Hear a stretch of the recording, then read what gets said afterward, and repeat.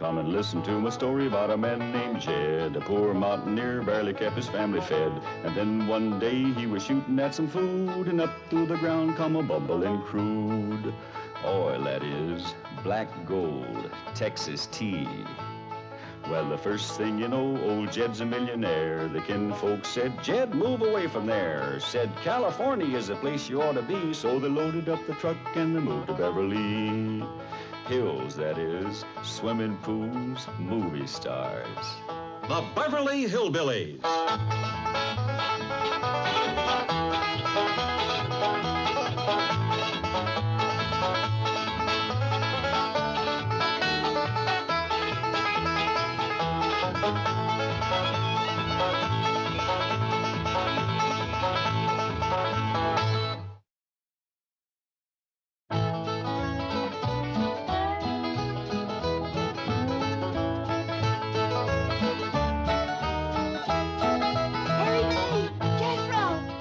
Jethro! Ellie May! Come a running! Fetch my medicine! Heat the water! Jed's got the misery!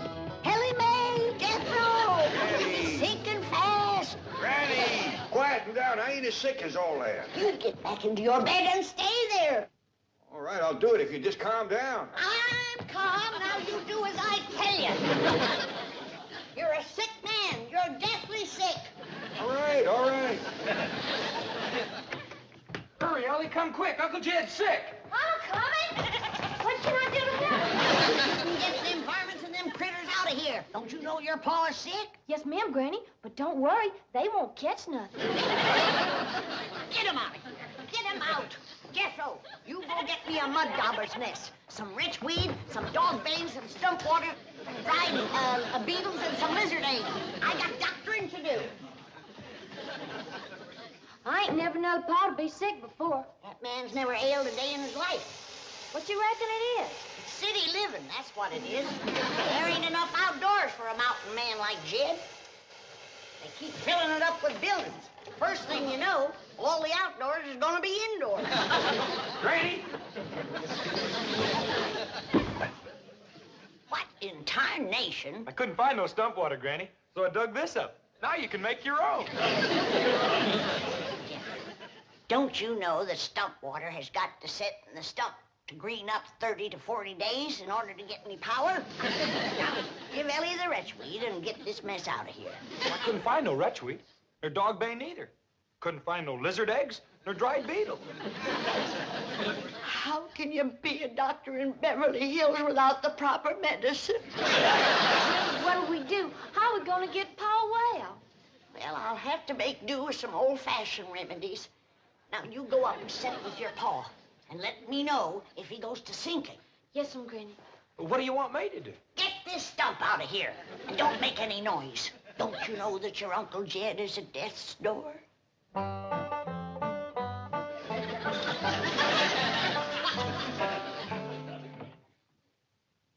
Bluey. Got him, Duke. Nice big fat honker flying south. Bluey. Got us another one. We gonna have goose and dumplings tonight. Pa? Just a minute, Ellie.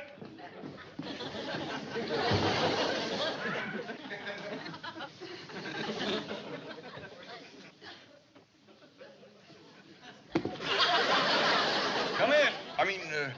Come in.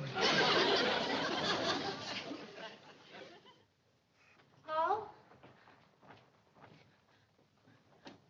Oh, I'm terrible worried. You ain't never been sick before. Oh, don't you worry, Ellie. Ain't nobody better doctoring than Granny. But, Pa, Granny can't find the proper medicine, and you might sink away and pass before she can save you. No, Granny will pull me through. I'm scared for you, Pa. Now, Ellie, don't go to crying. Look, if you can keep a secret, I'll tell you the truth. I ain't really sick. I'm just pretending for your granny's sake. What you mean? Well, remember back home how folks was always coming over to our place to let Granny doctor them? Yeah. Remember how happy it made Granny? Yeah, especially if one of them got better. Yeah, right. Folks out here got city doctors, and they don't need Granny, and she misses it something terrible. You reckon that's why she's been so down in the mouth here lately? Of course. You should have seen her when I told her I was ailing. Why she commenced to bouncing and jumping around, worrying about me being at death's door. I ain't seen her so happy in a year. Hold on, Jed, I'm a-coming. Hurry with my medicine, Jethro.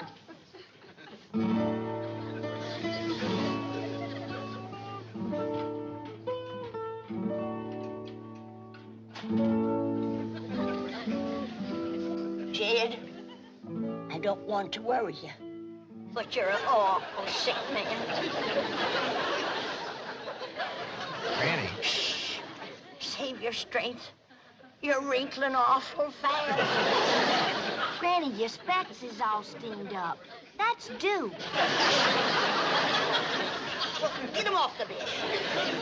Jed, I don't want to worry you, but you're an awful sick man. I know, Granny, but anybody can save me, it's you. That's the truth. Ain't nobody can doctor like you. It ain't no credit to me. I was born with the gift. Here's your medicine, Granny. Hey, Uncle Jed, you don't look sick to me. Hey, come on, let you and me go hunting. Come on. Hey, look, see, Granny, he's dressed to go hunting now. I'm ashamed of you. Now, Granny, Don't you know that every mountain man wants to go to his reward with his boots on and his gun at his side? Now, cover him up. Not all the way. He ain't gone yet. I ain't gonna let you go, Jed. Thank you, Granny. Let's get busy. Jethro, get my medical tray and set it on the bed. Yes, Granny. Ellie May, shut the door and the windows. We gotta trap them city germs that's in here and commence to fighting them. Yes, sir, Granny. Jethro, drop this in my boiling water and get my vapors to fusillate them. This is a make-do remedy, Jed. Because Jethro couldn't get me any stump water, dog bane, or lizard eggs. What is it you're fixing to give me, Granny? Brand new, Jed. It's in the trying out stages.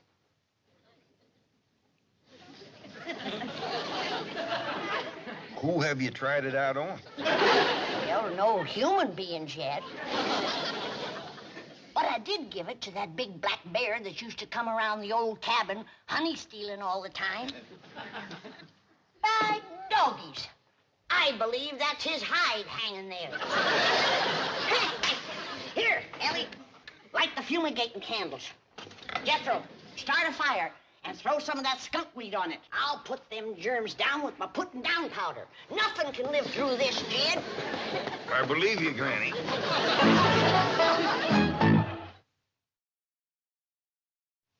Boy, Granny, you sure are giving them city germs what for. Betwixt fusillating vapors, fumigating candles, and putting down powders, them germs just gotta give up. I'm gonna save that poor, sick, miserable, frail old man, or my name ain't Doctor. Granny! Granny! You get back to bed, you poor, sick, miserable, frail old man. Granny, I can't breathe. That's why I'm doctoring you, you darn fool. Granny, will you listen for a minute? You get back to bed. Don't you know that you're at death's door? Don't hurt him, Granny. I'll take a club to him if he don't lay down like I tell him to. Go fetch my shoes.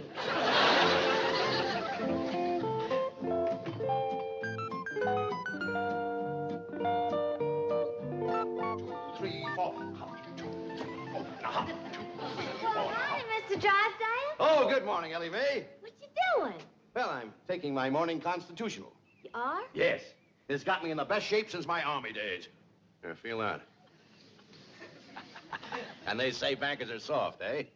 Well, you sure are nice and soft. Maybe by mountain standards, I'm no Tarzan. But I assure you, my Beverly Hills physician is going to be amazed when he examines me this morning. How come? Because of my condition. You know, every morning I walk all the way from my front door across your lawn and over to that bird bath. Why? Ain't you got no place to wash up? How's your father?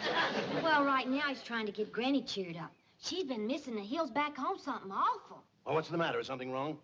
Well, you see, back home, folks was always coming to Granny for doctoring.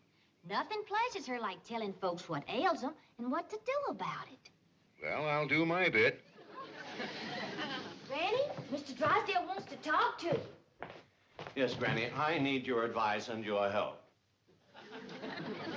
He's ailing, Granny. Feeling right poorly. Stick out your tongue. It's them city germs. Yes, I agree. Now, can you help me? I'm probably the only one who can.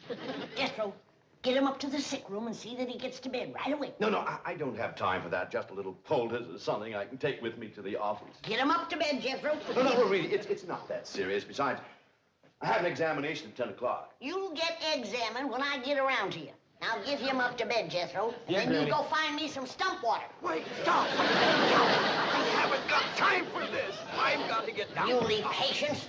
No stump water. It ain't easy being a doctor in Beverly Hills.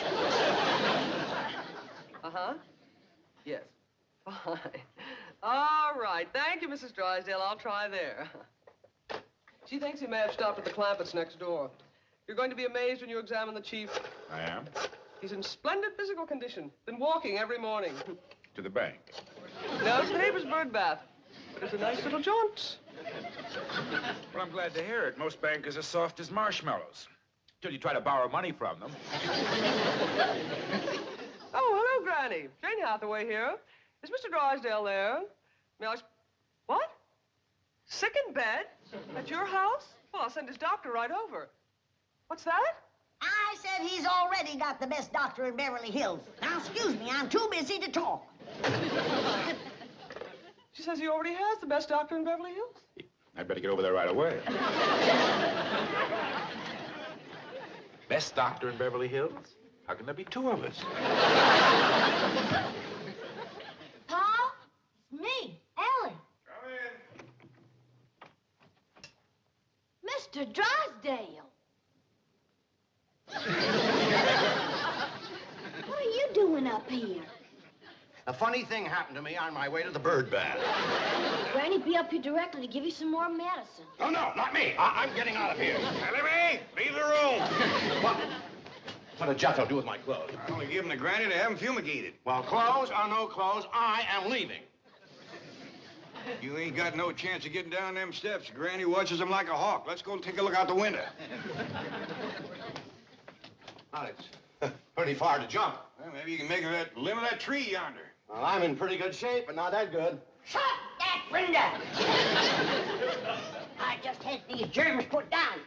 Now you open the window and let them in again. Well, Granny, Mr. Drysdale feels pretty good. I think maybe he's well. You get back to bed. Oh, no, he's right, Granny. I feel wonderful, perfectly marvelous. Of course you do. I've been doctoring you. Oh, and you're sensational. You know you've made me well. I had you well. Then you opened that window and breathed in some more germs. Oh, no, I didn't. Honest. I opened the window, but I didn't breathe. Oh, I swear it. I held my breath, didn't I, Mr. Clampett? Granny, I swear I ain't actually seen him take a breath in 5 or 10 minutes. Lung lock. That got him breathing, but he's still wheezing an awful lot. You get into bed. Get into bed. I've got to get to the bank. You gotta get into bed. No, really, I can't. You know that your life is hanging by a thread. Get into bed. Turn fool and lie down.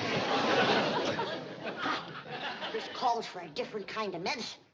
I'm going down to the kitchen and whomp it up. Neither one of you get a foot out of that bed, you hear me? You just lay there and listen to that music.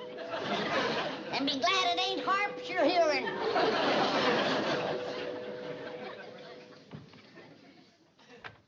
Oh, howdy there. I knowed somebody was coming the minute I heard that music. Is this the Clampett residence? Oh, yes, sir. I'd like to see the doctor that's taking care of Mr. Drysdale. Oh, yes, sir. Come right in. Hey, Granny, word's getting around. Here's another one. Howdy. How do you do? Well, I see you got your things with you. You figuring on staying for a while? As long as necessary. Praise be. Here's one that understands that great doctoring takes a little time. Thank you. You? Now, what do you reckon the problem is? Well, I won't know until I've had a consultation and my own examination is completed. We're going to get along just fine. Thank you. Thank you. Now, I'll be taken to the sick room. Oh, did you hear that, Jethro? Ain't he a joy? He sure is, Granny. You make doctoring a real pleasure. Thank you. Thank Thank you. Now take him up to the sick room, Jethro. I got work to do in the kitchen. I'll be up to see you directly. Oh, now, you won't have to climb these stairs again. I'll come out to the kitchen and see you there. Lord love you. You're so nice. You about got me to bawling. But don't you worry. If great doctrine can do it, we'll come through as good as new. Thank you. Thank you. What a lovely little woman. She sure is. Hey, this way to the sick room. Hey, what you got in that there little bag? Everything I'll need, I'm sure. Well, that's good, because we're running low on nightshirts.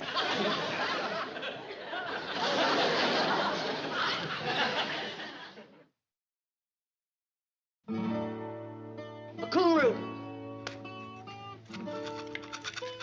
Snake pork. Turpentine.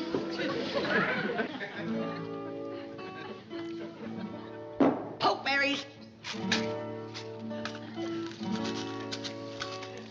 Spoon.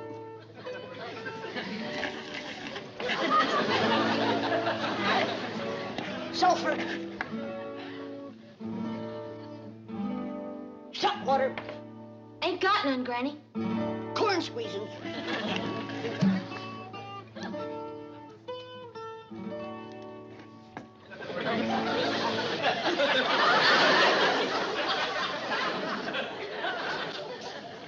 Granny, you know that last patient that was so nice? Yeah? Well, he weren't so nice when I asked him to take off his clothes. Why? What happened? Well, he commenced to bucking like a steer. Kept yelling for the doctor. But I knowed you was busy, so I just put him to bed and locked the door. Jethro, let's hurry, Ellie. I gotta pull them 3 back from the brink of the grave. Lizard eggs. Ain't got none, Granny. I forgot. Well, give me some gunpowder. Sometimes that works just as good. Ellie, careful. 3 ailing is enough.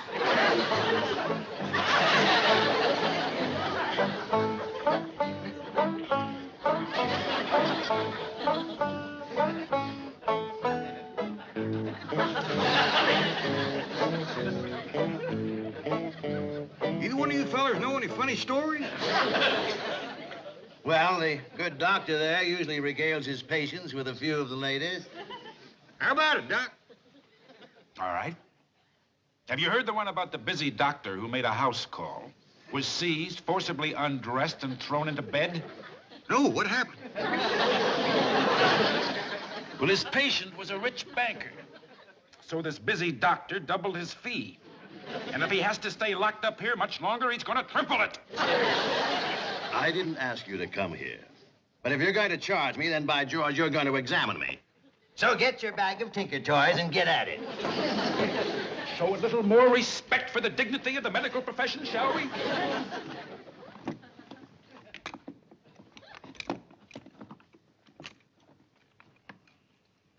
Hey, what's this, a rubber hammer? Yes. Well, I see where it'd be nice and quiet, but I don't see how you'd drive any nails with it. I don't use it for nails. Oh, good. What's that thing? This is a stethoscope. With it, I can listen to the patient's heart and lungs, like this. Ooh, that's cold. What'd you say? I say that's cold.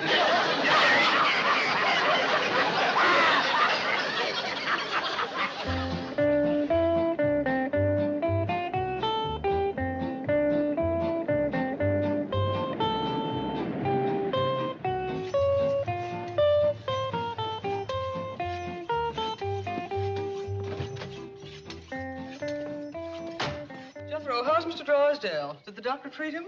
Oh, yeah. But there's terrible trouble, Miss Jane. That last batch of medicine blew up and pretty near ruined the whole kitchen. Medicine blew up? Well, yeah. My granny said it was mixing the corn squeezins and the gunpowder that did it. Jethro, would you please explain what you are talking about? I haven't got time now, Miss Jane. There's 3 sick men lying upstairs in bed, and I got to get these things sharpened so's Granny can go to cutting on them. What? Well, yeah. Without we got no medicine, this is the only thing that'll save them. Jethro, try to be calm. Now, is Mr. Drysdale one of the men that Granny's going to cut on? Yeah, Mr. Drysdale, Uncle Jed, and the fellow that came last by the name of Clydeburn. The doctor? You'll have to wait your turn. I gotta get upstairs and commence whacking on those free men that I got up there. Bring my tools, sir. No, Granny, I'm not what you told. Now, I've had enough fighting with muley patients, more than I can take today. Now, Ellie May, you get her out of the way and keep her out. Sorry, Miss Jane. You come with me. I don't think Jed will put up a scrap, but them other two might have to be held down. Granny, please come back. I beg of you. I'll get to you later. I've only got 2 hands. Ellie May, we have got to prevent Granny from operating. She ain't gonna operate, Miss Jane. She's just gonna whack off some of their hair and fingernails. Hair and fingernails? And she'll dig 3 little holes in the ground, bury it, say some magic words, and that throws a spell on their sickness. Yeah.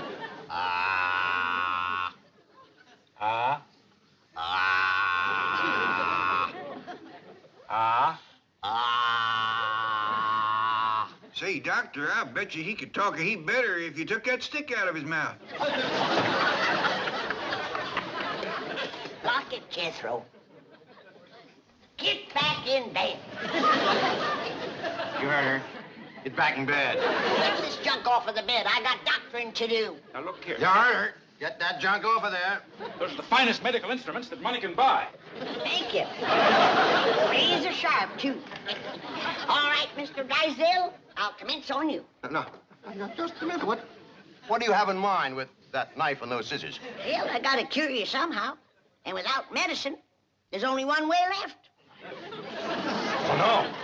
Not me. Turn him, Jethro. Madam, I can get you any medicine you require simply by telephoning a pharmacy. You kidding? And they will deliver to your front door. Oh, that's just dandy. I'd much rather use medicine. It's a lot easier than cutting and snipping. Exactly what I keep telling my surgeon friends. Now, you'll just lead me to a telephone? Right this way.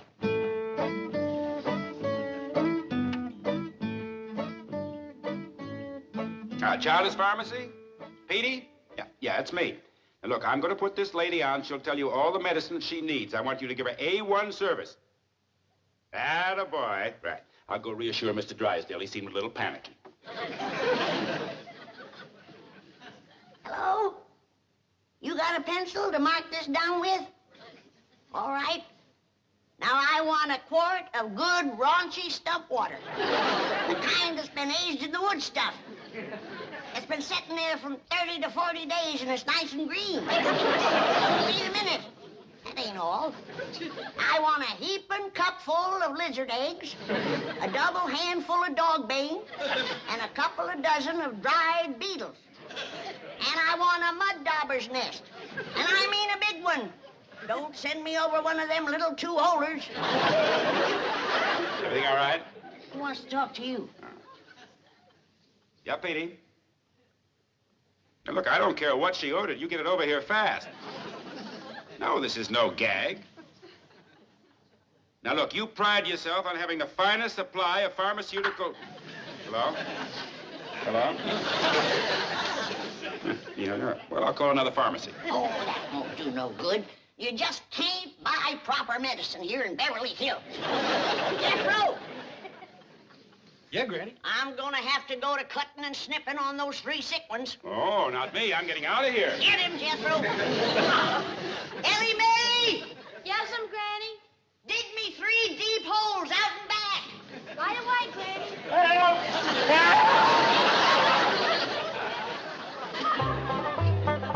How do you feel, Jed? Better than brand new. Granny, you done some doctoring in your time, but today beats all. It took a heap out of me, Jed. Especially clipping and burying all that hair and throwing my spell. But I reckon it was worth it. Yonder comes the living proof. How do you feel, boys? Fine, Doctor. Oh, just fine. Come back and see me anytime you need me. Yes, we will. Goodbye.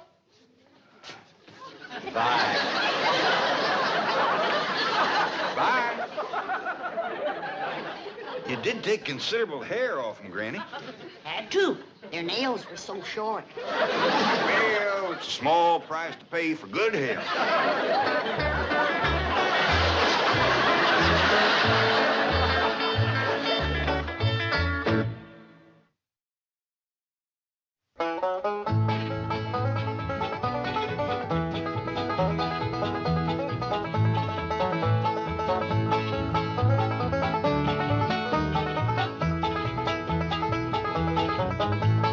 Now it's time to say goodbye to Jed and all his kin. And they would like to thank you folks for kindly dropping in.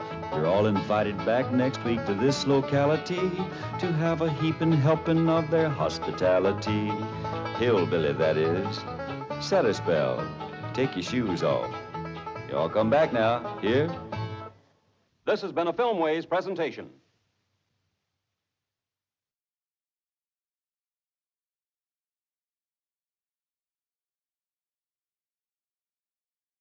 Come and listen to my story about a man named Jed. A poor mountaineer barely kept his family fed.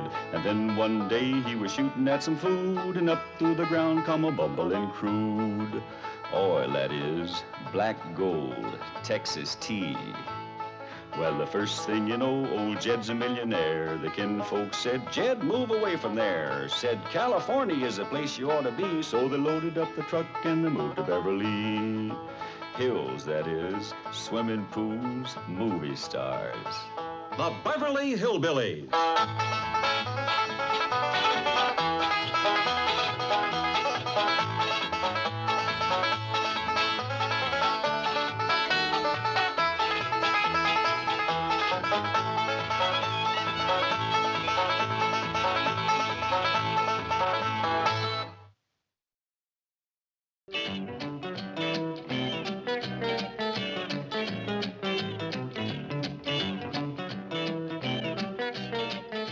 Now, Granny, I realize that back home you are considered a doctor.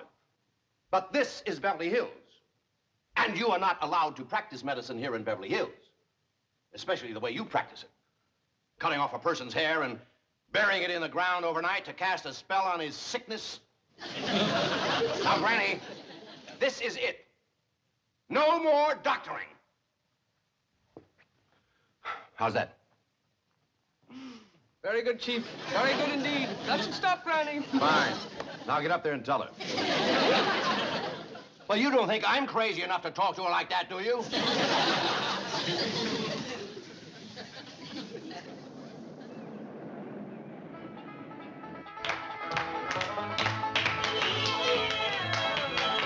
Just sit down.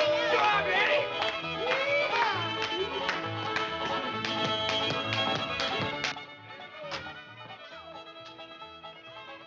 A square dance? At this hour of the morning?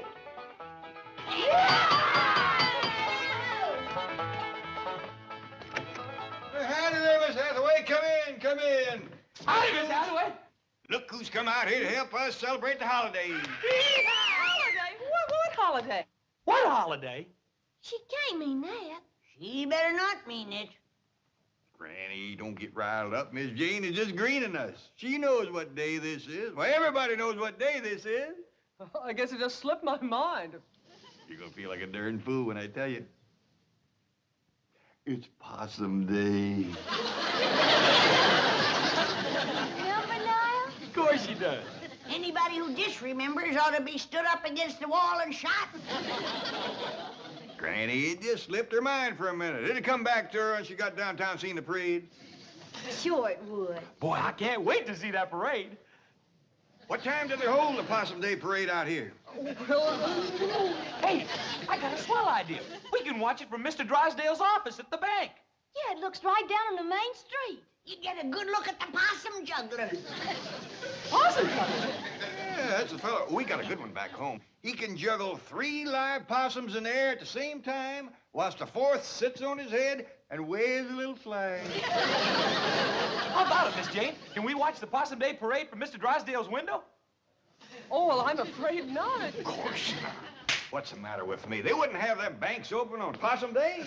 Well, we could just leave early and get good places, couldn't we, Miss Jane? And until then, we're going to have us a hoedown. Come on, Miss Jane. I'm afraid I haven't time now. You see, I really came to deliver a message for Granny. Who from? Mr. Drysdale.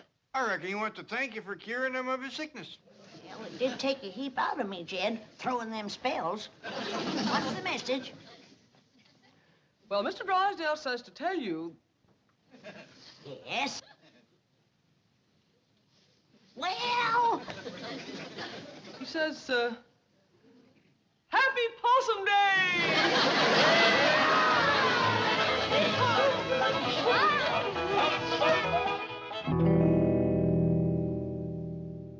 Roy, will you relax? What are you complaining about? She whacked off my hair, too, didn't she? But I am a doctor. Do you have any idea what I've been going through this morning? The lawnmower?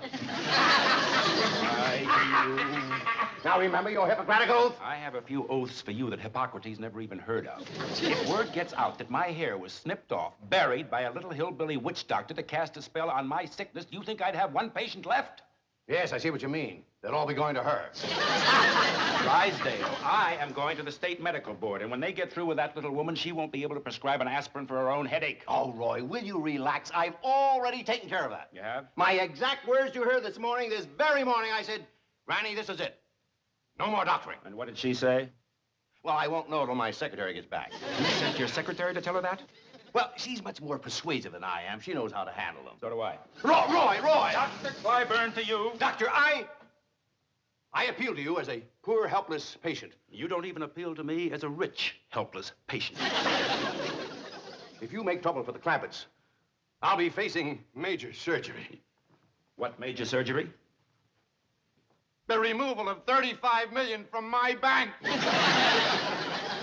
Without an anesthetic. Ah, here she is. Tell the doctor you gave Granny my message. No more doctoring, and she agreed. Well, you heard her. Now get back to your office and forget the whole thing. I want to hear exactly what you said to Granny, and what Granny said to you.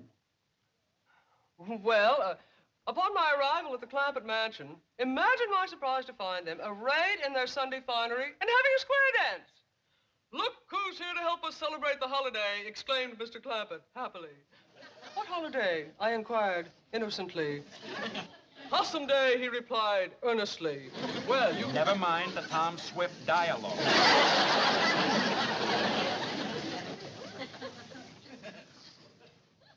Did you tell Granny to stop practicing medicine? Well, not in those words, no. No, she said it in much stronger language. Let her tell me. And without the adverbs, please. I am a busy man. I still have a medical practice, as long as I keep my hat on. Now, what happened? Chief, are you going to allow him to treat me this way? No, I'll do it. Now, what happened? Well, they kept asking if they could watch the Possum Day parade from your window here. That does it. Doc, listen. You listen. That little woman is a menace to the health of this community. She is going to celebrate Possum Day in the clink. Possum Day? Dr. Piper. Doc. Roy, boy, you are constricting my brachial artery with your hemostatic grasp. What? Get your cotton-picking meat hooks off my arm. Look, I'll go see the Clampetts. I'll talk to Granny. I'll give her the message myself. I'll give her an ultimatum. I'll give you 1 hour. Oh, thank you. Thank you. You are constricting my dorsal metacarpals.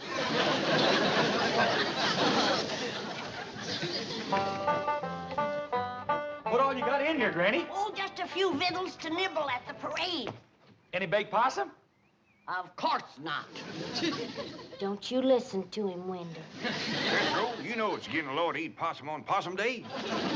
Oh, I was only spoofing, Uncle Jed. You know, maybe we don't need this little ladder at all. Find a good place to park the truck, and we could watch the whole parade right from the truck. I got a dandy place to park. Whereabouts, Jethro? Right smack dab in front of Mr. Drysdale's bank. You sure that's all right? Well, sure, Uncle Jed. A policeman, he gave me a ticket and said it was for parking there. Doggy, that was mighty friendly of you. I hope you thanked him properly. I sure did, Granny. Why, he said he was just giving me a $5 ticket this time, but next time he's gonna give me a $10 ticket. Always remember that, Jethro. Folks appreciate politeness, especially in a young'un.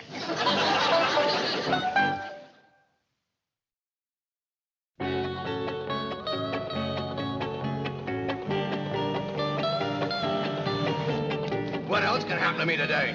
Now, Chief, don't get so upset. Come on, faster, faster. Well, I reckon that's everything. Come on, let's get going. Oh, I'm so excited.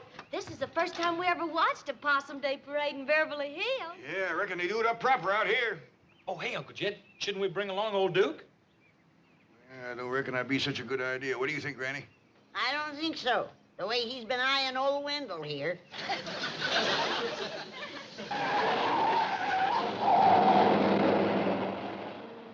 It's Miss Jane and Mr. Drysdale. I reckon he's gonna join us for the parade. Wait! Wait! Oh, thank goodness we caught you. Get in. Where are you going? We're gonna watch the Possum Day parade from your bank. Well, I'm afraid there's not... Granny, Mr. Drysdale has something very important to discuss with you. Well, can he wait till after the parade? Yeah, we don't want to miss the possum juggler. That's the best part of the parade. But there isn't going to be... I believe the medical crisis can't wait, not even for 1 hour. Oh, yes. Granny, may I speak to you alone? Oh, yes, you go on inside. I'll be right in. Here we are. It's Doctor, and he wants to talk to me about it, ain't it? That's right, Granny. No wonder he didn't want to talk out here. We ain't gonna be late for the parade, are we? No, Ellie. But the morning's going fast. In all the history of Beverly Hills, there has never been a Possum Day parade in the morning. What's the trouble? Granny, I don't know exactly how to say this. I hope you won't be upset. Now, when you've been a doctor as long as I have, there's nothing you haven't heard. Say, Pet does look a little raggedy, doesn't it? You better come on out and let me whip you up a poultice for your head. No, please. No more medicine, especially not today. Mr. Drysdale, a doctor's duty never stops, even on Possum Day. Granny, that's what I'm here to talk to you about. You see, cutting off a person's hair and burying it in the ground to cast a spell is not the approved method of practicing medicine here in Beverly Hills. I don't like it myself, but not having the proper medicine, I had to make do with old-timey ways. But I got enough for a poultice for you. No, Granny, I'm sorry. Well, you'd like to have your hair back, wouldn't you? Well, not after it's been in the ground overnight, no. I mean to grow back. Oh, it will. It'll probably take a month or so. Not if I make you one of my hair-growing poultices. Granny, that's what I'm trying to tell you. You cannot do that anymore. Not out here. I can't, huh? Jed! Come in here! Oh, please, don't go back home. Don't leave Beverly Hills. We'll work out something. Yeah, Granny. Remember I whacked off Jed's hair clear across the back there? Yes? Show him what my hair-growing poultice did for you, Jed.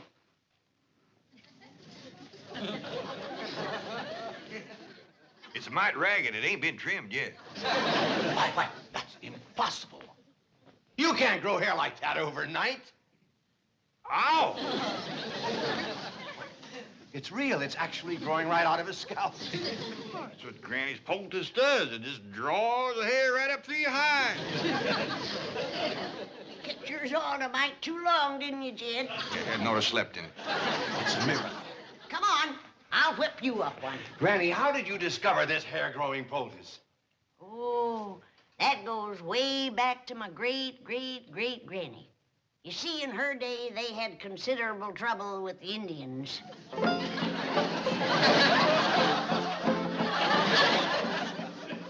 Mayor, Your Honor, it doesn't have to be a big parade. No, just a high school band, a few horses, a few banners. Mm-hmm. My secretary's looking for a possum juggler. He's a possum juggler. Yeah, he juggles 3 live possums with the same as... Hello? Is this the, Acme Theatrical Agency? Oh, fine. Well, we're looking for a possum juggler for a parade. You have a Clarence juggler. Not an actor. A possum juggler is one who juggles possums. Now, we would prefer one who can juggle at least 3 Hello?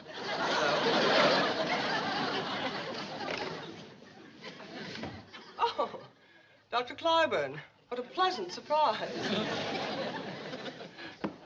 What's that? Oh, muscle spasm. That's what I meant by pleasant surprise. I was afraid I'd have to hobble all the way to your office. Don't do that. It might get worse. Here, let me see your foot. Oh. Don't do that. Oh, but Dr. Clampett, I assure you, Mr. Drysdale is not in.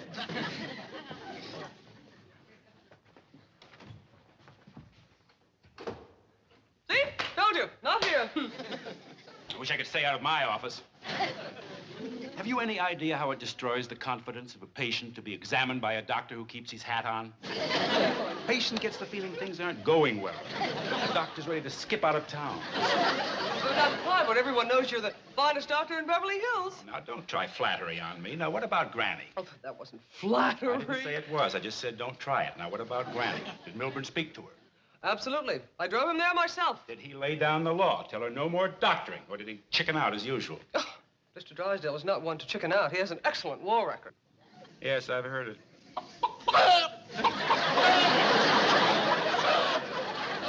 I resent that, Clyburn. I'll have you know I was decorated. Yes, and I see you're still wearing it. What is that? What? Oh, this. Well, my head was cold. I presume that's why you were hiding under the desk? As a matter of fact, it is. Now, I'm busy. Get going. What about Granny? I took care of Granny. I want the truth. What shall I do, swear in my honor as a banker? No, I want the truth. You don't have to worry about Granny. Now, go back to your own office. I'm busy. Well, I am running late. But if I hear as much as one rumor about Granny... Oh, howdy there. Hey, thanks both here, Granny. Ain't this a stroke of luck? First we find the bank open so we can watch the parade from the window, and now here's Mr. Clyburn. I'm going to send your hair-growing poultice over by Miss Jane. Hair-growing poultice? Say, yours is coming along just fine. I made yours a mite looser because I didn't know just when you were going to use it. So you're still making medicine? I'm a doctor, ain't I? Better run along, Roy. Your patients are waiting. Oh, no. Oh, no. Oh, no. This is much more important. You heard him. Poultice some, Jethro. Yeah, Granny. Please, wait. No. Better fetch a towel or that man's gonna have an awful hairy forehead.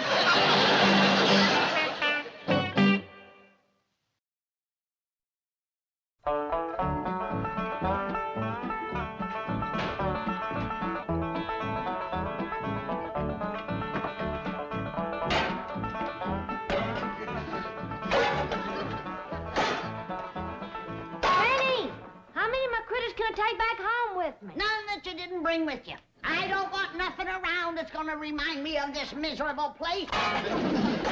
Well, how about my skunk? He won't take up no room. Leave him here. Well, he might get kind of lonesome. They ain't got many skunks in Beverly Hills. There's plenty of the two-legged kind. Like that ungrateful, good-for-nothing Clyburn feller. Say, Granny, it's coming on for nightfall. What you say we all get a good night's sleep and we start out for home first thing in the morning? I ain't spending one more night in this Beverly Hills, and that's that. I'm going back home, where folks appreciate you doctoring them back to health and poultice hair on their heads. That Clyburn fellow was plumb ungrateful, was he? Downright nasty. Why, he's claiming that he wasn't even sick when he came here yesterday. He says that Jethro put him to bed against his will. Why, he's even claiming that he's Mr. Drysdale's doctor. You know, sir. I cured them both. Now he's wanting all the credit. Granny, let him have the credit. It ain't that, Jed. But it's the meanness of the man. Why, he yanked my poultice off his head and throwed it out the window. Then he poked his finger in my face, and he says he's gonna get after me with a doctor's board. What's a doctor's board? I don't know, but it must be big. He says 4 doctors sat on it. That's when Jethro came in. Right, Jethro? Yes, sir, Uncle Jed. I said, you take a board to my granny, and I'll bust it over your head. I don't care how many doctors is sitting on it. I reckon you was considerable provoked to see that. I was pretty provoked myself, waiting outside. Why, what happened to you? Well, as you know, this policeman give Jethro here a ticket for parking in front of the bank. A $5 ticket. Well, when a policeman come by and tried to give me another ticket, I said, no, thank you, we already got one. It's all the same to you, I'll take the money. Well, he commenced to mean-mouthing me, and I said, now, hold on there. If that's the way you're gonna be, we won't take your money or your ticket. What did he say to that? He asked me if I want to come down to the station with him, and I said, no, I don't want to miss the Possum Day parade. Well, what did he say to that? He said there wasn't no Possum Day. No, Possum Day? That's what he said. These folks don't appreciate nothing out here. Jethro, you call Mr. Drysdale at his bank, and you tell him to send over your Uncle Jed's $35 million right away. We want to take it with us. Yes, Granny. And none of that paper stuff. We want real money, silver. But, Jethro, listen to me. There is a Possum Day, and there will be a parade. Mr. Drysdale's working on it right now. All right, Mayor. Now, look, how about this? A couple of elephants, calliope, a few lousy balloons. Is that too much to ask? Now, suppose we put your name on the balloon. Election's coming up, you know. But, Jethro, please, you can't leave tonight. Oh, let me talk to Granny. All right. One small elephant, few balloons, and a possum juggler. Possum juggler. But, Granny, $35 million in cash. You can't possibly. You want it in what? Nickels, dimes, and quarters. Hello? Hello? Hello? Granny? Hello? Hello? Well, the Possum Day parade's all arranged. First thing tomorrow morning. Let's see, we're going to have an elephant Too late, Chief. The Clampetts are leaving. No. Tonight. No. And taking their money. No. I thought I'd drop by on my way to the medical board. They'll have my report in case Granny tries to practice medicine again. How many doctors did you say were on that board? 4, all top men. Well, you're going to need all 4. Oh, Chief, remember you're a bank president. Allow me to hit him. Now, what's the matter with you two? Look, Milburn, aren't you content just to look like an idiot? You have to act like one, too. And will you take off that silly-looking baby bonnet? Hair. Chief, you've got hair. Hair where? Of all places, on your head. Granny's poldest. It works. Look who has hair. And who has it? Impossible. It is a medical impossibility to so stimulate the cranial integument as to produce in a few short hours more than a microscopic filamentous outgrowth of modified epidermic tissue known as hair. She did it. That little hillbilly witch doctor did it. Go, Chief. Grab your coat and get your hat. There's still time to stop them. 8 years Harvard Medical School. 2 years internship, 20 years practice, 30 years of accumulated scientific knowledge. Right down the old tube. Now, wait! I'm going with you. I want a POTUS! No, I won't do it in that step. Please, Granny, I need my hair. You can't refuse me. You're my doctor. Hey, Granny, guess what? They do have Possum Day out here. They just celebrate one day later than we do. Yeah, and they're going to have a parade tomorrow morning. And Mr. Drysdale and Miss Jane say we can all be in it. And them too. We might even let him in it. I played bass drum in the Harvard band. I was once a drum majorette. It would be a bit of a shame to have him march in the Possum Day parade looking like that. Yes, it would. All right. I'll make you a poultice and you can sleep in it tonight. Thank you.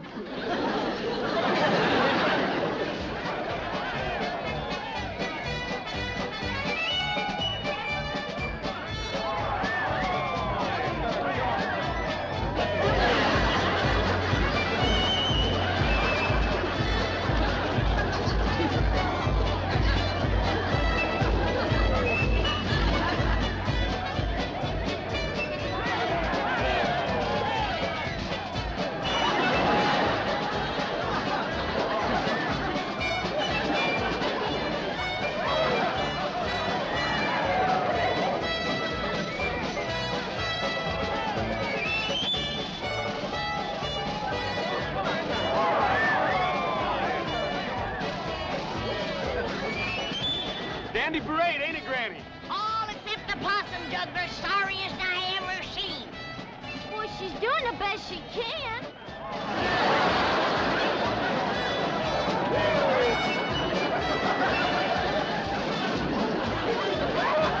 I bet you by next Possum Day she'll be good enough to lead the parade.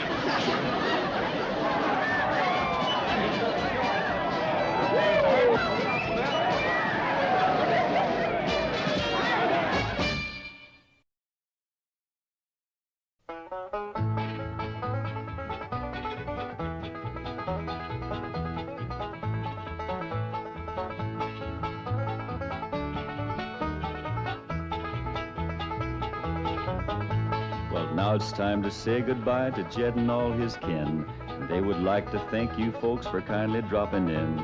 You're all invited back next week to this locality to have a heaping helping of their hospitality. Hillbilly, that is. Set a spell. Take your shoes off. Y'all come back now. Here? This has been a Filmways presentation.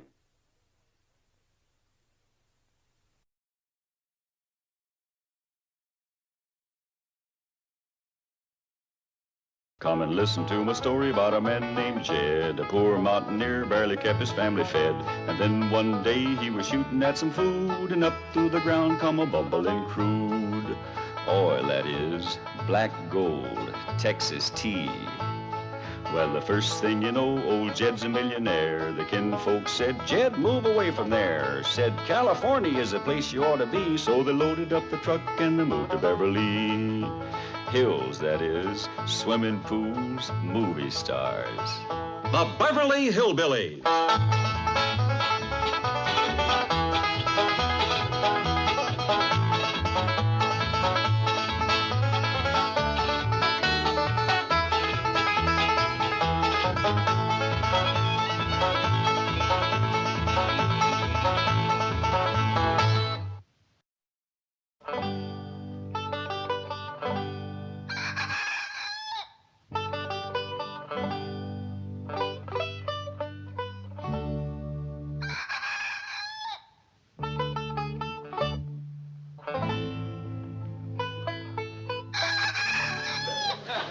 Get going.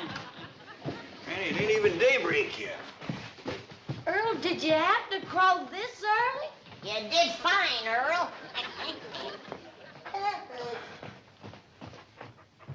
The early bird catches the worm. When we plow up that front yard out there, you're going to be up to your wishbone in them.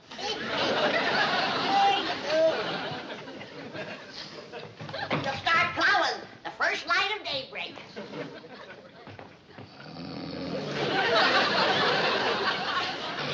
Shame on you. City living has made you soft and lazy. Now get to your feet before the whole morning is wasted. It's already past 4 o'clock. 4 o'clock's powerful early. No, not when you have the whole front yard to plow, and corn to plant, and taters, and turnips, rutabagas, and onions, and oats, and barley, and watermelon. All right, Granny, all right. Now, you get in the kitchen and get some breakfast on the table, and we'll be in directly. See that you do. Let's eat us a good big breakfast, Jethro, because you and me are going to be pulling that plow. Paul? No, Ellie, now, I know you're strong and you're willing, but this here is Beverly Hills, and just wouldn't look right for a young, pretty girl to be pulling the plow. No, Ellie. Uncle Jed, what Ellie's trying to tell you is that we went out last night and got a mule to pull that plow. You did? Well, yeah, like you were saying, this here is Beverly Hills, and we got to keep up appearances. That's right. Where is it? Well, it's tied to that big tree out back. Well, Jethro, he didn't look too happy there, so I bedded him down. Good girl, Ellie. I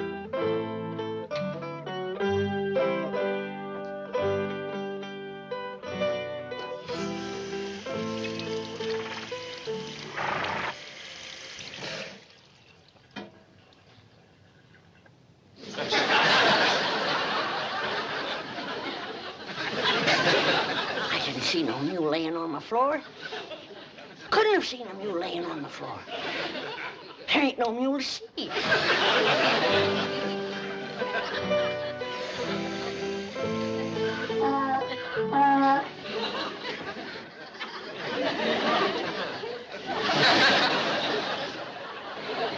How's it going, Granny? Oh, just fine, just fine. Jed, did you notice anything unusual about the kitchen this morning?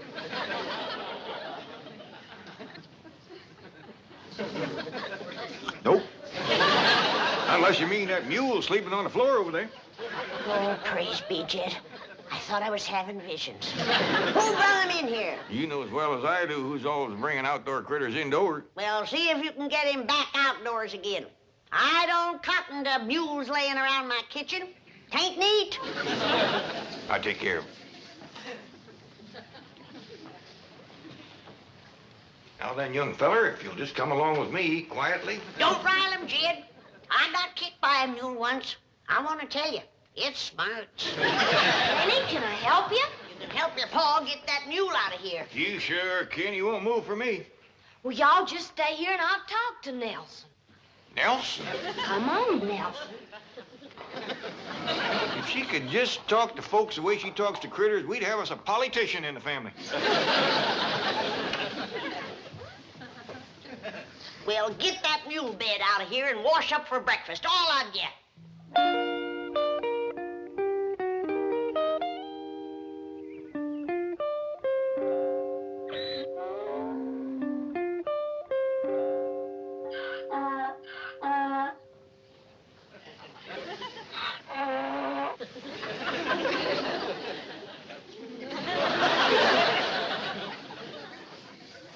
Looks like a good, strong mule, Jethro. I hope he's broke the plow harness. He's taking to it real good, Uncle Jed. I bet you we can plow up that whole front yard before noon. They wouldn't. They might. Well, come on, let's get around front with the plow.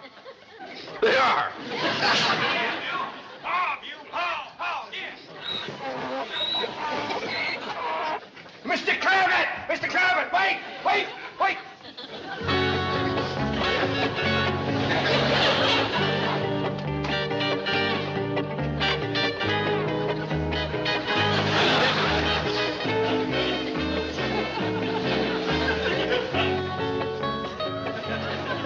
Pa and Jethro's bringing the plow. Want me to stick the rest of these in the ground for you? Yes, Ellie. This being the dark of the moon, we'll plant the things that grow underground first, like our taters and our turnips and our onions and our beets and our radishes. Then comes the light of the moon, and we'll plant our corn and our beans and our tomatoes. Gee, Granny, you know more about farming than anybody. Look yonder. The sun's full up and we ain't plowed one furrow. What will folks think of us around here? I reckon folks ain't out of bed yet. Folks around here sleep a mite later than they did back home. I reckon so, Ellie. You know what I miss most, Ellie? What, Granny? Well, back home when we'd commenced a plowing and a planting and a harvesting and a barn raising, or any kind of a big job, the neighbors would all come by to see if they can help you. Folks don't do that out here in Beverly Hills. They don't seem willing to help you like the folks back home. What is, Granny? Look who's a-coming on the run. My thing is, I spoke too fast. He ain't only willing, he's anxious.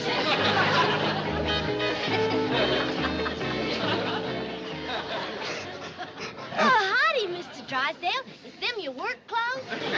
So, Ellie, and just because you're such a nice neighbor, I'm gonna let you plow the first furrow. But unless you've got tough feet, you better put on some shoes. Granny, Ellie, please. He is anxious. I'll go see what's holding up the men folks with the plow. It ain't no use, Uncle Jed. This here mule's done made up his mind. He gonna sit for a spell. Yeah, knowing mules like I do, we might as well set for a spell, too.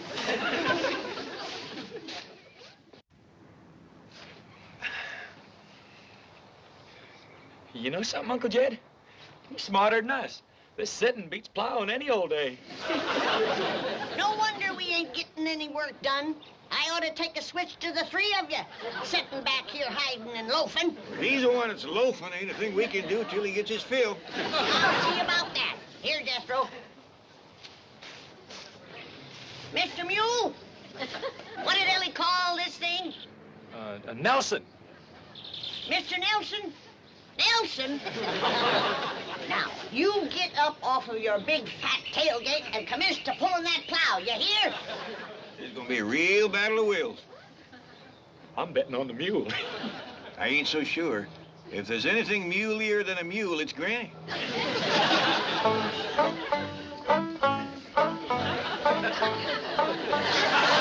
Granny? Granny? Ellie May, you busted the spell. Another minute and I'd have had that fella buffaloed. What's the trouble, Ellie? Mr. Drysdale said if we go to plowing up that front yard, a whole neighborhood will come storming over. Well, that's dandy. We got enough work for all of them. Well, I think you better have a talk to him, Granny. He sure is stirred up. All right, but you get that mule on his feet. Nelson balking again, is he? That's a fact.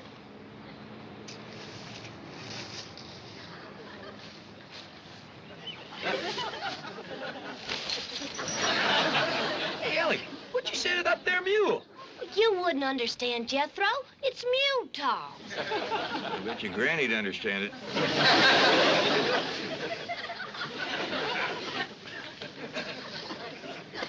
Hold on there. What the hell are you doing? Granny, you can't grow things like turnips and onions here in front of the house.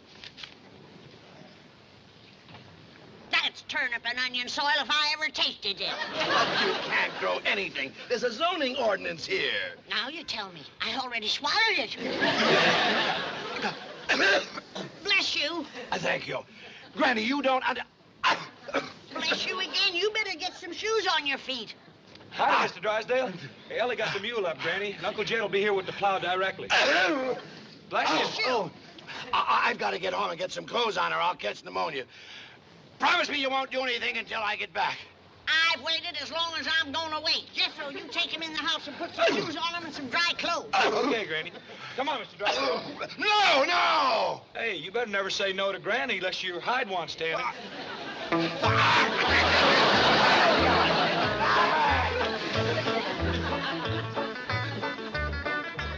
Drysdale or no Drysdale, I say let's commence plowing. Well, you promised him he could dig the first furrow, Granny. I reckon that is a thrill for a city feller. We can wait a mite longer. Yonder comes some more help.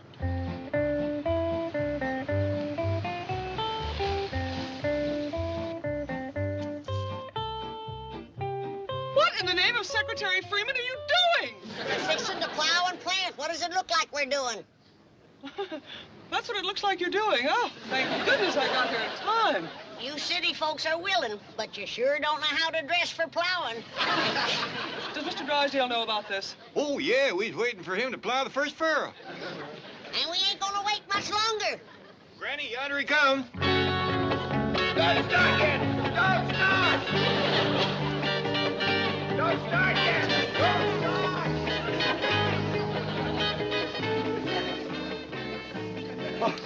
It is Mr. Drysdale. I reckon he ain't done much plowing or he wouldn't be so all-fired anxious. Miss Hathaway, am I glad to see you? But, Chiefy, you can't plow up this front lawn. There's a zoning ordinance here. We figure a little fertilizer will take care of that. Have you taken leave of Oh, your... shut up! I have no intention of plowing up this lawn, nor have allowing the Clampetts to do it. What did you say? Now, Granny, Mr. Clampett, let's all go into the kitchen, sit down, have a nice cup of coffee, and talk things over, eh?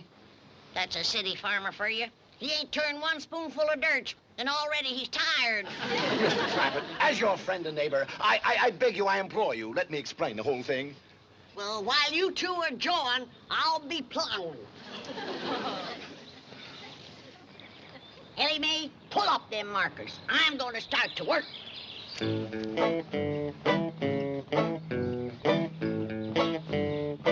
Giddy up, fuel. Ah, let's go.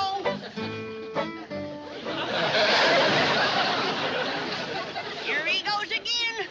Ellie May, get that Beverly Hills jackass on his feet. Should I, Pa? Well, Mr. Drysdale seems right in earnest. Reckon a little confab first won't hurt nothing. Granny, may I give you a lift to the door? Yeah, take them. These the lazy ones. But, Mr. Drysdale, we done scouted the whole estate and that piece of land out front. That piece of land out front there. Jethro, that's the third breakfast you've had this morning. Well, Uncle Jed, plowing gives a fella an appetite. But you ain't plowed none yet. Oh, I know, but we've been talking about it since 4 this morning, and it's got me starving. Well, take it into the pantry. You're making more noise than a heifer going through a dry thicket. Gee whiz, just because a fella gets hungry talking about plowing, you got to throw him out of the kitchen. Why don't you ever talk about Ellie May? She eats just as much as I do. She got to pick on me. No, I try my best. Well, now, as I was saying, that piece of ground out front is the best on the whole place for gardening. It's nice and level. It's got no stumps or brush to clear. It's handy to the house, and it's handy to the street. So as Granny can set up a little stand and sell some of the stuff she growed. Well,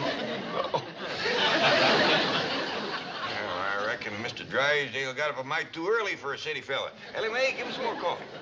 Mr. Clampett, your neighbors in this lovely and exclusive section would never accept such action. They would originate petitions. They would bring legal proceedings. They would take every means to protest vigorously and vociferously. You mean to get him riled? Certainly. Well, now, we sure don't want to do nothing to rile the neighbors, but Granny's powerful set on plowing and planting that piece of land out front. Mr. Clampett, I will explain to Granny that in addition to the aesthetic depreciation and the local hostility that would obtain, the net results in volume of produce weighted against value per acre would make the entire venture economically unfeasible. Well, if you're going to explain it to her that way, I might just as well start plowing. You gonna tell Ellie to get that mule up, or am I gonna have to start turning that ground by hand? Well, Granny, just bank your fire for a minute. Ain't you done jawing yet? No, not quite. What time is it? Almost straight up for 9 a.m. Hear that, Jed? We've done wasted the whole day. Hey, pour your Granny a cup of coffee.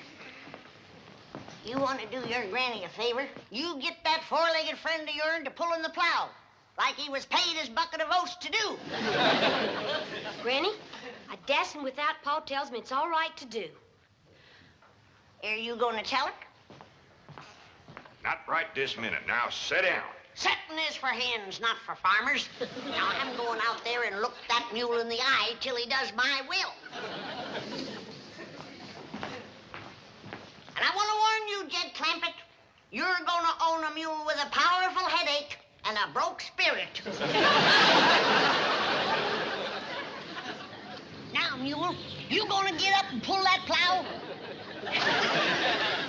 I say air. All right. I'm going to put the mule hex on you. Oh, think it's funny, do you? All right, Mr. Mule. Look me in the eye.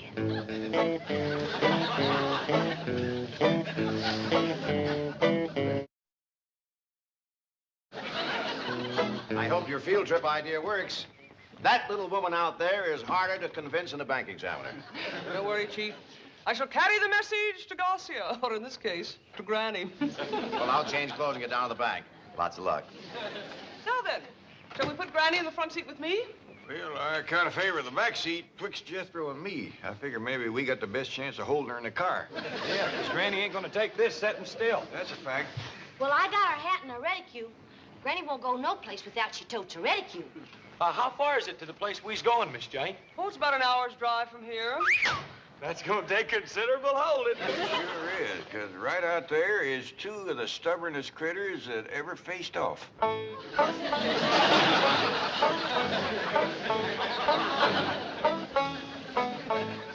You're getting a headache.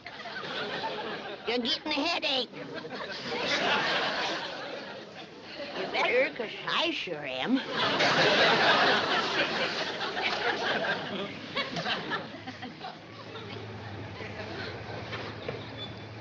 Come on, Granny, we's all going for a ride. Well, if that don't take the roof off in the barn, loafing isn't bad enough. Now it's joyriding on plowing day. It ain't exactly joyriding, Granny. We got something to show you. Indeed we have, Granny. This will be a ride you'll never forget. That's for sure, because there ain't going to be no ride to remember. The pleasure is considerable if you come, Granny. Miss Jean's going to show us all about gardening and crop raising. That'll be the day when a city woman can show me. Jethro, I reckon in order to save time and palaver, you'd best fetch Granny along. Granny, you know I got to do whatever Uncle Jed says. Come on, Granny. Now, you have yourself a good time till we get home. There's lots of food and water, and you can go for a swim in the cement pond if you want to.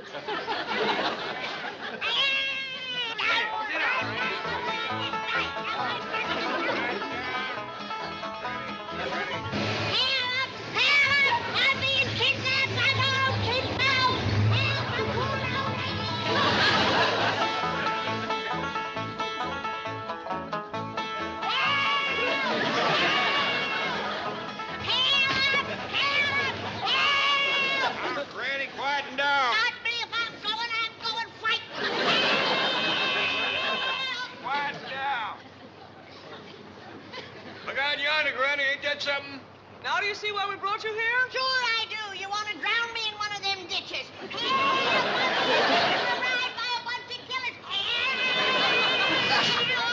Be sensible. Why would we want to get rid of you? To get out of plowing and planting, that's why. I'm the only one that hasn't been spoiled rotten by city living. And you don't want me nagging your conscience. This was my idea, to show you how unnecessary it is to plow and plant. Look out there. These people make farming their life's work. By their efficiency and modern methods, they raise better crops and more of them than you and I could ever hope to. Speak for yourself, city woman. Now, there ain't nobody so wise that they can't learn something new. Well, don't expect me to learn them. Look at them, planting corn at the dark of the moontime. I'd like to see their faces when nothing comes up. Granny, the modern farmer is so efficient that each one feeds 28 people. Now, you hear that, Granny? You don't want to put men out of work with families that big.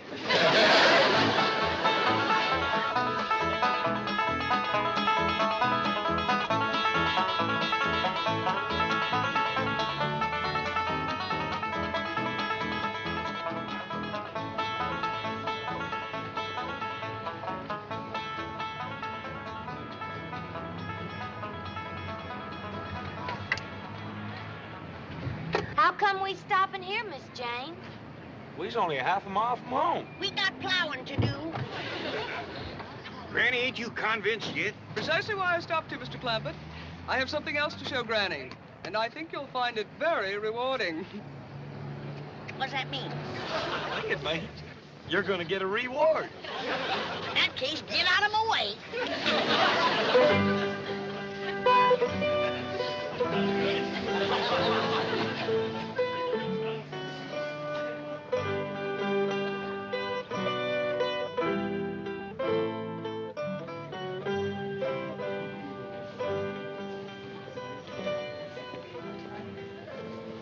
Now, Granny, while the others are exploring the rest of the market, I want to show you how unnecessary it is to plant a garden.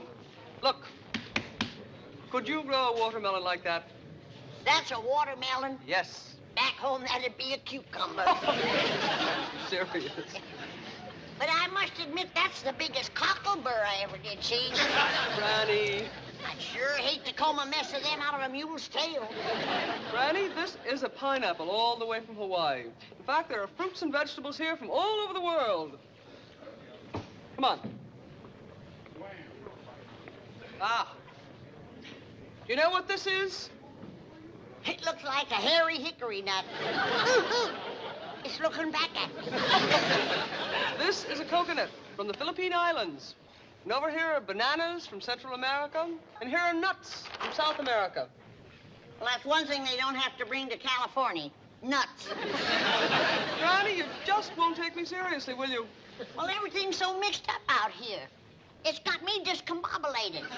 Now, everybody knows that you plant turnips on July the 25th. But out here, you can't tell the difference twixt July and October. Well, why bother to plant them all when the best in the world are here at your fingertips? Look at these turnips. Well, now you got me beat. I once growed a double turnip, but I never pulled 4 out of one hole.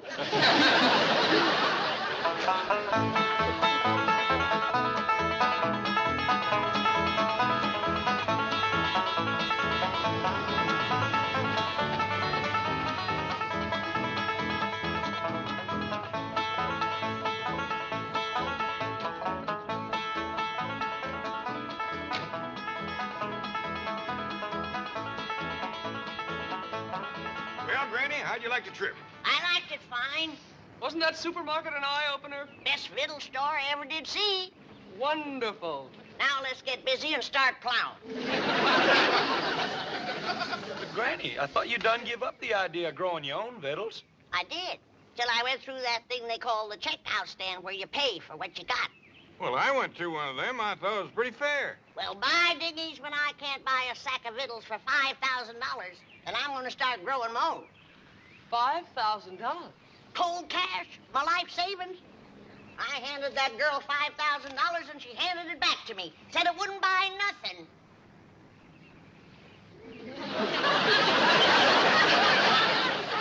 Well, no wonder, Granny. It's Confederate. So am I.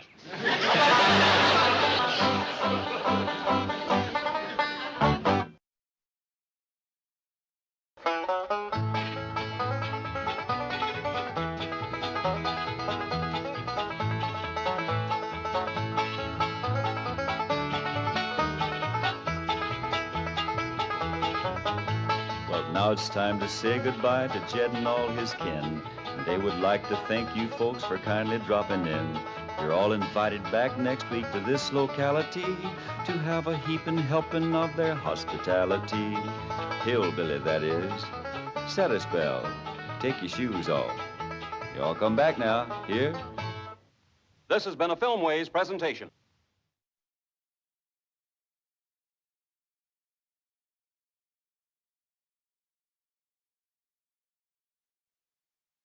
Come and listen to my story about a man named Jed. A poor mountaineer barely kept his family fed. And then one day he was shooting at some food, and up through the ground come a bubbling crude oil, that is, black gold, Texas tea.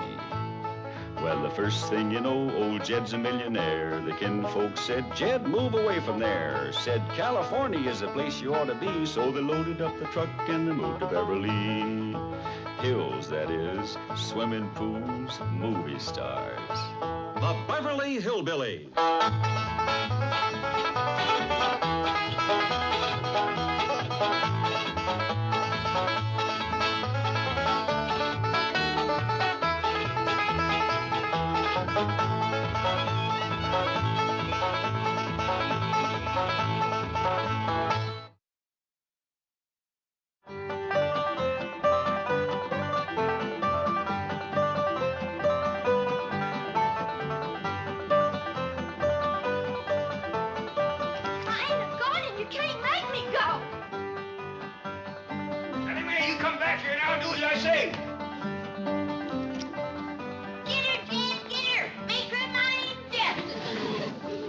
Doggone it, Duke. I sure would like to know what all this excitement's about. Wish I was done eating.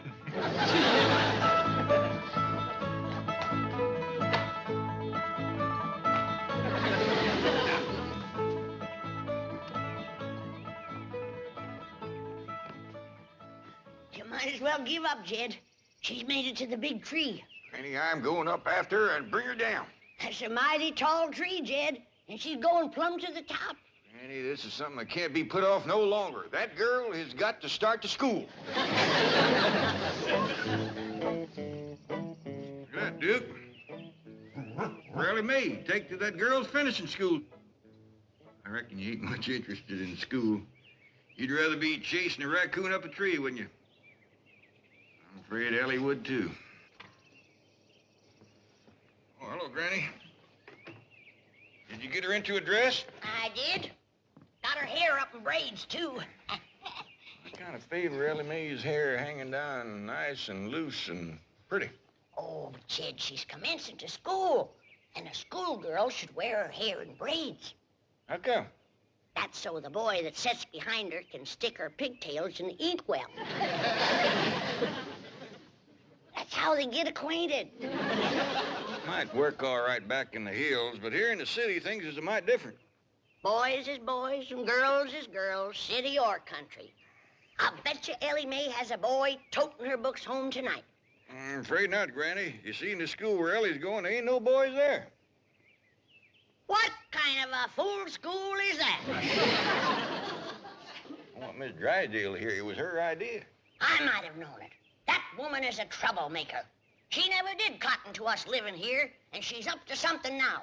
I'm gonna learn her to mind her own business. Now, hold on there, back up.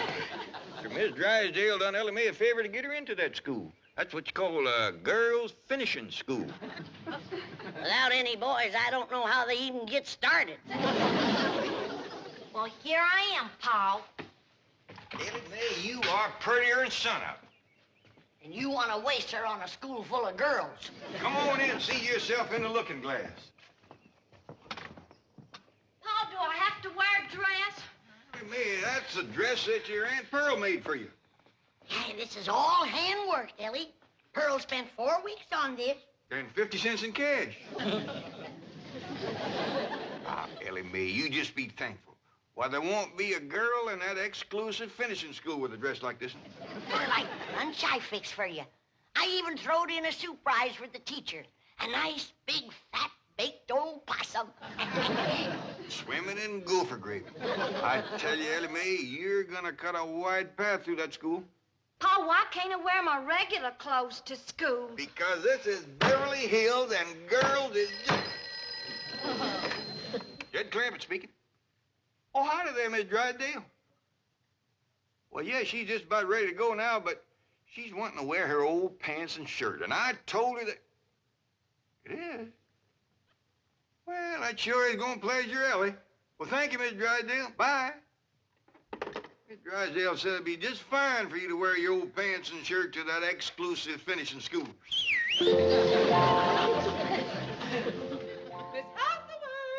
Oh, wait a minute, Chief. Your wife is here. Yes, I know you want to... Hello? Hello, hello? Hello to you. Any news from Milburn? Oh, yes, he'll be in Friday. Oh, good. I rather imagine the Clampetts will have moved away by then. Moved away. What have you done, Mrs. Drysdale? Only what you and Milburn have been urging me to do. Be helpful. I recommended this school to Mr. Clampett for his daughter, Ellie May. Oh, well, that was very nice. What school? One befitting the daughter of a Beverly Hills multimillionaire. Our most exclusive, private, finishing school. Not the Willows. Where else? You and Milburn keep reminding me that under her blue jeans and faded shirt, Ellie May is as good as anyone.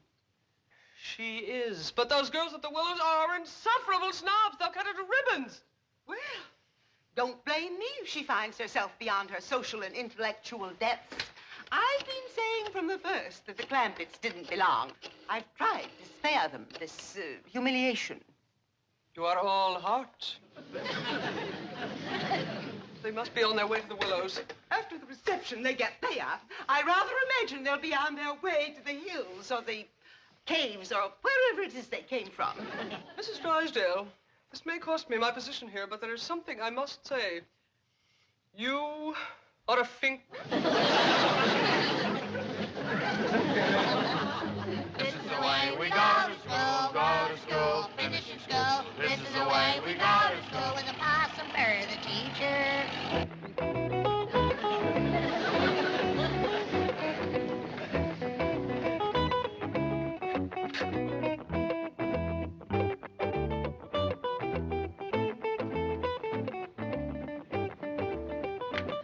I still do not approve of your attending school in such casual attire. None of the other girls are wearing slacks and sweatshirts. Oh, Mama, relax. The other girls look to me to set the pace. Tomorrow, everyone will be wearing mink sweatshirts. And then, of course, I shall switch to chinchilla. Do you want Mother to go in and help you enroll, dear? Oh, no, darling. I'm taking the same subjects as last year. Golf, fencing, tennis, riding, history, and water skiing. Do try to stick with it this time, Cynthia. You're becoming a finishing school dropout. Doodle-oo.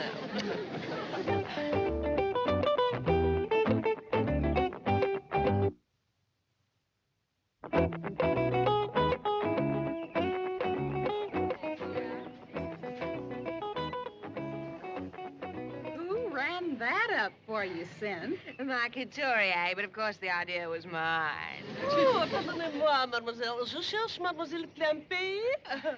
Oh, well, I'm afraid my French is a little rusty. I am from Couture, the famous Parisian fashion magazine. Well, this is my own concept. Well, we cannot all be creative, n'est-ce pas? Oh, but getting back to Mademoiselle Clampett, we understand she is enrolling here today, and naturellement, she would set a new style trend just as she always does. Clampett? Oh, yes, they has just moved here from their mountain chateau. They're ghastly rich, swimming in oil. Complete non-conformists, fiercely original. They sometimes weave their own cloth. Oh, well, that is original. I think she is arriving. This is the way we go to school in the Possum teacher. In that old trunk? That must be part of the overall motif. She spares no expense to create total effect. Well, there you are, Ellie. You want us to go in with you to see you get a good desk? I'll be all right, Pop. I see Miss Jane up yonder by the porch. I bet you Miss Drysdale sent her over to see Ellie feels at home. She's just wearing blue jeans and a shirt and a rope for a belt. How basic, how understated, how zen. She looks like a hillbilly. Voila! You have given this new vogue a name. It will sweep Paris like wildfire. I'll get my sketch pad. Here's your possum, Ellie. And remember, when you give it to the teacher, don't slop no hot gopher gravy on her. I won't, Granny. Bye-bye, Ellie. Bye, Ellie. Bye, Ellie. Bye. Learn your cipher, and Ellie, and be a good girl. Bye. Cynthia, she's carrying a bucket. Yes. It's the ultimate simplicity in purses. Next week, Jackie Kennedy will have one. Here she comes now. I do hope she will remember me. It would be such a thrill. Well, hi there, Miss Jane. Sure is good to see you here. She remembers me. Mademoiselle Clampett. C'est si ravissant. C'est un si grand honneur. Gosh, you might, I can't figure a word you're saying. But I call totally back. She has even mastered the accent. S'il vous plaît? Vous êtes formidable. She's your daughter, Jed. And I ain't one for telling you how to raise her or where to send her to school. Unless, of course, you wish to ask me. If you want to send Ellie May to school where there's no boys, that's your business. And you ain't gonna get one word out of me. Unless you ask me. You're making a mistake. Oh. Howdy there, Miss Jane. Ellie May, you didn't spend no time at all at school. Well, I know, Pa. I met just one girl, and then Miss Jane said we'd ought to leave. Well, I thought it best. Ellie May, you didn't give the teacher her possum. Well, Miss Jane wouldn't let me. What? Oh, well, you see, Granny, there are a dozen teachers, and I was afraid they'd fight over it. Well, she's right. One possum wouldn't hardly feed no more than 2 people. That's right. I'll get busy, and tomorrow I'll bake you 6 possums. Miss Jane said I hadn't ought to go back tomorrow. Why not? Well, You mean Ellie May ain't good enough for them other girls? Oh, it's not that. Let's have the truth now. Well, if you want the truth, they are not good enough for her. Ellie May, don't you listen to that kind of talk. Miss Jane, we don't hold with some folks thinking they's better than others. Mr. Clampett, not everyone feels that way. Anyone can get a spiteful spell now and then.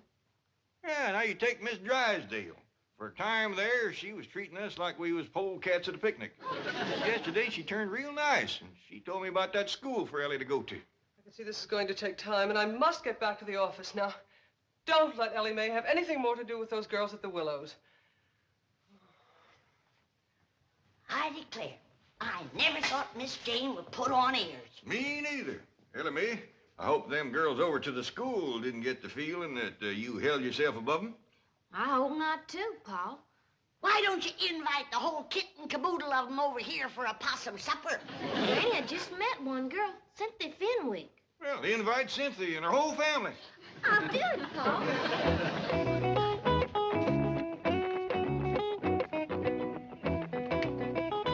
Oh, Cynthia, darling. Hi, Mommy, darling. Homework tonight. Forehand volley. Cynthia, the most ghastly person has been phoning for you today. Mommy, I don't even know any ghastly person. Precisely what I said. I said, see here, Miss Clampett, you ghastly person. Clampett, Ellie May Clampett has been calling me? Yes, and she had the cheek to invite us to her home. I suspect a kidnap plot. She has the strangest accent. Mommy, the Clampetts are the avant-garde social leaders of the season. Are you serious? Dreadfully serious. You mean we should accept? Don't just accept. Call them immediately and beg to be invited. Beasley, where's the nearest phone? Front seat or back? Front seat. I tell you, Granny, I never talked to nobody so pitiful anxious to come for victuals as them Fenwicks. He must have fell on hard times, Jed. Must be. You know, it turns out she's a widow woman. Oh, Ellie May, Miss Fenwick called back, and she's coming for supper, her and Cynthia. Oh, good, Pa. Cynthia sure looked like she could use some victuals. Powerful skinny girl. I told you, Jed, they fell on hard times. That's a fact. Cynthia was wearing the oldest-looking clothes I ever did see. She was? Had on the fur she must have outgrowed 15 years ago.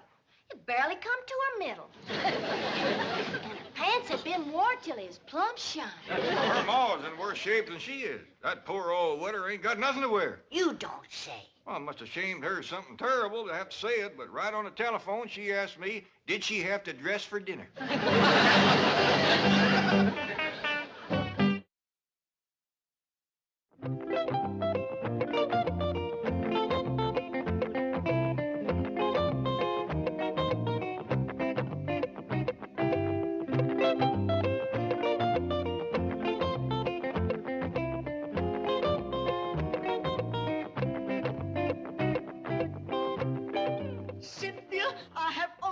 Tried to indulge your every whim. I've been a very generous and I've been a very understanding mother, but I refuse to go to dinner in blue jeans. Oh, Mommy, either we go dressed in the height of fashion or I shall hold my breath until I turn purple. I think how that will go with this orange pinwheel. But, dear, they're not showing blue jeans, not in Vogue, not in Harper's, and every couturier we've called has hung up on us. Now, how can they be fashionable? Because Ellie May Clampett has decreed it. Think of it, Mommy. We can wear them before Princess Grace and Jackie Kennedy. Ooh. Are they going to be in the Clampetts dinner? No, Mommy. And neither will we unless I can find some blue jeans. I best call Ellie May and explain why we're running late. Why, sure, Cynthia. You and your ma just take your time.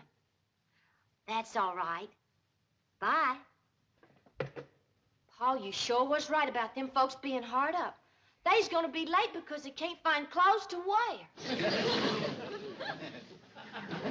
Ellie May, you're thinking about the same thing I am. Take 'em some of mine. I had it done in a way that don't rob them of their pride.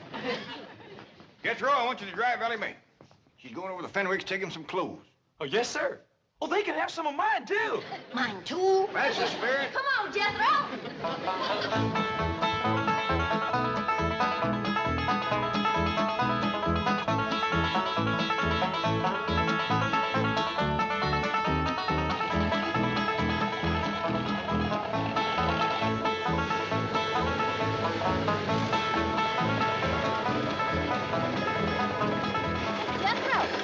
Sure this is the right place? It's awful little. Yeah, this is it, all right, Ellie. Says right on it, Fenwick House. Reckon no one's home. That's good. We can leave these clothes without shaming them none. Yeah, I'll set them right inside the door.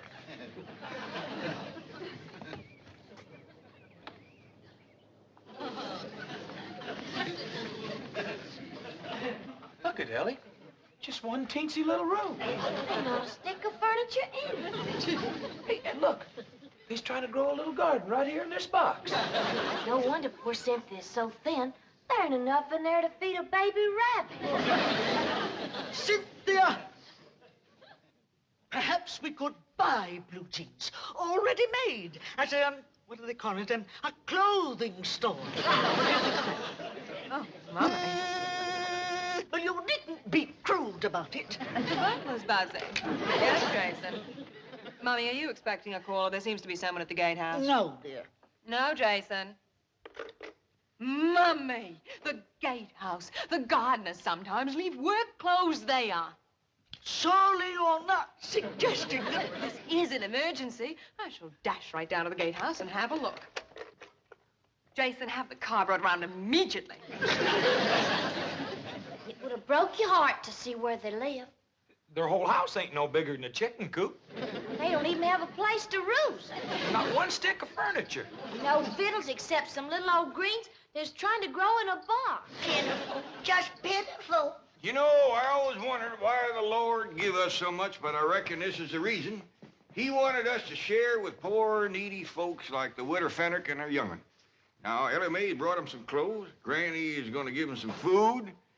What they need now is furnishings for that poor little house of theirs. Now, quick, let's load up the truck before they get here. Granny and Ellie, you get some dishes and some eating tools. Jethro and me, you'll find us some furniture. I want you young'uns to learn something now that I hope will abide with you for the rest of your days. The greatest joy of living is a joy that comes from giving.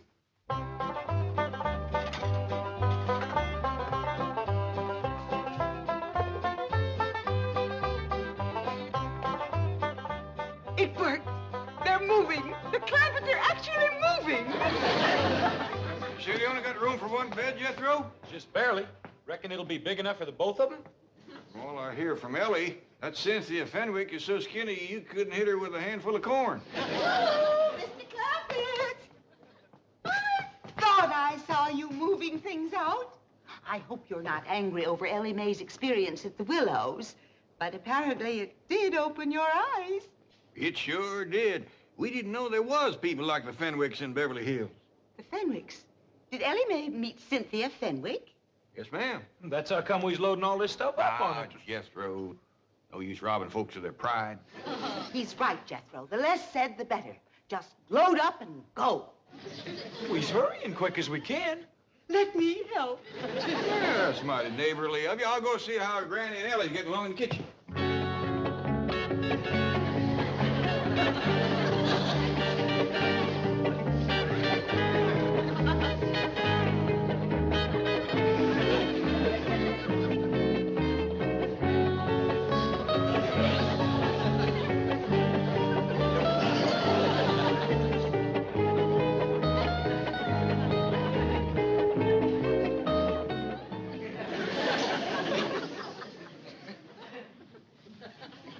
Mirror, mirror on the wall, who is the most understated and zen of all? You, Cynthia Fenwick, you little darling.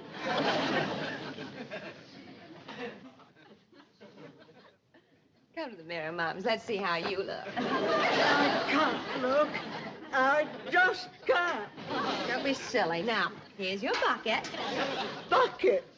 Well, it's part of the Clampett look. Now, of course, you must picture your hair in braids.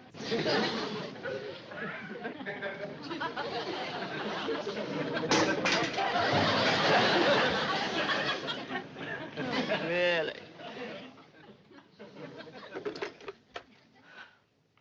Jason, come quickly. Bring some cold champagne to pour over Mummy. It doesn't matter. Any vintage year will do.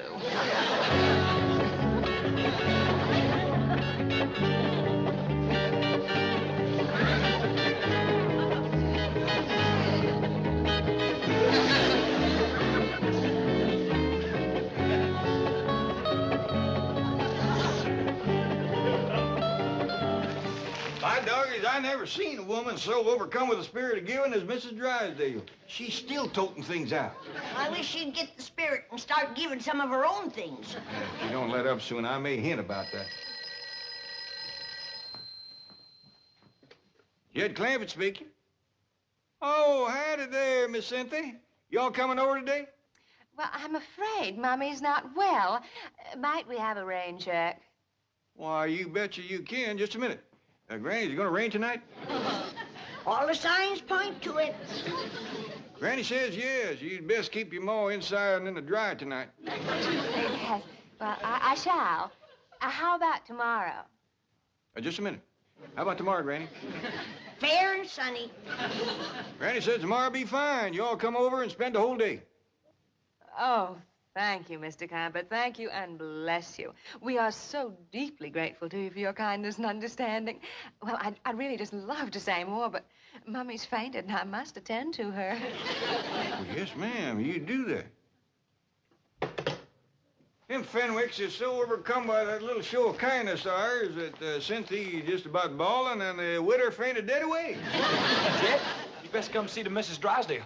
I'm afraid she's going to strain something working the way she is. Yeah, I'll attend to that, Jethro. You get the truck under cover before it rains.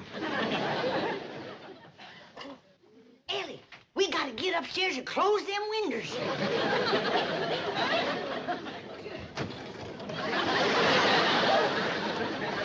Whoa, Miss Drysdale, hold on there, hold on. Tomorrow's another day. You will continue moving tomorrow, you promise? We spend the whole day just making the Fenwicks happy. And me. I'll come here early to help. Well, why don't you just rest up tomorrow? You must be all tuckered out. No. I shall be here early. Never did see such a change of heart come over a woman. Jed! Oh, Granny, let's have victuals early so we can all get to sleep early. Tomorrow's a big day. Ain't none of us gonna get to sleep early tonight, Jed Clampett. Why not? Miss Drysdale done emptied out all 12 bedrooms.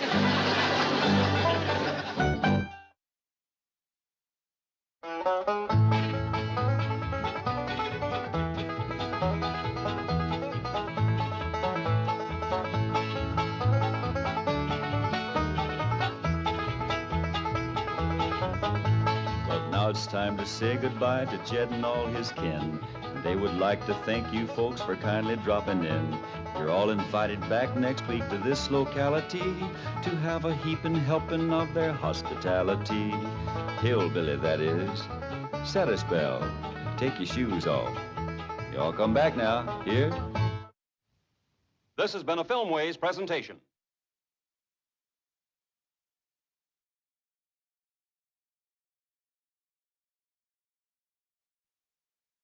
Come and listen to my story about a man named Jed. A poor mountaineer barely kept his family fed. And then one day he was shooting at some food, and up through the ground come a bubbling crude. Oil, that is, black gold, Texas tea. Well, the first thing you know, old Jed's a millionaire. The kinfolks said, Jed, move away from there. Said, California is a place you ought to be. So they loaded up the truck and they moved to Beverly Hills, that is, swimming pools, movie stars. The Beverly Hillbillies.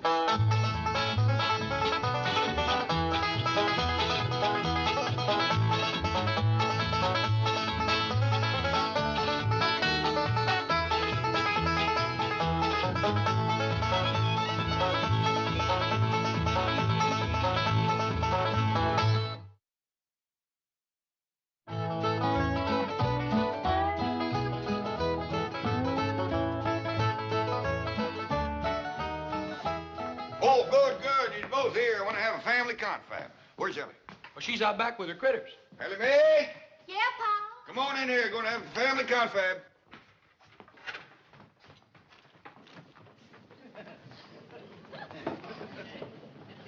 Now, as you all know, poor widow Fenwick and her young'un is coming to spend the day, and we all got lots to do. Fenwick.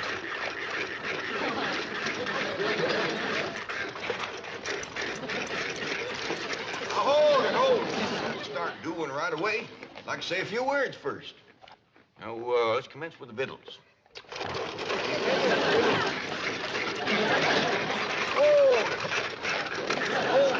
Granny, I mean the victuals for the Fenwicks. What you got planned? Possum stew, grits and jowl, some corn pone, and some pickled crawdads. A little rich for folks that ain't ate for a while. Well, maybe you're right, Jed. To get the wrinkles out of their belly, I'll start them off with some nice hot owl soup. That'll be fine. Now, Ellie, you and Jethro delivered them that box of clothes, right? That's right, pal. I never knowed there were so many needy folks in Beverly Hills. Me neither. But by doggies, you gotta admire that widow Fenwick. She's poor but proud. Jethro and Ellie tells me that right across the front of this little house of hern, she's got writ big as life, Fenwick House.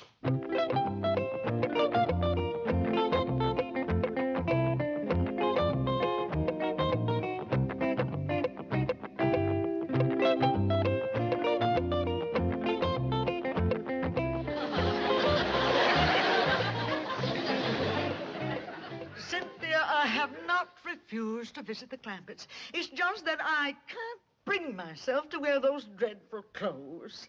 They are not dreadful. They are the very latest fashion introduced at the Willows Finishing School by Miss Ellie May Clampett herself. Don't you understand, Mummy? The latest thing is to look basic and understated. It has something to do with Zen.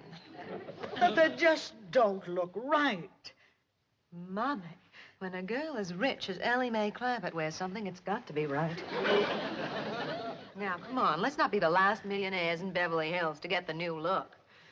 The Clampett Look. Where's everybody going in such a hurry? We's gonna have Jethro load furniture to take off to the Fenwicks. Well, now, hold up loading that truck again. How do we know that the family's gonna need all this stuff? Like I told you, Uncle Jed, they need just about everything. Well, how do we know their place is gonna hold it all? Let's go over there and take a look. Yeah.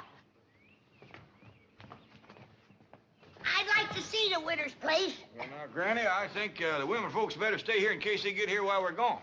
How about you men folks staying? Well, you women folks don't know how to drive the truck. Maybe I can. I ain't never tried. Crank her up, Jethro. Heft your Granny down. We'll be back directly. The widow's liable to be right stove up when she gets here, walking all the way. Don't worry, Jed. One slug of my rheumatism medicine, and she'll be as good as new.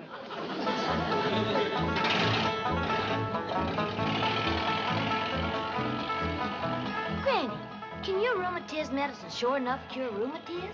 I didn't say it can cure rheumatism, Ellie, but it can sure make having it a pure pleasure.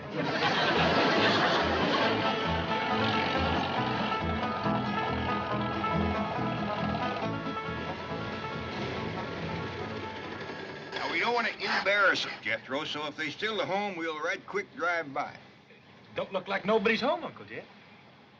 Well, come on, let's take a look around.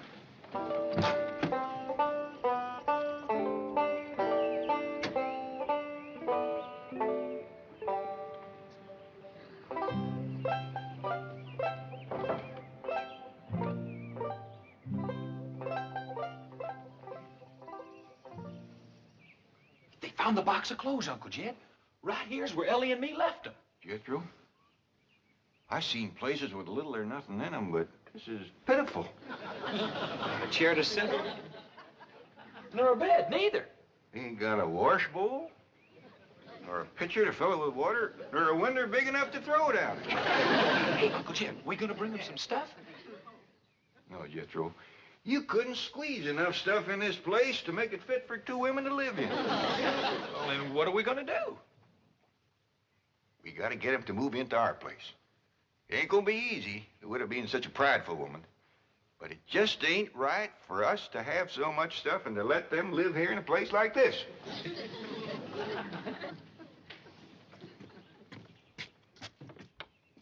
Now, there's something I just can't understand. How can folks live in a big, fine house like that and let a poor, starving widow and her young'un live in a place like this right outside their gate? Uncle Jed, let's go up and give them what for. It ain't for us to speak judgment on them. Maybe the spirit of love will take hold like it did Miss Drysdale. The Clampetts are moving from lot to lot. The Clampetts are moving from lot to lot. And I am so happy.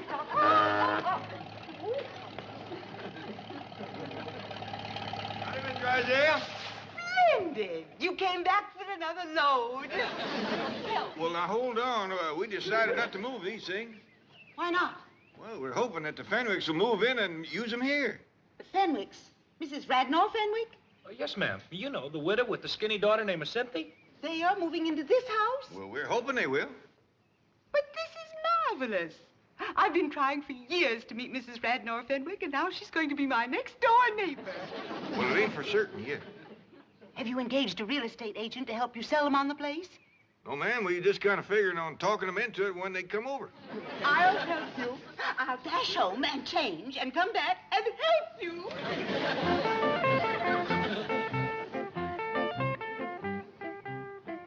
See what I mean, Jethro?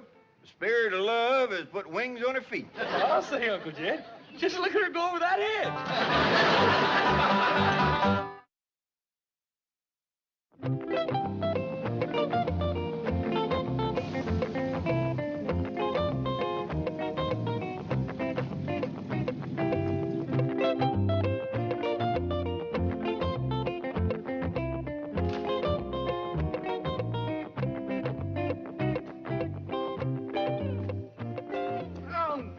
Mummy, and that make you look just like any other common, ordinary, everyday millionaire. Now take it. No, Cynthia, I can't. I just can't. Well, you must. I just can't. Mummy, if anyone were actually to see you, I would die of mortification. Mummy, I thought I told you, no jewelry. No, Cynthia, I feel positively nude without diamonds.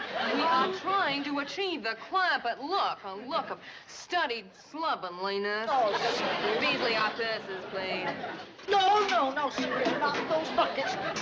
Be silly, Mummy.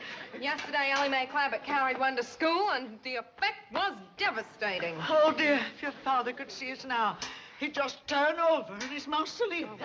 Beasley, get the rolls out of sight quickly. We'll call you if we need you. Yes, Beasley, park it close by. Yes, I'll phone you to the front seat number. Oh, Mummy, look at that. Yes. Disgraceful, isn't it? Disgraceful? It's fabulous. Unbelievably understated. It's probably the only purely existentialist car in Beverly Hills. They must have it copied. Cynthia, we've used nothing but rolls for decades. Oh, Mommy, this is progress. Don't you understand? Frankly, no. I seem to have lost all sense of values. It's like a nightmare. Well, here, come sit down and pull yourself together before we meet them. Oh, it's just all so confusing. I just know this never could have happened if Coolidge was still in the White House. Pa, don't you want me to set the table in the fancy eating room? I reckon not, Ellie. We gotta be special careful not to put on airs around the poor widow. Let's eat in the kitchen family style like we always have. Well, that's a good idea. If we want the Fenwicks to move in here with us, we gotta make them feel like this family. Jed, is the Fenwicks moving in with us lock, stock, and barrel? Granny, the Fenwicks ain't got a lock, stock, and barrel to move in with. Right, Ellie? That's right, Pa. Not even a rain barrel. He ain't got a pump. He ain't got a place to wash at all. Well, the best thing to do when they get here is to stick them in the tub and scrub them down. Granny, I don't think they'd take to that right off. Hey, Ellie May. Come on, Ellie, let's go swimming. What's the matter with you? We've got company coming. Oh, Granny, I'm hot and tired. You get into some decent clothes. Now, hold on, Granny. I think maybe Jethro solved their problem. You see there, Granny? I solved your problem. What problem, Uncle Jed? Getting the Fenwick scrub without shaming them none. You mean I should do it? Oh, you just go for a swim in the cement pond and take along a cakey Granny's lye soap and a nice stiff brush. Ellie May, when the widow and her young'un get over here, you invite them down to the cement pond for a swim. Okay, Pa. When they get down to the pond, Jethro, you commence the soaping and the scrubbing and the splashing, and they'll get the idea. Dingies, that's a first-rate notion. Well, thank you, Granny. There goes that spooky music coming out of the walls again. Sure is pretty. Yeah, I hope it keeps playing until the widow gets here. It might cheer her up. Well, someone best open the door. Because as soon as that music starts to play, someone's going to come a knocking at the door. I noticed that. Take a look outside, Ellie. And you get your nakedness out of sight.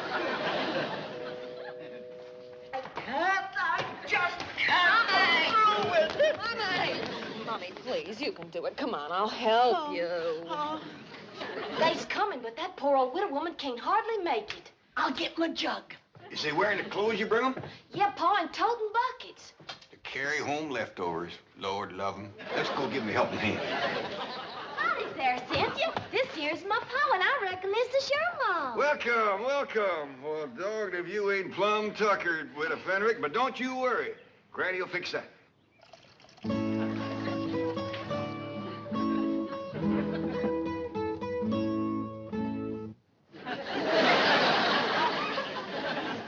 Granny, this here's Cynthia Fenwick and her mom. Howdy, folks. Take their buckets out to the kitchen, Ellie. Yes, sir, Pa.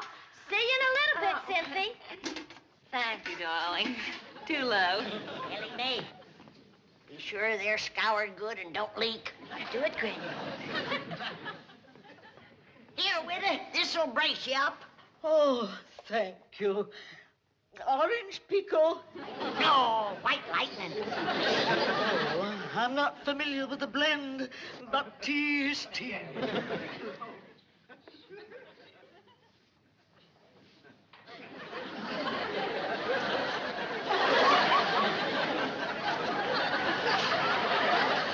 Got her to breathing deep. Here, Mummy, have a cigarette, darling. Oh, I wouldn't light a flame so close to your maw just yet. You just might set her off. Come on, Widow. Let's go to the kitchen. I'll give you a nice hot bowl of owl soup. Owl soup? Oh, Cynthia, please send for the rolls. No, Mummy. She's right, Widow. You don't need no rolls. Granny's baked some corn pone. Eat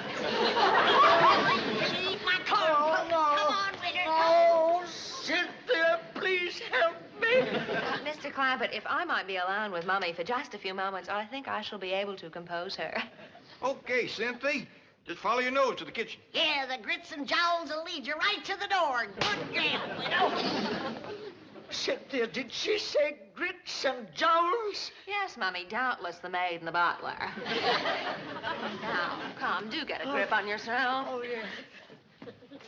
Mummy, think of all the trouble the Clampetts have taken to achieve a total look.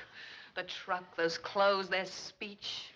Why, they even weave. You'd weave, too, if you ever drank their tea. We must try to emulate them.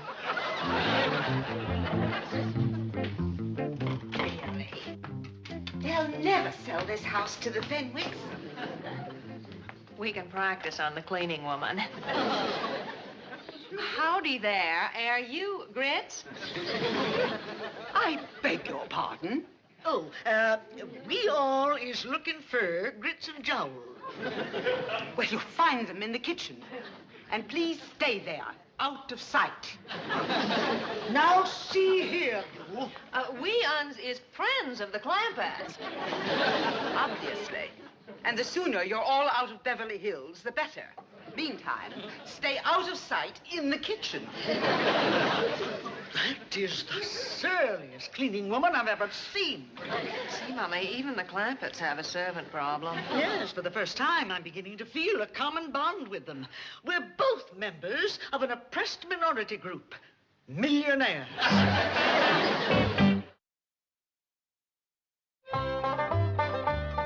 Ain't the Fenwicks sniffed their way to the kitchen yet? Well, not yet, Pa. Should I go and find them? Well, let's have a little confab first. Now, Jethro is getting powerful hungry, paddling around in the cement pond with that brush and soap. Ellie, you hinted to the widower and Cynthia about going swimming? Well, ain't had a chance, Pa. Well, they must be nigh on to starving. Granny, can we skip the washing and go right to eating? Jed, from what you tell me about the way they've been living, I'd feel much better if they were washed down good before they sat at my table. Maybe you're right. They didn't look bad, but you never can tell. Oh, there you are. We're still looking for grits and jowls. Oh, we'll get to them directly. Ellie. Oh, Cynthia, I bet you and your ma would like to go swimming, huh? I wouldn't. And now neither would I. We got a dandy pond all made out of cement. Nice clean water in it, too. And plenty of room to splash around and work up a good lather. No, thank you. No, I'll pass, too. Well, maybe they just like to look at the pond. Show them, Ellie. Okay, Pa. No, we're not interested. We didn't even bring suits. Well, I got one that'll fit you. And I'll try and find one for you, Etta. Based my possum, Jed. Yeah, now come on, ladies. Pond's right out here. Come on, here you go. It's right over there to the right. Peculiar behavior. Why do you suppose they're so insistent that we come up? Mama, looky there.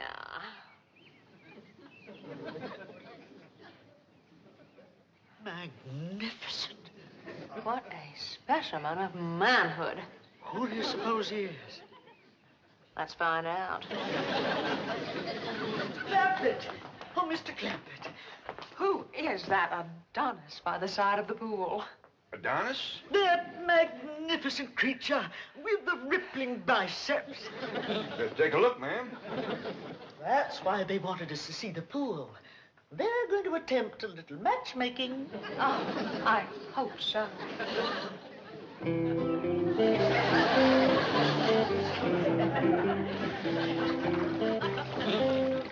Right there is Duke. Duke? He has a title? Yeah, Duke. Duke of what? Where's he from? Well, he was born in Oxford. He's been with us since he was a little feller. Then he's the Duke of Oxford. Yeah, I reckon so. We just call him Duke.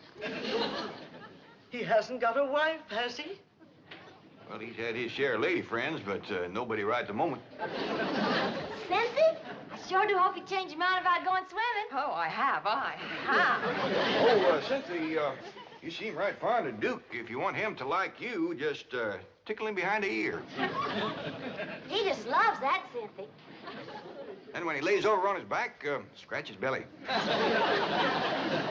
But don't stand there. Get scratching. Show her where to change, Ellie. Okay, Pa. Mr. Clampett, I imagine that Cynthia and I do appear a bit eager, but I want you to know that my daughter is worthy of royalty. We Fenwicks are a very, very old family. Oh, now, Witter, don't talk like that. There's many a good tune left in an old fiddle. Here's a brand new swimming suit. Never been wore before. It was give to Jed here for a wedding present. Remember, Jed? Too big. Wouldn't be enough left sticking out to wash. Wash? We'll make do. You better leave the room, Jed. Go on out to the laundry tub, Witter, and peel your shirt off.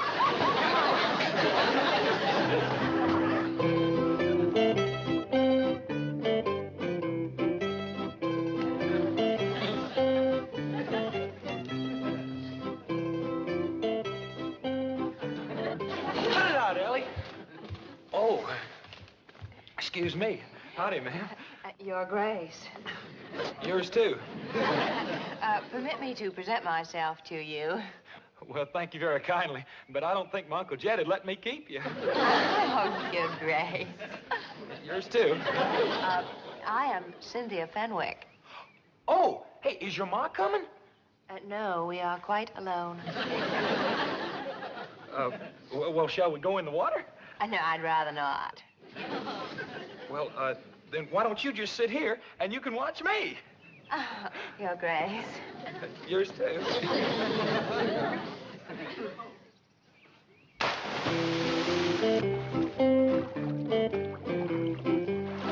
Now watch here.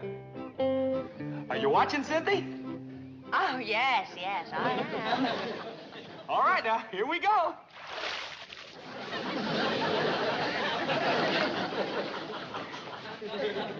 You get the idea?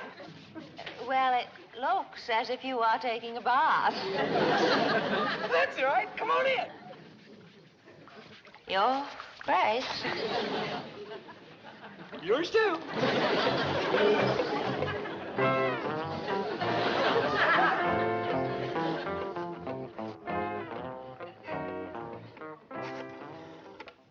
Mobile operator, give me JL 13411. No, make that 12. I want the front seat. I thought I told you to stay out of sight in the kitchen. Now, look here. I have taken all the abuse I intend to take in this house. Clampett Look or no Clampett Look. Duke or no Duke. I refuse to... Oh, Beasley! Come quickly, please. This is... Now, you get out of here. And take that other antique with you. I refuse to take orders from a poorly dressed, ill-mannered, overweight cleaning woman. Why, you loutish hillbilly. I am Mrs. Milburn Drysdale. And what does that mean? It means that I am a pillar of society. You were a pillar. I am cutting you down to a stump. Don't you dare pull a knife on me. The only thing I'm going to pull on you is your hat. Yeah, Jethro, Granny said she had trouble scrubbing the widder. How'd you do with the daughter? I tried, Uncle Jed. But that girl ain't washed in so long, I couldn't sell her on the idea. Granny said the widder bucked like a mule, too, and then she busted loose and run. Can we eat now? Yeah, Jethro, scoot up the back way and get some clothes on. Hey, you know something, Uncle Jed? That skinny little rascal, all she wanted to do was tickle me behind the ear and scratch my belly. Paul, come quick. Miss Drysdale and the widow Fenwick is having a real cat fight in the front hall. Let me up, you female wrestler. I'll have you drummed out of Beverly Hills. Now you caught her. Hold her right there. Now I'm gonna finish the job with a Fenwick. Did you call her Fenwick? I did. Here now, get off that poor starving Miss Fenwick. You all right, widder? You all right? Oh, I have never been less all right in my entire lifetime. Beasley's here. What's the matter? Ask no questions. Just flee for your life. Uncle Jed, can we please eat now? Not being you, Jethro. A fellow named Beasley just grabbed the widder and her young and made off with him. Come on, we gotta catch him.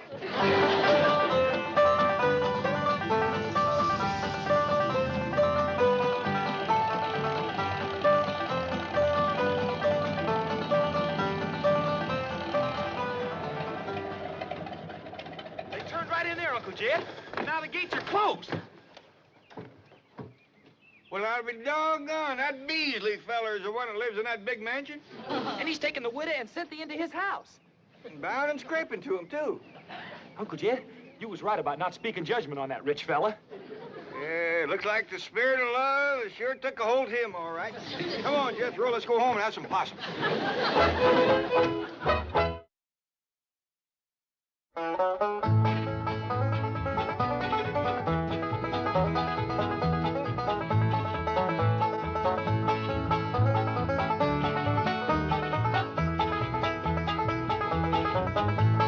Now it's time to say goodbye to Jed and all his kin. They would like to thank you folks for kindly dropping in.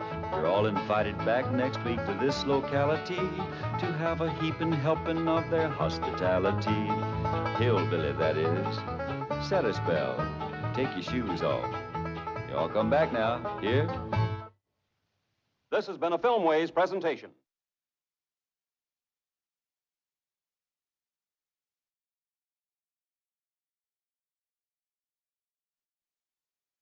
Come and listen to a story about a man named Jed. A poor mountaineer barely kept his family fed. And then one day he was shooting at some food, and up through the ground come a bubbling crude oil, that is, black gold, Texas tea. Well, the first thing you know, old Jed's a millionaire. The kinfolk said, Jed, move away from there. Said, California is the place you ought to be. So they loaded up the truck and they moved to Beverly Hills, that is, swimming pools, movie stars. The Beverly Hillbillies.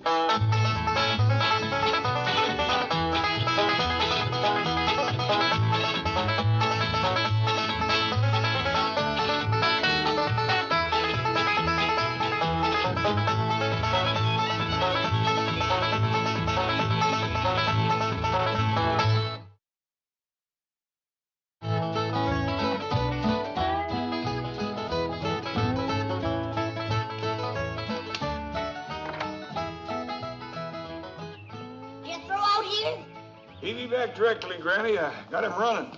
Running where? Oh, into town, back, uphill, downhill, around the golf pasture. What you trying to do to that boy? This morning you had him swimming up and down the cement pond like he was chasing a catfish. I'm just testing him, Granny. See, he thinks he's got a hankering to go courting. Courting? Yep. Jethro? Yep. Ah, what girl is he hankering to court? Well, I don't think he's got a girl yet. He's just got the hankering. That young'un ain't ready for courting. Maybe he is, maybe he ain't. That's why I'm running him and swimming him. I figured to dull his edge a mite. Then if he still feels like chopping wood, he's ready. Yonder he comes. He don't look tired to me. Me neither. I don't think he's gonna be able to stop.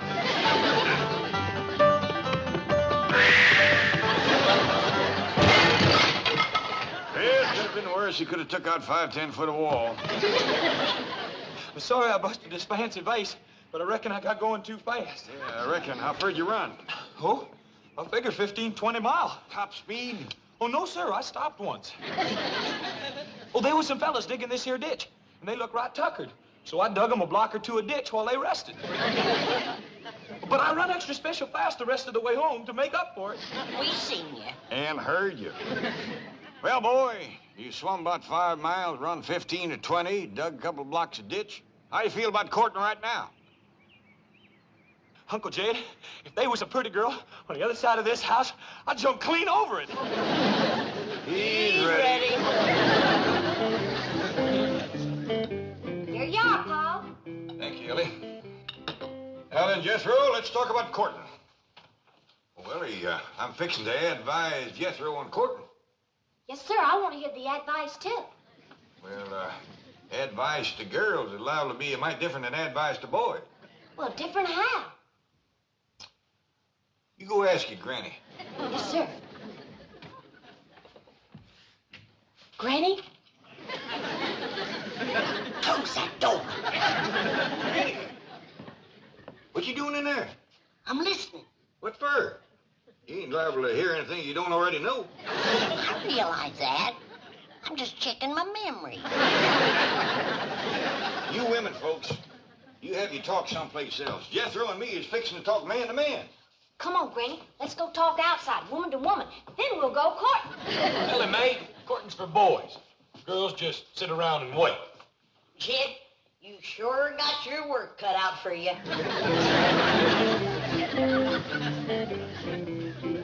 Now then, Jethro, how much do you know about courting?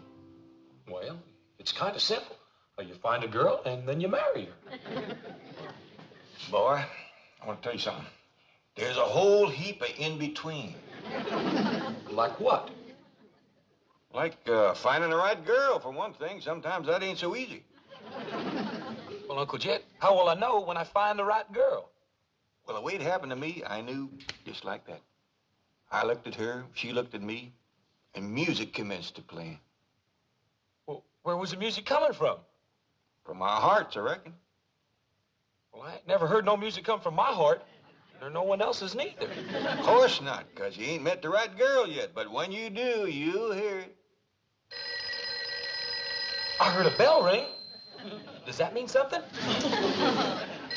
Means somebody is calling. Jed Clampett speaking. Hello, Mr. Clampett. Jane Hathaway here. Did I by any chance leave a large brown envelope there last evening? Yes, ma'am. Right here by the window. Good. I'll have Miss Trigo drop over to... Is Jethro there? Yes, ma'am. He's right here. I'll drop over and pick it up. No call for you to do that. I'll have Jethro fetch it right down to the bank to you. Uncle Jed, I want to commence courting. Just a minute. The bank is a fine place to commence. There's lots of pretty girls work there. Oh?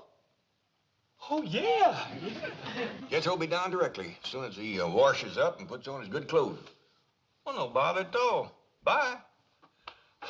Diggity dog! I'm gonna carry this down to the bank, and I'm gonna carry me a girl back. Whoa, it ain't as simple as all that. Even if you should find the right girl, you gotta make courting talk first. I do? Why, of course. Well, Uncle Jed, how do you make courting talk? Well, you gotta kind of sidle into it. Like you start off with, nice day, ain't it? And then you work around to where it looks like it's gonna be a nice night for a walk or a drive or a dance. And, of course, along the way, you got to throw in a couple of, my, ain't you pretties, and get your dandy dancer. We talk like that. I'll get you on now, Uncle Jed. All right, boy. You got enough to get you started. Yes, sir. Some girl is in for a mighty spirited courtship.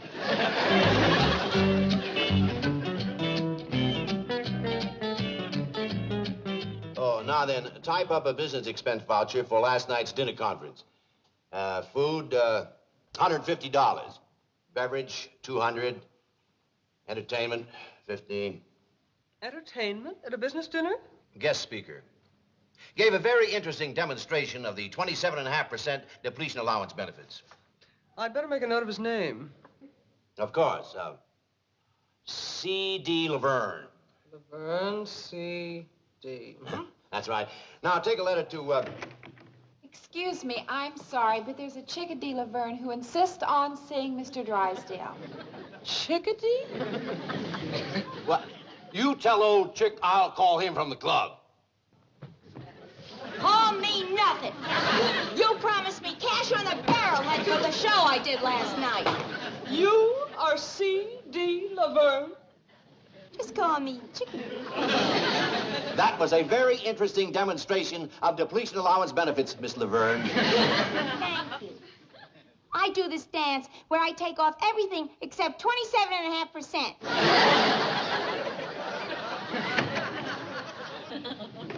Howdy.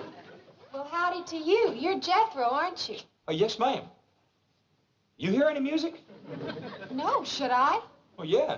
I should, too, but I don't, darn it. Well, if you'll wait, I'll hum something for you. Whatever you say, Chief. Oh, Jethro, how nice to see you. Oh, howdy, Miss Jane. Something wrong? No, just listening for music. What kind of music? Heart music. Heart music? Try me again, Jethro. Yes, ma'am. Janet, I'd like to speak to you in the pool. Pool? The secretarial pool. Let's go. I shall return, Jethro. Here you are, Chickadee. Oh, thanks, Mr. Drysdale. You know, for your next dinner, you ought to use my specialty act. The one I'm famous for. Mm-hmm. They bring out this great big egg.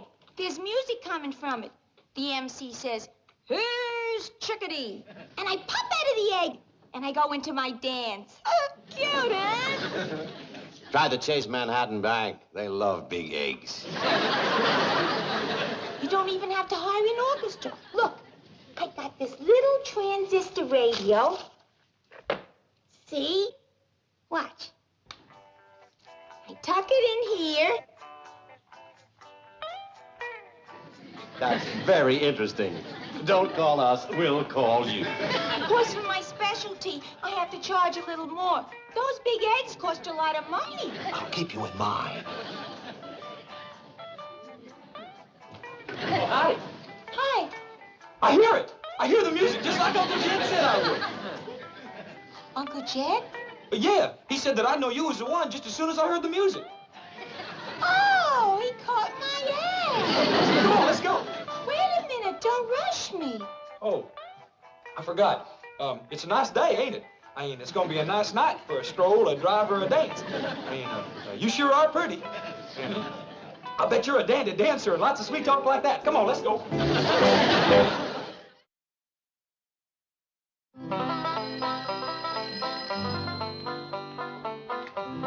Jed Clampett speaking. Oh, howdy, Miss Jane. Jethro get there all right? Yes, and he brought the envelope, but now he's disappeared. I can't find him anyplace. I see. Well, tell me, is the bank missing any girls? I mean, Jethro might have told one off. Jethro? Oh, I hardly think that. Wait a minute. There is one possibility. A girl from the secretarial pool who... False alarm? No girls missing. Oh, that's too bad.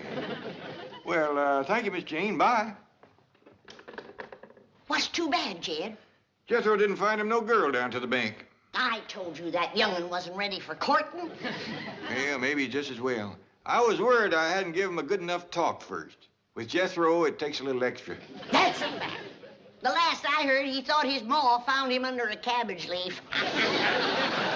Well, I'll finish cleaning my rifle, and when he comes back, I'll take him hunting. That'll give me a chance for a real man-to-man talk. Looks like Jethro done all right. Found herself a girl. From here, it looks like he found himself a girl and a half. Hey, kid, is this where your uncle lives? Oh, yeah, me too. He must be a millionaire. Well, he's got 35 or 40 million. Does that make him one? Does it ever?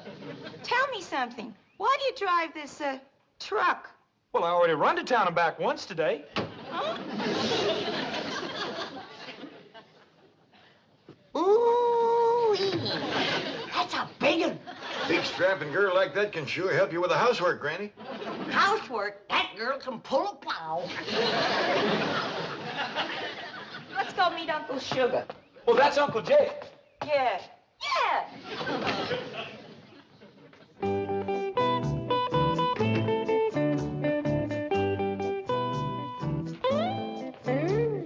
Gee, I finally made it.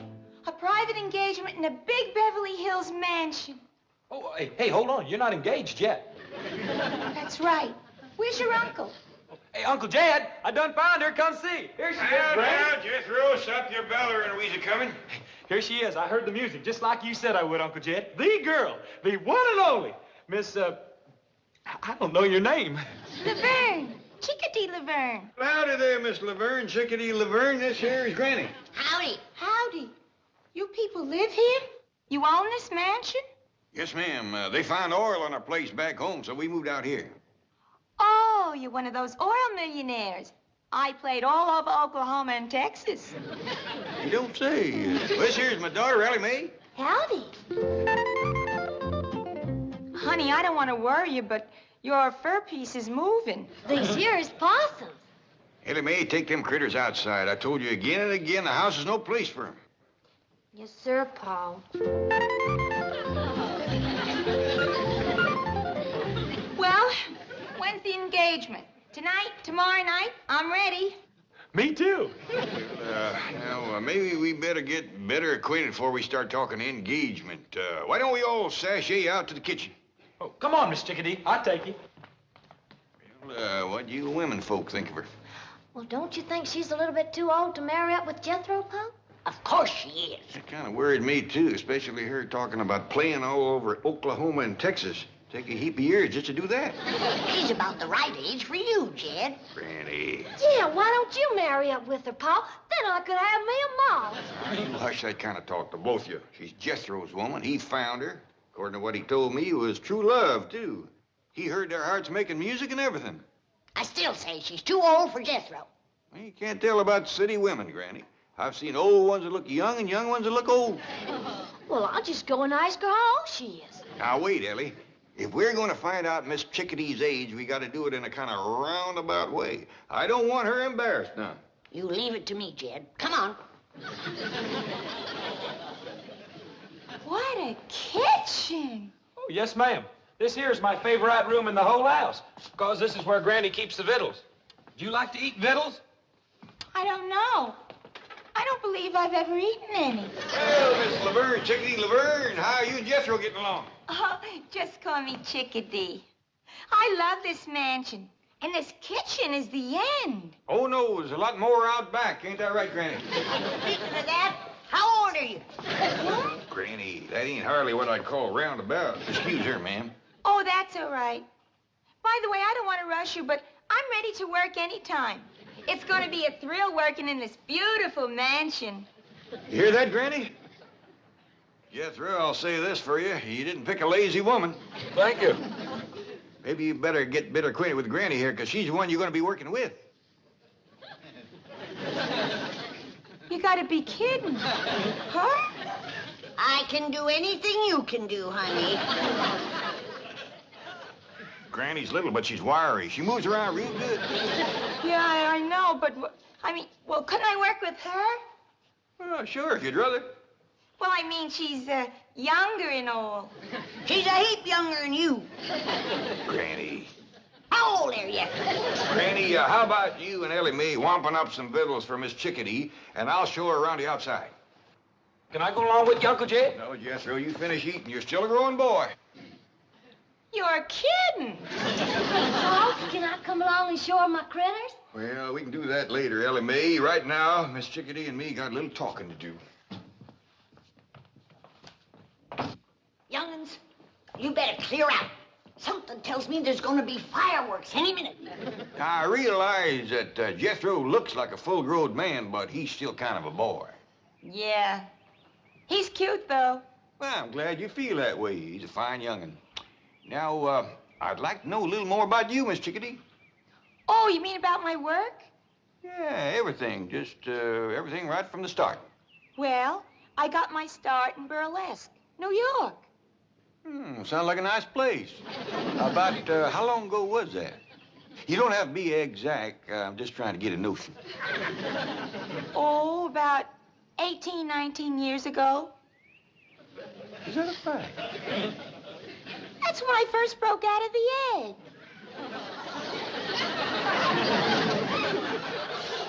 You come from an egg? Sure, you know about that, don't you? Oh, yeah, of course. I'll tell you what, why don't you go over yonder and look around Cement Pond over there? I want to have a word with Granny. Oh, swell. I love this place. It's beautiful. Well, thank you, ma'am. I'll see you in a bit.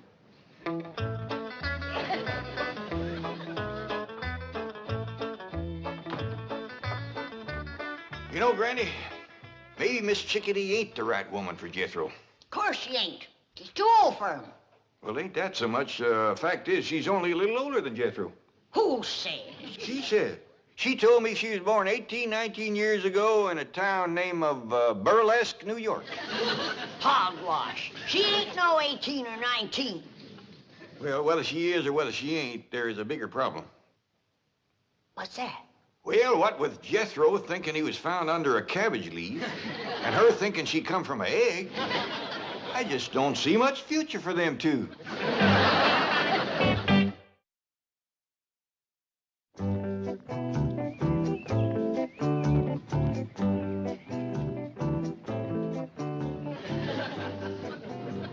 Sure do appreciate you showing me how to work with you, Miss Chickadee. Glad to do it, kid. Say, when you get your glove off, that's when we commence to working? Yeah, that's when we really get started. Tell me something. Your dad's worth like 35, 40 million bucks, right? Why do you want to work? Oh, I don't mind. Besides, if I don't, Granny will want me. Yeah, I had an aunt like that. She shoved me out on the stage when I was 15. I never knew my mother. Me neither. You mean your father's a widower? Yes, ma'am. I was kind of hoping he'd marry up with you so as I could get me a mom. Really? I like you. And my critters like you, too. And when critters take a liking to folks, they's generally good and not mean or nothing. Yeah. Hey, you want me to show you what Elmer can do? Now watch him take this here grape out of my pocket.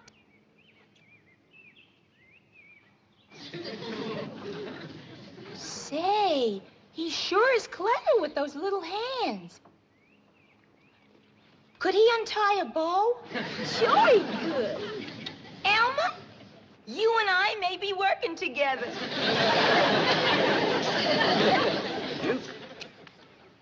According to what I've been told, 1 year of your life is the same as 7 years with human folks. That ought to put you close to 100 years old.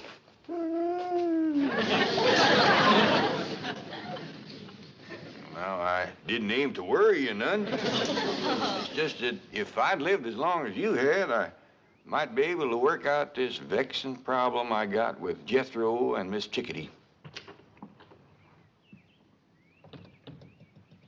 Well, if this ain't a fine howdy-do.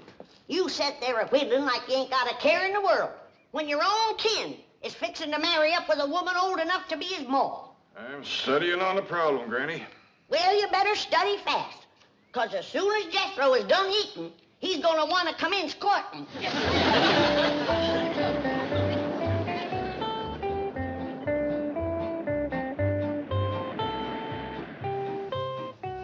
Howdy there, folks. Mr. Clampett. Granny. Mr. Clampett, I'm sorry to trouble you, but I need one more signature. No trouble at all. Not compared to the trouble we got with Jethro. Now, Granny. Oh, hasn't he arrived home yet? Oh, of course. He's right out there in the kitchen now, poking down the victuals.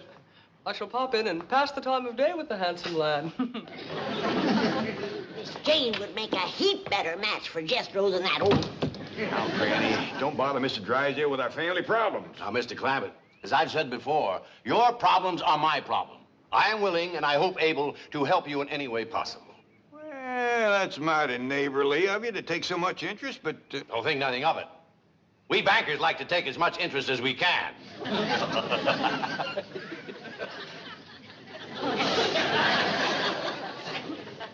I was making a joke. Interest, banker.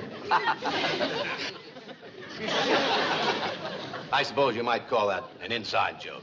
Oh, well, come on inside and tell it. We ain't got no time for jokes. Jethro is a-heading to the altar with the wrong woman. What's this? Now, Granny, Mr. Drysdale got a bank to run. Precisely why I'm interested in your problems. Now, tell me more. Well, you see, Jethro is in love with this girl. Girl. Yeah, Miss Chickadee does look a mite old for her years. Did you say Chickadee? Yes, sir. Miss Laverne, Chickadee Laverne. Where did Jethro meet her? Down by your bank, I think. Mr. Clampett, that girl is a stripper. What's a stripper? Someone who takes off their clothes. What's wrong with that? But she takes them off every night. Well, I don't sleep in my clothes neither. Chief, sweet, innocent Jethro has run afoul of your Chickadee Laverne. Yes, I've been told. Mr. Clampett, believe me, this is not the right girl for Jethro. I told you so. Please, Mr. Clampett, let us get her away from here as quickly as possible. Well, I wouldn't want to hurt her feelings none. She's right friendly and a willing worker. Here she comes. Hold on. I reckon it's my duty to talk to her first. Miss Chickadee, about the wedding. Oh, that's going to have to wait, Uncle Sugar. I got this great new act that's going to make me the sensation of show business. Now, you watch.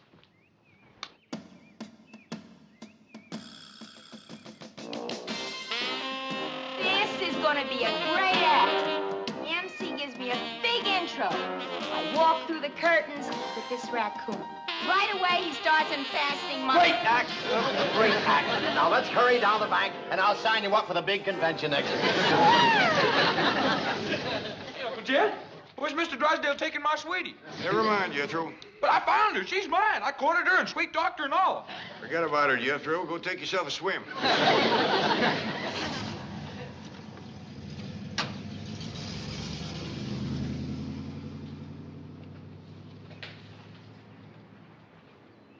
Well, we got shed of her. That's a blessing. More of a blessing than you know, Granny. I was falling in love with her. No. Yep. I looked at her, she looked at me, and music commenced to play. My age, too.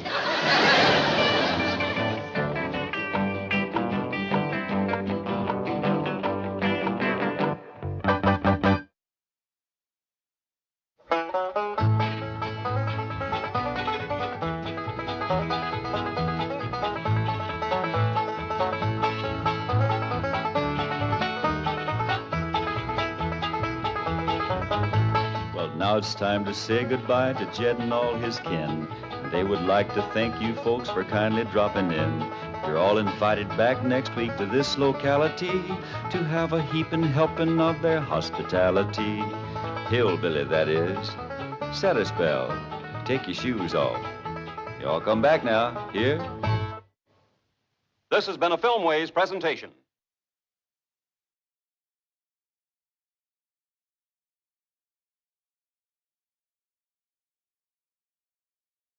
Come and listen to my story about a man named Jed. A poor mountaineer barely kept his family fed. And then one day he was shooting at some food, and up through the ground come a bubbling crude oil, that is, black gold, Texas tea. Well, the first thing you know, old Jed's a millionaire. The kinfolk said, Jed, move away from there. Said, California is the place you ought to be. So they loaded up the truck and they moved to Beverly Hills, that is, swimming pools, movie stars. The Beverly Hillbillies.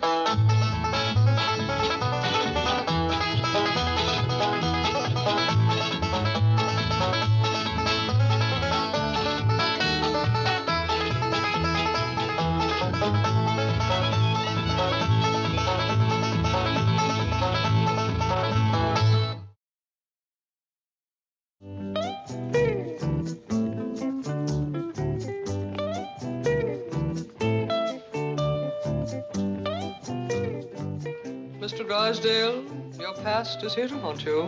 What? Miss Chickadee Laverne.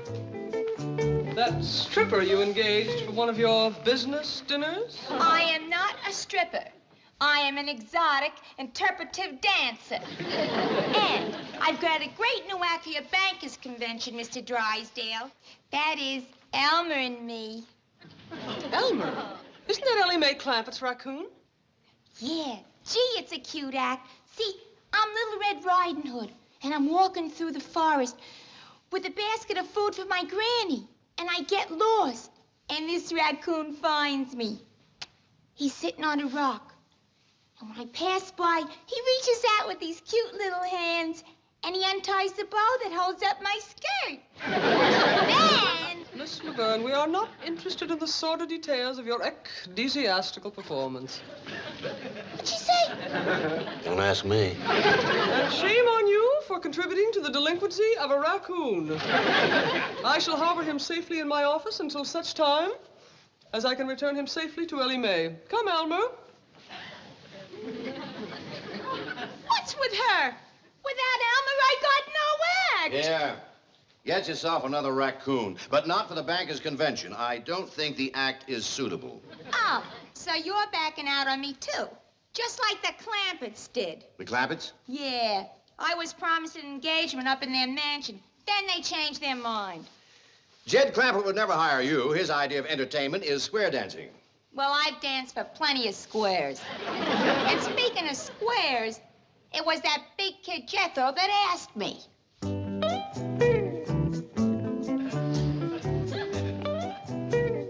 Miss Chickadee, I love you. Will you marry me? Jethro, your granny tells me you got thrown out of school today. Yes, sir, Uncle Jed. I got thrown out for writing on my writing desk. What's wrong with that? I think it was because I done the writing with my pocket knife. Well, you've been doing a lot of foolish things lately. What's come over you? I think the boy is ailing, Jed. Looky here. His school lunch ain't even been touched. Jethro don't eat. He's ailing. Everything in there that he likes. Grits, jowls, ham hocks, and pone. How come you didn't eat them, boy? Uncle Jed, can I tell you the truth? Well, I hope you always will. I ain't hungry for grits or jowls or hawks or pone neither. All I want is Chickadee. Well, why didn't you say so? Granny, fry this boy up a nice big pan of Chickadee. There's everything in here that he likes. Now, what's this? That's my writing desk I wrote on.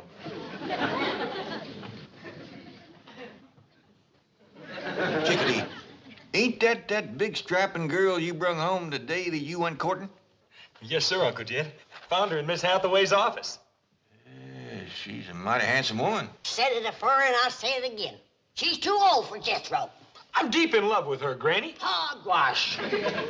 How come you never spoke up about this before? Well, I knew Granny was a ginner. I was afraid you might be, too. So I thought I'd run off and marry her and live happy ever after. Jethro, it takes two people to make a happy ever after marriage. What makes you think that Miss Chickadee is in love with you? Well, she loves me enough to get engaged. Well, you all heard how happy she was about that. Come to think of it, I recollect her saying something about an engagement, Granny. Double hogwash. If she shows up here, I'll woodshed the both of them. But I'm telling you the truth. That big kid Jethro was sitting right here. And when I came out of your office, he jumped up, grabbed me, put me on his truck, and drove me out to his Uncle Jed's mansion, where I was promised an engagement. Jethro is a headstrong, impetuous lad given to irresponsible behavior at times. But I assure you, Mr. Clampett would never engage the likes of you. Listen, honey, you don't know those oil millionaires like I do. They give some pretty crazy parties. Now, Mr. Clampett, now take your tawdry bauble and go. Gee, where am I going to find another raccoon that knows how to unfasten a dress? I'm sure you have a surfeit of ignominious methods by which to practice your reprehensible art. Oh, sure. What'd you say? I know you have lots of acts. Oh, sure. I Yeah, I got bubbles and fans. Maybe I could even go back to my old act. The one I'm famous for. You know, the one where I break out of the egg? That's how I got my name, Chickadee. But that Red Riding Hood bit sure had zing. Took a long time to learn, too. Yes, now, if you'll excuse me, Miss Laverne, I want to give Ellie May the good news about Elmer. I bet if the Clampetts saw my Red Riding Hood act, Will that they would hide... you please go? Well, all right. Gee, what a grouch. Hello? Oh, Jethro, too. Jane Hathaway here. Oh, Miss Hathaway, I'm sure glad you called. I've been trying to get up nerve to call you all week. You see, I'm deep in love, and I want to get married right away and live happy ever after. Jethro, you are an impetuous lad. This is so sudden. Oh, no, it ain't. Well, I've been in love ever since that day in your office when we looked at each other and heard music playing. Heart music. Now, calm down, dear boy. I'm coming up right away to bring Ellie's raccoon, and we shall pursue this further. Oh, thank you, Miss Jane. I figured if anybody could find Miss Chickadee, it's you. Well, thank you, Jethro. I'll find who? Chickadee Laverne. Jethro, I'm flabbergasted. Well, thank you. Will you find her and bring her up here so I can marry her and live happy ever after? I'll do what I think is best. I'll do my best for you, Jethro. Uncle Jed! Uncle Jed!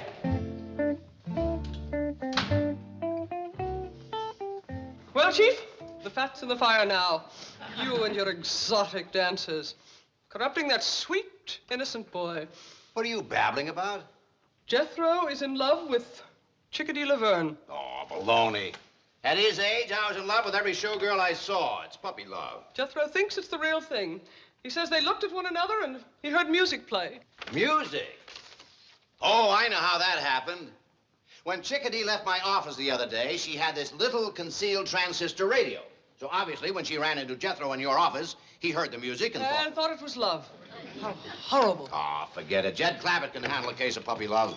Miss Hathaway, there's a raccoon in your office. Oh, no, Janet, don't panic. You've seen a raccoon before. Not like this one. It keeps trying to undress me.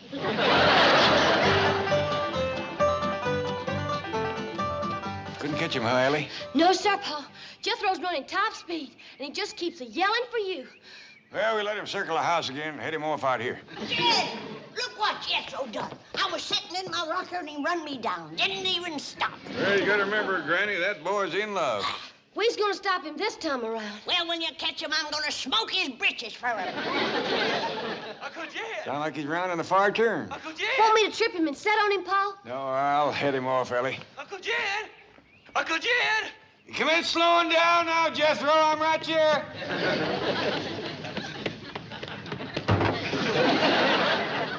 Now what is it, boy? Miss Hathaway's gonna find Miss Chickadee and fetch her over.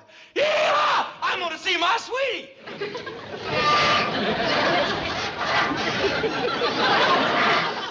Jethro, put that truck down. Don't drop it!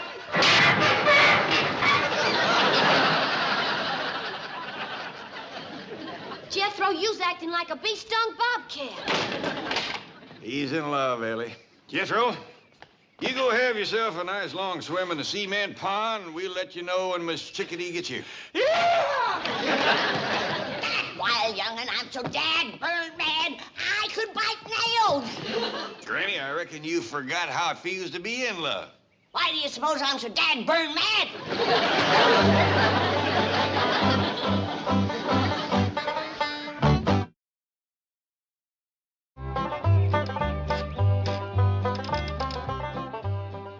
You know, Duke, just between you and me, I can't blame Jethro for his feelings toward Miss Chickadee.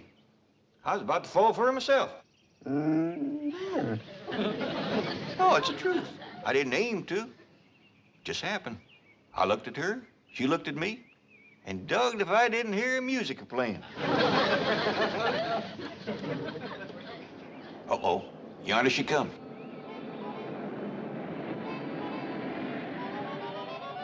Howdy, Mr. Clampett. It's me, Chickadee. Out of there.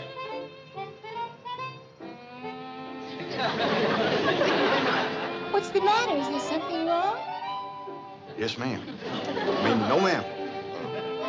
I reckon you want to see Jethro. Right this way. Wait, Mr. Clampett. It's you I want to see. Now, ma'am, you don't want to see old broken-down mountain goat like me, all crippled up and wore out, good for nothing? What are you talking about? Me, ma'am, I'm older in the hills. Who cares? Now turn around. I want to talk to you. What about? About the engagement you promised me. No, that wasn't me, ma'am. That was Jethro. Word of honor. So it was Jethro. Do I get it or don't I? Well, we're folks that keep our word, ma'am. If you was promised, I'll see that it's kept. Good. I'll go get my clothes in the car. You already brung your clothes, ma'am? Yeah, it's the outfit I work in. Red Riding Hood. Wait till you see it. Well, now, Miss Chickadee, I'm hoping you ain't gonna rush things, because I think a long engagement's gonna be best for everybody. Oh, that'll suit me fine. The longer, the better. Good, because I don't hardly think you're ready. What do you mean I'm not ready? Well, you remember how you told me about coming from a big egg? Oh, yeah. But I've learned something new since then. Yeah, that's a step in the right direction. Now, a raccoon finds me in the woods.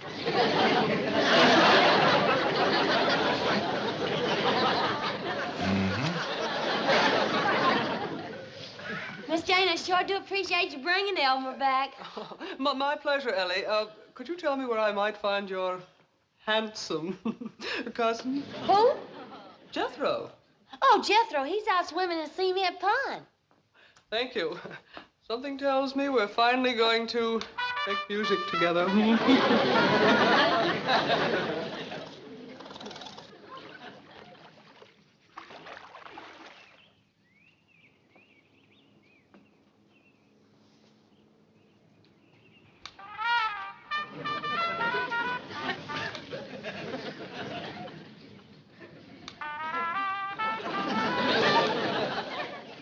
Jane Hathaway.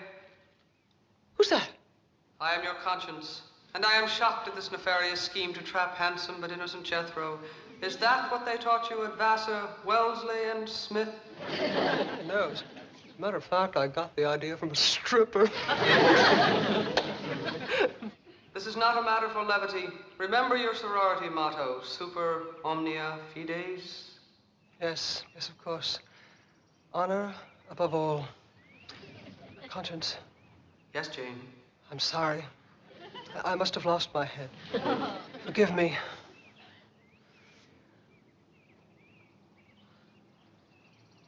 Conscience. Yes, Jane? Go take a flying leap.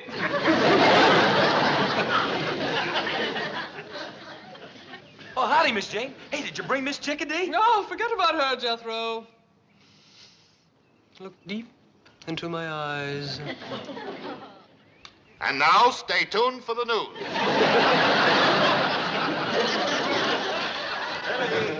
Ellie May. Oh, Ellie May. Here I am, Pop. Good. Now, Miss Chickadee is in that room up top of the stairs there, fixing to change her clothes. Why don't you run up there and see, can you help her? Yes, sir, Pop. Oh, you better leave Elmer here. Him being a boy raccoon and her being so innocent, she's allowed to be powerful modest. What you mean, Pop? Well, let's just say that she ain't had things explained to her too good. Now, run along and see, can you give her a hand? Give who a hand? Miss Chickadee. Is she in this house? Right to the top of the stairs. I'll give her a hand right where it'll do the most good. Granny, maybe you better hear this setting down. Hear what?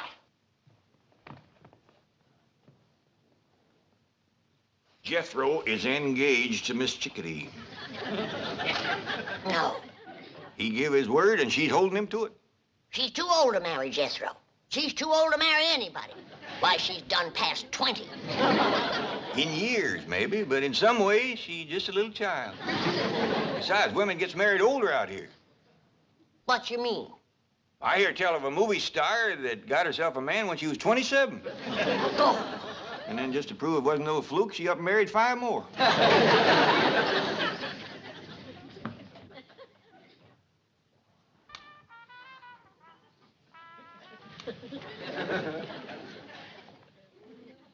Jethro, just once more, gaze deeply into my eyes.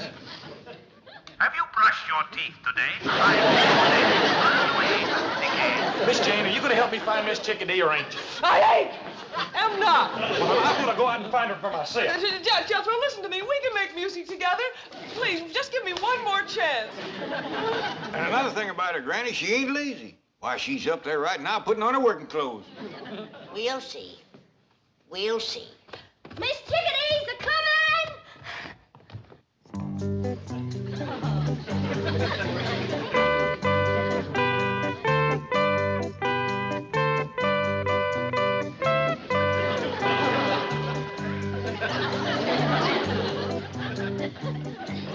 You say them's her working clothes? Yeah, I reckon that's a dust cap on her head.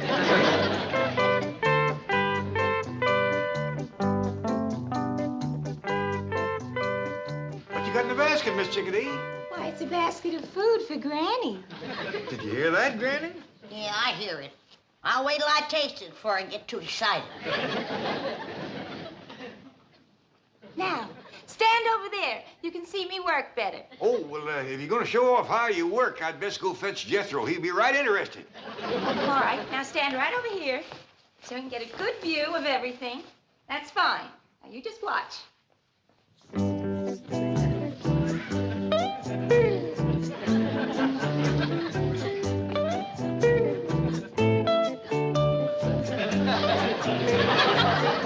Hey, Elmer, that wasn't your cue. Shame on you, Elmer.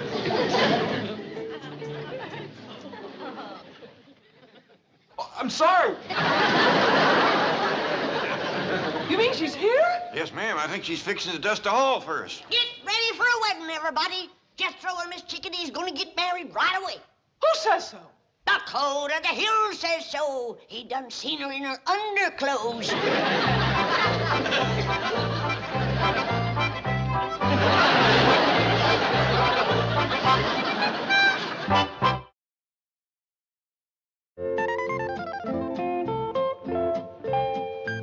Miss Chickadee, Elmer's awful sorry about what he done. Oh, that's all right, kid. Anybody can miss a cue. How'd you like my act? Well, I thought you acted real nice, considering. I'd have been a heap more flustered than you was. That's experience, honey. Let me see my basket. No, ma'am, but me and Elmer will help you look. I don't want to lose it. That prop food costs plenty of money. What's prop food? Oh, it's made out of plaster and cement, stuff like that.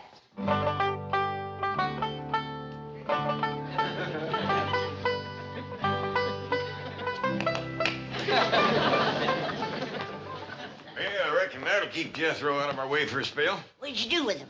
Throwed him in the cement pond. I told him swimming 5 miles was part of getting proper engaged. That boy'll swallow anything. Well, he'll have a time swallowing Miss Chickadee's cooking. You know that basket of food that she brung me that she was so all-fired proud of? Yeah? Pitiful. Pitiful. She bakes a nice-looking loaf of bread. Yeah? Let's see you slice it.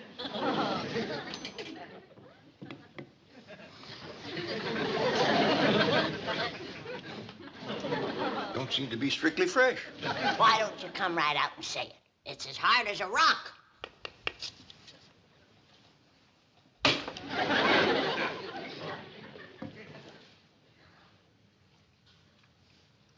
Tastes mighty like cement.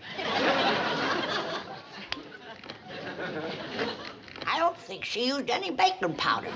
Or yeast, neither. I ain't even sure she used flour. Well, it's a fine-looking slab of ham. Ain't got much of a hickory-cured smell to it. Ain't got no smell at all. You know, Granny, I think this woman's trouble is she overcooks everything. But I sure do feel sorry for Jethro. Yeah, the boy sets a great store by his victuals. Well, I'll just have to pitch in and learn Miss Chickadee about cooking. That ain't all you're gonna have to learn her. What you mean? Well, remember how she thought she come from an egg? Yeah? She got herself a new notion now. She thinks she was found in the woods by a raccoon.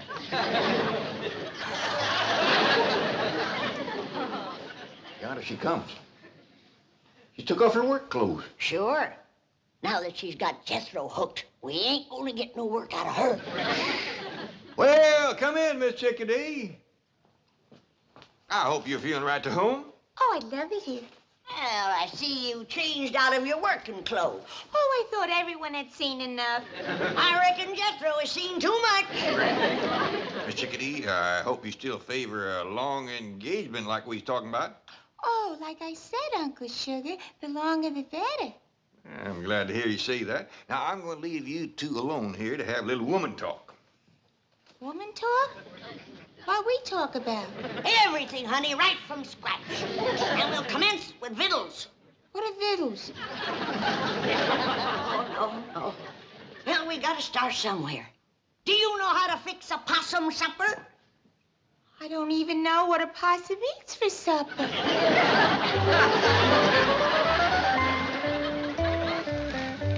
Howdy, Mr. Drysdale. Did y'all come for Jethro and Miss Chickadee's wedding? Wedding? No. You mean they're actually getting married? You see, Chief, I told you. I warned you that the consequences of your perfidious association with that nefarious... shut up. Where are they, Ellie May? Well, Miss Chickadee went in the kitchen to talk to Pa and Granny, and Jethro's in the cement pond. I'll circle the house and head him off the pool. I said take the skillet and put some lard in it. What is this cooking bit? I came here to dance. I declare I never seen a woman reach your age and know so little about life. Now, you take this skillet afore I whomp you with it. All right. Well, I'll tell you this right now. If I'm gonna cook, I'm gonna get paid extra for it. Get out of here, you scheming saxpot. How dashed you order me out of my own kitchen? What's all the buggering about in here? Oh, Mr. Clampett, a thousand apologies for ever allowing this woman to come in contact with your wonderful family. Come on, boy. How did I let you have this skillet? Give it to him. He can probably cook better than you can. Now get this straight. I'm here to dance, not to cook. Well, if Jethro's got a choice, I know he'll take cooking over dancing. That boy's overpowering fond of victuals. Who cares about Jethro? Well, I hope you do, seeing as how you're going to marry him. I wouldn't marry Jethro if he had your money. Well, I wouldn't marry you neither, Miss Chickadee. Well, that suits me fine. Give me my basket. Get me out of this nut house. Why? What they don't want for their money? You gotta clean the house. You gotta cook. You gotta marry the kid. Wowie, wow, wow, wow. Jethro, I thought you said you were deep in love with Miss Chickadee. You said you wanted to marry her and live happy ever after. And Granny, I could never live happy ever after with her. Why not? Well, Uncle Jed, it was all I could do to choke down one basket of her victuals. If I had to eat them every day, I'd die.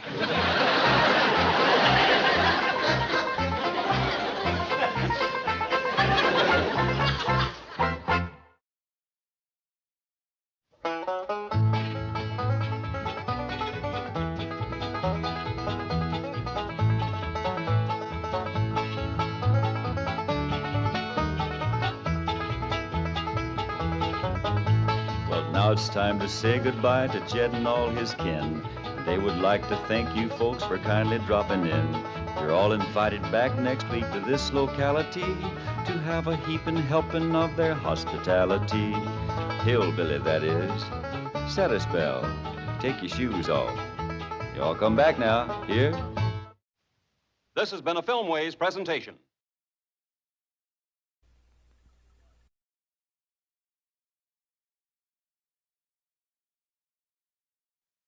Come and listen to my story about a man named Jed. A poor mountaineer barely kept his family fed. And then one day he was shooting at some food, and up through the ground come a bubbling crude oil, that is, black gold, Texas tea. Well, the first thing you know, old Jed's a millionaire. The kinfolks said, Jed, move away from there. Said, California is the place you ought to be. So they loaded up the truck and they moved to Beverly Hills, that is, swimming pools, movie stars. The Beverly Hillbillies.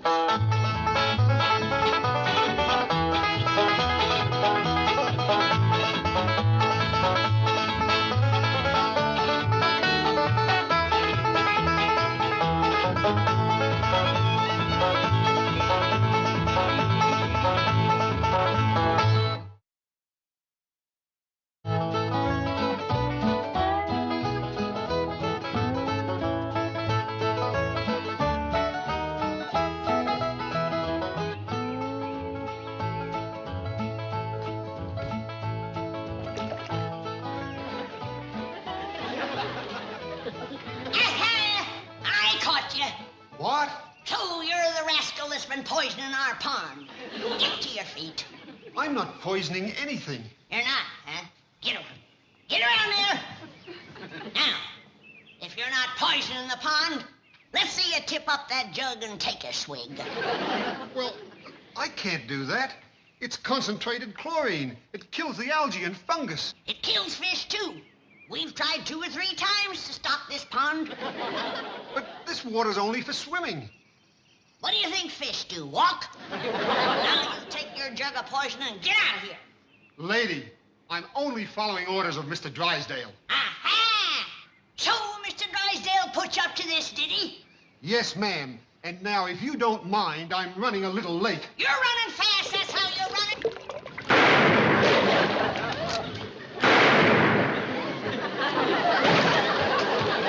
Sound like Granny must have treed something. All right, Jethro. Read me that letter from Mr. Drysdale's bank. I don't think you're going to want to hear it, Uncle Jed. It's terrible news. Like what? Like you ain't got no more money. I don't want no more money. I got more than I can use right now. 35, 40 million in it. Not according to this letter. You ain't got nothing. You're broke. Broke? Jed Clampett? Yes, ma'am. That's a fact. He's what they call overdrawn. What does that mean? Well, that means that you owe Mr. Drysdale's bank $34.70. That's why he wanted to get shed of us, putting poison in our pond. Next thing you know, he'll be burning down our barn. Who? Mr. Drysdale, that's who. Oh, he was nice as pie to you when you had millions in his bank. But now that it's all gone, he has no use for you. How could all that money be gone? Jethro, are you for sure positive certain that letter's for me? Oh, yes, sir, Uncle Jed. There it is, wrote in black and white. Mr. J.D. Clampett.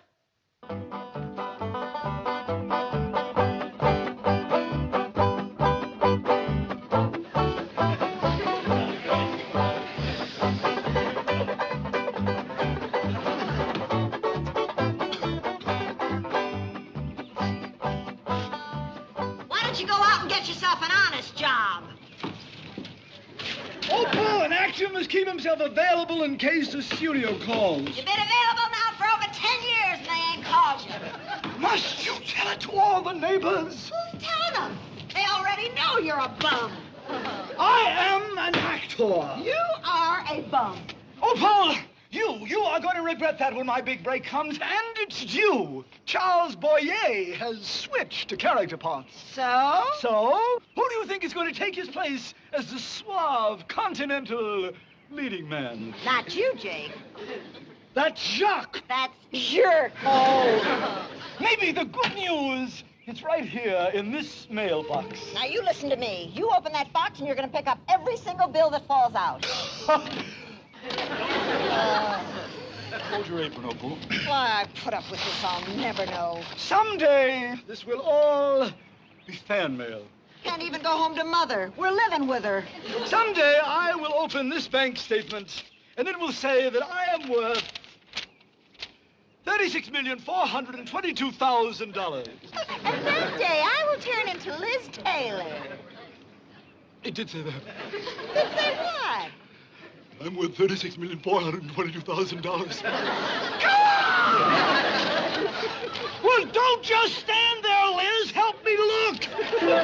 I'll tell you where your money went, Jed Clampett.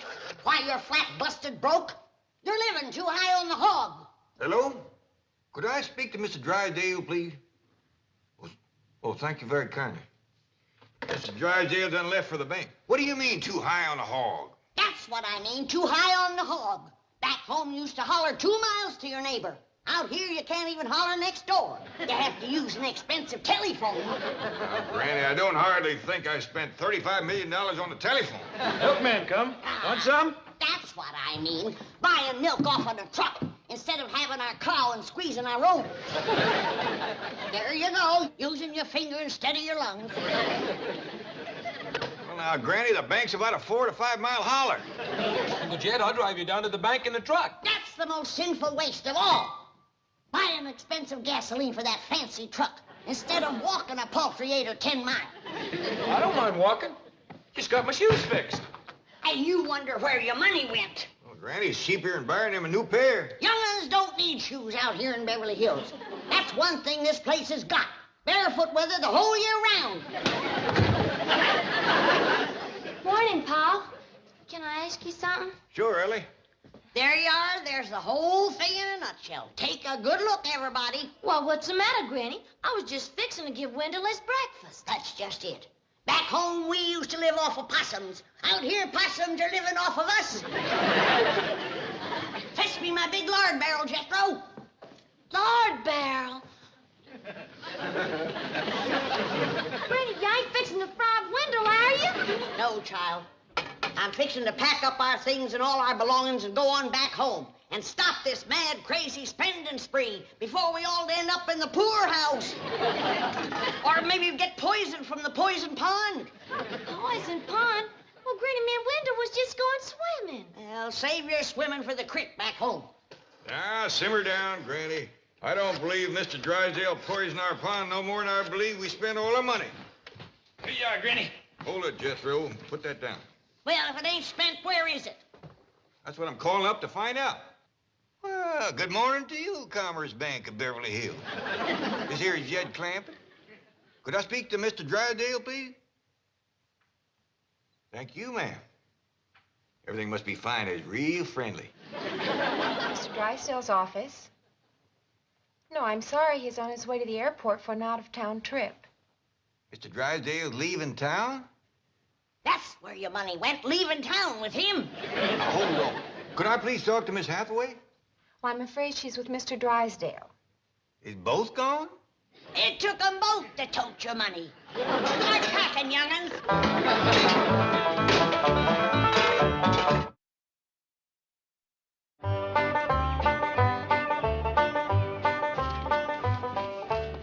Come on, everybody, let's get going. Paul, Granny says she ain't a-coming with us to the bank. She's a-coming, all right. If I leave her here, she's liable to move out before we get back. But, Paul, she's a-packing a barrel, and she says she ain't gonna leave it. Don't you worry about it. Just hop on there. Now, Granny, we's all going down to the bank.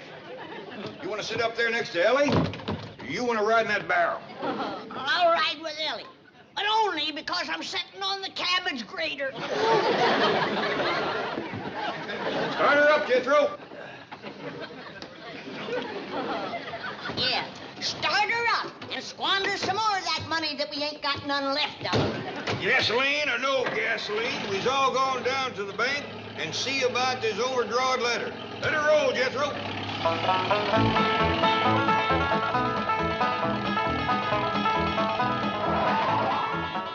Hey, you in that truck. You can't stop there. Move on. Well, but Mr. Policeman, we got business in the bank there. Move on or I'll give you a ticket. Oh, no, thank you. We already got a ticket for parking here. Two of them. $5 ticket and a $10 ticket. Doggers, we should have brought them along. Move on or I'll give you a $20 ticket. Thank you very kindly, but we couldn't let you do that. What? We still got our pride even though we is flat busted broke. Oh, you're vagrants.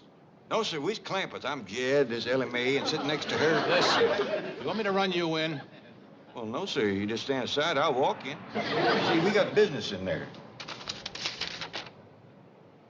Oh, you're not only traffic violators and vagrants, you're bum check artists. Now get that heap out of here before I arrest a lot of you. You sure ain't being very friendly. We don't want your kind in Beverly Hills. Now move it. You wouldn't talk so sassy if I had my gun. None. Drive on, Jethro. I got the feeling that we ain't welcome around here no more.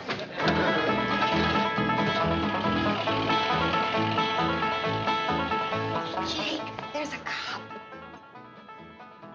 Maybe you shouldn't try to cash the check. Baby, it's the bank's mistake, not mine. Besides, is a man with $36 million going to miss a few thousand? Yeah, but it still seems dishonest. It isn't your money. Baby, to get a break in Hollywood, you've got to put up a big front. This is my chance. Next week, when I'm a big star, I'll pay it back. I'll pay it back. Well, Janet, Mr. Drysdale is winging east. And that leaves you and me to man this nerve center of our mighty bank. A little frightening, isn't it? Yes, Miss Hathaway. Now, during the chief's absence, I shall occupy his office, and you will remain at my desk. Miss Hathaway's office. One moment, please. It's the new teller, Mr. Wilson. He said there's a rather shabbily dressed man by the name of J.D. Clampett wanting to withdraw $10,000. Wilson, Hathaway here. Don't let appearances deceive you. Mr. J.D. Clampett is good for any amount up to $36,422,000. Glad to help. $36 million. Needless to say, he is Mr. Drysdale's favorite depositor. Oh, that reminds me. The chief is having some work done at the Clampett estate. New filtering system for the pool, repairs to the driveway. I'll get on the phone and see that these things are taken care of. Oh, and by the by, if Jethro should stop up to see me, just send him in. Jethro? Oh, he's that big, good-looking kid. I'll be watching for him. Janet, stand up, dear. Up. Could you walk for me, please? Turn around for me, Janet, please. Around. You take the chief's office, I'll remain out here. That is an order.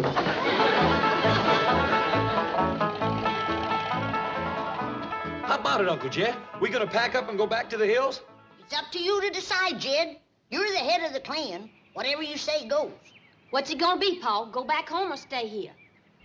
We're gonna stay here. No, we ain't. We're going back home. Jed's gonna whop you, Granny. I'd rather get whomped than poisoned. Or shot down by Mr. Drysdale's hired killers. What hired killers? That policeman out front of his bank. He was going for his gun when we drawed away. Let's go back and whomp that rascal. We'll feud the whole thing. Oh, wait a minute. Now, ain't nobody going nowhere or do nothing till I am dead for certain convinced that Mr. Drysdale has turned against us and he's trying to get himself rid of us. What does he have to do to convince you, Jed?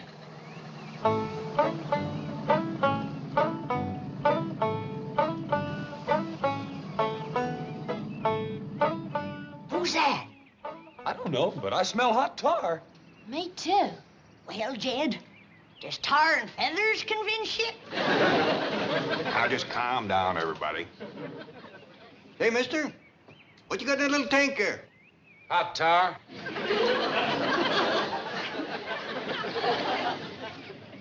Is it for anyone in particular? Yeah, a fella named Clampett. This your idea, or did somebody put you up to it? A man named Drysdale hired me for the job. Well, Jed, heard enough? Convinced now? Of course he's convinced. Let's swamp that little rascal and head back for the hills. Now, hold on now. I can handle that little feller. As far as the leaving goes, no matter how sorry Mr. Drysdale goes to treating us, we got to stay a mite longer. Why? What for? Because it says here in this letter we owe the bank $34.70, and we can't leave town owing money. We ain't got $34.70. Then we got to go out and earn it. Ain't never been a Clampett known to do a dishonest thing, and we ain't gonna be the first.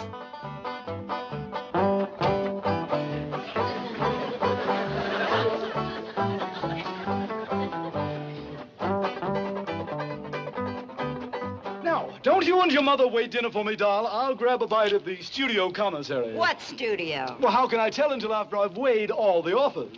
Oh, and start packing, doll. I can't wait to get away from that old, broken-down heap. Now, that's no way to talk about Mother's house. Who's talking about her house? Jake Clampett. Jacques, dear, Jacques. Oh, and doll, here. Get yourself some decent clothes. But, Jake! Don't worry. I'm on my way to the bank for more. Get yourself a mink. After all, your husband's in pictures now. You are the wife of a star. I'm the wife of a bum! Little man, can I talk you out of this? Why don't you stop bugging me? I got a job to do. Yeah, well, like I keep telling you, I don't think you're man enough to do it. At least he's not alone. Well, I do. Please, won't you give up this notion? Want to know something? You're going to get hot tar all over you. I'm sorry you're such a muley, little feller. Oh! There he goes. Just be thankful I didn't head first you into the hot tar. Yes, sir. Thank you, sir. Now let's go figure out how to raise that money.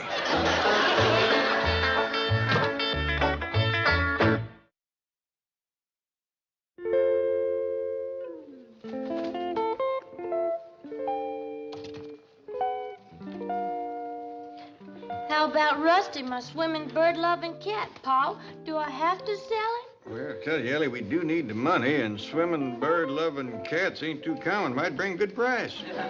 All right, Paul. Well, how about Earl, my Benny Rooster that plays dead? Well, Bandy Roosters that plays dead is kind of rare, too. Paul, do I have to sell little Arnie?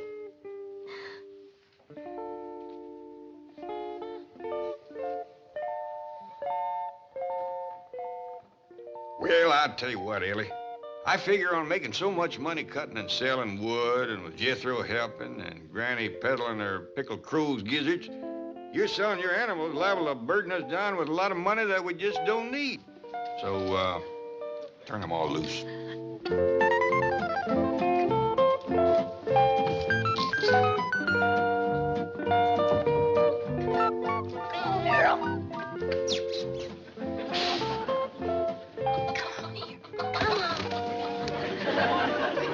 How you coming, Jethro?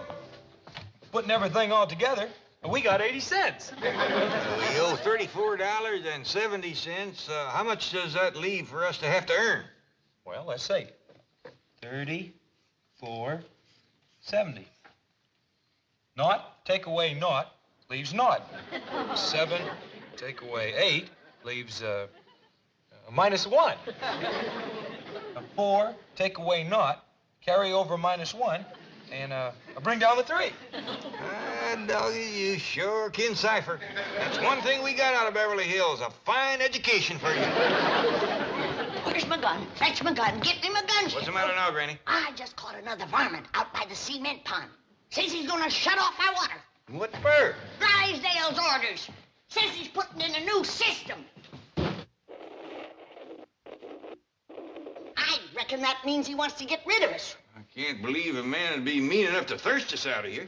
I say it's feuding time. We've been provoked beyond human endurance. Hello? Howdy, Miss Hathaway. Give me that phone. I'll take it. Jed Clampett speaking. But, Mr. Clampett, how can you be at home? You were just downstairs drawing out another $10,000. What? Stay there. I'll call you right back. Well, Jake, you made it, just like you said you would. There you are in front of the movie cameras. Action. Cut. Thank you, Mr. Clampett. Oh, thank you. Just one... This will be on the 5 o'clock news. Thank you so much.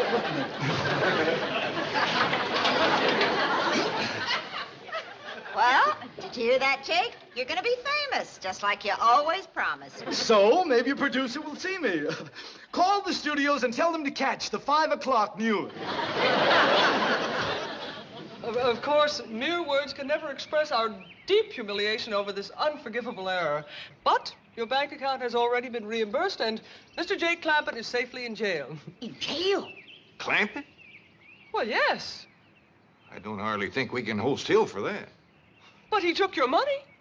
Oh, any kin of mine is welcome to whatever I got. But you don't know that he is your kin. We don't know that he ain't neither. I reckon we'd like him fetched out of there just as quick as can be. All right, if you insist.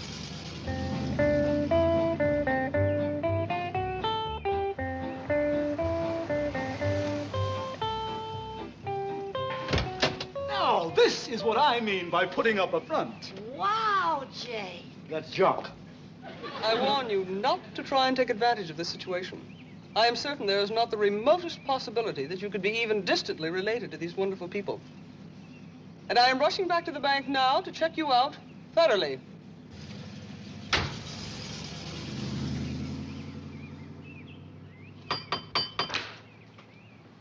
Well, howdy there. You must be Mr. and Mrs. Clampett. Cousin Jed. Pleased to meet you. Say, what side of the family are you from? This is my wife, Opal. And, darling, this is my long-lost favorite cousin, Jed Clampett. Howdy, ma'am. Hello. This here is my daughter, Ellie. Cousin Ellie. And this here is Granny. Cousin Ellie. Say howdy to Granny. Howdy, Granny. This young lady belongs in the movies, and I'm going to see that she gets there. Well, thank you. Can we all go? There's going to be a double feature tonight. Isn't that marvelous? She's so wonderfully naive and unspoiled. And this here is my nephew, Jethro. Howdy. I hear tell you're a movie actor. Quite right, my lad. Well, let's all go and have some victuals and get better acquainted with our cousins Opal and Jake. That's Jacques. That's Jake.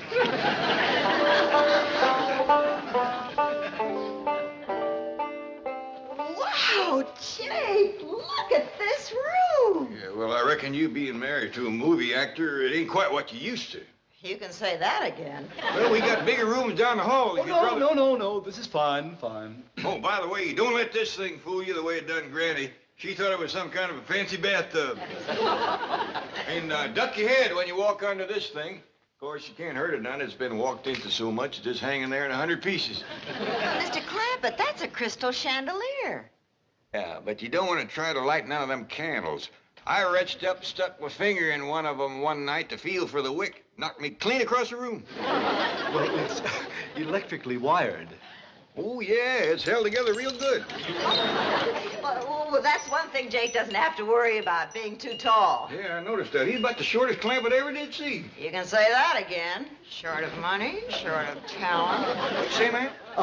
Opal was just agreeing with you that I'm short. Well, that'll come in real handy with these beds here. If Jethro and me was to sleep in one of them, we'd hang over from the knees down. Can I come in? What you got there, Granny? Victuals for the company. I bet you two's hungry. You can say that again. Let's go wash up. Oh, yeah, excuse us.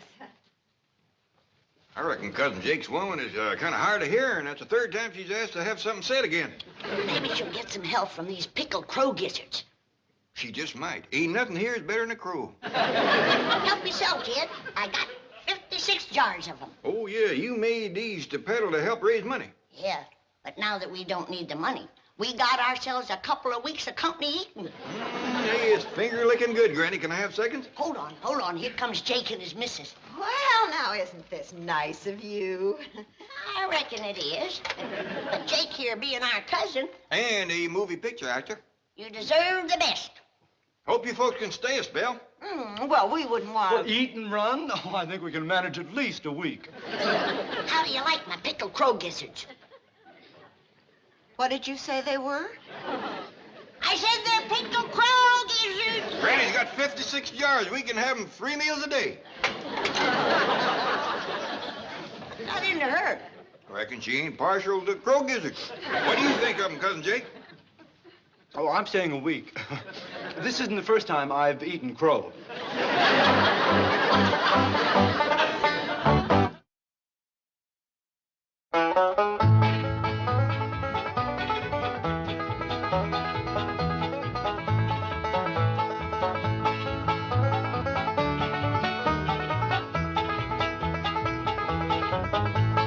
Now it's time to say goodbye to Jed and all his kin. And they would like to thank you folks for kindly dropping in. You're all invited back next week to this locality to have a heaping helping of their hospitality. Hillbilly, that is. Set a spell. Take your shoes off. Y'all come back now. Here. This has been a Filmways presentation.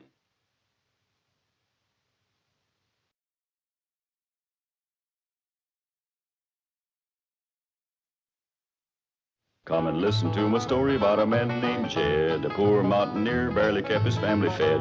And then one day he was shooting at some food, and up through the ground come a bubbling crude oil, that is, black gold, Texas tea. Well, the first thing you know, old Jed's a millionaire. The kinfolk said, Jed, move away from there. Said, California is the place you ought to be. So they loaded up the truck and they moved to Beverly Hills, that is, swimming pools, movie stars. The Beverly Hillbillies.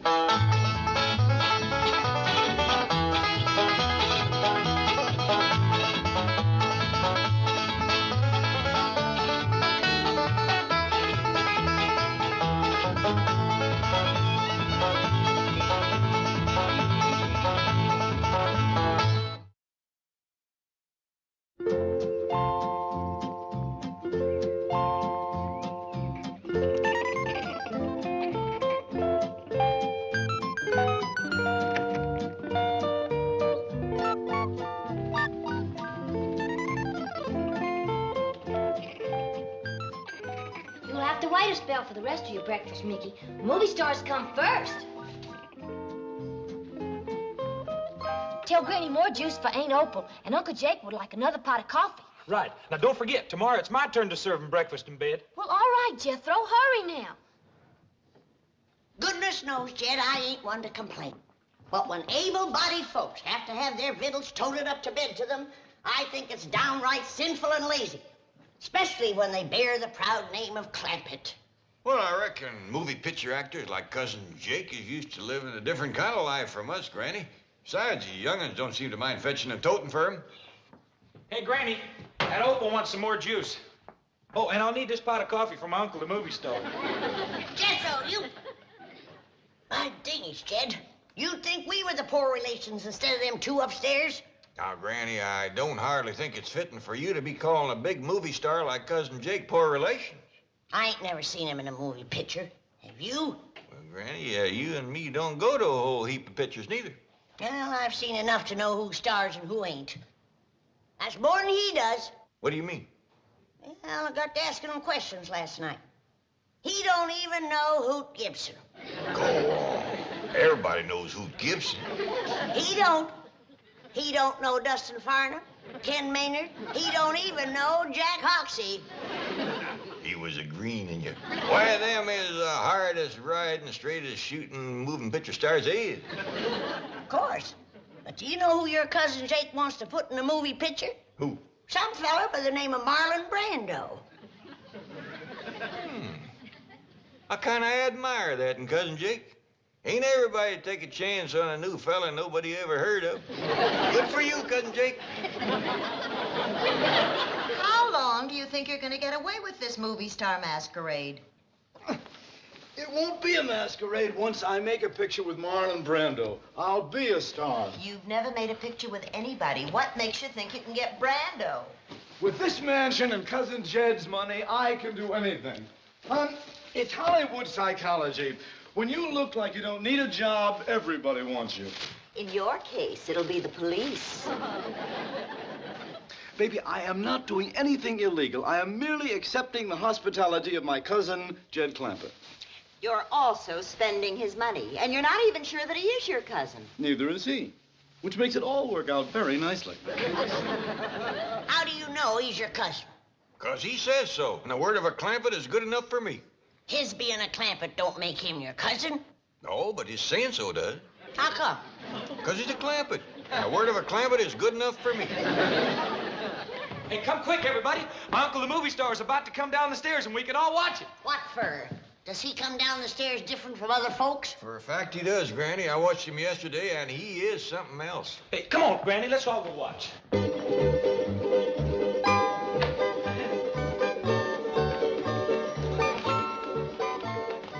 Y'all all sit right here and be nice and quiet. And watch that door up yonder. Pretty soon you'll see an honest-to-goodness, real-life movie star come in out of that door and down them stairs. Well, don't stand in front of my critters. I promised them they could see Uncle Jake.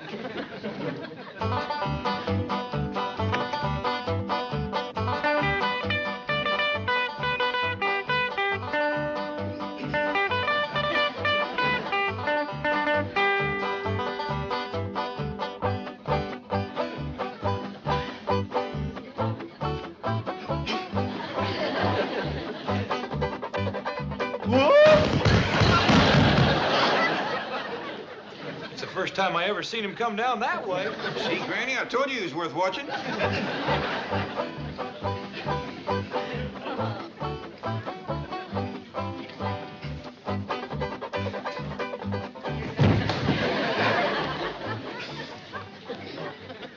sure can't take a tumble, can he? I bet you he can get shot off a horse something grand. I still say he ain't no Hoot Gibson.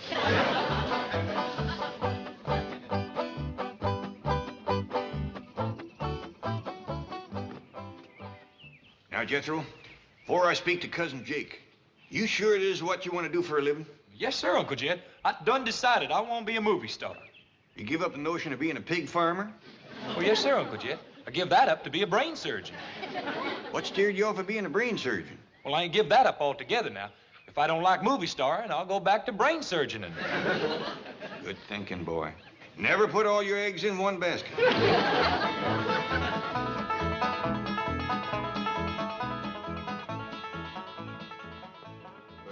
Excuse me, Cousin Jake. I hate to bother you. I know you're powerful busy being a movie star and learning your parts and all, but if you could spare me a minute, I'd like to ask you a favor.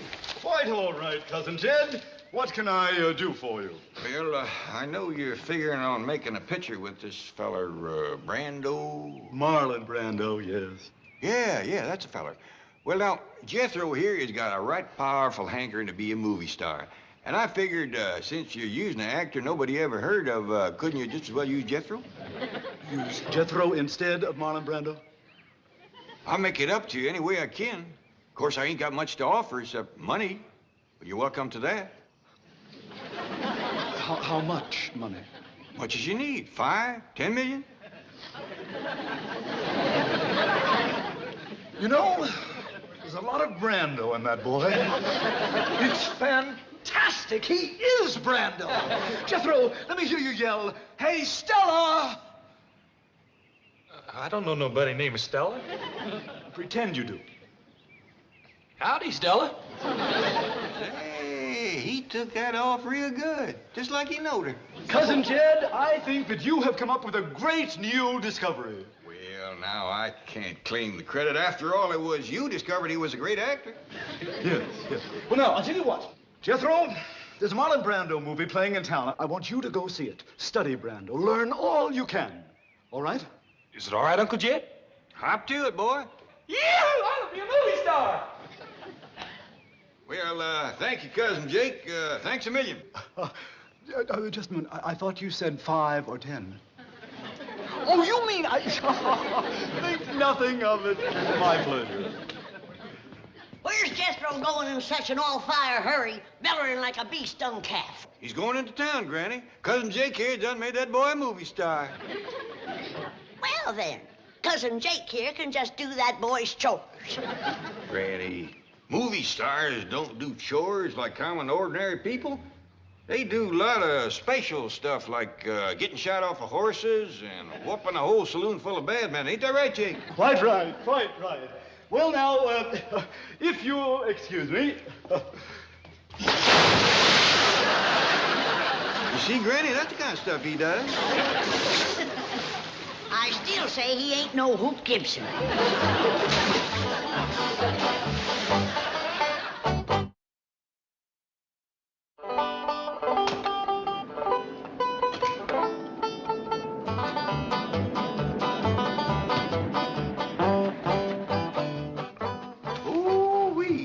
Pretty automobile. Well, now that you're going to be an important movie producer, you deserve the best. You mean this is for me? With my compliments.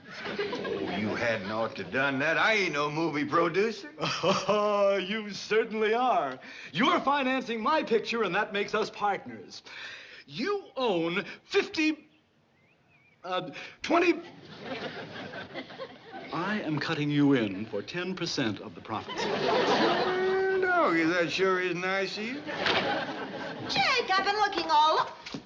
Whose car? His. Your husband just bought it for me. With what? With the profits from our picture. Yes, ma'am. He's going to star my nephew, Jethro Bodine. Who? Well, among others, dear, among others. I'm also trying to get Rock Hudson, Doris Day, Cary Grant, Liz Taylor. That's a dandy idea. Give a lot of new folks a chance.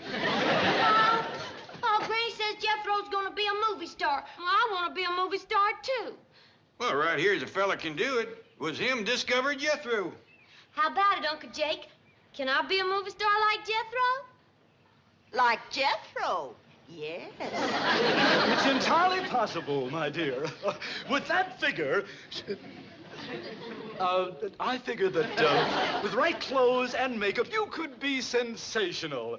Opal, take Cousin Jed's daughter into town in Cousin Jed's new car and get her glamorized. At Cousin Jed's expense? Darling, he's producing the picture. Now run along, girls. Spend all the money you need, ma'am.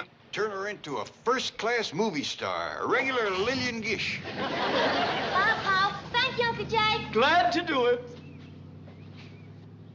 Well, I sure am beholden to you, cousin. My pleasure, cousin. Where's Ellie May? She just got the floor half scrubbed and she run out. She won't be back for a spell, Granny. Cousin Jake here done made that girl a movie star, too. Well, then Cousin Jake can just doggone finish the floor. Granny, like I tried to explain to you, movie stars just don't do ordinary labor. That's right. Thank you. Well, I'll see you later.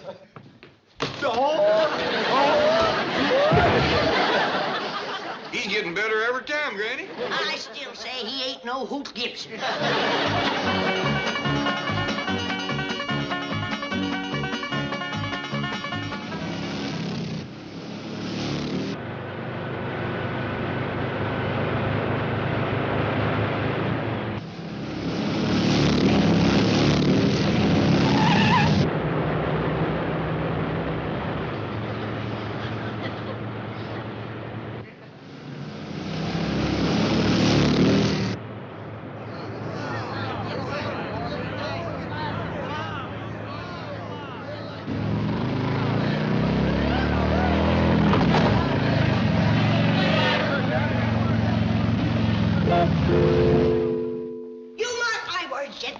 You're gonna rue the day you let them two Hollywood slickers move into your house.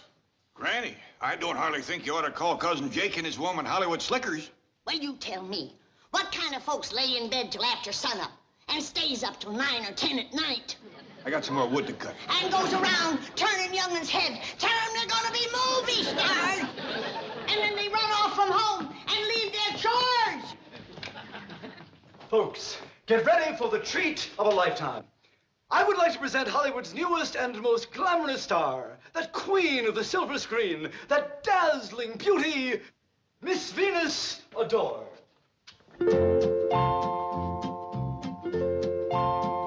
Howdy, ma'am. Howdy, Paul.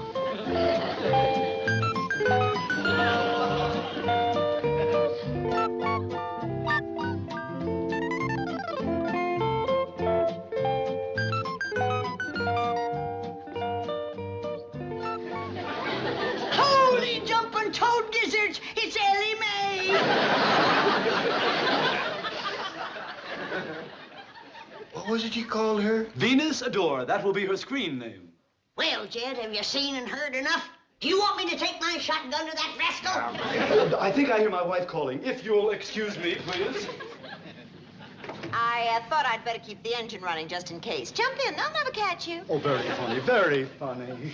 If I could just figure a way to get around Granny, I'd have it made. Say, did you ever hear of Hoot Gibson? Must be a rock and roll singer. Oh, no. Hoot Gibson used to be a Western star in the old silent days. My mother used to talk about him. Western, so that's what she's so hepped on, with all that talk about Buck Jones and Dustin Farnham. Clear out of here, you varmint! Oh, did you see that? We have found her. We have found the dance hall queen for the new Hoot Gibson picture. Jay, come on. Opal, take her down to Western Costumes immediately and have her outfitted for the role of Straight Shootin' Jean, the dance hall queen. Oh, I can see that big scene now, with her sitting on the piano, singing her song, and Hoot Gibson comes riding into the saloon on his horse, sweeps her up into his arms, and rides off into... Hold on. You're just wasting time standing there giving me talk like that. I am? Yeah! Let's get going, Opal. If Hoot Gibson needs me, he's got me.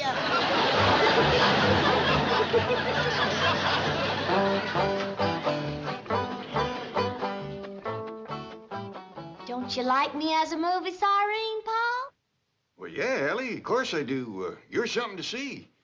I bet you're gonna be a bigger movie star than Pearl White. Of course, you're gonna look a lot better when you get your hair fixed. Oh, it is fixed. Hey, you don't say. Cousin Jed, I think you better come out here. Some crazy kid is racing up down your driveway on a motorcycle. Look out! That there was Jethro. Oh, boy. Jethro, listen, you can't ride those things in the house.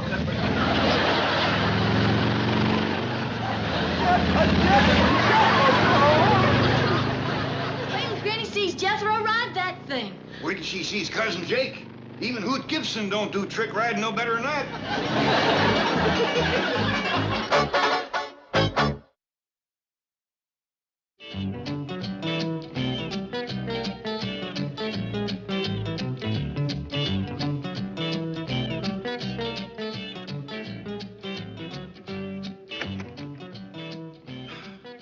Gee, we weren't expecting you back for a couple of days. How was the trip? Fine. How are the Clampetts? Oh, fine, fine. That is to say, fine now. There was a little mix-up the day you left, but... Oh, what kind of a mix-up?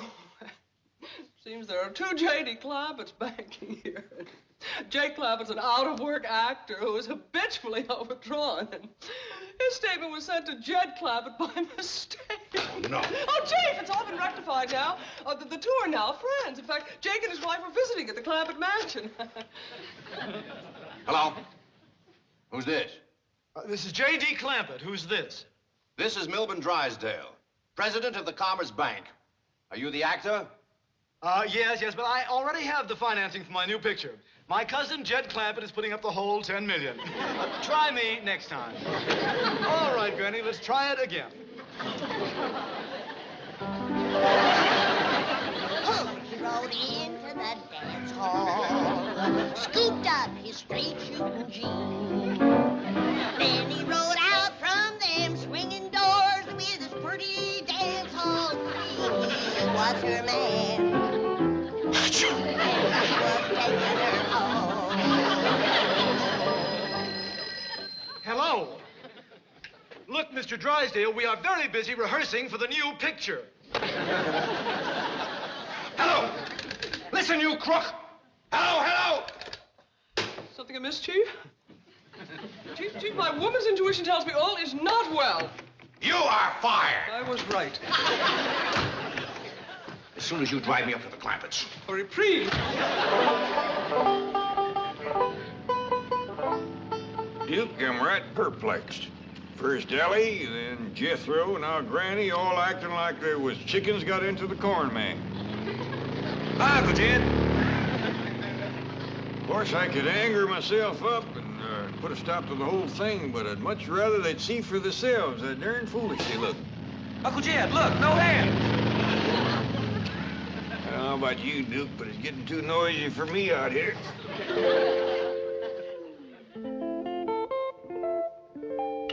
Now, I'm going to show you the Stanislavski method of acting. Make your mind a complete blank, and we'll start from there. Excellent, excellent. Now, become a tree. Tree? Yes, think tree, tree. You're green, and you're leafy, and you have branches like this.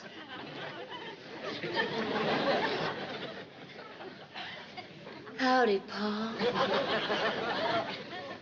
Howdy, do. Come on, Duke. I don't hardly know her myself.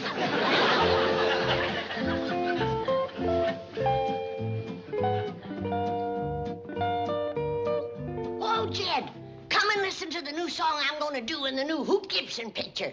Let her rip, whoa. Hooty rode into the dance hall, scooped up his straight shooting jeans. Then he rode out from them swinging doors with his pretty dance hall queen. He was her man. Oh, Jed, don't go, Jed. I've just come in. There's 12 more verses.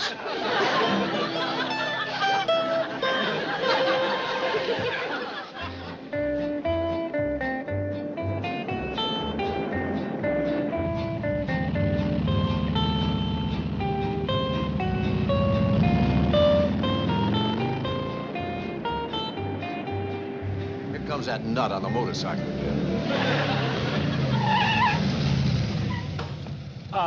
Hey, Stella, what do you say, baby?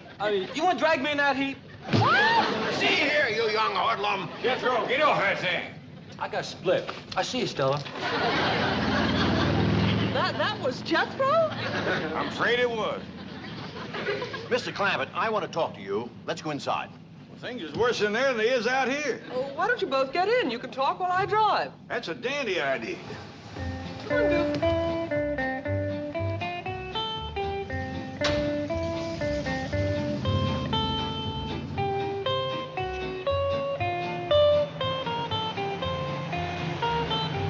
But, Mr. Clampett, even if he is your cousin, you can't let this foolishness continue. I'd be right pleasured if my family would just go back to acting like my family again. They probably don't realize how ridiculous they appear to others. I tried hinting at it, but it just don't seem to take a hold. Now, the lure of show business has turned many ahead. Chief, if I solve this problem, may I have my job back? With a raise. Hang on, everyone. Here we go.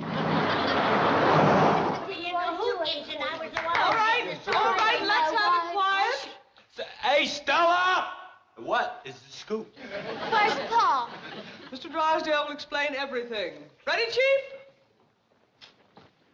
Well, ladies and gentlemen, thanks to Mr. Jake Clampett here, his cousin Jed has decided to get into show business like the rest of you.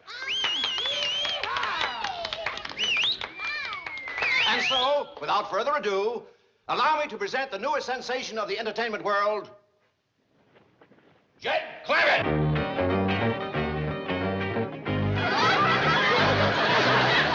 Well, baby, well, baby, well, baby, well, baby, oh, baby, oh, baby, well, baby, yeah, baby, yeah, baby, well, baby, oh, yeah, oh, yeah, oh.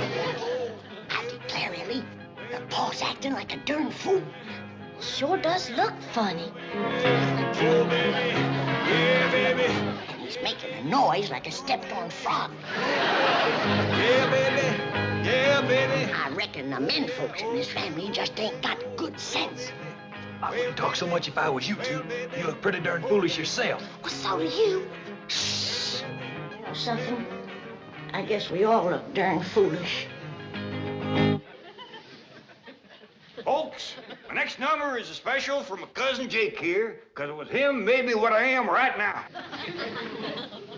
Well, baby, well, baby, well, baby, well, baby, oh, baby, oh, baby, well, baby, yeah, baby, yeah, baby, oh, yeah, oh, yeah, oh, yeah, oh, well, baby.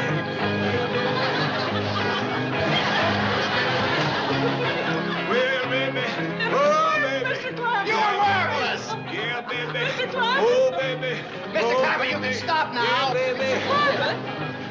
Oh, no. Now he's hooked on show business. Oh, baby. Oh, baby. Yeah, baby. Mr. Clampett! Oh, baby. Oh, baby. Kinda had you scared there for a minute, didn't I?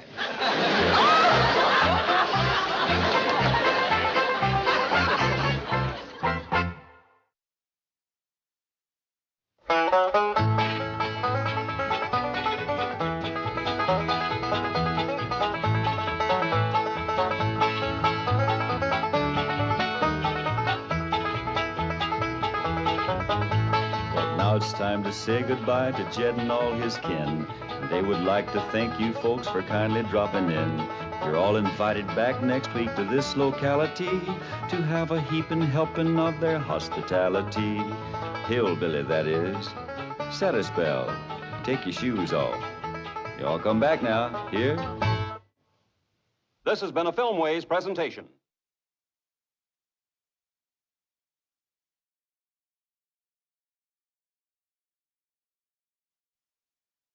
Come and listen to my story about a man named Jed. A poor mountaineer barely kept his family fed. And then one day he was shooting at some food, and up through the ground come a bubbling crude oil, that is, black gold, Texas tea. Well, the first thing you know, old Jed's a millionaire. The kinfolk said, Jed, move away from there. Said, California is the place you ought to be. So they loaded up the truck and they moved to Beverly Hills, that is, swimming pools, movie stars. The Beverly Hillbillies.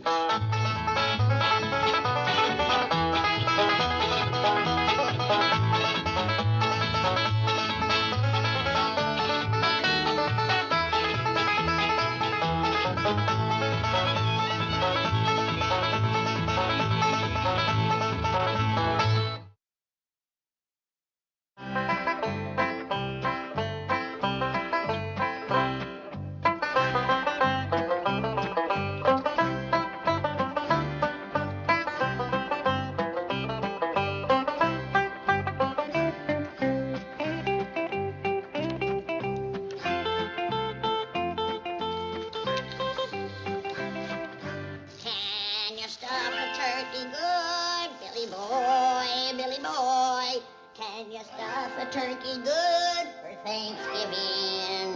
She can stuff a turkey good like a turkey stuffer should. But she's a young thing and cannot leave her mother. Can she roast a turkey brown?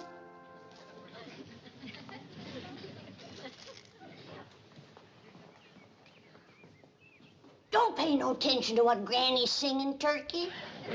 Where'd you go? Here, Turkey, Turkey. Here, Turkey, Turkey. Don't be scared. Granny don't mean no harm. See, I brought you some nice stuffing. I mean bread. Is she fixing gravy too, Billy boy, fixing giblet gravy too for Thanksgiving? Yes, she's fixing gravy too, like her mama used to do. She's a young thing and cannot leave her mother. Can she bake a pumpkin pie, Billy? Hold on, Ellie. Oh, morning, Pa. What you got there? Oh, this here's a raccoon named Elmer. Ellie May. Yes, sir, Pa. I know that's a raccoon named Elmer. What you got in the sack? What sack? Sack you toting? Sack I'm toting?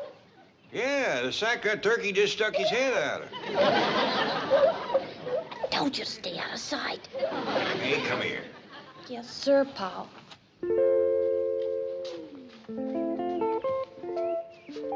Ellie May, I told you not to go friendlying up with that turkey bird so close before Thanksgiving. Well, it wasn't me, Pa. It was Elmer here. Was it Elmer chucked him in that sack? Well, he didn't do it alone. I kind of helped him. Kind of helped him take him out and put him back in his pen. Mr. Drysdale gave us that bird for a meal, not a pet. He's awful smart, Pa, and friendly, too. Well, I learned him to shake hands. Well, Ellie, he ain't likely to be going into politics. I'll just take him out the sack, and he can shake hands with you. I don't want to shake his hand. What's going to happen to him is bad enough without him thinking a friend done it to him. Now put him back and leave him be. Yes, sir, Pa. Come on, Elmer. Let's put poor old Herman back in the pen. Herman. I declare, Duke, if Mr. Drysdale give us a string of weenies, that girl make pets out of them. Jed, can I borrow that old hound dog for a minute? Well, sure, Granny. What for? The turkey got away, and I want old Duke to sniff out his trail. Oh, you don't need old Duke, Granny. Yes, I do, Jed. My nose ain't what it used to be. It was Ellie let Herman out, the turkey. Herman? Don't tell me she's making a pet out of our Thanksgiving victuals, is she? No, she's putting him back. Well, that's better. It's been a whole year since the Drysdale sat down at the table with us, and we got to put on the dog. Don't worry, Duke. When folks says they're putting on a dog, it just means they're doing things fancy. Yeah, Duke. Like dressing up in your Sunday go-to-meeting best and having victuals in the fancy eating room. That reminds me, I told Jethro to put the company chairs around the fancy eating table. Let's go and see how he's doing. Didn't aim to scare you, Duke. Come on now. Get them worry wrinkles out of your head. Us old folks has got to stick together.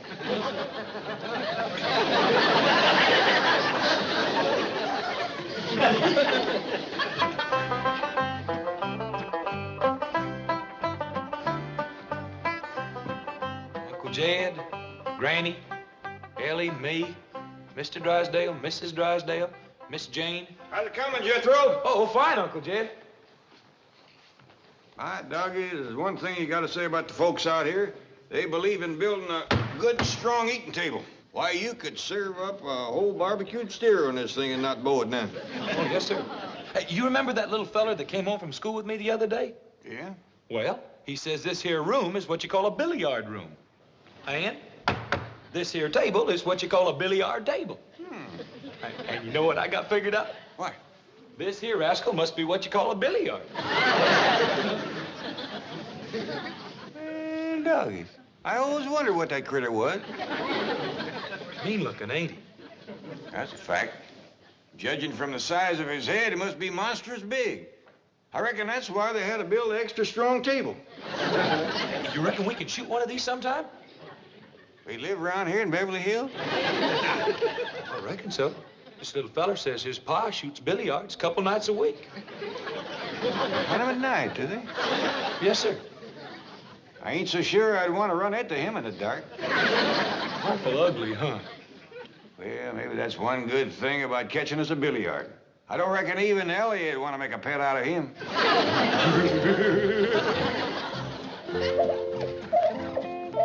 What's that turkey doing in my sink? Well, he's just watching me stir him up a pan of grits, Granny. With my gravy? He's right partial to your grits and gravy, Granny. Why, he'd like to shake your hand. Well, I'm mighty pleased to... Get that bird out of here. And I don't want to see him in my kitchen until he's dressed and ready for the oven. Well, that kind of talk gets him all scared. Granny was just agreeing you, Herman. No, I wasn't. Now, you take him out to the pen like your pa told you, and take his last meal with him. Shake hands with the turkey. I ain't grabbing no drumstick that grabs back at me. Look, Granny, Herman's a-strutting his feathers for you. Both of you, get out of here.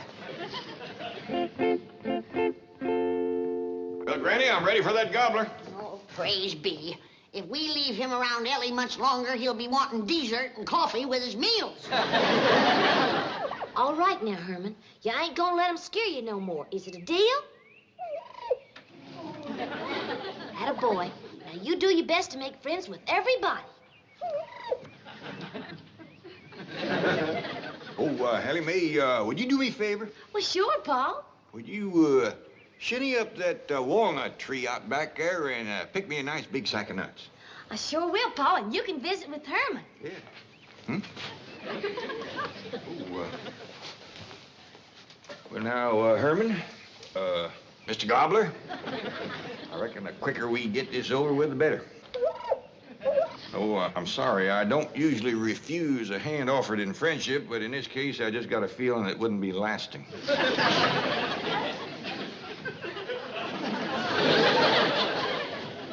No hard feelings. I got nothing against you. You're, as turkeys go, I reckon you're right up there with the best, but... I'd appreciate it if you wouldn't look at me like that. Oh, what's the use? I can't do it.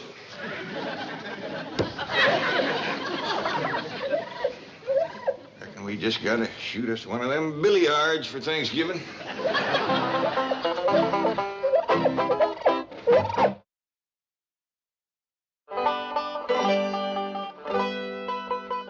That there is what you call a Beverly Hills billiard. I don't care what you call it. I ain't gonna cook it. Granny, the folks that live here before us must have found it pretty tasty. This here table was built just special for billiard. I don't care. Anything that looks that mean gotta taste mean. Besides, it's too big to cook. I could dig you a barbecue pit out back. No, sir. Mr. Drysdale give us a turkey, and I got the stuffing made. And by digs, I want that turkey cleaned and dressed and no more foolishness. I'm sorry, Granny, I just can't do it. Maybe Jethro can. He ain't got acquainted with Herman like I have. Do what, Granny? Clean and dress a turkey. Can you do it? I reckon so. Well, get at it. It's back of the kitchen in that pen. Yes, ma'am. I declare, I Never thought I'd see the day that Jed Clampett was scared to kill a turkey. Heaven help him if he ever meets up with a billiard. Hey, Granny, I got the turkey all cleaned and dressed. What you mean? I'm ready. Yes.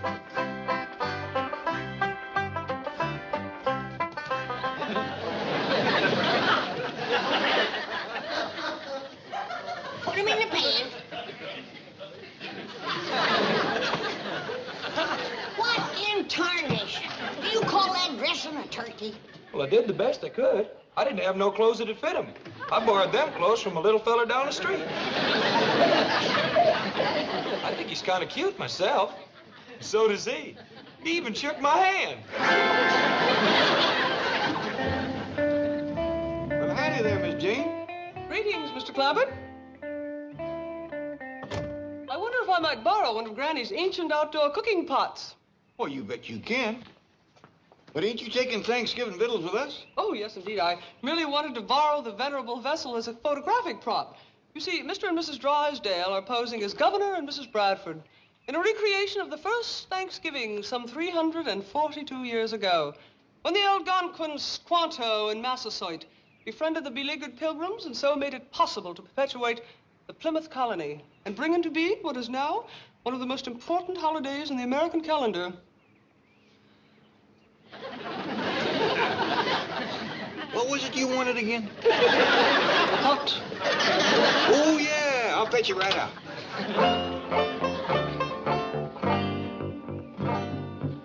Milburn, hurry!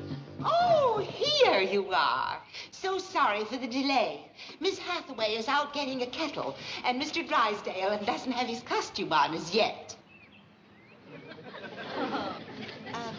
Pale-faced squaw, descendant of Pilgrim. He present when Red Brother bring turkey for feast. Me grateful to Red Brother. Milburn, hurry! What was he talking about? As near as I can figure, she's got a brother who's a communist. What nation you from? You from Mohican? Kennebec? Algonquin? Where are you from? Central casting.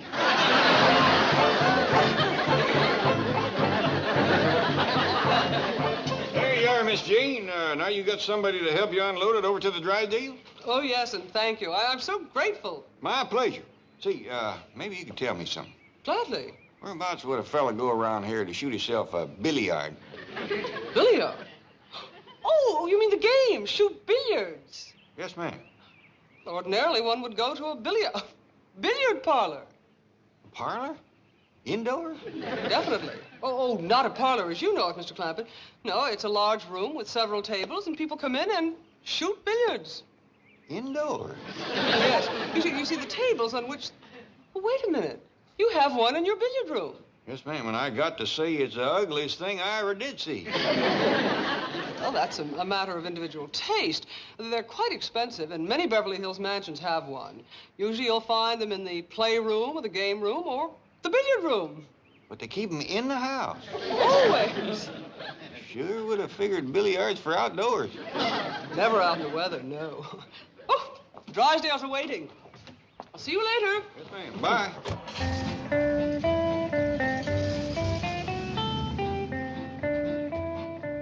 Granny, would you believe it? These Beverly Hills folks keep them big, ugly billiards indoors and for pets. No. Yeah. Don't that take the rag off in the bush? It sure does.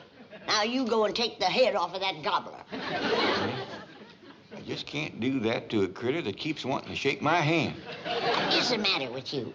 Why, back home you used to bring home a great big gobbler every Thanksgiving.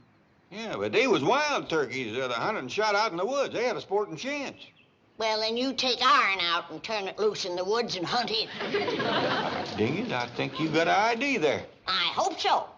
When the Drysdale come to eat, they want to see that bird sitting on the table, not at it. Oh, sorry to keep noble chiefs waiting. Husband not in costume yet. If Indian thirsty, pale-faced squaw, be happy bring refreshment. Crazy, I'll have a beer. Make mine a dry martini. Indian water. Fire water? Very dry. 10 fire water to 1 vermouth. Hey,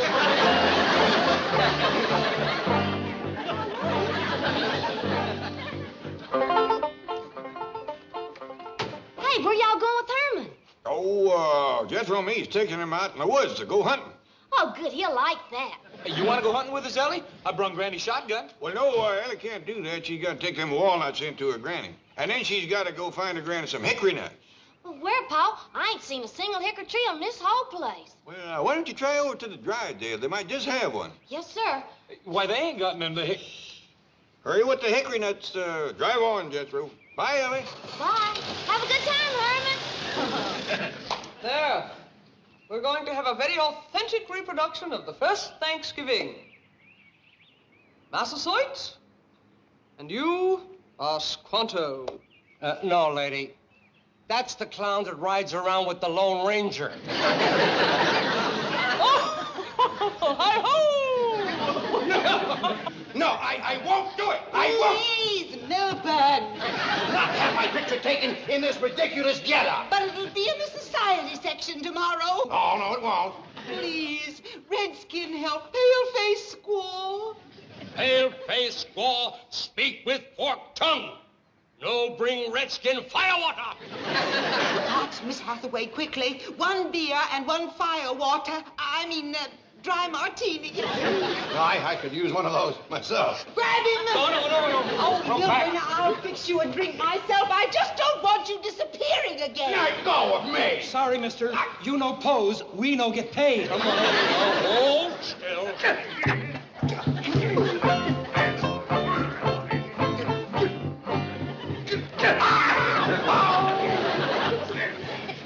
Can she roast a turkey brown? Billy boy, Billy boy. Can she roast a turkey brown? Charming Billy.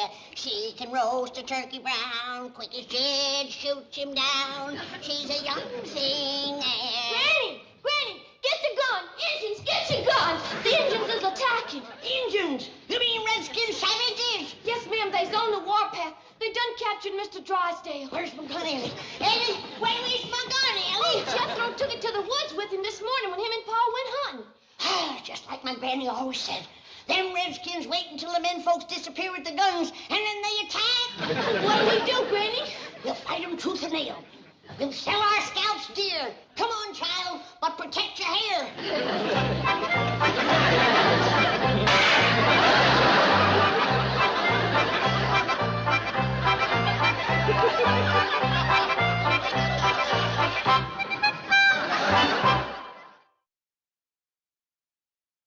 Now then, happy pilgrims, happy Algonquin. Chief, you look terrible. What do you want for this kind of dough? Custer's last stand? Oh, no. I meant my chief, Mr. Drysdale. Now then, everyone, smile. Smile. Hold it. Excellent. Goodbye, all. Wait, Milburn. The next is the most important picture of all, where the Indians give us the turkey. Oh, Margaret. I shall reload the camera while you get the bird. Where is the turkey? It was in a crate right over there. Well, that's the one you mean I gave to the Clampetts. You what? Well, they did invite us over for Thanksgiving dinner. It seemed the least I could do. I am not eating with those dreadful people. Then I am not posing for these dreadful pictures. Please, Milburn, go get the turkey back. Oh, they'll think I'm an Indian giver. No offense, fellas. Then I'll get it. Oh, no. I'm not going to have you insulting them. Look, tell us where the turkey is and we'll get it. At the Clampetts, right through that hedge. Right through there? Come on, friend, right through there. Oh, tell them you just want to borrow it. They can have it back. What?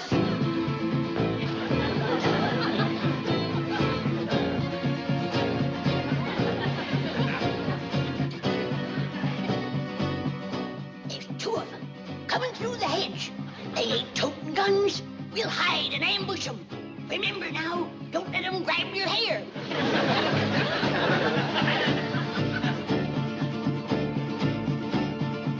Jump them!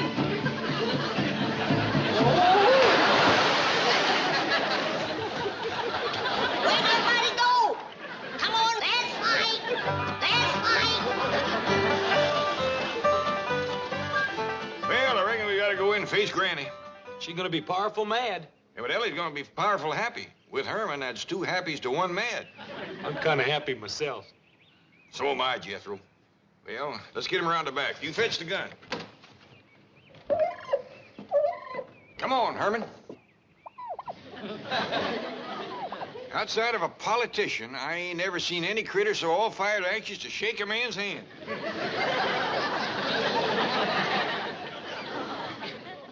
Keep a sharp lookout, Ellie. Them redskins is tricky rascals. Yes'm, Granny.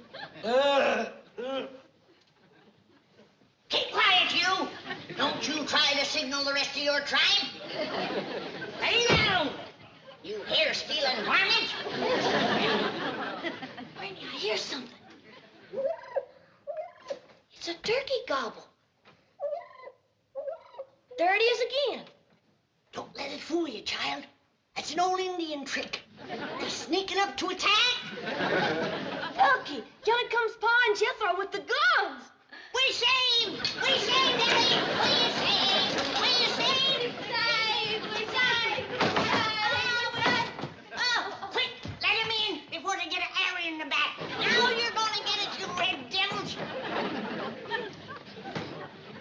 Granny, what in tarnation you got here? Some bloodthirsty savages, that's what we got here. And don't you never go off and leave us without any firearms, unless you want to come home and find a couple of bald-headed women. Yeah, they tried to scalp us, and we jumped them first.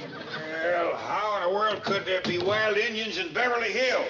Any place that can have them ornery-looking billiards can have Indians. The next time you get me a job like this, I want stuntman's pay. Injun, I reckon you better stay till my Uncle Jed says you can go. Oy vey is me!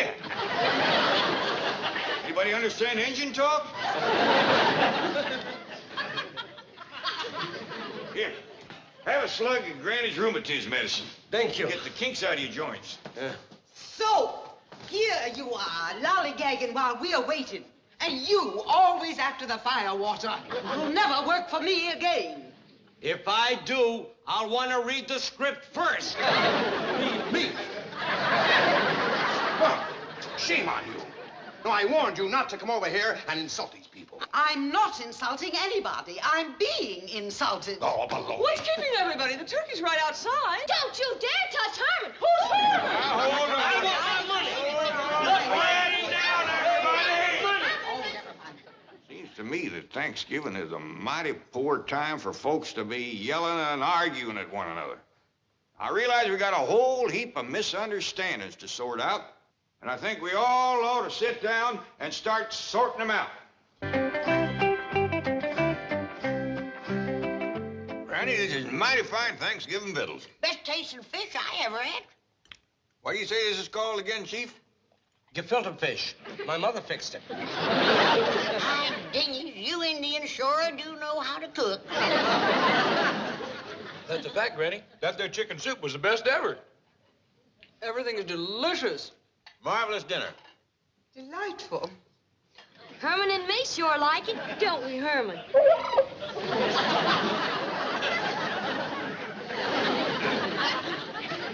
By the way, Mr. Clampett, you know you're eating on a billiard table? Yes, sir, I do.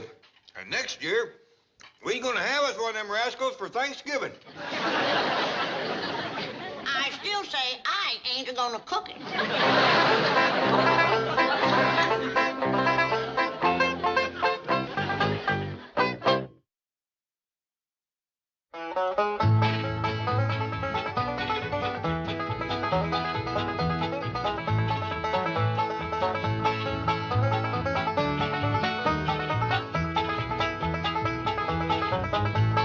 Now it's time to say goodbye to Jed and all his kin. They would like to thank you folks for kindly dropping in. You're all invited back next week to this locality to have a heaping helping of their hospitality. Hillbilly, that is. Set a spell. Take your shoes off. You all come back now. Here? This has been a Filmways presentation.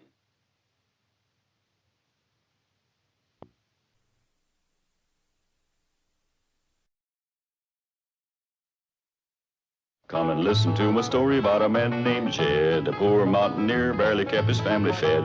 And then one day he was shooting at some food, and up through the ground come a bubbling crude oil, that is, black gold, Texas tea. Well, the first thing you know, old Jed's a millionaire. The kinfolk said, Jed, move away from there. Said, California is the place you ought to be. So they loaded up the truck and they moved to Beverly Hills, that is, swimming pools, movie stars. The Beverly Hillbillies.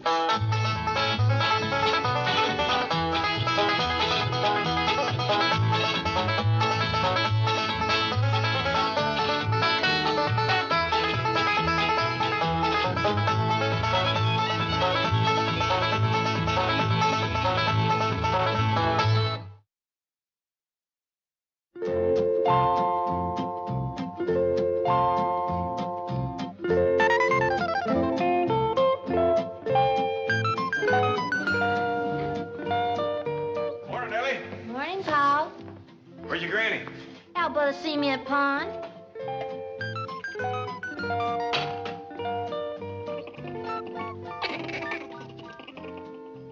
Ellie May.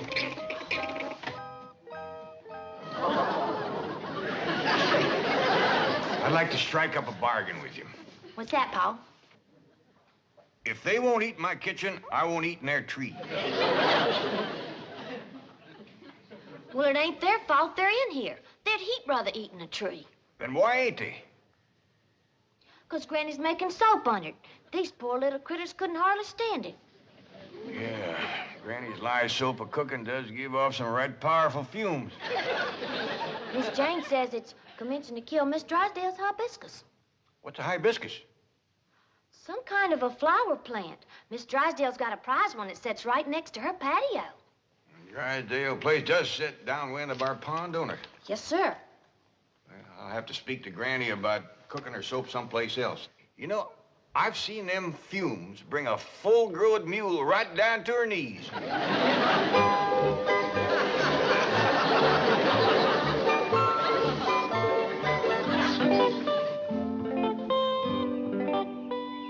Ravenswood, my pruning shears. The Dershowitz says it's a losing battle, madam. Unless you can stop those noxious vapors being wafted from the Clampett swimming area, your hibiscus will have to be taken out.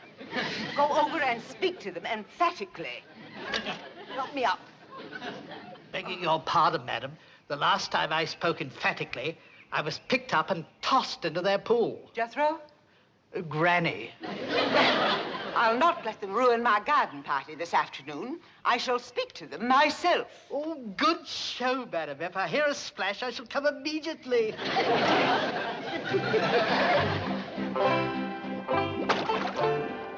Hey, Granny, some more of the bark off this tree just fell into your soap. That's all right, Jethro. It'll dissolve. Hey, have you noticed some of the branches is turning a mite brown and puckering up? Yeah, I reckon the bugs is after it.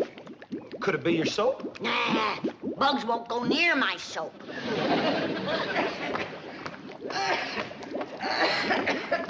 Oh, howdy, Mr. Drysdale. What's the matter, honey? You got the sniffles? Oh, no, it's not that.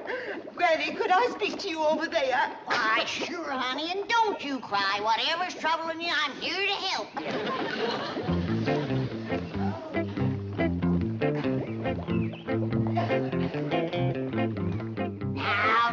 Now. Dry them tears and tell old Granny what's got you to bawling like that. It's your soap. Oh, you can have all you want. Feel better now? It's not that. It's the vapors. Is it bad? Yes. In fact, I've just had dreadful news from my nurseryman. What'd he say? He said, unless you do something, he's going to have to take out my hibiscus. No! Oh, I'll help you. Don't let them go to cutting on you. Morning, Miss Drysdale. I'm right sorry about your hibiscus.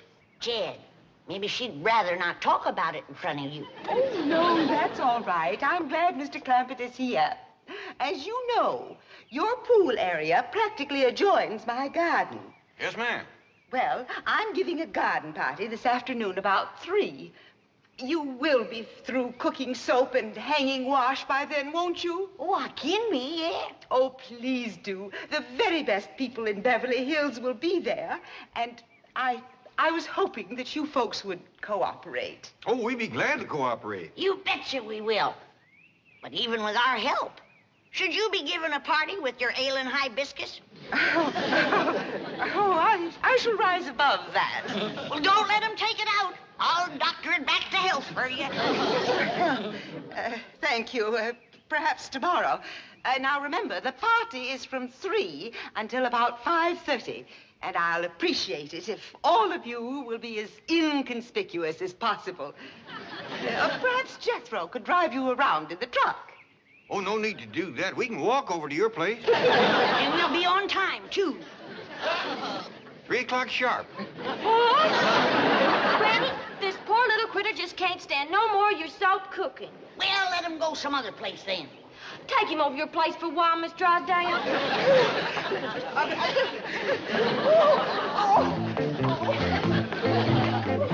Oh, bye, Miss Drysdale. You want some hot soap to take home with you?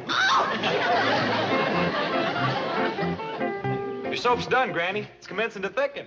I'll put the fire out. Thank you, Jed. Now, Ellie, get rid of that skunk and start taking down the clothes. We gotta all pitch in and help Miss Drysdale with her party. Is she having a party? She is with our help. Poor woman. She has an ale and hibiscus. I know, Miss Jane told me. Hey, Granny, what's a hibiscus? Never mind, that's doctor's talk. Well, we've been studying the human body over to school, but we ain't never studied that. Of course not. That's for grown-ups. Now get this.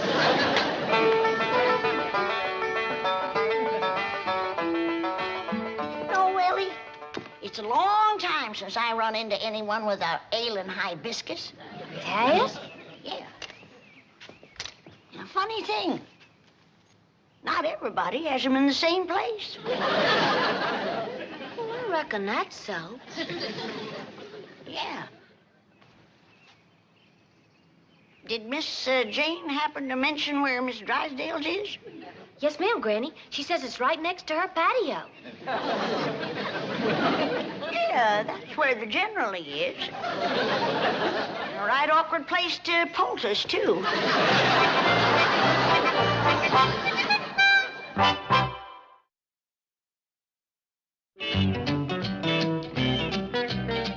And I might add that the construction of high-rise buildings in the Beverly Hills area is a contributory factor in the financial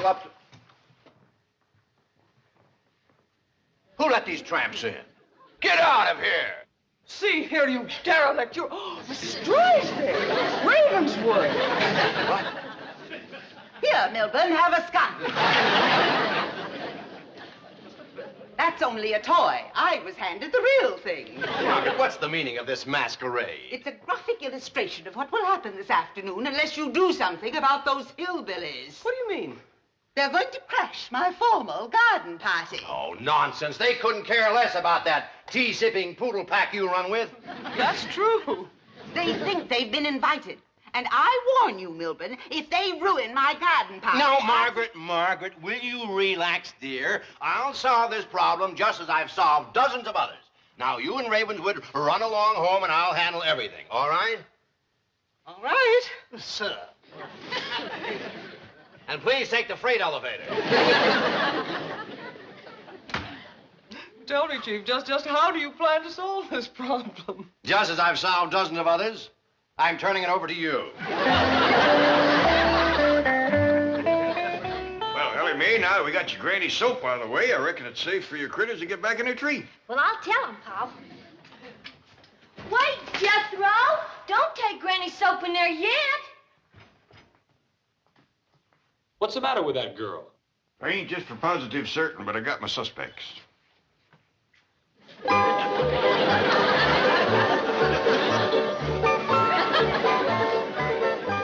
was right. Her and her critters. Uncle Jed, it was getting so I couldn't even go swimming in the cement pond. There were so many of them. But I fixed that. What'd you do? Well, I seen this great big rubber alligator at the store. So I up and bought him and put him in the cement pond. There ain't been a critter near it since. Them little fellers are right shy of gators. Come on, get away from here. I got victuals to cook for Miss Drysdale's garden party. What's a garden party, Granny? Well, I ain't sure I know. You, Jed? Yeah, I've been studying on it some, and I think I got it figured. What you got figured? Well, when folks has a barn-raising party, everybody comes over and helps you build a barn. When you have a quilting party, everybody gets together and makes a quilt.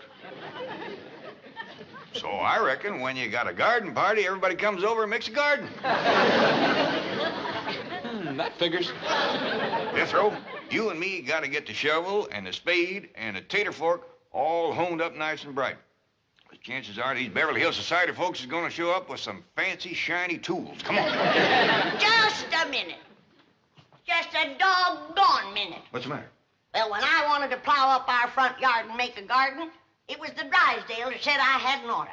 Now, how come they's making one? I think I got that figured. What you got figured? I hear tell Miss Drysdale is overpowering fond of flowers. I reckon she wants to make a flower garden. Yeah, that figures. I reckon so. Come on, Jethro. The ground to be turned. Yeah, that figures.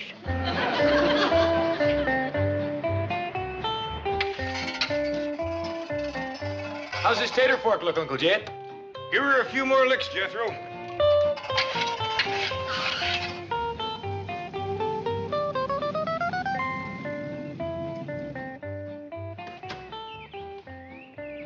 Greetings, Mr. Clampett. And greetings to you too, Jethro. You're looking handsome as ever. It looks as though you've decided to forego Mrs. Drysdale's party. Oh, yes, ma'am. We's all foregoing. No. I mean, it looks as though you are not going. Well, we wouldn't want to disappoint Miss Drysdale. She invited us special. And she'll be glad she did when she sees me get going with this. Ain't nobody can swing a fork like this young'un. Jethro, I know how much you like food, but that is ridiculous. Jed, Wilder. Oh, howdy, Miss Jane. It's good to see you. Jed, put an edge on this thing while I have a little private talk with Miss Jane. Here, Granny.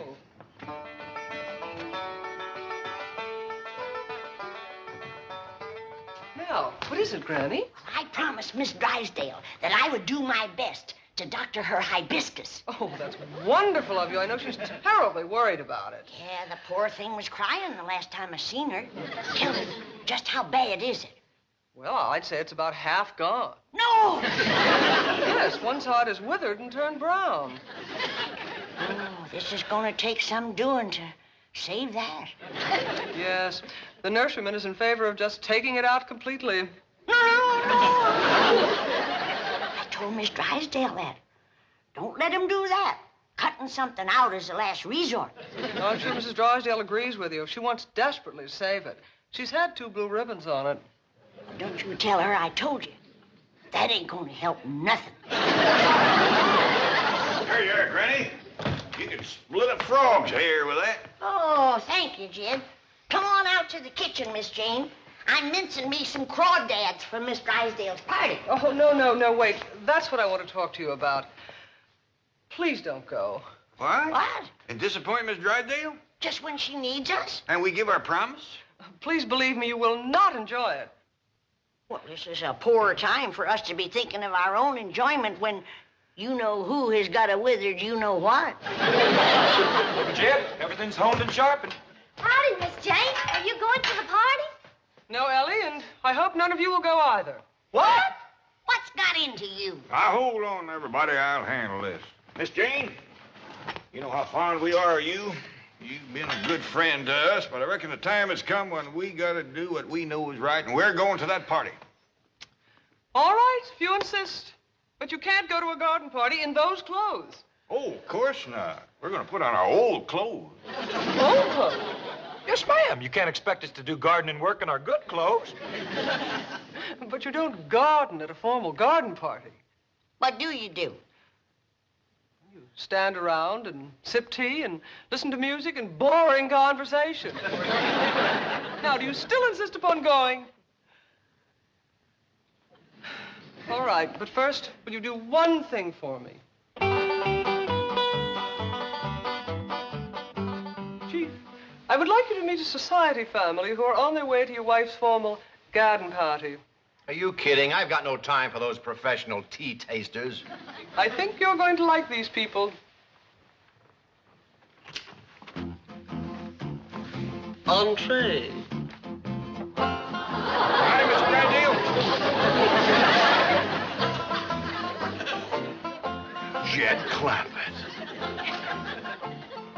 Ellie May. Jethro.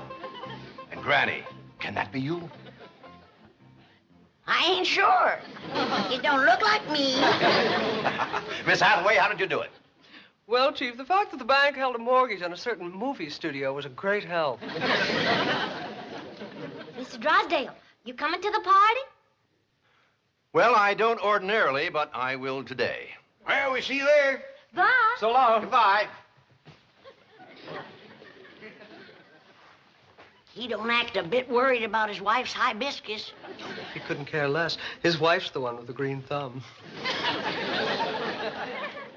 Oh, sure that's where it is.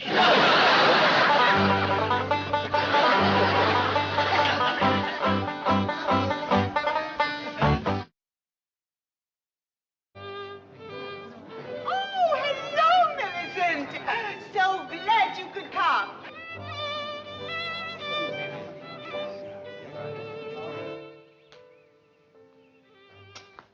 Come on, Uncle Jed, the party's starting. Hear that music? Yeah, but we gotta wait for our women folks, Jethro. How come they's late? Women is always late, Jethro. How come? No man can answer that. Probably no women neither. There sure is a lot of pretty girls over there at the party. Can I sweet talk me one, Uncle Jed? Chances are she'd be with a feller. If I whoop the fella, can I sweet talk her then?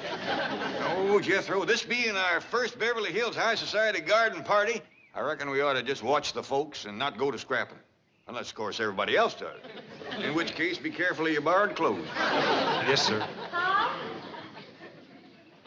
Elmer and me's ready. Hey, I don't recall Elmer being invited to the party. Oh, can I take him, please, Paul? Oh, I reckon not, Ellie. No fighting or scrapping, neither. Well, this party sure ain't gonna be much fun. Oh, yes, it is. I made sure of that. Remember now, Granny's rheumatism medicine is just for old folks with rheumatiz.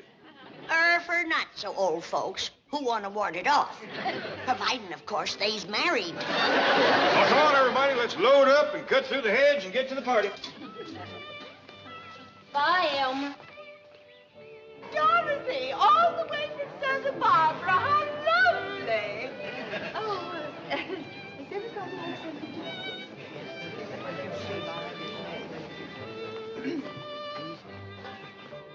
I beg your pardon, gentlemen. Have we met? I hope to kiss a pig we have. He's your next-door neighbor. Our smelling sauce. Looks like we got here in the nick of time. She's looking a little peaked. You leave everything to us, honey. All right, you young'uns, get them chitlins and that crawdad dip on the table over there. Crawdad dip. It's finger-licking good, ma'am, and so is these little hot possum sausages. Just a-swimming in hog renderings. Don't burn yourself. Anything tastes good after a few swigs of this. Really would help. Granny always brings a couple of jugs to barn raisins and quilting parties. I've seen a jug of this razor barn pretty near single-handed. And it gets credit for some right crazy quilts, too. You want me to put these on the table, Uncle Jed? Yeah, Jethro, but pass the word around. Nobody to touch it but married folks. Now, what can we do to help you the most?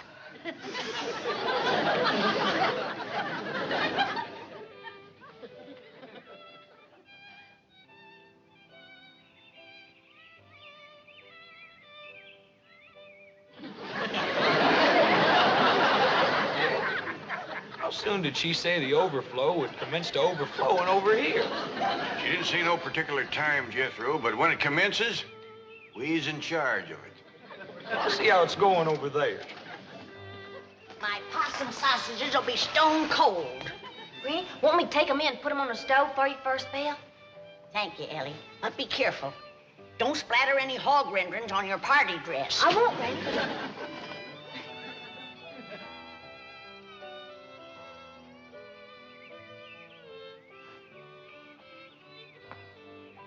I don't blame them young'uns for getting restless. I'm getting a mite squirmy myself. Me too. Granny, I'd ask you to dance, but that is the sorriest dancing music I ever listened to. Only one thing sorrier. What's that? It's stuff they call fruit punch. It don't have much body to it. Tastes like it was drawn off a barrel of rainwater that some apples dropped into it. Pitiful. Jed, you know what that stuff needs, don't you? I sure do. At least the overflow folks will get their whistle wet proper. Jed, Uncle Jed. How's the party going, Jethro? Terrible. Everybody's just standing around. The only one moving's that fiddler player. He's moving? Yeah, he keeps walking up to different people, playing in their faces, and they still won't dance. Well, it ain't altogether their fault, Jethro. He plays that thing like he's stove up with rheumatiz. Uncle Jed, I'm getting tired of standing around these here clothes. Can I go swimming? Yeah, I reckon so, Jethro. Granny and me take care of the overflow. Yeah! Judging from what showed up so far, that alligator in the pond can handle him. Alligator! Granny, that ain't no... Granny! Thought I seen that varmint this morning, but I wasn't sure. Granny! That ain't no real live alligator. It ain't now. I blowed a hole in him you could swim a catfish through.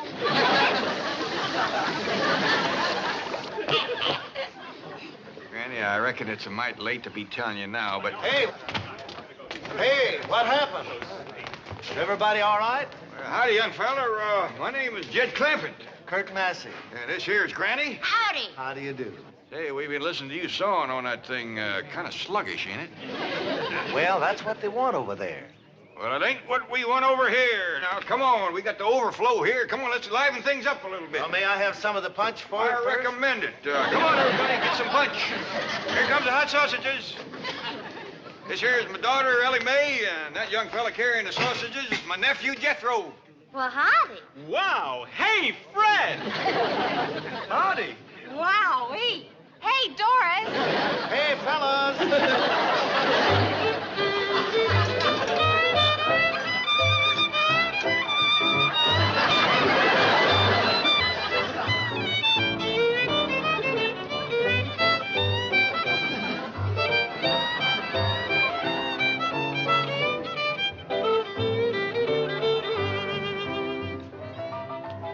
Hey, Granny, hurry up with the possum sausages. And we need more crawdad dip, too. 100 more people just come through the head.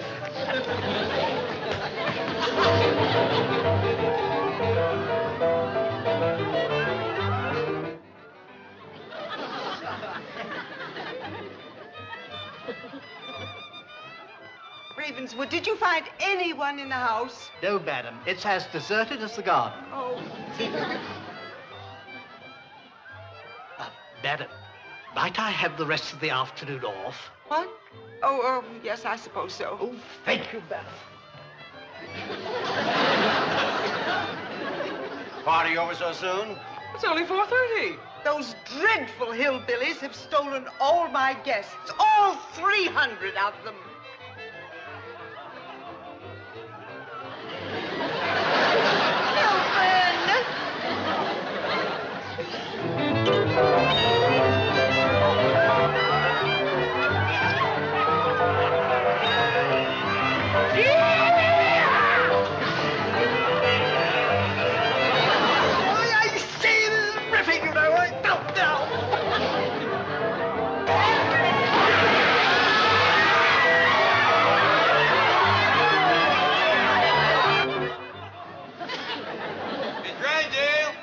See you for a minute? Make way for the hot sausages. Careful of her hibiscus, Jed. Dandy party, Miss Drydale. Thank you, Mr. Clampett.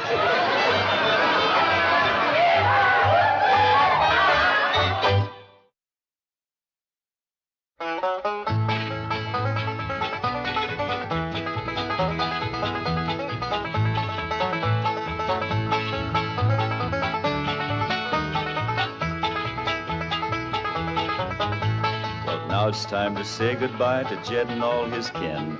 And They would like to thank you folks for kindly dropping in. You're all invited back next week to this locality to have a heaping helping of their hospitality. Hillbilly, that is. Set a spell. Take your shoes off. Y'all come back now. Here. This has been a Filmways presentation.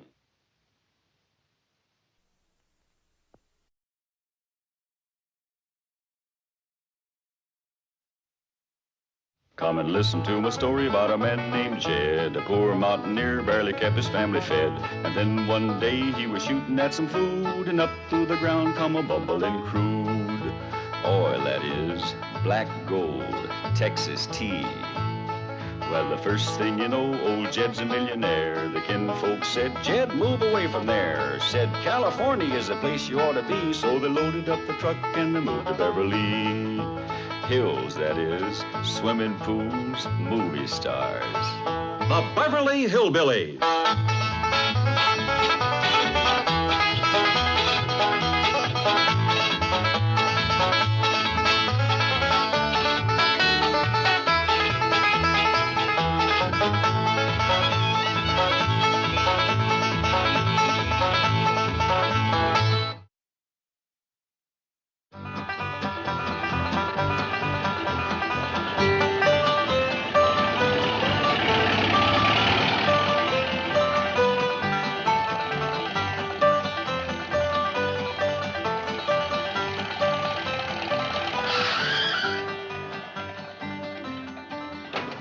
You wait here. I'll go and see Mr. Drysdale. Letter to Mrs. Radner Fenwick. In reply to yours of the 10th, seeking capital for your contemplated housing development. Mrs. Fenwick is seeking capital with her millions? Well, she's too smart a businesswoman to take the whole risk herself. Excuse me, someone to see you. I told you no interruptions. I told you no interruptions. Sorry, Mr. Clampett, no interruptions. Clampett! Well, come in, come in. Well, I don't want to be no bother. Oh, it's always a pleasure to see you, Mr. Clampett. Coffee for Mr. Clampett. Coffee for Mr. Clampett. You help. Well, now, don't make no fuss over me. Oh, it's my privilege to make a fuss over you, Mr. Clampett. I was going over your account just this morning. And do you realize that now you have almost $40 million in my bank? Well, I reckon that money of mine is getting to be a powerful nuisance to you. What? Well, I'm obliged to you for storing it here, but it seems to me like I ought to be paying you rent or something. Oh, no. I'm delighted to do it. That's mighty kind of you. Now, I've come to ask you another favor. More money to store? No. I'd like you to get me one of them airplane tickets to go back home. Oh, my pleasure. Home? Oh, you mean just for a little visit? No, it's more than that. Why, what's the matter? Did someone offend you? Was it my wife? Has she been shooting off her big Boston bazoo again? Mr. Drysdale, it wasn't that at all. Everybody's been surpassing good to us. Ellie May is the reason I want to go back to the hills. Oh. Homesick, eh? Well, I tell you what. I'll have your cabin flown out here, log for log, and every tree and bush around it. And we'll put it in your backyard. Then we'll dig a creek, just like the one at home. And we'll stock the whole place with possum, raccoons, hound dogs, bobcats, and whatever Ellie wants. She can just run wild. But that's what I moved out here to get Ellie away from. I was hoping you folks would turn her into a lady. But I think she's getting worse. Coffee time! You're to blame for this. It was your responsibility to turn that wild girl into a lady, and you failed. What have you done now, you overdeveloped vixen? No, not her. I'm talking about Ellie May Clampett. But wait, Mr. Drysdale. Miss Jean done the best she knowed how. Why, as a matter of fact, it was her that got Ellie her first ball gown. That's true. By the way, I haven't seen that gown since. What happened to it? I kind of hate to tell you, but I reckon you got a right to know. First time I seen Ellie in that gown, she looked like a dream of walking. But when she come back...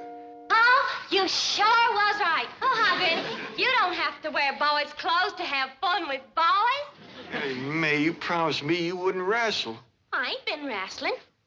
And what have you been doing in your ball gown? Doing what I'm supposed to do, playing ball. Oh, I made 2 touchdowns and kicked 3 field goals. Granny gave that gown a good scrubbing with her lye soap and patched it, too. But it never looked quite the same after that. Mr. Clampett, we have failed you. And when I say we, I mean you. But, Chief... Don't argue with me. What are you standing here for? There's work to be done. But I just... Don't argue with me. Feel like I'm causing a lot of trouble for folks that ain't to blame. Now, if you just get me that airplane ticket... No, Mr. Clampett. We'll work on Ellie May. We'll polish her. No, Ellie May don't take a polish real easy. We'll have to face it, gentlemen. Ellie May is a wildcat on wheels. Oh, you heard about this morning, did you? Heard what? Ellie being on wheels. Wheels? Granny and me was having a cup of coffee. And all of a sudden, we heard this roaring noise. If that's Jethro riding his fire-spitting bicycle again, I'm going to take a hickory stick to him. Thank you, Granny. Want to go for a ride? Sweet-smelling polecats. That was Ellie May.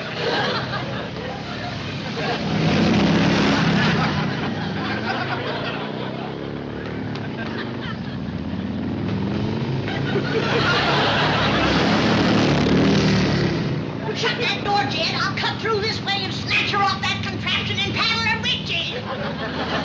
Granny, carry him away! No, I won't!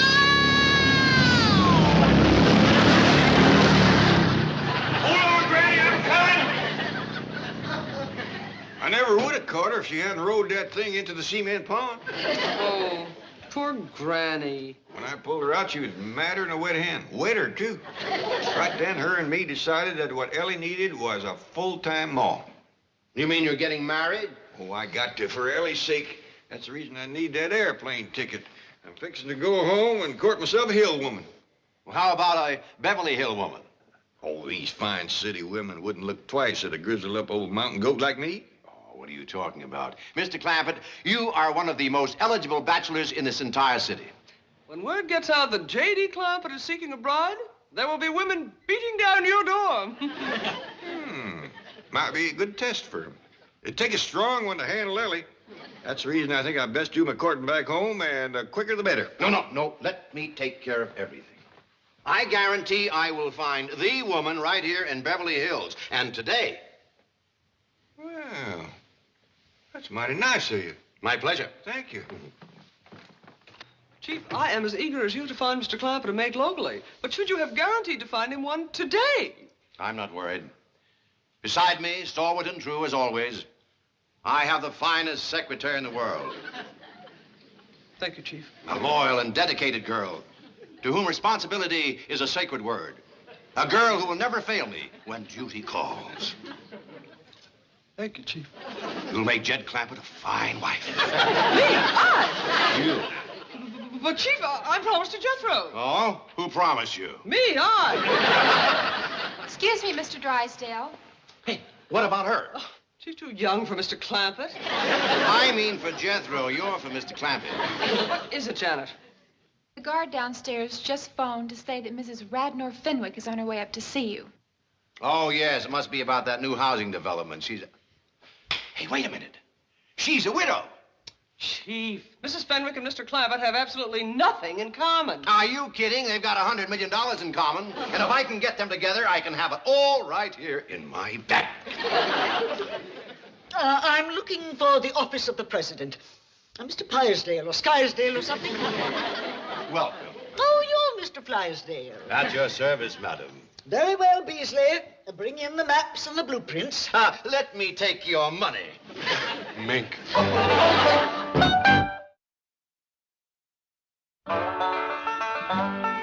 Granny, can I ask you a favor? What is it? Next time you ride my sickle, will you please not leave it at the bottom of the cement pond? I pretty near drowned trying to get that thing started down there. I didn't run it into the cement pond on purpose, you darn... What is that? Well, this here's some of that store-bought courting candy I fetched for Uncle Jed. Praise be. The quicker he gets home and courts a good stout woman to tame that daughter of his, the better. Well, I think he's fixing to do his courting out here. Beverly Hills? A city woman? I think so. He's upstairs right now putting on his courting clothes, and he sent Ellie May out to pick him some posies.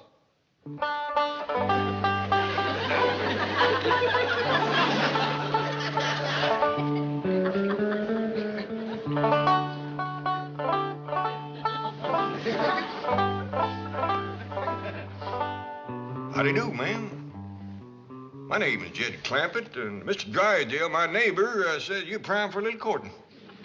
I brung the guitar, and if we can set in your porch swing out yonder, I'll take a crack at serenading you. Excuse me, ma'am.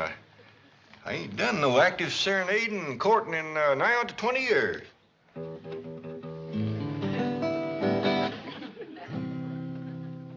Oh, my darling, oh, my darling, oh, my Jed? darling.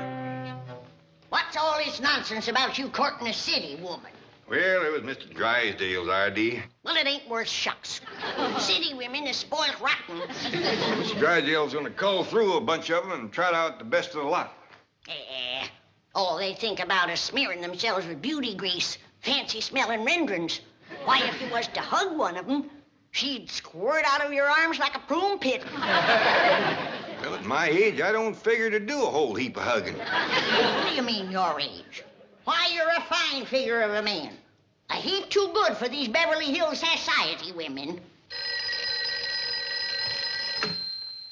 Jed Clampett speaking. Oh, howdy, Mr. Drysdale. You got any prospects for me? Indeed, I have. Ever hear of Mrs. Radner Fenwick of Fenwick House? Fenwick, Fenwick? Oh, yeah, that's the widow Fenwick. Got the skinny daughter named Cynthia. That's the one. And she's very interested in you, Mr. Clampett. Very interested indeed. Well, you don't say. Granny, you remember the widow Fenwick? Yeah, and you ain't gonna get no dowry out of her. She's poor as a church mouse. Honeymoon Lane. That's a very appealing name for a subdivision. I'm out to attract the young married. Let others bill for senior citizens. I want those long-term mortgages with interest payments that never stop. How much will the project cost? $100 million. Oh, I'm not risking one penny of my own. Well, my contribution is the idea, the experience, and the know-how. Oh, Drysdale. That's Drysdale, Mrs. Fenwick. D-R-Y, Drive. Yes, so am I. How about some tea? Good idea. Well, what news? Mr. Clampett is very interested indeed. Just how interested? I will need $10 million to get this project rolling. Well, I believe I could recommend that as a good, sound investment. Splendid. Provided you and Mr. Clampett hit it off personally. Personally, this is business. Well, Mr. Clampett is that kind of man. And it is important that his family like you, too. I've no time to socialize with those eccentric hillbillies. I have here my general contractor's license. I'm ready to start bulldozing. Mrs. Fenwick, both you and I know that those first $10 million are very hard to come by. Oh. Very well, but remember one thing. I control this honeymoon lane venture. I'm not having anyone tell me what to do with their money. Jed, I still say that you ought to go back home to do your courting, where the woman could bring you a dowry. You can bet dollars to dumplings that widow Fenwick ain't gonna come through that door leading no big fat sow. Well, now, Granny, a dowry ain't everything. The widow's got experience. She raised a daughter of her own. You remember Skinny Cynthia? I do. Here's your courting candy, Uncle Jed. Oh, thank you, Jethro. Put it in the truck and put my guitar in there, too. Because Ellie fetches my flowers, I want you to drive me over to the widow Fenwick's. Is that who you're going to court? That's what I'm starting with. Well, Uncle Jed, now that you're here in Beverly Hills, why don't you court one of them Hollywood movie stars? Well, if things don't work out with the widow, I might just ask Mr. Drysdale, can he fix it so I can meet Lillian Gish? Maybe even Mary Pickford. Now you're talking dowry. I bet you that Mary Pickford is good for a herd of milk cows and a barn full of setting hens. Look out, Granny! Here comes Ellie with my flowers. There's your flowers, Paul. Jed, I don't care who you court, but get to courting. I'm going to need help with that young'un and need it fast.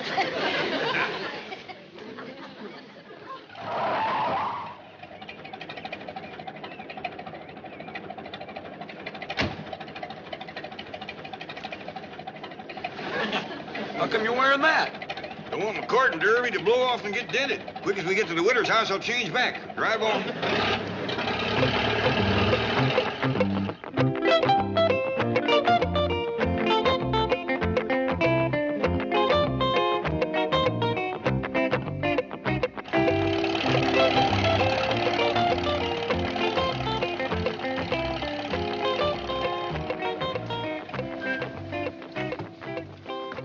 Like they still living in this little house. Still got the name on it, big as life. Yeah, poor but proud. Hey, Uncle Jed, I got an idea.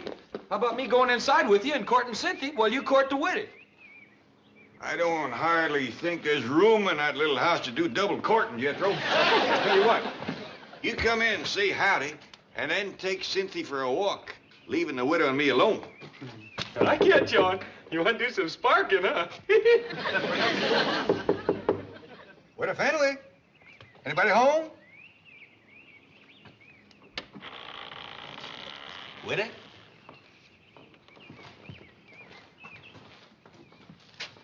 Don't appear to be nobody home. Well, hot diggity dog. Now you and me can eat the candy. Get out of there. Come on, let's go.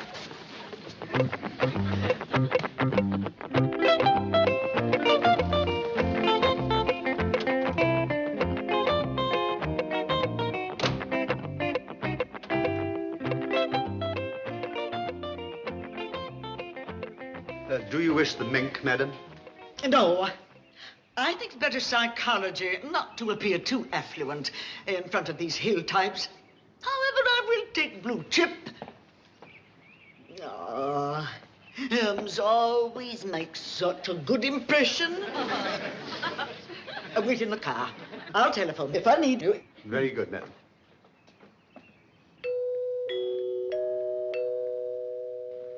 By dingies, it's coming out of the ceiling and the walls and every place. Somebody always comes to the door when that music plays. I reckon that's what brings them in. They hear it playing out on the street. Want me to go see who it is? I'll do it. You get that contraption out of here.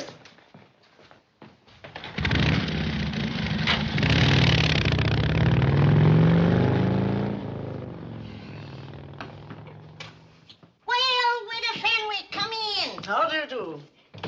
I see you managed to scrape up a dowry. Little lamb, ain't he? Oh, indeed he is. Well, he ain't much. But it shows your heart's in the right place. Come on out to the kitchen. We'll commence fattening him up.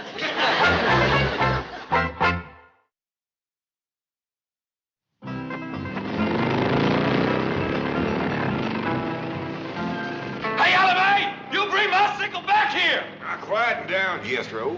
Looks like we got company.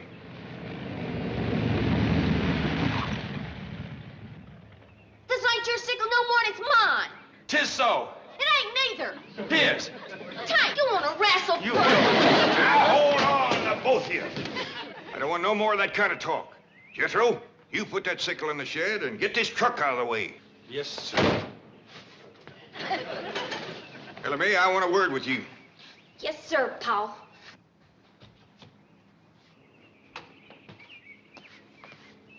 I'm fixing to court you them all. Not bad. Is that why the widow Fenwick done come over? She here? Sure is. Mr. Beasley yonder brung her over in his new car. Beasley, huh?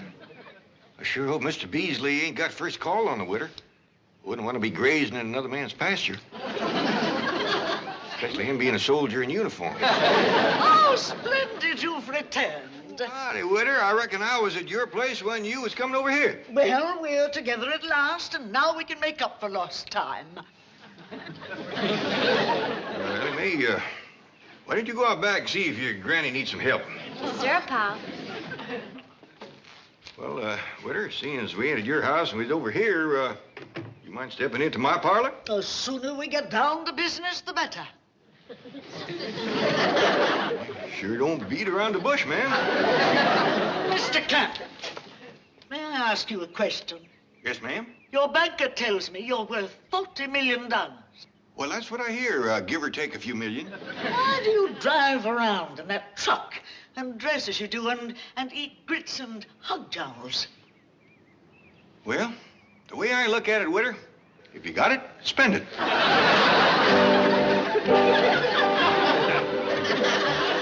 All right, thank you.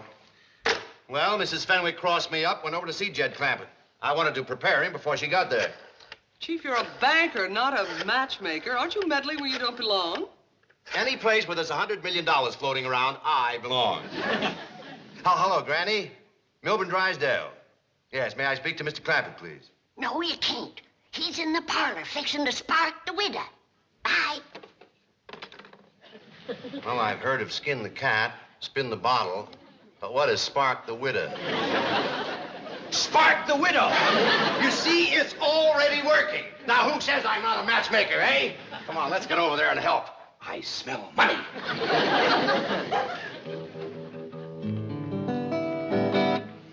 Now, Mr. Clampett, what are you doing? Can't we get to my proposal? Well, ma'am, I kind of like to tune up, sing you a song or two first, kind of get you in the mood. I'm in the mood. Sorry, but I ain't. When I go to court, I always like to build up to it gradually. But you're not going to court. I ain't? No, there's no need for that. Once we reach an agreement, my lawyer can handle everything. Don't that kind of take the fun out of it? Mr. Clampett, I am not in this for fun. Now, look, I'll put my cards right on the table. You are the man I would like to have come with me into Honeymoon Lane. Well, thank you, ma'am. That's mighty flattering to an old goat like me. Nonsense, you have what I'm looking for. So now, what is it? Yes or no? Well, you kind of got me pushed into a corner, Widder. I thought I was going to be the one to do the asking, not the answering. Well, ask away. I have nothing to hide. But what are you in doubt about? Your banker likes what I have to offer. Dun & Bradstreet have given me their highest rating. The city engineer has approved my construction. Ma'am, I ain't doubting them, but them's things a man kind of likes to find out for himself. Clampett, I'm sorry to rush you, but time is money to me. There are several very wealthy men in this town that would jump at my proposal like that. But I like you. Now, I have the license, and I have the heavy equipment. Yeah, I reckon you do. All right, then, if you'll just answer yes, we can get started on Honeymoon Lane today. Now, what do you say? Widder, ain't you being a mite pushy? You're darn tootin' she is. And if she's this pushy, flat-busted broke, thinks what she'll be when she gets her hands on your money. Did I hear you use the term broke in referring to me? I did. You might be as proud as a peacock, but you're as poor as Job's turkey, and you know it.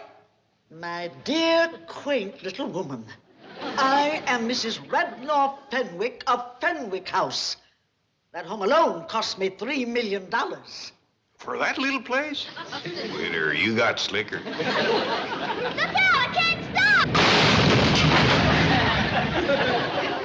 Ellie May, you have done ruined that door. I told you to leave that thing out in the shed. No, you didn't, Pa. You just told Jethro to put it there. Widder, I know you ain't one to beat around the bush, and I'm going to speak plain myself. That young'un of mine's going to take a heap of taming. Are you willing? Are you kidding? That'll be your job if and when you're her ma. But I'm what? Hop on, Ma, and I'll take you for a ride. Now, hold on. The widow ain't your ma unless we get proper married. Married? You and me? Well, I don't hardly think we can get to Honeymoon Lane without it. Mr. Clampett, I once said I would do anything for enough money. I now retract that statement. I wonder what you meant by that.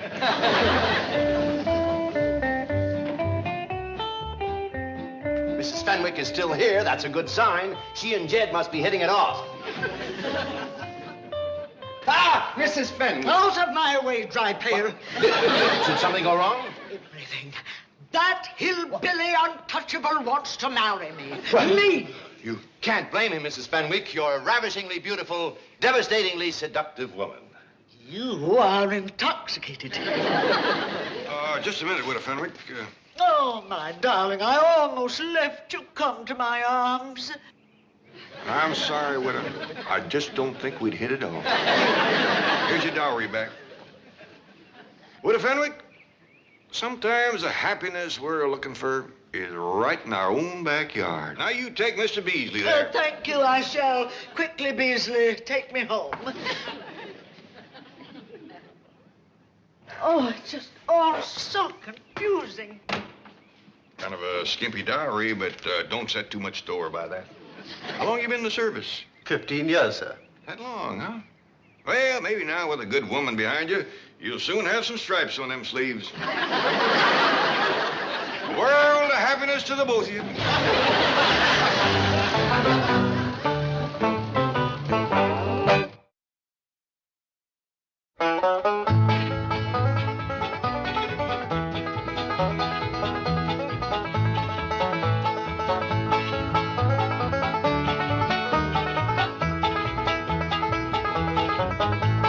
Now it's time to say goodbye to Jed and all his kin.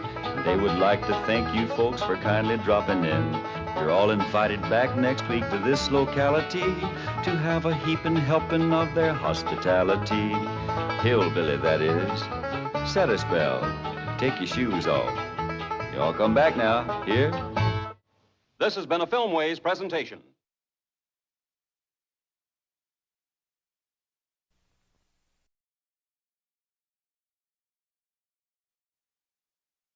Come and listen to my story about a man named Jed. A poor mountaineer barely kept his family fed. And then one day he was shooting at some food, and up through the ground come a bubbling crude oil, that is, black gold, Texas tea. Well, the first thing you know, old Jed's a millionaire. The kinfolk said, Jed, move away from there. Said, California is the place you ought to be. So they loaded up the truck and they moved to Beverly Hills, that is, swimming pools, movie stars. The Beverly Hillbillies.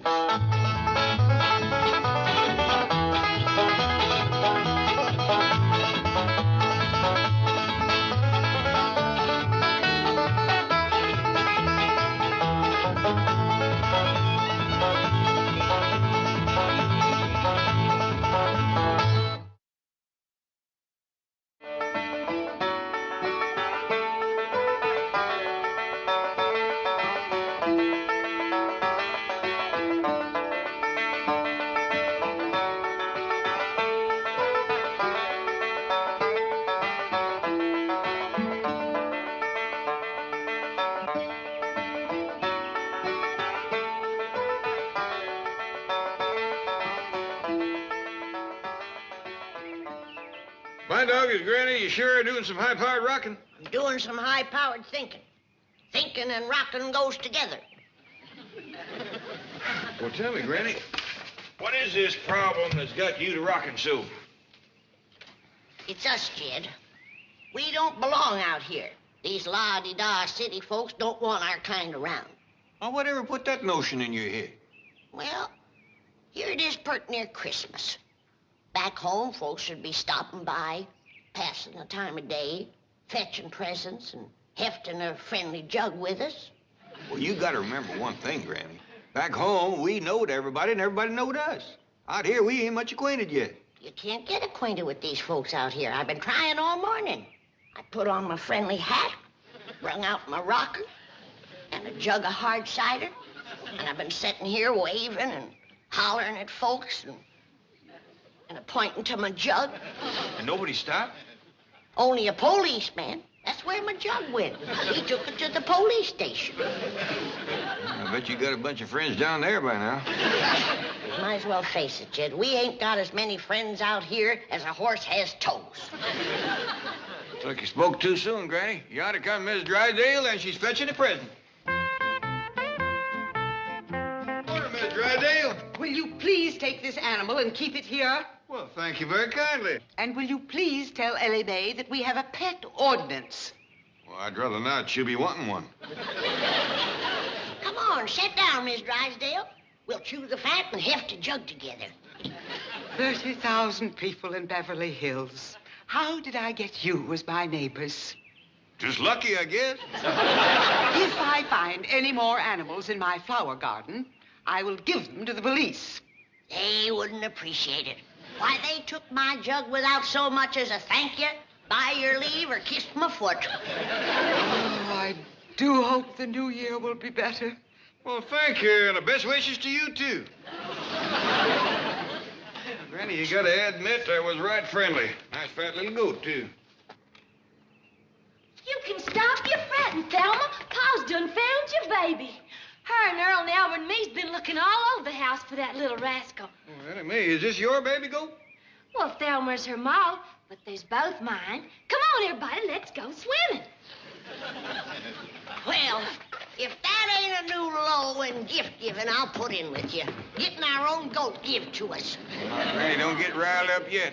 Here comes some more friends. Well, that's the bus fetching Jethro home from pot school. In the middle of the morning? Oh, and look who's driving. Miss Millicent Schuyler Potts herself. Reckon she's come to visit.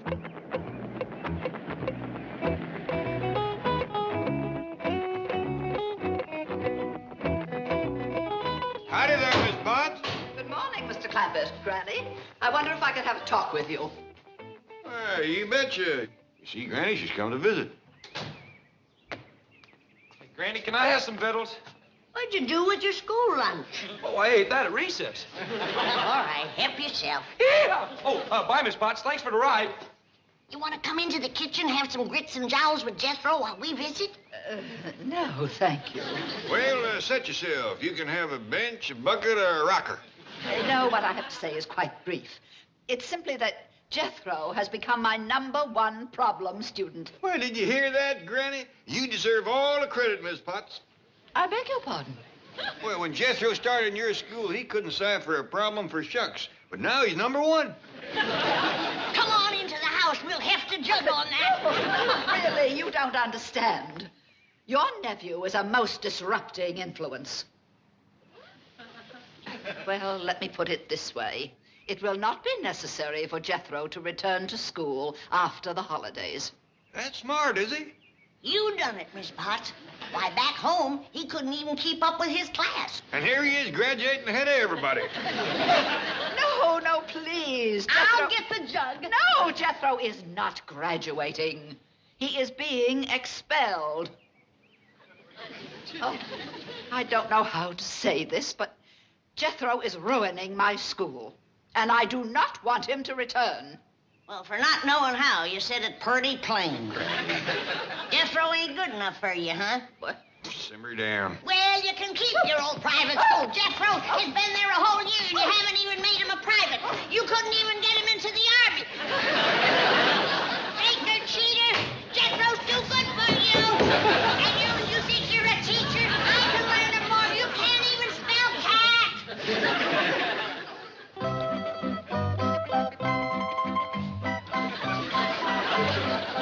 See, Herman? You just keep your feet moving like Gertrude's are doing. If a rooster can swim, so can a turkey gobbler.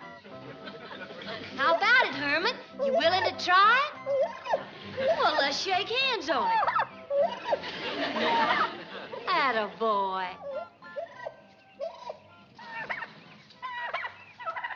Come back here, you vile beast! Come here with my begonia!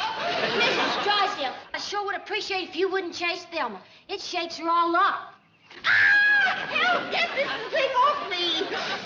I'm going to call the police and have all these animals taken away. Why, they ain't done nothing. This is Beverly Hills, not a jungle. They shall all be locked up in cages. Don't do that, please. They wouldn't be happy all caged up. But I won't be happy until they are. Oh! That vicious dog is going to attack me. Get away!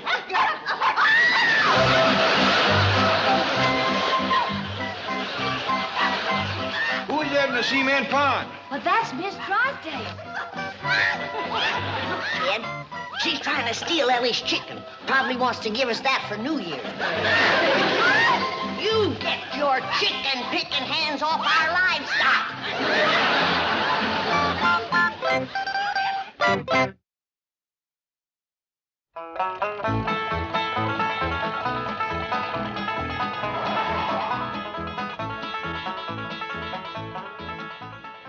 Margaret, I'm very busy. I haven't time to listen to goat stories. Stop sneezing. What pool? With your clothes on? I thought you were having some of your bridge club ladies over this afternoon. Well, stop sampling the punch. Oh, I'll call you back. Gesundheit. Aren't you about through? You haven't finished dictating. Not you, him. Senti, se non ti stai fermo non posso fare niente. Go away, leave me alone. So, Mr. Drysdale's our friend, is he? That didn't sound very friendly to me. Go away. these sacks with our money to tote with us. Uncle Jed's got $40 million in your bank, and we got 4 sacks. And dividing 4 into 40, that figures to $10 million in each sack. Ooh, listen to that boy cipher. That's one thing we're gonna miss about Beverly Hills. Jethro getting a fine education. What are you talking about? Where are you going? We're going back home, Mr. Drysdale. You mean for Christmas? No, ma'am, for good. What? We gotta face up to the truth. We're as out of place here as 4 cobs in a cream crock. All right, young'uns, take those sacks down to where they keep our money and commence filling them up. No, wait! Listen, come back! Oh, get out of my way. Quickly, come with me. Now, wait right here and don't move. Oh, measure him up for a complete vestito nuovo. Oh, sì.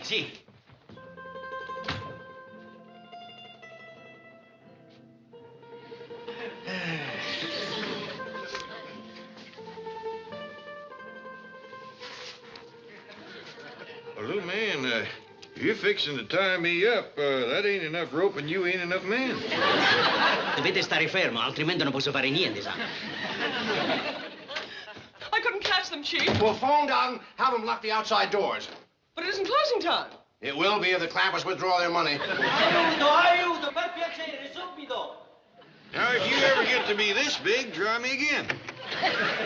Signor Drysdale, aiutatemi. What did you do that for? He was fixing to tie Jed up. Spunky little feller, throw this skimpy little rope around me real brave. No, he was just measuring you for a new suit. A Christmas present for me. Oh, help me get him down.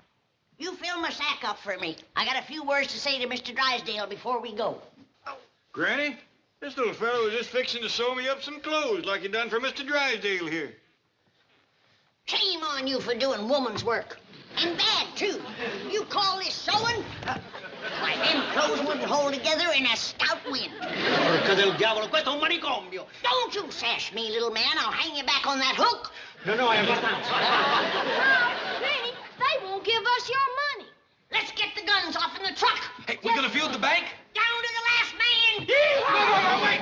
Let's talk this over. It's too late for talking. We is feuding. Now, Granny, he's talking before we's doing any feuding. Uncle Jed, Granny. Hey, look here what I got. I just captured me the first prisoner. Turn her loose. But she's one of the bank people. Maybe she can get our money for us. Can you? No, I can't. I can, Jethro. Capture me! Oh, Granny, I got me a prisoner, too. Aiuto. Throw him back, Ellie. Even if he was to tell us where the money is, we wouldn't know what he was saying. Please, Mr. Clampett, let's talk this over. We will. All right, sit down, everybody. We're going to have a confab. Thank you. And we's gonna have a confab. Your Uncle Jed told you to turn her loose. Now do it. Oh, shucks. Somebody's always taking the fun out of feud. Then along come Ms. Potts and expelled Jethro out of her school. And him the #1 student. Just in ciphering problems, Granny. Oh, I won a football championship for the 6th grade, too. Yeah, who was it you beat in that last game, Jethro? Some outfit they call themselves the Rams. Believe me, I can explain everything that's happened. You can? Yes, I can. Well, how about your wife said she was going to lock up all my critters? And mean-mouthing me when I pulled her out of the pond. Oh, I can explain it. No, I have a better idea. I'll have my wife and Mrs. Potts talk to you themselves, and they can explain it. They can? They can, and they will. Now, get them on the carpet. The phone, right away. Yes, sir. I'll leave my desk, Miss Trigo. Mr. Clampett, Granny, Jethro, Ellie May, it's almost Christmas. Peace on earth, goodwill toward men, especially to bankers.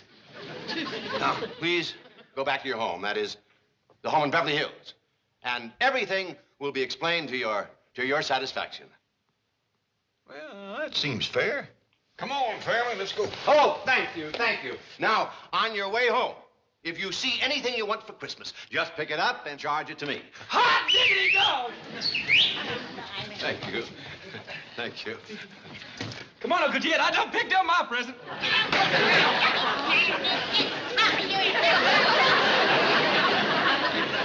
Oh, yes, you will. And if I refuse? If you refuse, the only thing you will find in your stocking on Christmas morning is your foot. I'm married to a bourgeois beast. You are married to a desperate banker. And now I'll reason with you, Mrs. Potts. Let me start by reminding you that I hold the mortgage on your building. So? So, how would you like to have the only private school in Beverly Hills holding classes on the sidewalk? This is blackmail. This is extortion. So? So? I'll do it. All right. Now, here's what you're going to tell Jed Clampett. So you see, Mr. Clampett, I expelled Jethro so that I could come here every evening and give him private instruction. Well, won't there be a lot of extra trouble for you, Miss Potts? Oh, nothing is too much trouble if it brings me nearer to the man who's captured my fancy. Well, who's that, ma'am? Oh, Mr. Clampett.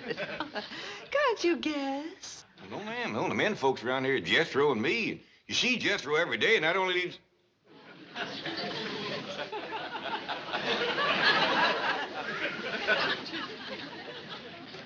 Yes, I must say it. I'm forced to say it. It's you. But, you got... But you're a fine, educated, high-class, big-city school teacher. But I'm also a woman. And you're a man. Yeah, I gotta go along with you on that, but... And the kind of a man I've always been attracted to. Raw-boned, shy, clean-cut. But basically, very, very masculine. Well, doggies.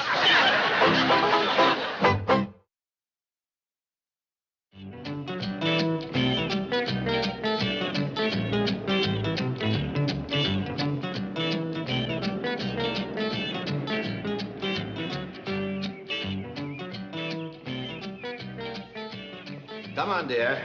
Oh, Milford, no, no! Oh, Margaret, yes. Now, Granny is lonesome. She doesn't have any friends. Your bridge club is the answer. Granny doesn't even play bridge. But you're going to teach Granny to play bridge. Home, quickly. Oh, now, dear, now. It's not going to be as bad as all that. You'll have Mrs. Potts to help you, and Jane Hathaway, too. But even if she learns to play bridge, how could I possibly present that homespun hillbilly to my club? Miss Hathaway is taking care of that. Granny will look fine. Oh, come in.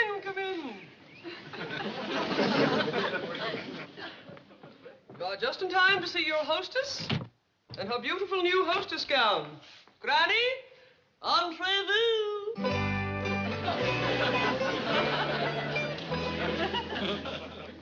Oh, Granny, you are a vision of a chic Beverly Hills hostess, from your head right down to your... My bloomers are showing again. This thing ain't sewed together properly. Granny, those smart capris are supposed to show, but where are your beautiful pumps? They were pumped up too high. I fell off of them twice. Well, your feet won't show under the bridge table. What kind of a table? Bridge. Mrs. Drysdale here and some of her friends are going to play bridge with you. Oh, yeah? Who says? She says. My wife has a club. Well, she better have more than a club if she's gonna walk on me. No, Granny. Bridge is a game, a card game. A fun game. Now, Margaret, you and Miss Hathaway take Granny into the card room and get things ready. I'll send in Miss Potts. Where is she? Her and Jed are sparking in the parlor. This here's a little verse I made up for you whilst I was changing my duds. Why, how very flattering. I can hardly wait.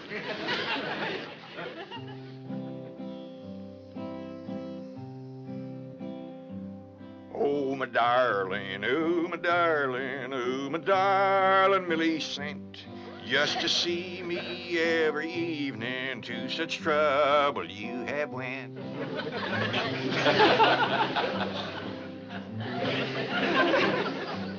You expelled my nephew Jethro just to give you a excuse. And your mind said, don't you do it.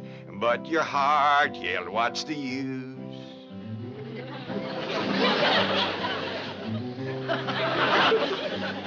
I'm a man and you're a woman. You yourself did up and say, now you got my heart to wondering, are you the ma for Ellie May? Oh, Mr. Drysdale. Don't let me interrupt. Oh, no. I want you to come in and hear the perfectly divine ballad that Mr. Clampett has composed just for me. Where's your wife? Well, she's going to teach Granny to play bridge. They need a 4, so I'd better get back. No. 3 women and 1 man. Unthinkable. Now, you just stay right here and listen to Mr. Clampett's ballad.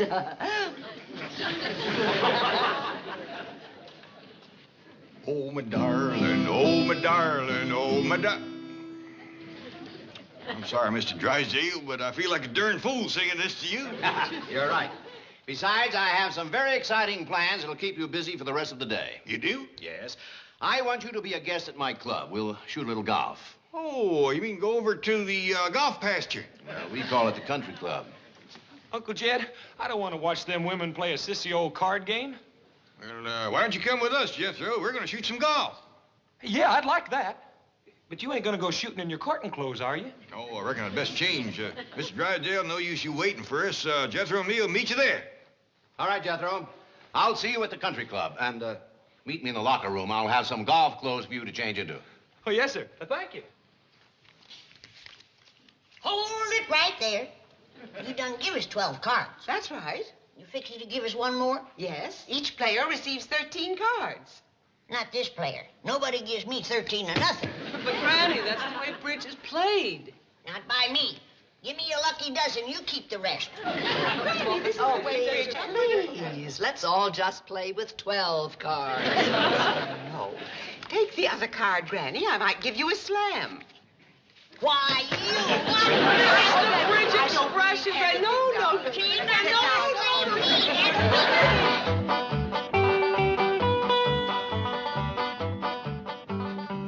Well, here we are. These 2 lockers are for you and Jethro.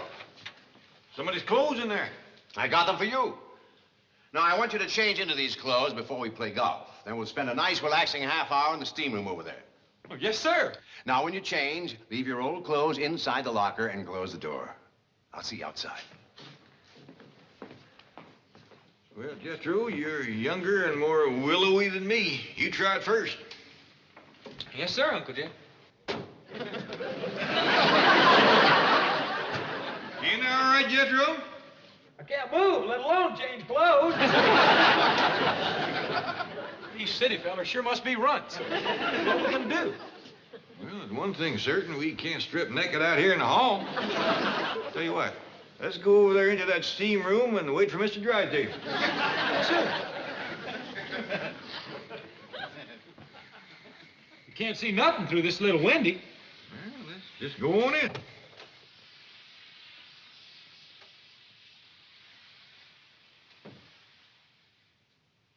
Boy, Uncle Jed, sure is hot in here. Right smart humid, too. Hey, look over here. There's rows of benches going up, just like in a theater. Well, let's climb up the top, get us a good seat, wait for the show.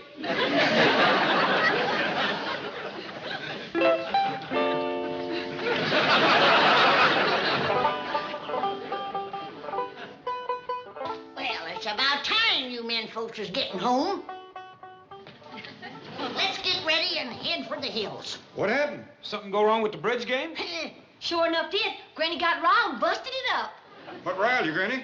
Well, first off, them other women wanted me to put my cards down on the table so all of them could see them. That don't hardly seem fair. Of course it don't.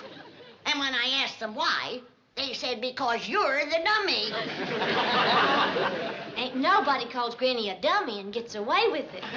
You better believe it. How did you men folks make out at that there country club? Pitiful, just pitiful.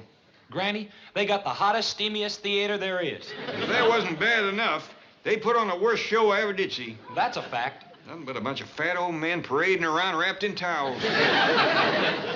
And not even no music. Pitiful, just pitiful. Beverly Hills can keep their unfriendly city people. Come on, Ellie May. I want to get into some decent clothes and head for back home. Yeah, I reckon we better do that too, Jethro. These is kind of shrank up and soggy.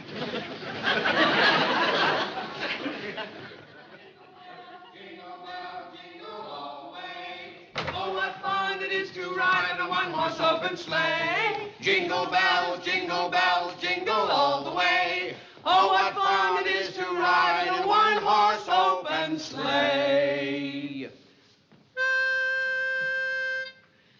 We wish you a Merry Christmas. We wish you a Merry Christmas. We wish you a Merry Christmas and a Happy New Year. We wish you a Merry Christmas. We wish you a Merry Christmas. We wish you a Merry Christmas and a Happy New Year.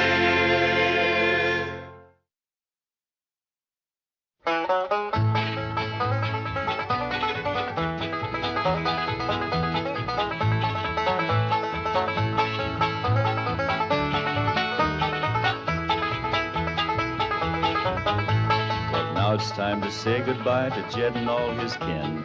They would like to thank you folks for kindly dropping in. You're all invited back next week to this locality to have a heaping helping of their hospitality. Hillbilly, that is. Set a spell. Take your shoes off. Y'all come back now. Here? This has been a Filmways presentation.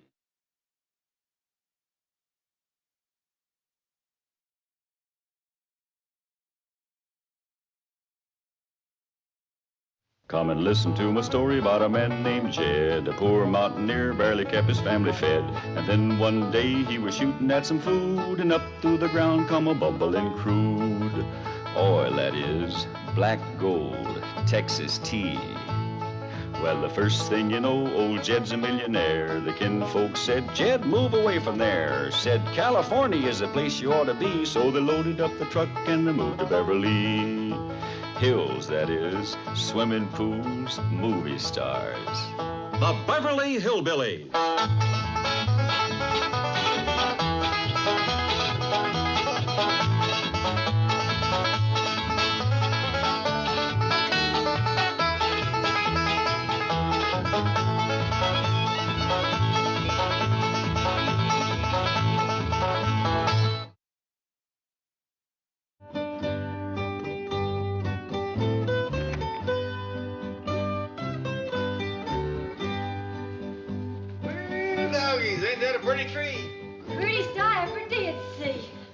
And Miss Jane said they was going to surprise us, and they sure enough did. What you looking for, Granny? Looking for the hole in the roof. What hole in the roof? The hole in the roof that snow comes from. Why, looky yonder. It's all over the tree and all over the floor. Ellie, you sweep it up before it gets to melting and gets everything soggy. Jethro, you climb up on the roof and patch the hole that it come through. Yeah, I don't think this is snow at all. It ain't cold and it don't melt. Well, I bet you this is what they call artificial snow. I don't care what you call it. Get up on the roof and patch the hole it come through. I reckon Jethro means this Beverly Hills snow ain't the kind that falls down from the sky. Yeah, that's right. You just throw this around by hand. Pitiful place, pitiful. Don't even know how to snow proper out here. Granny, Christmas ain't no day to go lambasting Beverly Hills again. Hey, everybody, let's open a present. Yeah. Hey, come on, Granny. Oh, put me down, you big...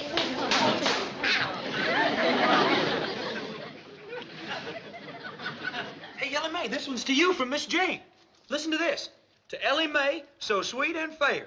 Use this gift to have dry hair. Sounds like it's gonna rain. Hey, Jethro, this one here is for you. Heavy, too. Hey, it's from Mr. and Mrs. Drysdale. What do you think's in it? Well, there's one way to find out. Open it up. Look at Pa, it's a hat. Ain't that pretty? Feels like a rain hat. Yeah, this'll sure enough keep my hair dry when I'm walking in the rain. What's this hose for in the back? Well, I reckon that's to let the water drain off. Hey, Uncle Jed. Look what I got, a brand new suit of clothes. Looks like it's made out of rubber. Fella sure could keep drying this rascal. I reckon it's for walking in the rain like Ellie's hat. I reckon these go on my feet. Be kind of awkward walking in these. I'll tell you what, Jethro. Why don't you put the whole thing on? We'll see how it looks. Hey, yes, sir, Uncle Jed. What you got there, Granny? Near as I can figure, it's one of them electric washing machines like we got out back. Only this one's got a clothes drying rack on it. Lot fancier than that other machine. So dad blame fancy, I can't figure out how to get the clothes in it. Let's see now. You got a knob here marked on. Let's turn that and see what happens. A lot quieter than the other one. I don't think it's working, Granny. Don't hardly see how it could. No way to put water in it. Wait, it's lighting up.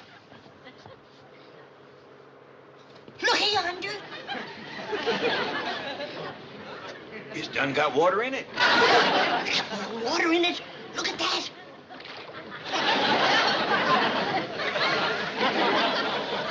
There's fish in there. Ellie May?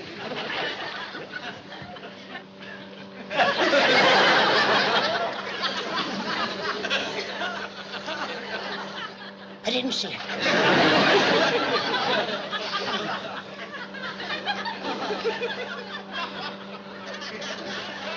Jed, come and shut this thing off. Quick. What'd you see? I ain't telling, but one thing's certain. I ain't gonna wash none of our clothes in there until that water's been changed. Well, give us a pretty washing machine, Pa. The Drysdales. Oh, Ellie, did you get Miss Drysdale's present? Sure did. I'll fetch it. What's that girl got on her head? Oh, that's her new rain hat. Miss Jane gave it to her. I thought it wasn't supposed to rain out here much.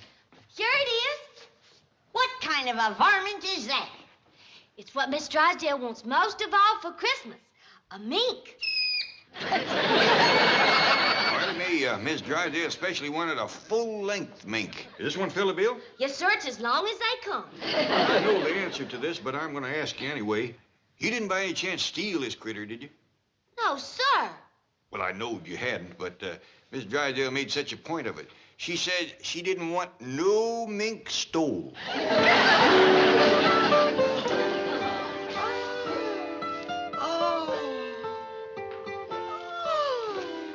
Reuben, just what I wanted most of all. A full-length mink. Oh, I'm glad you like it, dear. Well, now, I gotta dash over to the Clampetts before they go outside and discover their boat. Their what? We gave them a boat for Christmas, among other things. And I had the boat company deliver it and put it right in front of their door. Oh, Ravenswood, the skipper dressed? Very nearly, sir. A boat and a skipper? Isn't that overdoing it? All part of a very clever strategy, Margaret. Now, if I can get Jed hooked on sailing, Jethro and Ellie May on skin diving, and Granny on deep-sea fishing, they'll never want to go back to the hills. Those are things you can't do without an ocean. But, Milburn, I don't want them to stay here. But, Margaret, I do.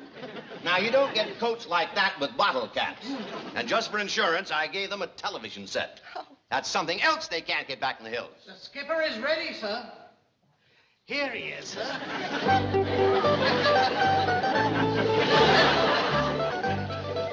Why, it's an ape. Oh, no, it's a chimp.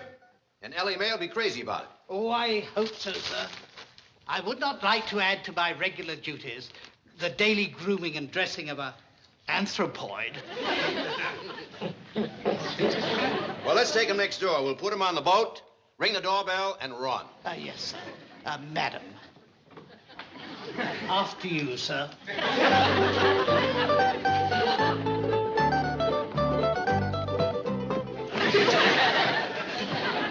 Looks like an overgrown tadpole. Sucky, I got one like Jethro, too.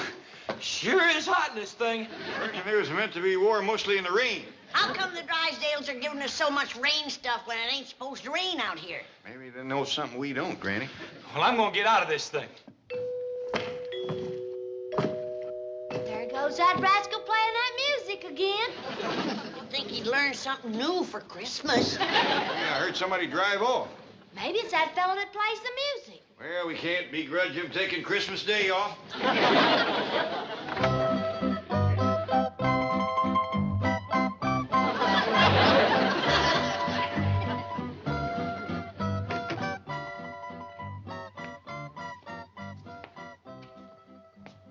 Granny, you recollect hearing it rain last night? No. How about you, Ellie? No, sir, I didn't hear. Well, we must have slept through a regular cloudburst. What you mean? What I mean is that sometime during the night, somebody sailed a boat up our driveway. How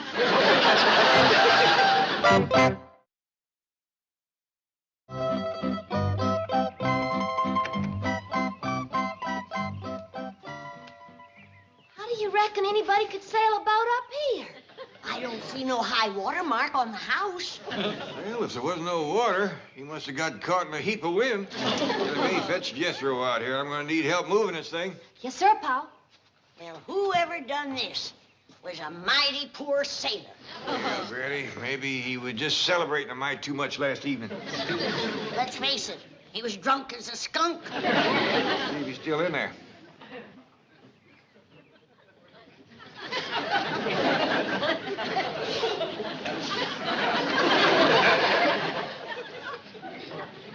Granny, we don't want to mean-mouth that sailor too much. If I looked like that, I might take to drink myself. Great clouds of blue gnats. That's the hairiest, ugliest sailor I ever did see. Granny, we don't want to hurt his feelings. He might have got lost at sea and hadn't had a chance to shave. Come on out, you're saved. We help you. Yeah, don't be afraid. You're on dry land now. You're among friends. He ain't coming out. Maybe he don't understand our kind of talk. Maybe he ain't American. I hope he ain't. He's no bigger than this and bow-legged to boot.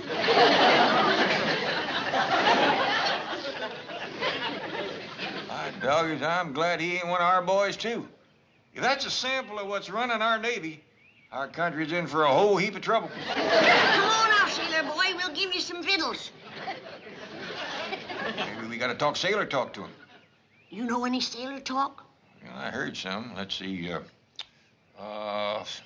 Hoist your land lubber and starboard your anchor out of there. That ought to get him. He ain't budging. Yonder it is, Jethro. Hot diggity dog, is this ship ourn? No, I think it's wood. There's a little sailor boy in there. He looks like a monkey. Shh, Jethro, don't say things like that. He don't want to come out as it is. Why, there's what you call a chimpanzee. Thank goodness he ain't an American boy. I'll go fetch him out. Well, I reckon if anybody can make a sailor leave his boat, it's Ellie May. Jethro, you'd best go along with her. From the looks of him, he's been to sea a powerful long time. Yes, sir, Uncle Jed.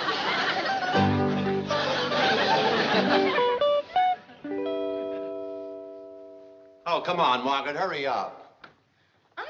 Coming, Milburn. Who are we going to drop in on? The Art Linkletters? The George Burnses? The Jack Denny's? The Jed Clampetts.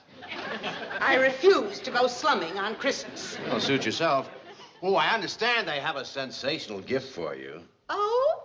What is it? Well, who knows? With their millions, it could be the Hope Diamond. Well, it is the season of goodwill. Come along, dear. Hey, Granny, is Biddle's about ready? I'm hungry. Be ready in a minute. Where's your Uncle Jed? He's still outside puzzling over what to do with that there boat. Well, go sit at the table and wait. Yes, ma'am. Hey, you don't expect me to sit at the same table with him? Why not? Well, he's a chimpanzee. I don't care what country he's from. He's hungry, and he's welcome at my table. Did he wash his hands nice and clean, Ellie? Yes, ma'am. Show Granny your hands. Ah, that's just dandy. Did you like your grits and jowls, little sailor boy? He don't talk much, but he has a right friendly smile. Hello, scuttlebutt. Douse of your poop so.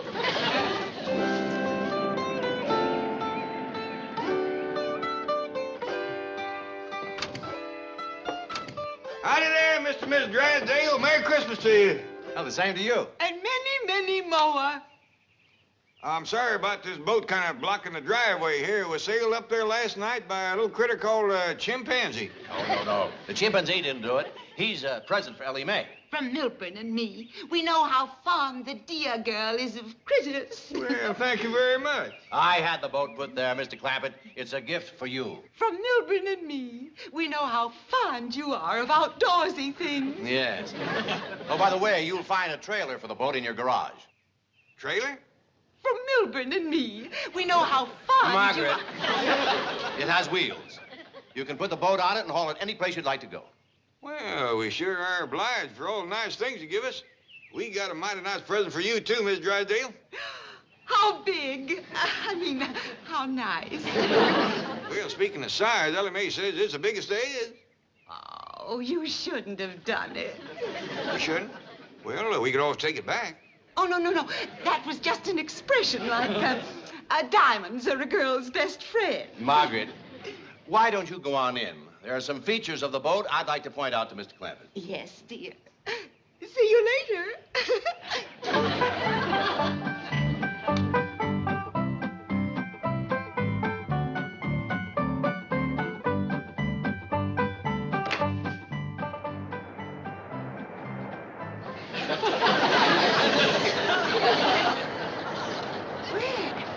It's working beautifully, isn't it?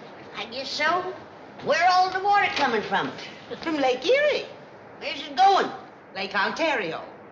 Well, I hope it don't flood our house on the way. Oh, Granny, you're so droll.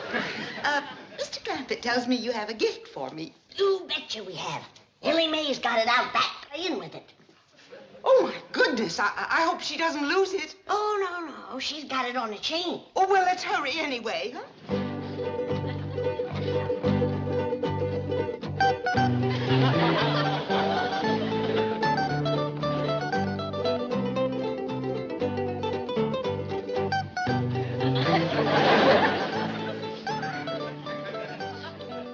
All right. You beat me eating bananas, but you gotta admit I whooped you eating grits. And I'll bet you I can beat you drinking milk, too. First, I gotta rest a mite. Jethro, you and Skipper run out back and fetch Ellie May. Tell her Miss Drysdale's here for her present. Yes, Miss Granny. Oh, howdy, Miss Drysdale.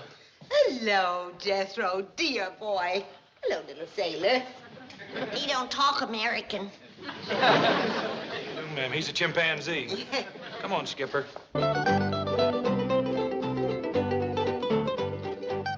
Sit down, Miss Drysdale, while we're waiting for Ellie May, and I'll give you your other present. Oh, another present? Yes, ma'am. This here is my special Christmas gift pack, chock full of good things to eat. Oh, it's simply beautiful. What are these divine-looking morsels? Well, up here we have deviled hawk eggs, pickled crow gizzards, possum sausages, candied catfish, and over here we have some larrapin' good little teensy owl burgers. Please, no more. Got your mouth to watering, huh?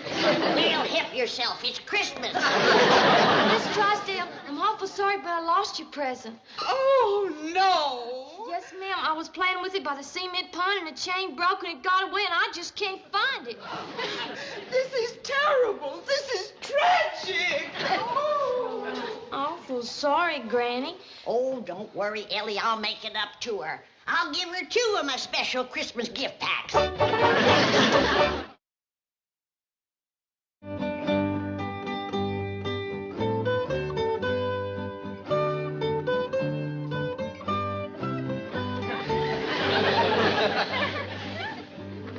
Yes, Mr. Clampett, I predict that you're going to get many, many hours of enjoyment from that little craft.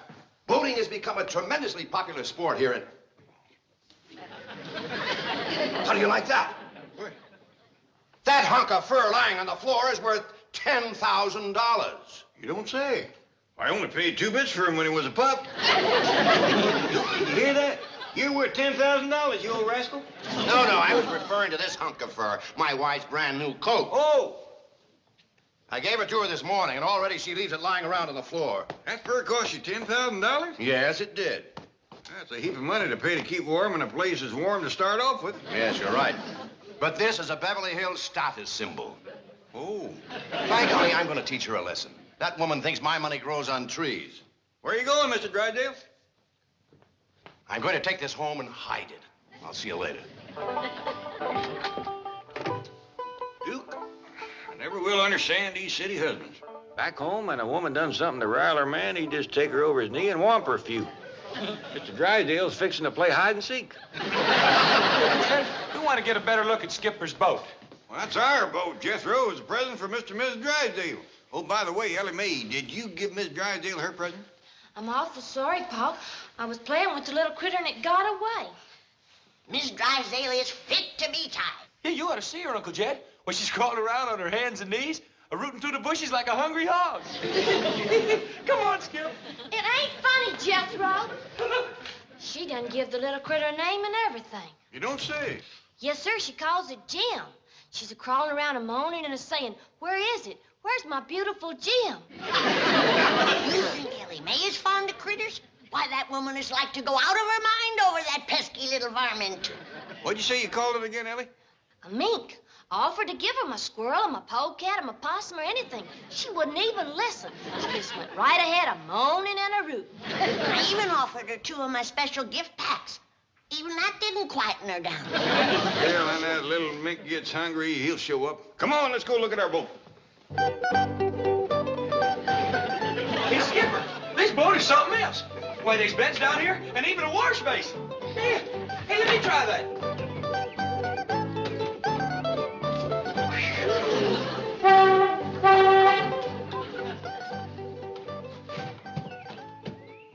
Get up on it, Granny. I don't think so. It might just up and sail off with me. Oh, you can sail off without water.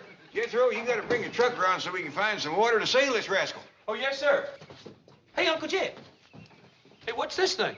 Well, Miss Drysdale told me that's a lifesaver. Hot diggity dog. It's the biggest one I ever did see.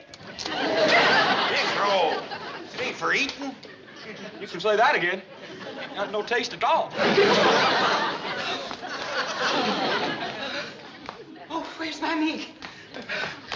Where's my beautiful mink? It's gone. Oh, dear. Melbourne! Melbourne! Melbourne! Melbourne! Oh! Your husband's gone home, Miss Drysdale. My mink is gone. My beautiful full-length mink. Has anyone seen it? No, but come supper time, it's liable to show up. Oh, disastrous day. Oh, now calm down. Wouldn't you just as lief have a rabbit or a squirrel or a raccoon? No, I want my mink. Melbourne! You're right, Granny. Even Ellie wouldn't be that grieved over a lost critter, especially one she never laid eyes on. The poor woman is so busted up she even forgot my special gift packs. Well, we can take them over later. Yeah. And the special one I made for Mr. Drysdale. It's 4 feet high. And right in the middle it has a smoked pig with a hedge apple in his mouth. That ought to cheer him up. Oh, good. Here comes Jethro and Ellie on the truck. Now we can go out and find some water to float our boat in. Who's that sitting up there beside Ellie? That's Skipper. Looks like they got a coat and a hat on her. I'd give Skipper Ink Pearl's old hat and coat, because he's from the warm country now. Here's your wraps. That's fine, Ellie. Well, Jethro, where do you reckon we ought to look first? Well, I hear tell there's a Los Angeles River. How about that? Well, sounds like that ought to float a good-sized boat. Let's get rolling.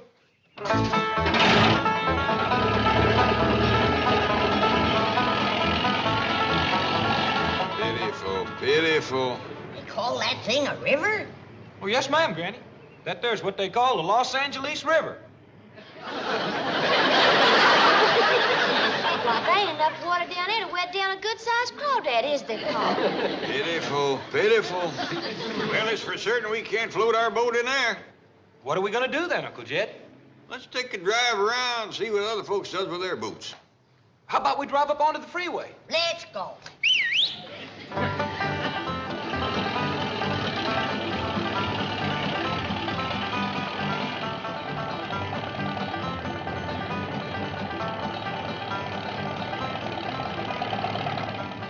Hey, Uncle Jed, yonder is a boat.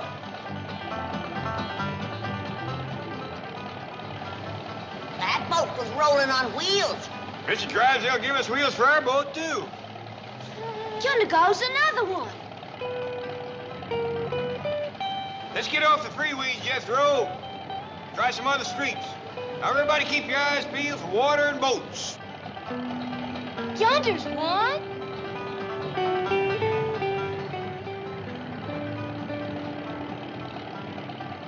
There's a whole lot full. On wheels, too. Watch out, Jethro. You'll run into that. Uncle Jed. My doggies, they's all on wheels. Well, that was a dandy ride. I know now why Mr. Drysdale gave us them wheels for our boat. There's not enough water in this place to boil an egg, let alone float a boat. Oh, we gonna put our boat on wheels and haul it around the street? Well, that wouldn't be much fun. You can't dive off it, you can't fish off it, you can't... Well, I don't know, Jethro. It must be some fun or all them people wouldn't be doing it. Come here, quick. What's the matter, Granny? No wonder we couldn't find any water. Looky here. Even the washing machine is dried up.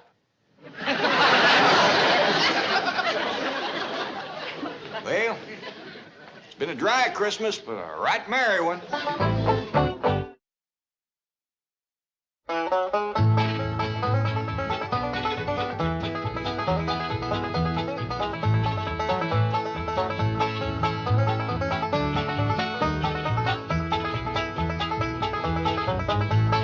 Now it's time to say goodbye to Jed and all his kin.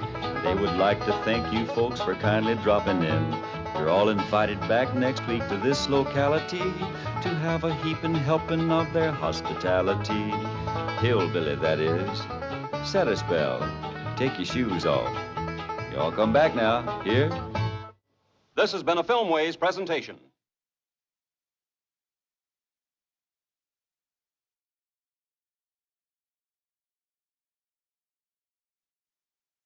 Come and listen to my story about a man named Jed. A poor mountaineer barely kept his family fed. And then one day he was shooting at some food, and up through the ground come a bubbling crude oil, that is, black gold, Texas tea. Well, the first thing you know, old Jed's a millionaire. The kinfolk said, Jed, move away from there. Said, California is the place you ought to be. So they loaded up the truck and they moved to Beverly Hills, that is, swimming pools, movie stars. The Beverly Hillbillies.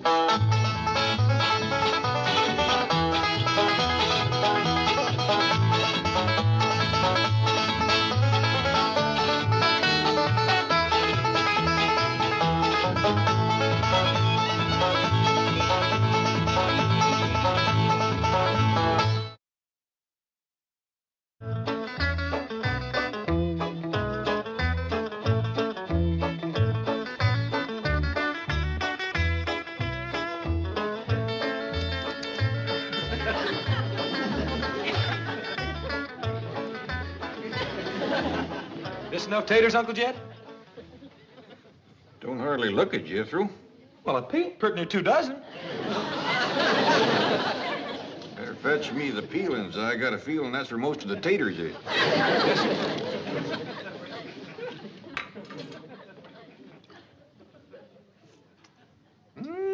Doggies. How's it taste, Uncle Jed? Pitiful. Maybe them peelings will help. Dump them in.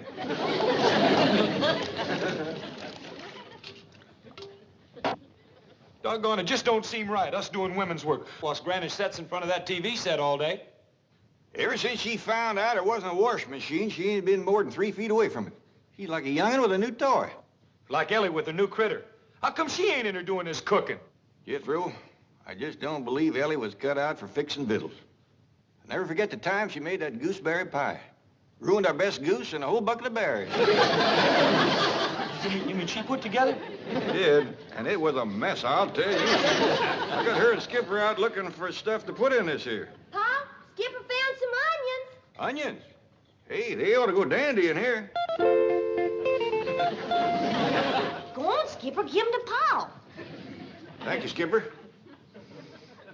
These here Beverly Hills onions ain't got a lot of bite to them. But the tops sure do flower out pretty. Jethro, wash these and drop them in the pot. Tops and all? Yeah, we need all the flavor we can get. Where'd you find them, Ellie? Over to the Drysdales. Did you ask the Drysdales, could you borrow some onion? Oh, yes, sir, Pa. Miss Drysdale says go around to the kitchen door and get some from the cook. But Skipper found some on the way, and we didn't have to bother nobody. Fine and dandy. Well, drop 'em in the pot, Jethro. Don't just stand there sniffing them. Would you like some more? There's a whole big patch of them. A few more might help, Ellie. That stew ain't got too much going for it. Come on, Skipper. Let's go pull up some more onions. How's it going, boy?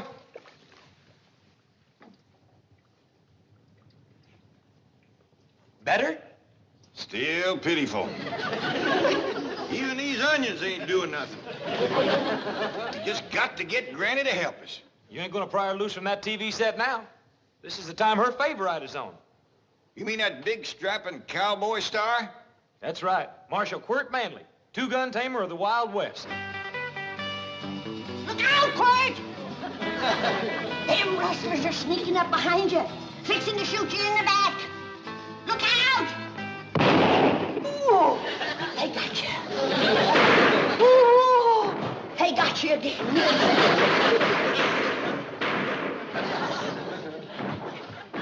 Oh, you're done for now, Quirt. That's it, you dirty coward! Right off and leave them with a back full of bullets!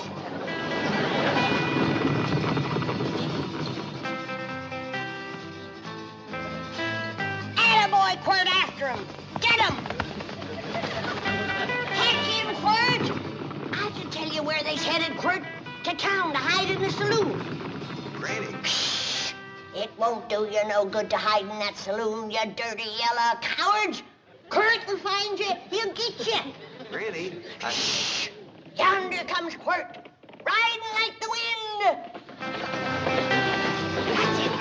That's where they are. Go get them. It won't do you no good to hide in that saloon. I told Quirt where to look.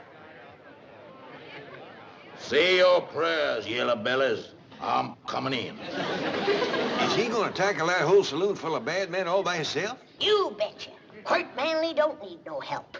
Even with 30 or 40 bullets in him, he's more than a match for him. He's lighting into him.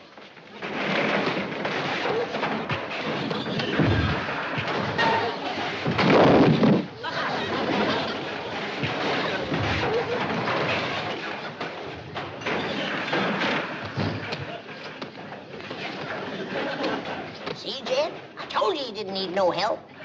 Look at them run, the yellow bellies.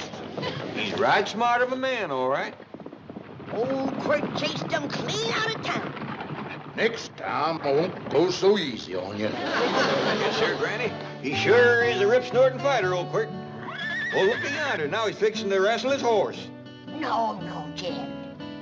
After a fight, he always hugs old Silver Trigger. And then he rides off into the sunset. See? Here they go. Fine figure of a man. Sits tall in the saddle. Well, don't he have no sweetheart like Hoot Gibson always had? No. Ain't no girl good enough for Quirt Manley. He only loves his horse and his dog. Him and Ellie sure hit it off. Both of them being fond of critters and neither one of them having a sweetheart. Yonder goes the man for Ellie May. If he can tame the whole Wild West, I reckon he can tame one wild girl. Leastwise, he'd have a fighting chance.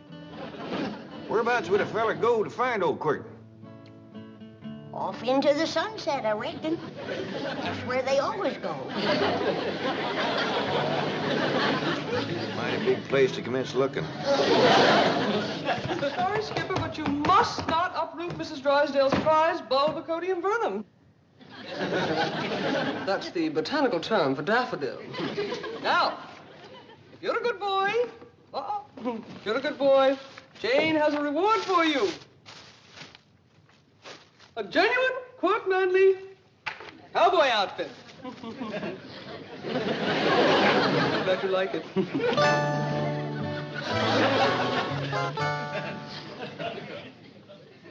Oh, howdy, Miss Jane. Greetings, Jethro. And how is my strong, handsome, manly hero today? Well, you'll have to ask Granny. She's the one who watches him. Watches who? Quirt Manley. Oh, you thought I was referring to the television star. Oh, I know you're hungry, Skipper. So am I, but this stew ain't nearly ready yet. Stew? Jethro, what are you putting in there? Everything I can lay my hands on. It ain't got no flavor at all. Oh, no, Jethro. Not tea. Oh, you poor dear boy. You need a woman to do this kind of work for you. That's a fact. You can say that again. There happens to be such a woman available. I know, but I don't stand much chance with her. Would you like her to take over right now and prepare you a delicious meal? I sure would. Then drop to your knees, my handsome one, and ask me the question that is in your heart. Please, will you go get Granny? Yes! My answer is Granny! Jethro, get up off that floor and stir the stew. Miss Jean, will you stay and have victuals with us, such as he is? Oh, well, yes, but why not let me do... Hey, Skipper! Come on, Skipper, let's swing through the trees. Ellie, what are you doing? We's playing ape. Look here. Ellie, no, please, be careful. Sure would like to know where to find that Quirt Manley. Well, if you mean the television star, he lives right here in Beverly Hills. He does? Could we get him to meet up with Ellie May? Well, I'm sure Mr. Drysdale could arrange it.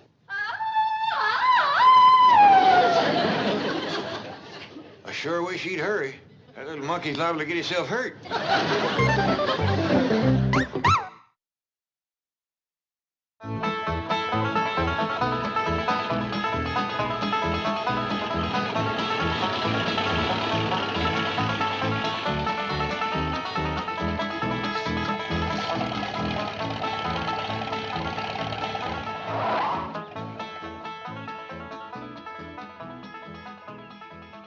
I see you got some victuals. Oh, yes, sir, Uncle Jed. Told the fella down at the store about Granny watching TV all day instead of cooking. So he sold me these TV victuals, all packaged up and ready to eat. Well, that's fine. Now, when Quirt Manley gets here, we got something else to offer him besides that pitiful stew. Is Quirt Manley coming here? That's right. Now, I want you to get the truck around back so when he rides up here, his horse won't shy at it. Yes, sir. And see your guns clean good. We'll ask him to give us some shooting lessons. But we know how to shoot. Not like that, rascal. Granny says he can drop 7, 8 rustlers with one shot. That ain't all. He's got a couple 6-shooters that shoot all day without reloading. Well, I can't wait to meet that rascal.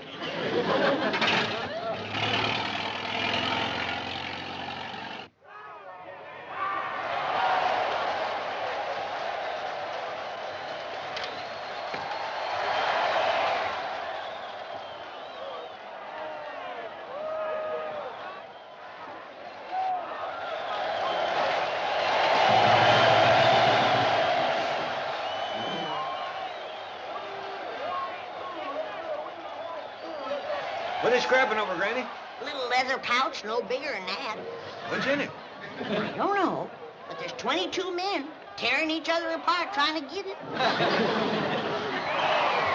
Mighty big crowd sitting there watching them. But not one of them has lifted a finger to stop that terrible fight. That little feller in the striped shirt seems to be trying. Him? He keeps blowing a whistle and hopping around. The minute he turns his back, they line up and go to scrapping again. Granny, Mr. Clampett, Quirt Manley just turned into your driveway. Quirt Manley? Yes, I knew Mr. Drysdale could arrange it. Quirt could whoop the whole bowl full of you. Come on, Granny. Miss Jean, you find Ellie May and get her into a dress. Yes.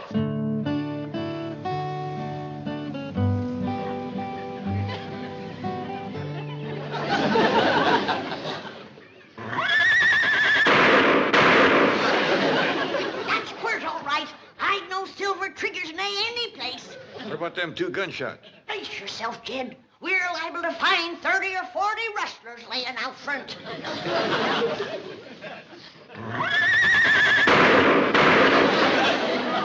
Don't shoot, Quirt. We ain't rustlers. We's friends, Miss Manley. That we is. How come you ain't riding Silver Trigger? Did them dirty rustlers get him? We'll help you find him, but I ain't no Quirt Manley. Kid, there's only one man like him. Why, he's the biggest, the bravest, the fightingest, the strongest, the hard-ridingest, and the straight-shootingest man alive. Are you people putting me on? Who said that? Somebody back here? That you spoke, Mr. Manley? Oh, yeah. Well, sure it was. I got a sore throat. Sometimes the voice just sneaks out that way. Come on in, Quirt. I'll doctor you. Ain't got the time, ma'am. Ain't got the time. Still, I'll autograph a couple of pictures for you before I go.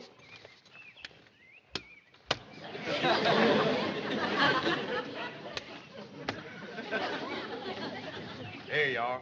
Well, so long now. I got to be driving off into the sunset. Wait a minute. What about Ellie May? Ellie May? Well, sure. There you are. Mr. Clampett, Ellie May is swinging through the trees with Skipper and refuses to come down. I'll go fetch her down if you can keep Mr. Manley from leaving. Please don't go, Quirt. Well, sorry, ma'am, but gotta hit the trail. Well, so long, y'all. Hold on there, Mr. Manley. My boss, Mr. Drysdale, has been speaking with your boss, the sponsor, and he wants you to stay here and meet Ellie May. Oh, well, in that case, I reckon I could spare a couple of moments. Bless you, Quirt. Oh, bless you, Quirt. Ellie May is the wildest young'un that ever come down from the hills. But if there's one man alive who can tame her, it's big Quirt Manley. Well, thank you, ma'am. Thank you. I wish I was 10 years younger. I tell you right now, I'd give that Ellie May a run for her money. I always was partial to tall men.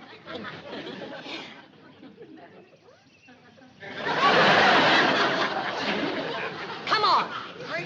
You and me are gonna heft a jug together. Oh, I know you don't drink, but it won't hurt you to fall off the wagon just once. Ellie May, I don't want no more arguments from you. You get up them back stairs and change into a dress. Well, why can't I wear cowboy clothes like Quirt Manley? Because a man like Manley wants a woman that's womanly now. Jethro, what are you pouring into the stew? Cornmeal. Gives it some body.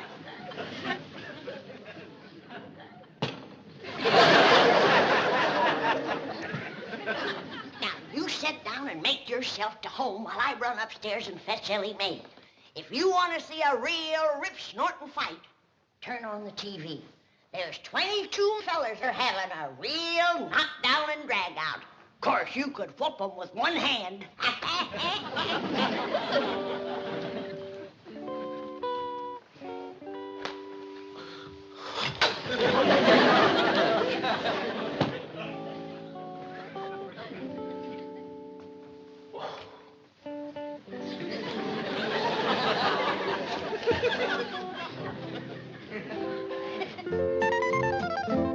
Lovely, Ellie May.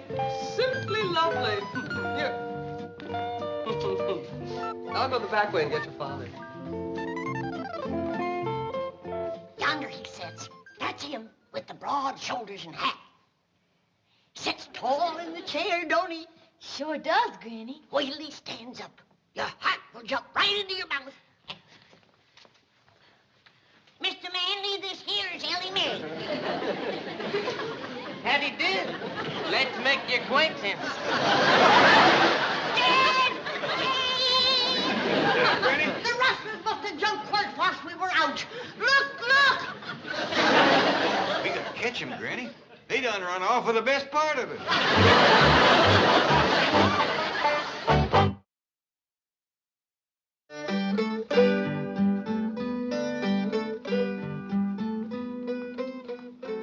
Granny, I know you've had a cruel blow seeing your hero come apart like that right in front of your eyes, but you can't drown your sorrows in a jug. I don't take more than a thimbleful, and you know it. Now, don't fly off at me. By the way, where is your drinking thimble? Right here. Granny, how about we all take a nice ride in the truck? A little fresh air might do you some good after a thimbleful of that rheumatism medicine. I ain't had none of it yet. I don't want to lighten the jug. How come? 'Cause when I find that Quirt Manley, I'm going to throw it at him.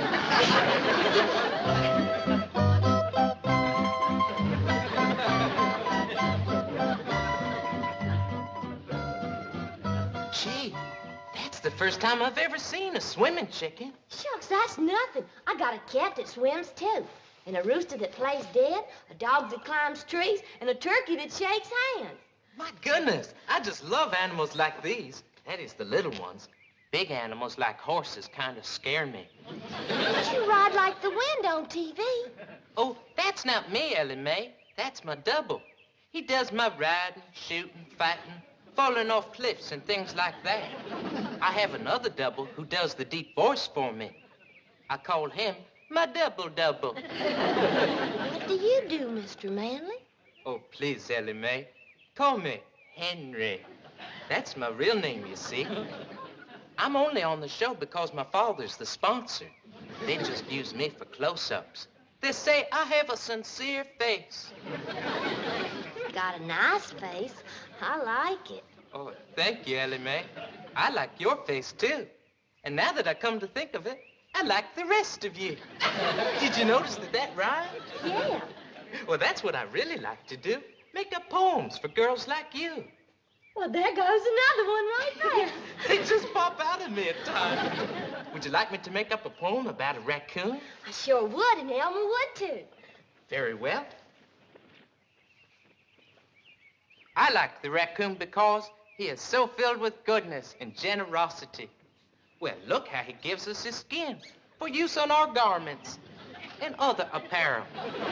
In addition, raccoons act natural and don't put on airs, as do skunks and old turnips. You're up, Granny. Someone here to see you. Well, I don't want to see him. He reminds me of Kurt Manley. Oh, he's a heap more of a man. Handles a gun a heap better, too. He's the one that ought to be on TV.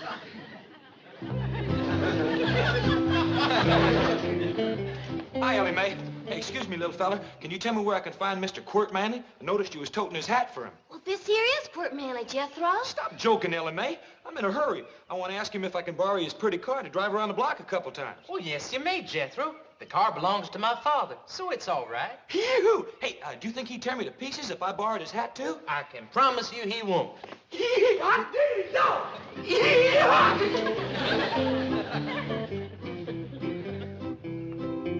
Mr. Manley, could I have a word with you, please? I know what you're going to say, Mr. Clampett, and I don't blame you for wanting to shoot me. Oh, ain't nothing like that at all. I just want to talk to you about Granny. I guess I must have been a terrible disappointment to her. She is a mite let down, but I think we can pull her out of it if we all tug together. Now, first off, I'm going to learn you how to shoot a gun, and Ellie here is going to learn you how to fight.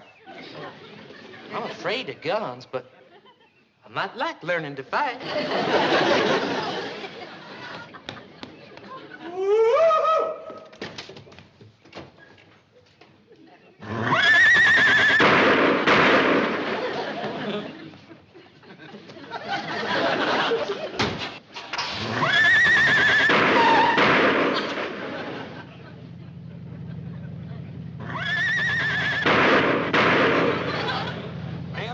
Jumped in a car like that, especially with me going pretty near 30 miles an hour. I'd do anything to sit next to Quirt Manley. But my name ain't Quirt Manley. Don't think you can fool me. I've seen you on television. And I've dreamed of the day when I could get close enough to throw my arms around you and kiss you. My darling Quirt. But honest, ma'am, my name is... Your name is what? My name is Kurt Manley.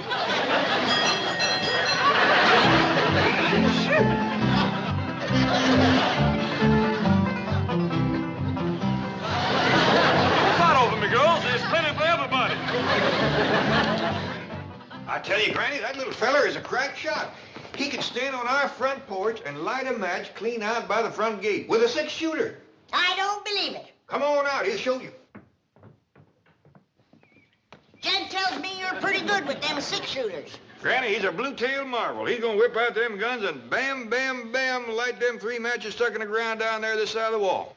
I believe it when I see it. All right. Where you going? Oh, I can't bear to watch him. He puts me plumb to shame. Well, come in shooting.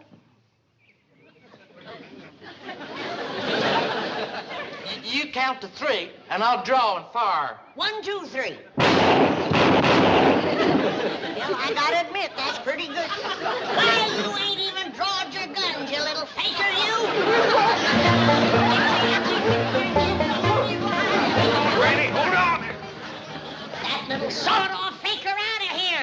But Ellie's right fond of him. You see, Granny, some heroes is fighters and some heroes is lovers, and I reckon that little cowboy is a lover. Oh, boss, I'm gonna get my shotgun and blast the inside out of that lying TV set, and if he ain't gone by then, he's next. Granny, wait.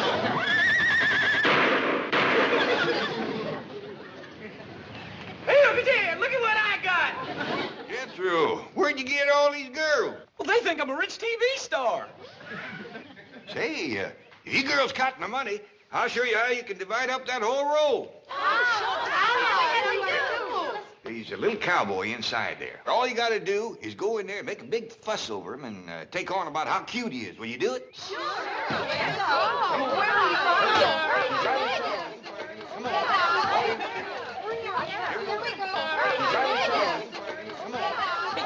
But Jeff, them girls was mine. You'll get him back, Jethro, as soon as they show Granny what a ladies' man little quirt is.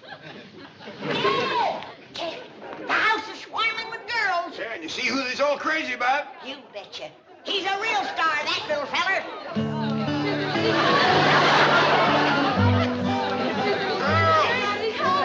You got the wrong little cowboy. Now, Granny, don't shoot the TV set.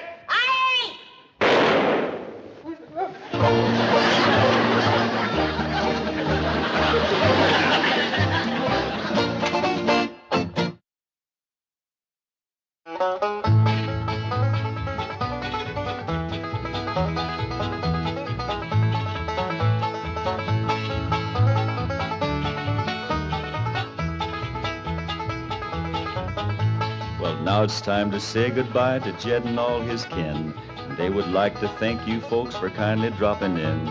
You're all invited back next week to this locality to have a heaping helping of their hospitality. Hillbilly, that is. Set a spell. Take your shoes off. You all come back now. Here? This has been a Filmways presentation.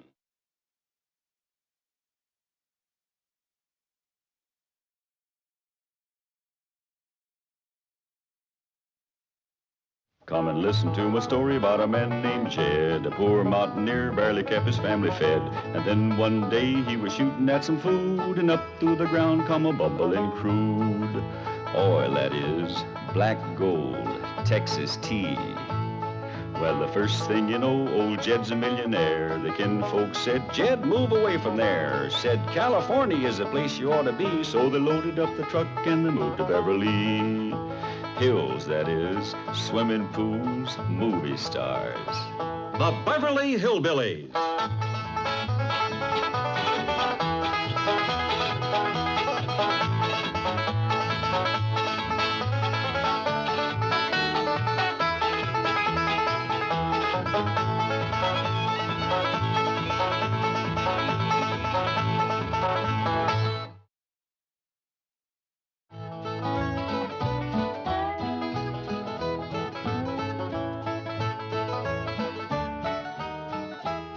You see, Duke, it's easy.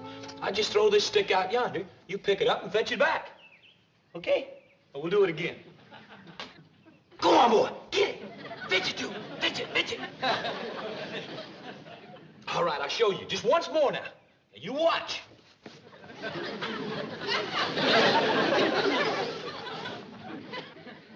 Catch on, Duke? Catch on, boy? Do it once more. Fetch it, Duke. Get it. Come on. Get it. Shucks. You know something, Uncle Jed? That there is a real dumb dog. Well, I don't think he's so dumb, Jethro. He just learned you how to fetch sticks for him. But the dog is the one that's supposed to do the fetching. Why, there's a fella down the street that has a dog that fetches sticks for him all day. Well, next time you want some sticks fetched, go down the street and let that dog fetch them. He just don't care nothing about it. Top bottle tops running around. Jed, do you want some victuals today? I do, Granny. I've worked up a right smart appetite fetching sticks for old Duke. See, Jed, that's the trouble around here. The critters are taking over. Ellie May has done made pets out of everything but my pickled turnips. What's we gonna do for victuals? Hey, I remember something Mr. Drysdale told us when we first moved in here. What's that? He said anytime Granny didn't feel like cooking, there was some folks that'd fetch food over to us. Here in Beverly Hills? Yes, ma'am. All you got to do is call them on the telephone and tell them what you want. Well, doggies. That's mighty neighborly. You recall her name, Jethro? Let's see. Cater. Recall her first name? It's a woman. Beverly. Beverly Caterer? Must be a widow woman. They's the best cook, Jed. They have more time. Well, let's call up the widow and see what she's got cooking today. Now, just a minute, Jed. I want it made clear that I'm going to do something for her in return. Oh, naturally. We don't take charity. Come on, Duke. Let's try it again. Oh, howdy, Miss Operator. This here is Jed Clampett. I'm wanting to call a widow caterer. Beverly's a Christian name. I don't rightly know what her late husband was called. Anyway, she's the one that cooks the food and takes it around to folks. Yes, ma'am, that's it. Beverly Caterer. Oh, caterers, is it? More than one. Looks like the widow's got some young'uns to help her. That's good, Jed. Most times they leave home, just when you... Well, thank you, ma'am. What was that you saying, Granny? I was saying that most times the young'uns leave home, just about the time that you're... Well, howdy to you, Miss Beverly Caterer. This here is Jed Clampett. Sounds like a right friendly woman. Howdy, Beverly. This here's Granny. I'm a widow myself. And I was just saying to Jed, it's nice when the young'uns stay home to help you. So many times they leave just when you need 'em most. I'll let you women folks talk about the victuals, but first I just want to say if you ever need a fence mended or a well dug or any heavy work at all, you just call on Jethro and me. Now, here's Granny. Beverly, what you got on the back of the stove this morning? I don't want to put you to no extra trouble. Huh? Well, me, I'm partial to baked possum, but we'll take jowls or fatback or sow belly, any kind of meat'll pleasure us considerable. What's that? Bunch of nuts. Well, you can send them along. But I'll tell you right now, the critters will get the bulk of them. Now tell me something we can do for you, honey. Do what?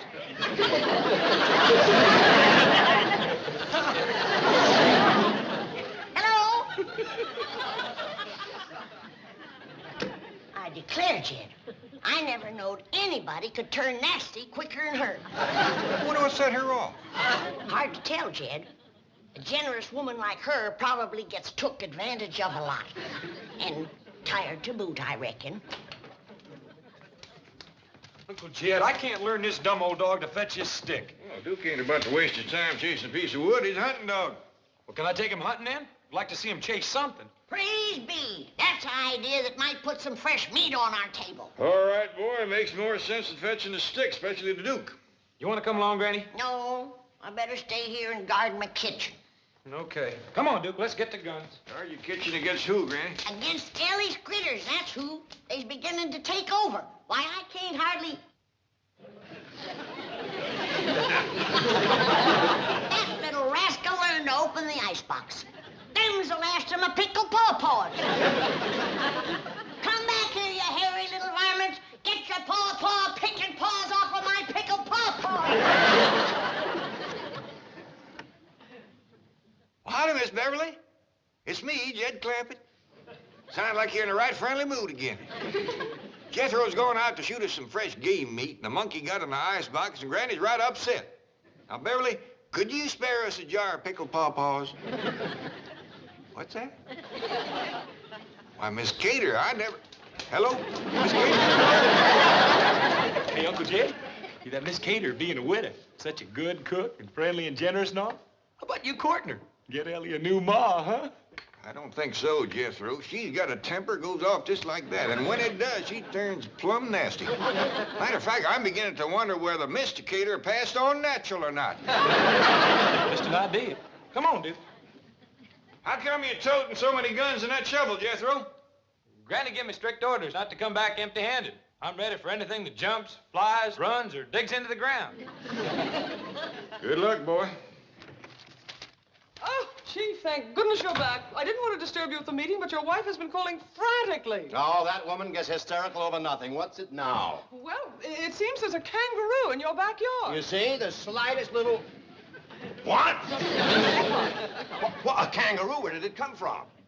Australia. That's the only continent where... Oh, I know that. How did it get in my backyard? Well, your wife was rather incoherent, but Ravenswood said it's from the Second National Bank of Melbourne. Second National Bank. Oh, that's where Gene Sandbloom was transferred to from... That explains his Christmas card.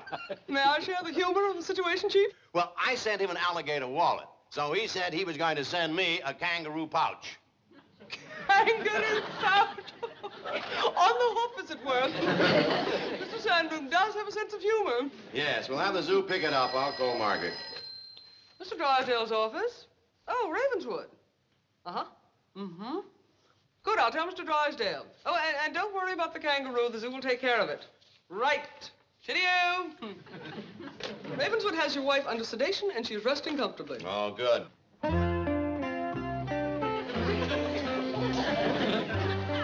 Here we are. A bit of mutton and Yorkshire pudding should hit the spot. You may be from down under, but we're all part of the empire. Oh, Brett. The zoo must have already come for you.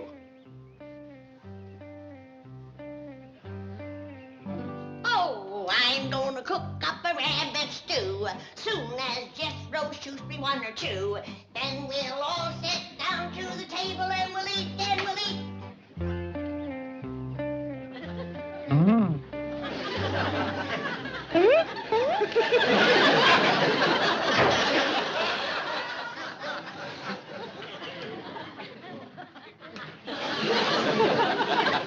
How's it going, Granny? Ted, did Jethro leave to go hunting yet? Yep. Well, he needn't have bothered. There's a jackrabbit out back that high.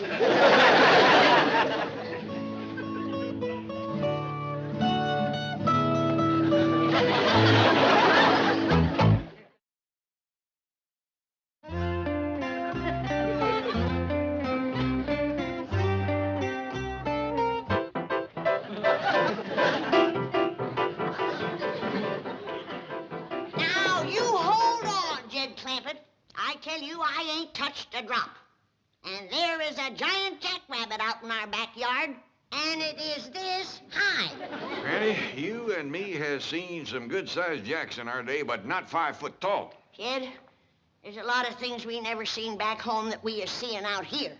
And that's one of them. A piano playing, icebox opener, paw Filford 8. All right, Granny. I'll go take a look at your jackrabbit.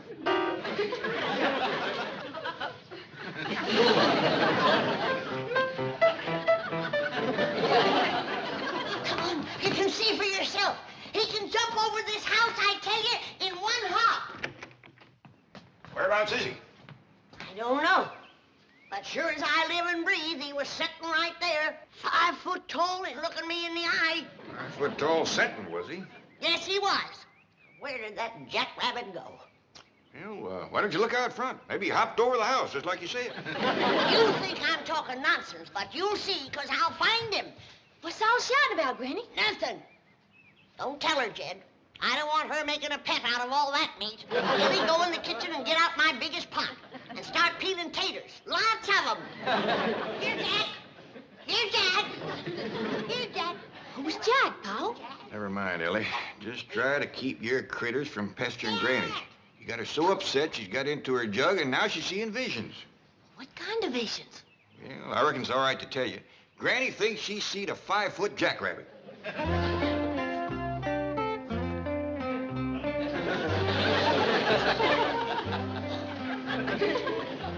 Howdy, Mr. Jackrabbit. The weather's turned off real nice, ain't it? There's some mighty fine clover out there on the lawn if you want to fatten up. I mean, if you're hungry. Don't you go away. There's somebody I want you to meet. I'll be right back. Jed, come a running. I found him. Come quick.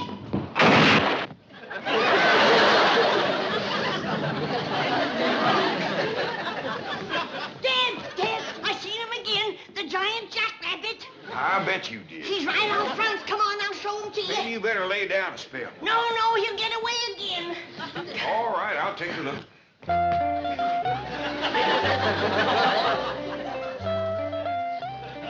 You see him, Jed? I lost my glasses. But he must be out there somewhere. Well, yeah, I see him. Is he out on the lawn eating clover?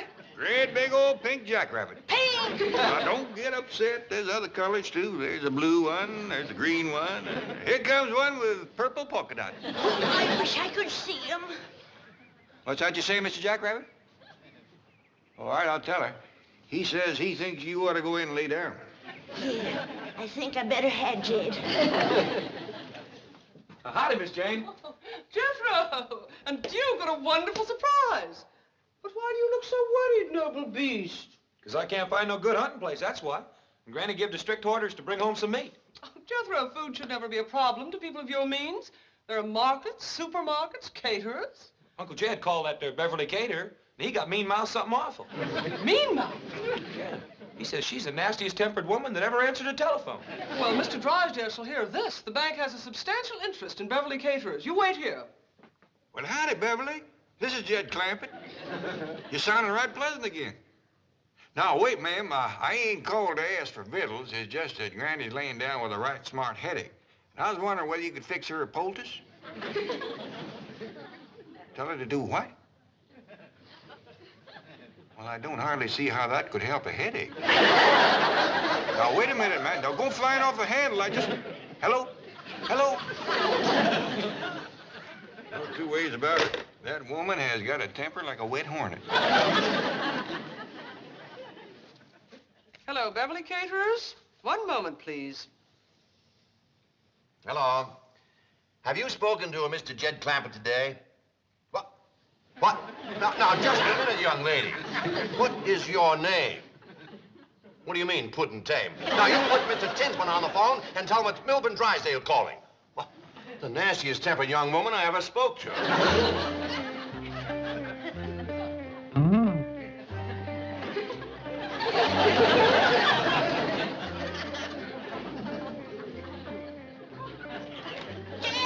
Jed, come quick. He's back again. He went outside there. Go look quick, Jed. Who's that, Granny? The Giant Jackrabbit. Oh, him again. All right, where's the jug? What jug? The jug that rabbit keeps coming out of. The jug gave you that headache. I ain't touched the jug. I busted my head running into them curtains. Yeah, sure. They'll do it all right. I gotta catch that giant jackrabbit. Where's my shotgun? Well, Jethro's got it out hunting. Well, then we gotta catch a snare and put a snare out for him. Granny, wouldn't you rather lay back down and let me bring you a nice big cup of black coffee? Now, I'm gonna catch that big giant jackrabbit whether you help me or not, and I don't care. I'll help you. I'll help you. All right. Now, you get me a nice big stout rope and put some bait in the snare. Yeah, it'd take about 24 carrots for a rabbit that size. Now you're thinking straight. Yeah. Just took me a while. Jethro. A restitution is about to be made. Yes. Now, give your Uncle Jed a message for Tell me. him that the young woman who was so rude on the telephone will arrive in person to offer her abject apologies. Yes. And tell Granny she needn't worry about food. The young lady will also bring with her a truck full of delicious piping hot viands and an assortment of tasty beverages, all of which will be offered at your pleasure. Yes. Have I anything else to say, Miss Hathaway? No, Chief, I think you said it all. That sure is going to make Uncle Jed and Granny happy. Thank you, Mr. Drysdale. Not at all. Glad to do it. Jethro? Don't you think you should reward me for my efforts? Well, all I got with me is a nickel and 2 pennies, but you can have that. There are other ways for a handsome young man to reward a young lady. There is? Yes. Tell me, do you enjoy kissing? Well, I like to kiss girls. Well, then, I'm going to close my eyes, and I want you to enjoy yourself. Go ahead, Jethro. Enjoy yourself. I am. Get out of here, you shameless vixen! Yes, ma'am. Come on, Duke. Thank you for the kiss. Now, let's see. If I was to tie another rope onto the bottom of that limb, pull it down, and then take my loop and put some carrots in it. Howdy, Mr. Jackrabbit. Would you like to step into my kitchen? You ain't gonna get away from me again, I can tell you that. Now, are you gonna come peaceable, or do I have to take you by force? Ooh.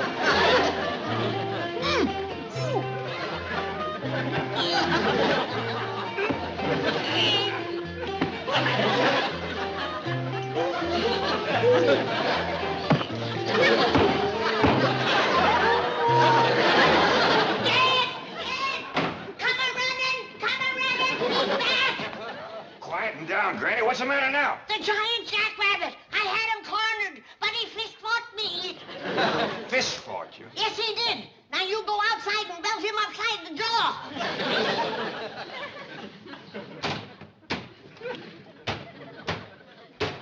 Granny, where are you hiding them jugs?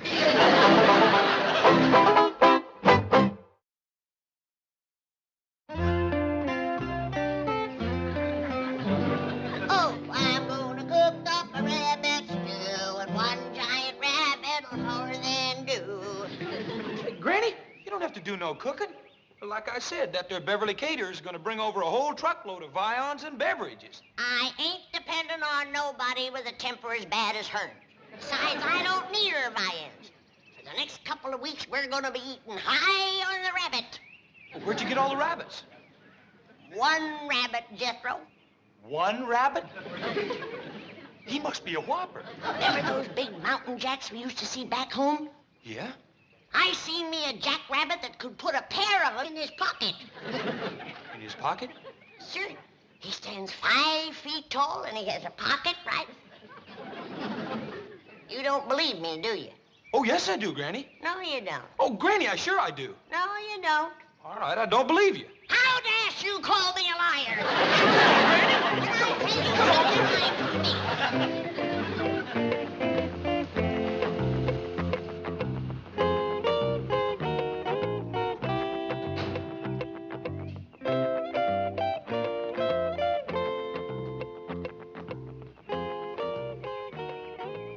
Mr. Tinsman, do I have to face Mr. Clampett all by myself? Yes, you do.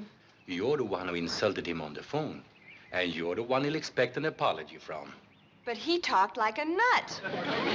Miss Billington, a man as rich as Mr. Clampett may talk like an eccentric, but never like a nut. I sure hope he'll forgive me. He'll forgive you. If he's anywhere between 15 and 95, he'll forgive you. I'll take the food round to the kitchen.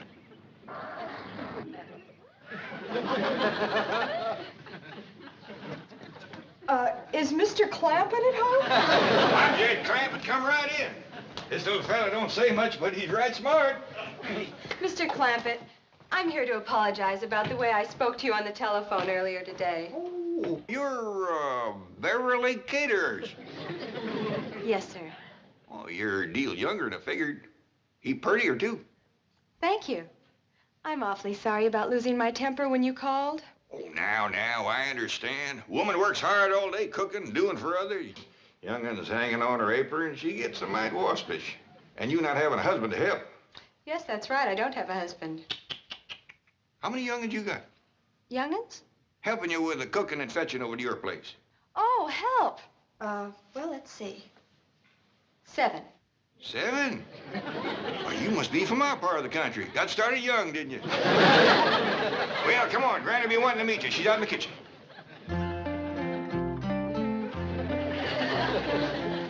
I got you, you big overgrown rascal. Now you're coming into the house to show you to Jed. And then you're going into the stew. That's where you're going. Oh, that's Mr. Tinsman at the back door. He's my boss. Come in, come in. I'm Jed Clampett. A real pleasure, Mr. Clampett. I'm Bill Tinsman. I hope everything has been straightened out and that Beverly caterers will always be welcome in your home. Why, you bet you're lying. This is a mighty fine young woman. She says you're her boss. That is right. I own Beverly Caterers. The tickets, you say? Can you do that out here? Why, of course.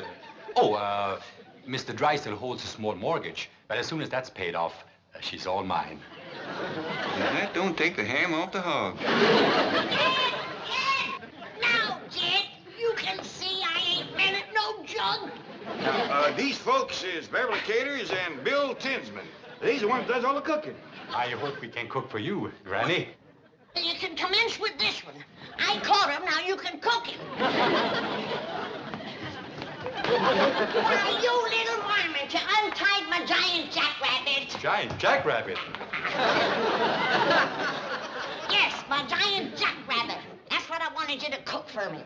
He stands about 5 foot tall, has brown eyes, and a pocket right here. Now, don't you go away. I'll go get him for you. Granny, wait a minute. We'll be back directly. You all go in the parlor and let the little fella play piano for you.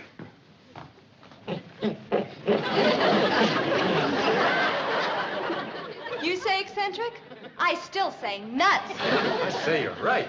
Let's get out of here. I can't understand it. He was free. Why should he return? Something must have frightened him. I'll say, if he prefers his crate to freedom. Yes, but what could it have been? Hello, over there. Yes, Granny, what is it? You see anything of a jackrabbit? No, we haven't. You won't find any jackrabbits in Beverly Hills, Granny. I'll telephone the zoo, sir. I say there's a giant jackrabbit around here someplace, and I'm going to find him if it's the last thing I ever do. Sure you are, Granny. Now, come in, lay down. I'm going to get that nice Beverly Caters to make a poultice for your head. Granny, you caught some in your snire. See, Jed wanted to tell you. What'd she catch, Ellie? Jethro. Hey, Uncle Jed, cut me down! Uncle Jed! He cut me down! Hey, Uncle Jed!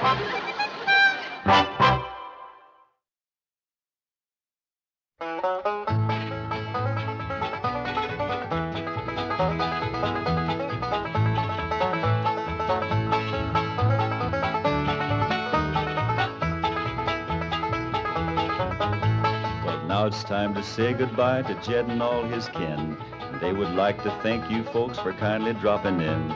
You're all invited back next week to this locality to have a heaping helping of their hospitality.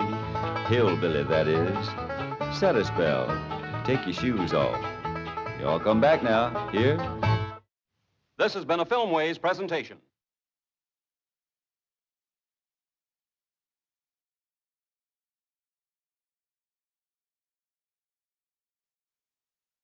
Come and listen to my story about a man named Jed. A poor mountaineer barely kept his family fed. And then one day he was shooting at some food, and up through the ground come a bubbling crude oil, that is, black gold, Texas tea.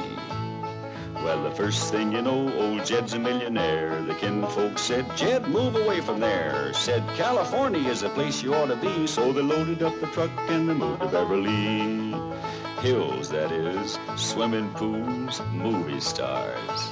The Beverly Hillbillies.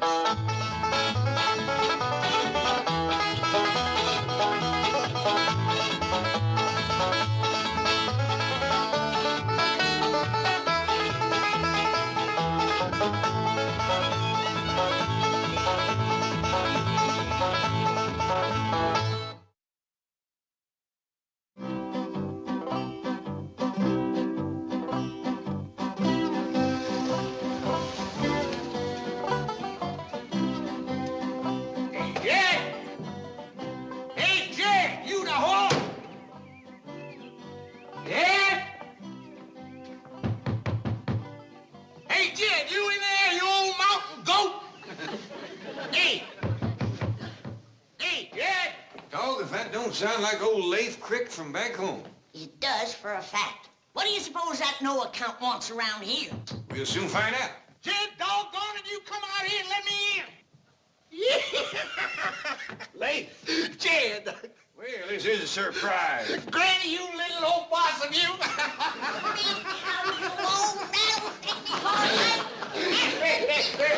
She ain't changed a bit, has she, Jed, huh? No bigger in a minute and scrappy as a band.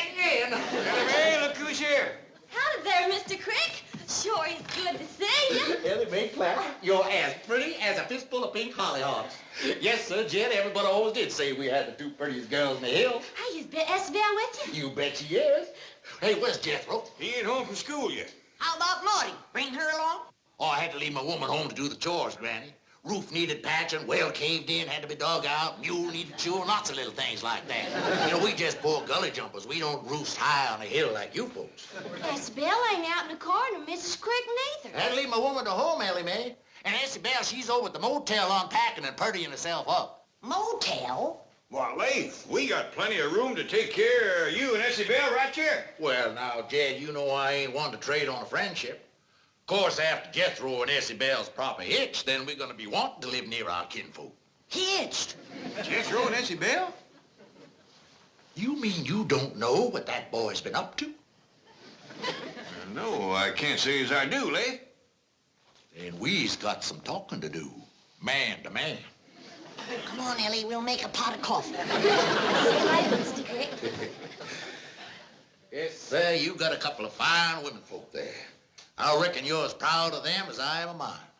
I reckon? I reckon you'd want to see right done by Ellie May just the same as I'd want to see right done by Essie Bell. I reckon? I reckon you wouldn't want no young man playing fast and loose with her feelings. I reckon? I reckon the man's daughter's just All right, about as... Lafe, supposing you stop blowing on the fur and get to the hide, what are you trying to say? Well, don't come easy saying what I got. Well, let's go in and sit down and give it a try.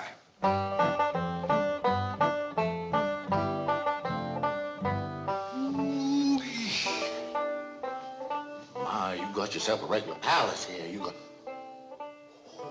Oh, I better take off my cloth now, because I don't want to get you fancy coffee all day. Just leave everything on, Lafe, and sit down and speak your piece.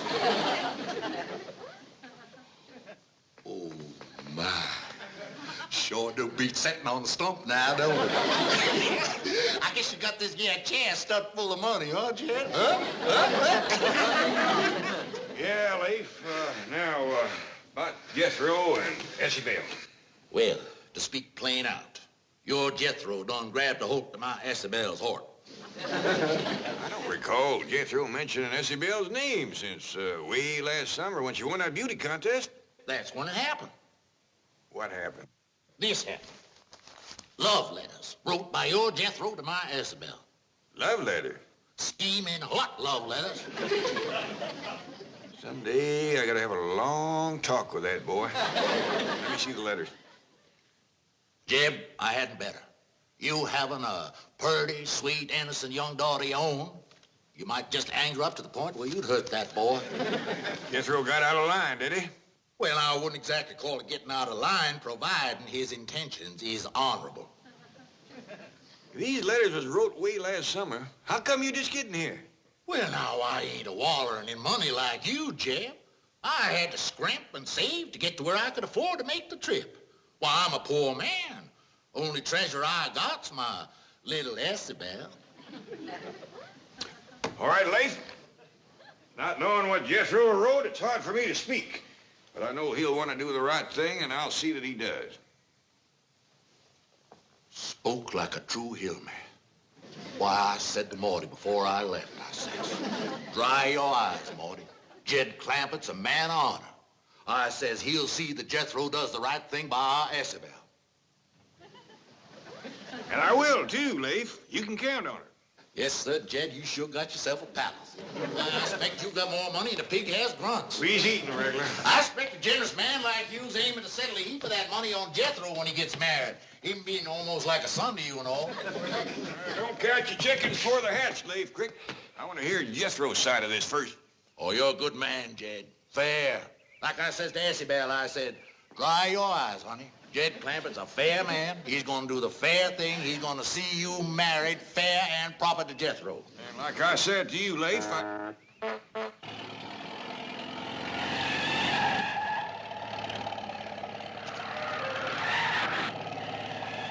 Whoever's driving that truck's mighty shy on brain. That's Jethro.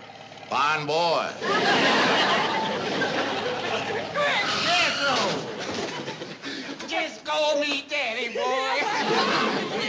Jethro, Lafe here says that last summer you wrote some love letters to his daughter, Essie Bell. Love letters? Why, it ain't nothing to be ashamed of, son. Most natural thing in the world for a handsome boy like you to write letters to a beautiful girl like Isabel. Them was fine letters, too. You should be proud on them. Oh, thank you. How come she never answered them? Well, son, right after she won that beauty contest, she must have got hundreds of letters like yours, proposing marriage and things. Well, it took her a while Now, to... hold on, Lafe. Jethro, did you propose marriage in them letters? Oh, let me think. Well, it ain't nothing to be ashamed of, son. Most natural thing in the world for a handsome boy like you. Now, give him a chance to think, Lafe. It ain't something comes easy to him. Love ain't nothing you think about. Love comes from the heart. He never said he was in love with Isabel. Well, he always was. You remember when you used to tote the books home from school? Old Mel Pratt, he took them away from you and beat you up? Yeah, but he was twice as big as me. Yeah, but if you was to marry Isabel now, that would sure leave old Mel Pratt drinking from an empty jug. Yeah? Yeah! This ain't something you have to decide about right now. Well, of course you don't. You just think on it for a while. Think about how Isabel's the prettiest girl in the hills. Yeah? Best dancer, too. Yeah? How much you'd like to marry her. Yeah! Take on the son. Now, wait a minute, Jethro. Think what you're doing. You sure you're ready to support a wife? Could be you'd have to quit school. Well, hot diggity dog, then I'm ready. I'll bring Isabel over for supper. But first you go down to one of them fancy Beverly Hills jewelry stores and you pick out a great big diamond ring. All right, and while I'm there, I'll get something for Isabel, too. I'll see you later, son. Bye-bye, Miss... Bye-bye, Daddy Crick. I want to get married. Yeah! Someday I should have had a long talk with that boy.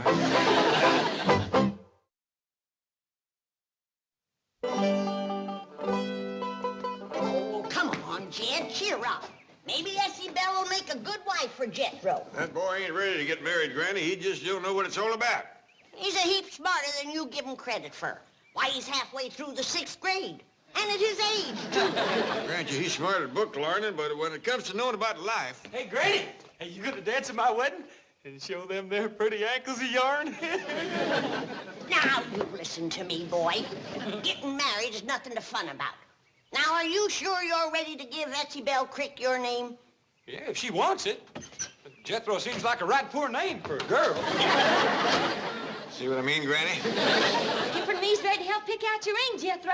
Now, Ellie May, I don't reckon a jewelry store is the best place for this little feller.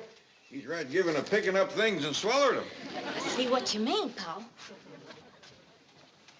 Skipper, you stay here. Why, if you was to eat some of them diamond rings, they'd give you the stomach ache.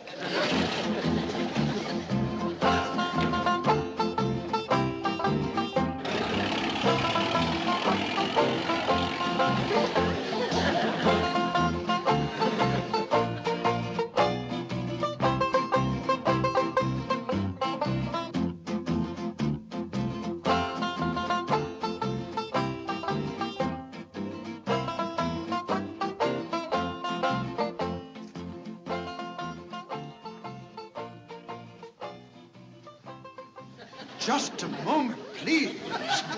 I'm sure you must be in the wrong place. Is this a jewelry store? Well, yes, but we sell only the very finest and most expensive pieces. I suggest you try a notion store. Jethro done got the notion what he needs now is a ring. Hey, Uncle Jed, here's some rings over here. Yes, but please, now, I'm sure you...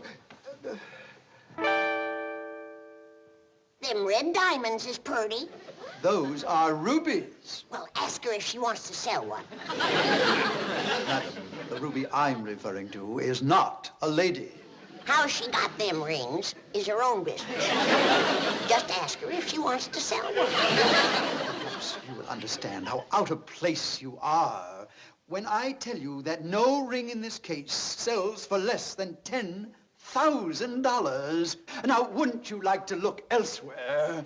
Yeah, sure. It's where you keep the good stuff. Security guard, please. That's right, Paul. Mr. Drysdale said we should always ask for the best. Did I hear you mention the name Drysdale? Yes, sir. Milburn Drysdale? Yes, sir. He's our next door neighbor. He keeps Jed's $35 million in his bank. Granny, I ain't sure it's $35 million no more. Might be close to 40 by now. You got the phone in your hand. Call up Mr. Drysdale and see who's closer, Jed or me. Stand by till I make one call. Things have been a little slow since Christmas. Quiet place, huh, Isabel? I'll say. Gee, Pa, this is just about the biggest place I ever did see. Yes, sir, Isabel. You did a mighty wise thing when you decided to marry up with Jethro. I didn't decide, Pa, you did. I didn't even answer his letters. Well, it was a good thing I did discover those letters. You'd have been married to that no-account Mel Pratt. Mel Pratt ain't a no account. He's a good, strong, hard-working boy. You gotta learn to keep your mouth shut, girl. You gotta learn to keep your mouth shut, especially when there's any food around. I still can't figure out where you found victuals enough to put on all that weight since last summer. Mel Pratt's been feeding me. He wanted me to get good and strong so I could help him clear that acre of land. That ain't land, girl. That's rocks. If you want to marry up with a boy that's got an acre of rocks, you should at least have them cut and piled up into a fine palace like this one. But Mel Pratt loves me, and I love him. I don't want to hear that name no more, Isabel.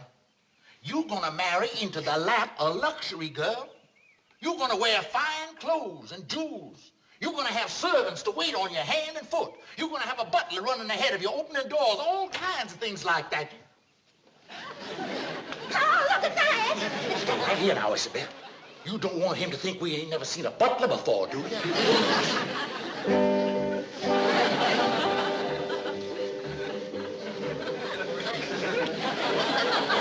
I do hope you'll tell Mr. Drysdale how well we have treated you here. Ah, here we are. Now, this is the engagement ring. Thank you. You might, in a subtle way, of course, let the bride know that she is getting 10 perfect carats.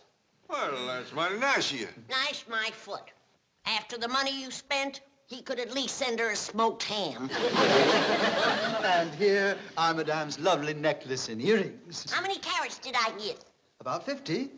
But of course, they're not perfect. Well, in that case, I'll take turnips.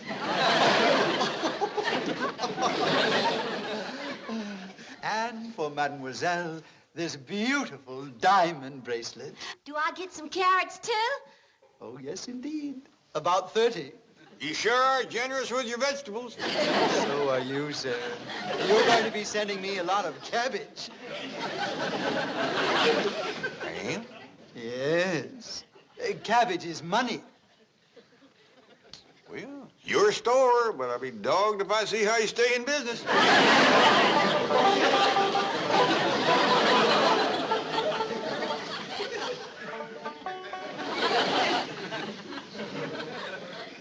You know something, Pa?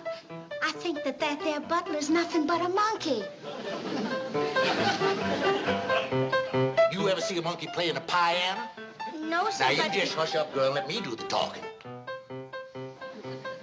Mr. Butler, that's mighty fine music.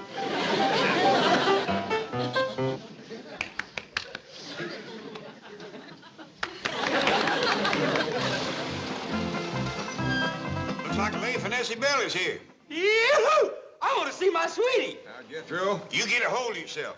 I don't want you running in there and picking up that little girl and scaring her half to death. Yes, sir. You put the truck away. I'll wait for you here. We'll all go in together like a proper family order at a time like this. Yes, sir, Uncle Jed.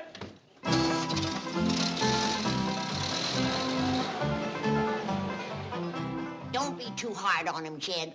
Now that I think back, he must be desperate in love. What makes you think so? For the past week, he ain't at his supper. For Jethro, that's desperate. That boy'll eat anything that don't bite him first. Who's that a-coming, Pa? Looks like that Beverly Caterers.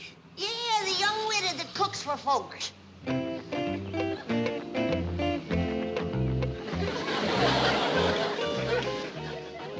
Hi, is Jethro ready?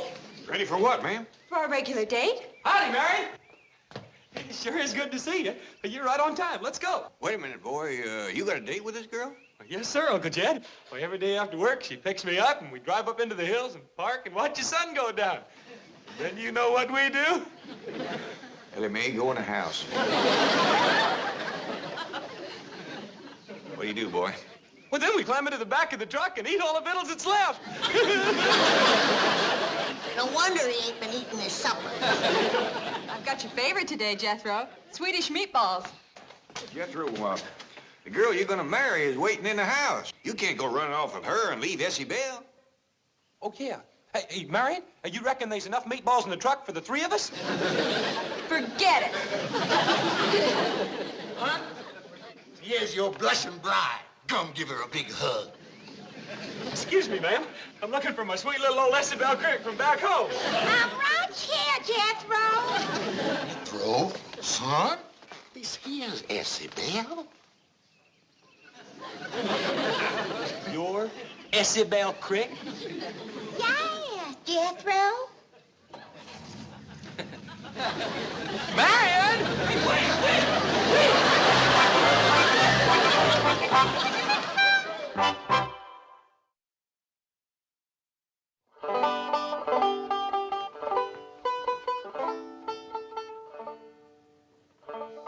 Essie Bell, I hope you ain't taking this too hard. I know it's hard for you to talk at a time like this. I understand, so you just listen. First off, I want you to know that we's getting Jethro back for you. Now, Ellie's cut across the hill, and your pa has took out after him in his car with Granny riding shotgun. Now, I don't excuse the boy for what he done, but you have changed a mite since he seen you last. Filled out, you might say. Jethro, he's got kind of used to these puny city girls.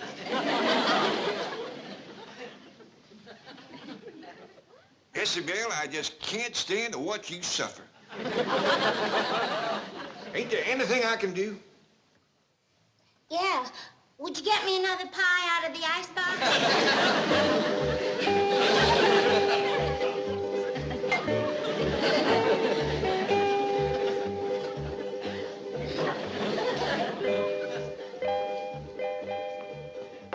There you are.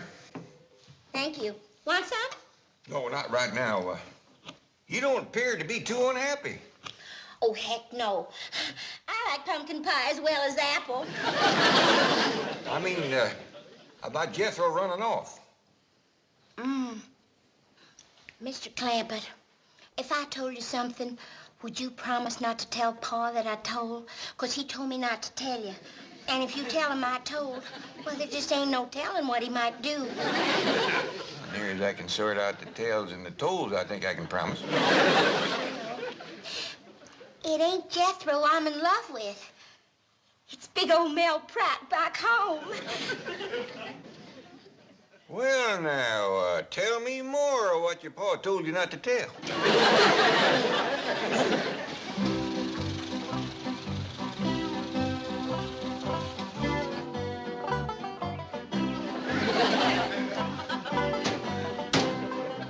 Let's have no more of this running after other girls. Ain't no boy can love two girls. That leaves Essie Bell out. She's about 2 girls and a half. Mind your tongue, Jethro. You take a girl for better or worse when you marry her. Yeah, but she got worse before I got married. Fetch him in, Lafe. I'll look after Essie Bell. Come on, boy. Let's start talking about this wedding. Well, Mr. Crick... You call me daddy now you're marrying up with my daughter. But, Mr. Crick, I don't think I want to get married. To nobody. I want to finish the 6th grade so as I can be a brain surgeon. You should have started thinking about that before you wrote Essie Bell them hot, steaming letters full of love talk. I don't remember no love talk. You don't, huh? Now, just how'd you start them letters? Dear Essie Bell. Well, ain't that love talk, calling a woman dear? It is. I'm in trouble with a lot of women. Men, too. Well, Lafe, I see you fetched him back, all right. Now, Jethro, you can get upstairs and get packed for your honeymoon. Oh, but Uncle Jed, I don't want to. Get up there and do like I tell you. Oh, yes, sir. You're a good man, Jed. Fair. I try to be. What do you think of my giving Jethro and Essie Bell my house for a wedding present? Oh, that is fair. That is really what you call fair. Of course, it's just a little 2-room place, but they'll make out. Well, I ain't the best at counting, Jed, but I done towed up 12 ropes since I've been here. Oh, I ain't talking about this place. I'm giving him my little shack back in the hills. Back to home? Yeah, there's half-acre land goes with it. Of course, it's mostly rocks and stumps, but a couple of strong young'uns like Jethro and Essie Bell have that thing cleared in 4 or 5 years. Is that all you're gonna give them? Oh, shucks, no. Essie Bell, fetch in that other wedding present I give you. Coming, Daddy Clampett. That's better. I always said you was a generous man. Why, just before I left home, I said to Morty, I said, why, Jed Clampet's a generous man. Why, there's just no telling what he... What are you doing with him?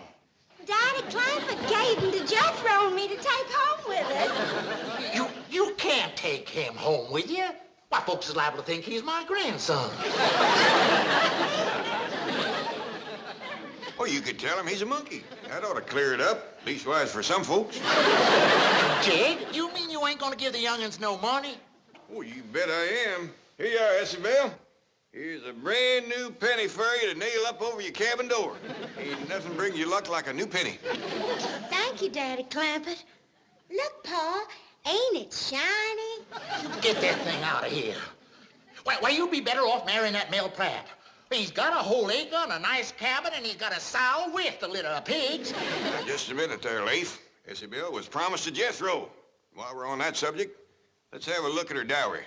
I ain't got no dowry, Daddy Clampett. Here, you don't want Jethro marrying no girl without a dowry. Now, Mel Pratt, he don't care. He'll take a dowry or no dowry. How soon's the wedding? I'm all ready to dance. There ain't gonna be no wedding, Granny. I'm taking my Essie out of here. Come on, Essie Bell. Now, just a doggone minute. I got all dressed up to have a wedding dance. Now, let's have it. Well, she's gonna marry Mel Pratt. Don't bother me with details. Let's get on with the wedding dance.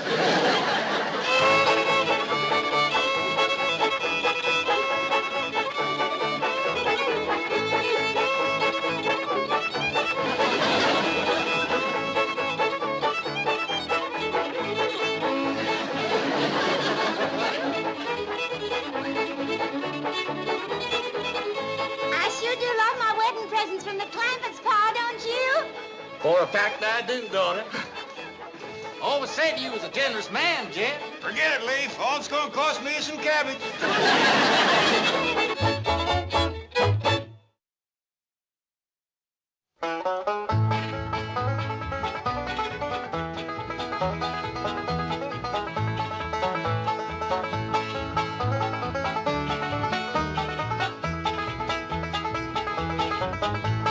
Now it's time to say goodbye to Jed and all his kin. And they would like to thank you folks for kindly dropping in. You're all invited back next week to this locality to have a heaping helping of their hospitality. Hillbilly, that is. Set a spell. Take your shoes off. You all come back now. Here? This has been a Filmways presentation.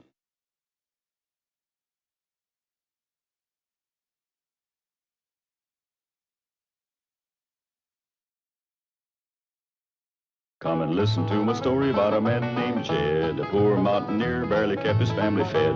And then one day he was shooting at some food, and up through the ground come a bubbling crude oil, that is, black gold, Texas tea. Well, the first thing you know, old Jed's a millionaire. The kinfolk said, Jed, move away from there. Said, California is the place you ought to be. So they loaded up the truck and they moved to Beverly Hills, that is, swimming pools, movie stars.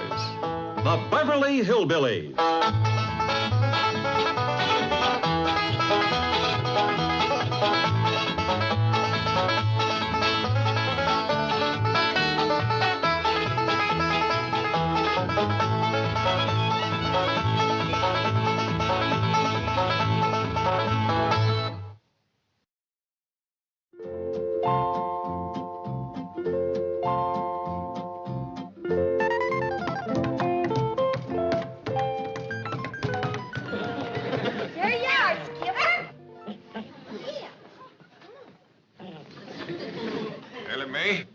better learn Skipper some table manners or Granny ain't gonna let him eat in her kitchen. I'd a heap rather have him eating in my kitchen than that big, overgrown, lazy, good-for-nothing Lafe Crick. Now, Granny, don't start on Lafe again. He's gone. He's on his way back to the hill. He don't live in the hills. He lives in the gully.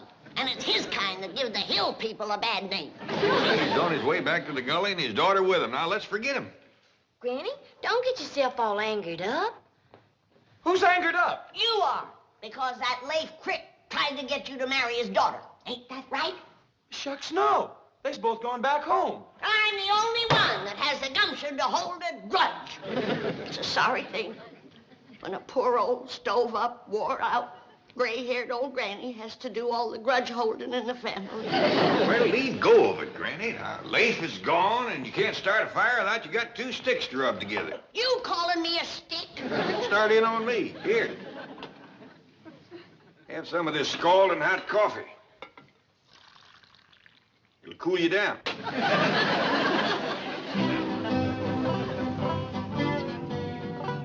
Here we are, Mr. Crick.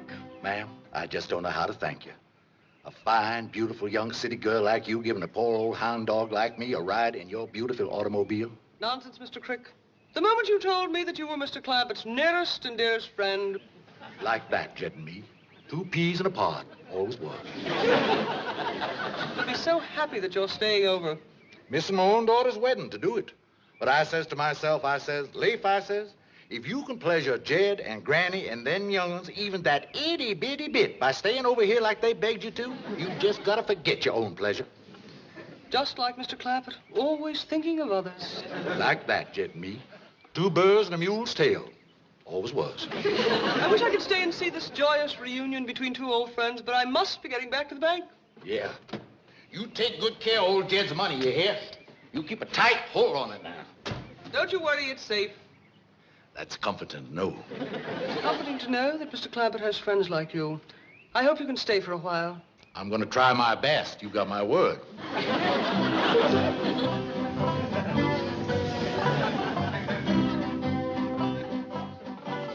Skipper and me'll be back to help you with the dishes, Help Granny. me with the dishes, and that's what you get when you deal with those gully people. Lafe Crick, S.U. Bell. I'll tell you, I've seen some things, and that's the way it is.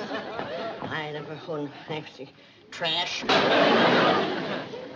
Jethro, I reckon we gotta let Granny blow off that head of steam she built up over Lafe Crick, or she's gonna be sputtering and hissing like that for weeks. I reckon it'd pleasure her a heap to cut loose and speak her mind. Granny, what do you think of Lafe Crick? Why, he is the laziest, no-account varmint that ever drawed a breath. Go, Granny, go. Why, the only hard work that he ever done was to turn over in bed. He can get up in the morning with nothing to do, and by nightfall, it's only half done. That's it, Granny. Me mouth him good. His woman does all the work over at their place, and the only time she ever got him out in the fields, she had to sharpen the stumps so he couldn't sit down. Blow the lid off, Granny. Let her fly. The only nickel he ever earned was when his pa paid him 2 bits to stay away from the house. Why, he would whitewash his own ma and rent her out to haunt houses. Why, he's so lazy, even his scarecrows have to sit in a chair. You talk about a liar. Why, that Lafe Crick, he wouldn't know the truth if he stepped on a barefoot head. Go, Granny. He's like a catfish. All mouth, no brains. He's got whiskers like a catfish. Shifty-eyed, big feet.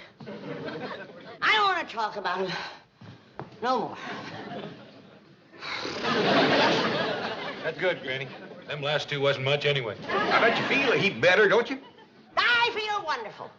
And I'm going to cook up a mess of the finest victuals that this family ever clamped their jaws on.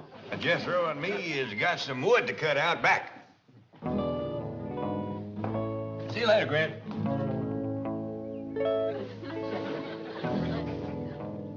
What you got there, Skipper? Mr. Crick. You speak to me, boy. That was me that spoke, Mr. Crick. Hi there, Ellie. I'd get to my feet, honey, only I'm so tired from walking all the way up here. Well, I thought you went back home for Isabel's wedding. Oh, Ellie, darling, promise me you never gonna treat your pa the way that girl treated me. What did she do? Went away and left me stranded, without no car, no money, no food, all sick and starving. We got plenty of food, and Granny will doctor you back to health. No, honey. I don't want to burden nobody, but I would like to see your pa's face just one more time before I pass on to my reward. Now, maybe if you was to help me, I could get to my feet and make my way to the table. I mean, to wherever your pa is. Well, he's in the kitchen. Good. I am cooking grits and jowls, Billy boy. I am cooking grits and jowls, charming Billy. And my victuals will be safe now that Ree is rid of Lafe. He's a good-for-nothing, low-down, lazy varmint. Hello, dear, sweet little old granny. He's back and drunk to boot.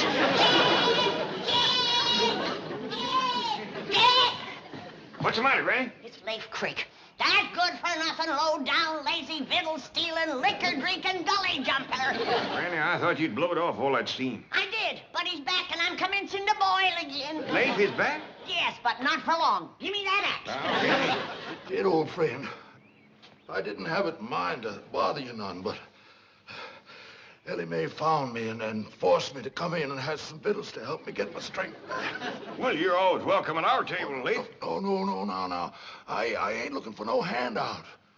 Lafe Crick ain't one to be asking for charity. No, sirree. Lafe Crick wants to work for what he gets. I didn't know there was two Lafe Cricks. Well, ain't no call for you to work, Lafe, but if it'll make you feel any better, here's the axe. You can help Jethro yonder cut some wood. I'd be glad to. I'd be proud to do it, but I think first I'll change into my work clothes. I wouldn't want to get my Sunday go-to-meeting suit all mussed up. Give me that axe. Now, Granny, you leave Lafe be. I ain't after him, but if you're sending him out there to work, I'm going out there first and sharpen them stumps.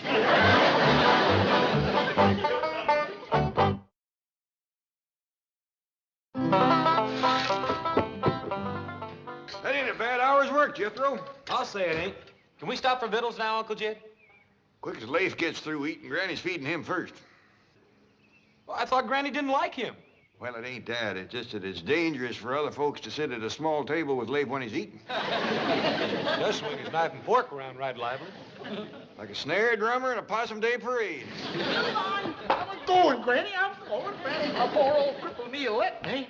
What cripples your knee? Well, the rheumatiz, Granny. Now, if you was to give me a little bit of your rheumatiz... I'm going. Come on, move on.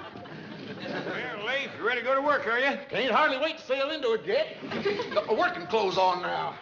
You notice the only places working clothes is patched, don't you? Now, Granny. Maybe he's turned over a new leaf. Not unless there's food under it. What you got in the pan? Nothing. I was using it to dip grits and jowls for Lafe. I couldn't keep ahead of him with a spoon.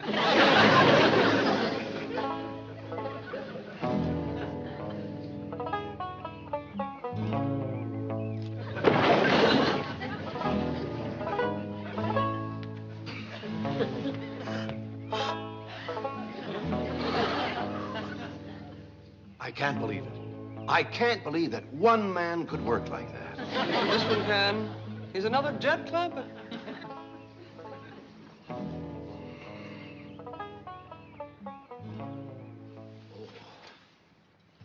Howdy, Miss Hathaway, ma'am.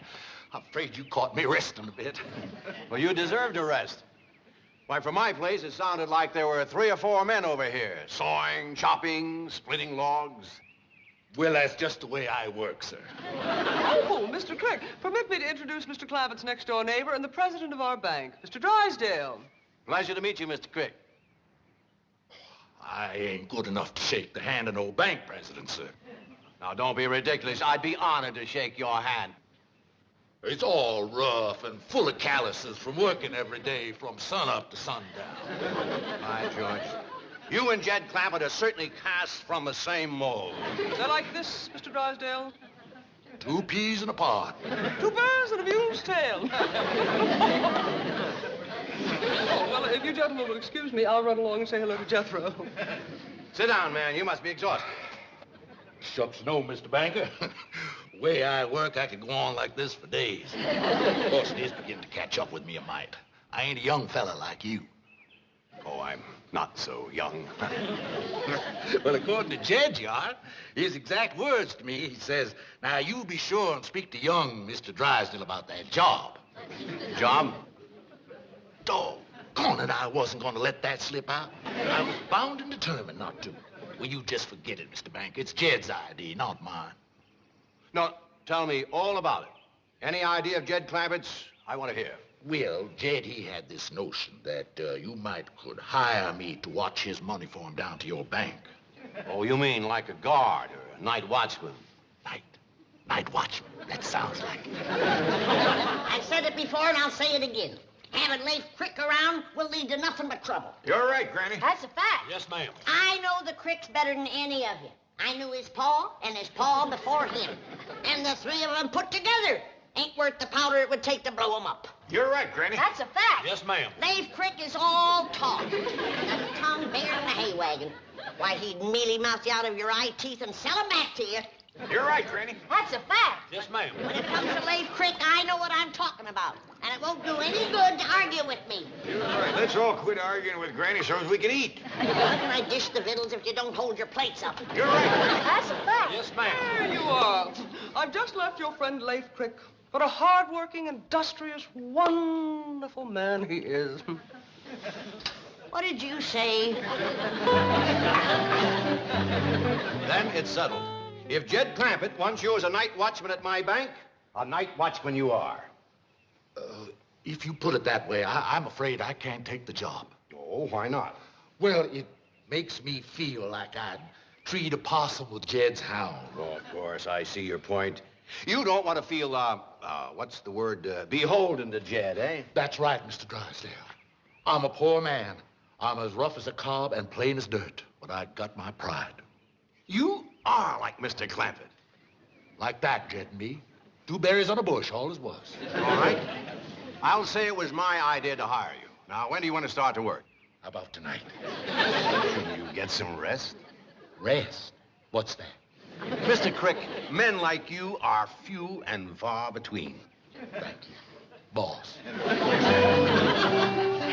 tell you, Granny, the man is a veritable one-man sawmill. Cutting, chopping, splitting logs. You see, Granny, old Lafe has changed. Well, if he has, I'm going to jump in that pond with all of my clothes on. In a bank, at night, with a gun and $40 million. Yahoo! Yahoo! See, Granny? I told you so. Yahoo! I dog you, Granny. She was right. Granny.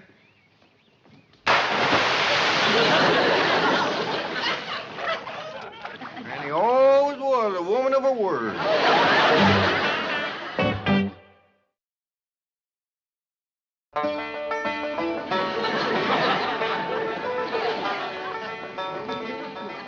I fished your shoes out of the pond, Granny. I'll set them in the oven and let them dry out. Much obliged. Shoot! Bless you.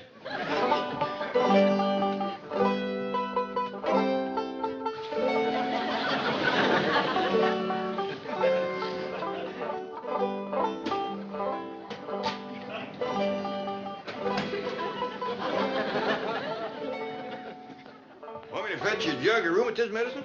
Oh, never mind. I can't believe it. I seen it, but I can't believe it. Lafe Crick swinging an axe, splitting wood. You ain't heard the best part, Granny. Old Lafe done got himself a job. A job. Lafe Crick. That's right. I've changed my mind. Fetch my jug.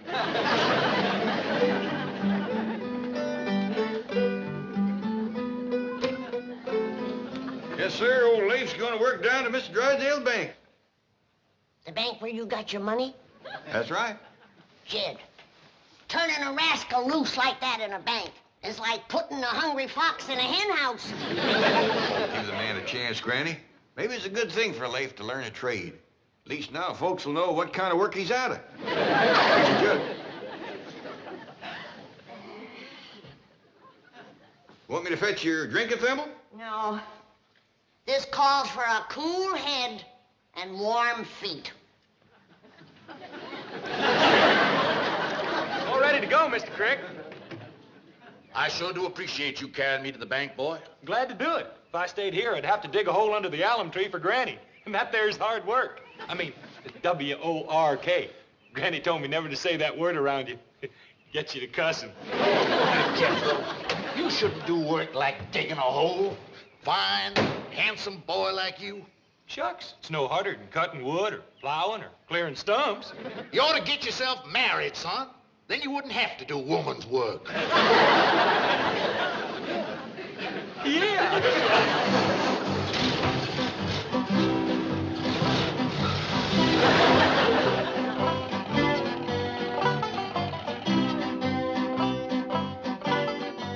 Make yourself comfortable, Mr. Crick. Mr. Drysdale will be right back. Thank you, ma'am. My, this must be the finest, most beautiful office in all the world. Oh, I'd hardly say that. Well, I reckon it must be you, ma'am. Pretty girl always makes a room pretty. Mr. Crick, you devil. So this is where you keep old Jed's money, is it? Yes, the Commerce Bank is very proud to be the guardian of the fortune belonging to your nearest and dearest friend. Like that, Jed and me. 2 drips of dew, all as was. Well, make yourself at home. I'll just have a few words with Jethro. Oh, fine boy, Jethro. Yes. Looking for a wife. You and him would make a mighty handsome couple.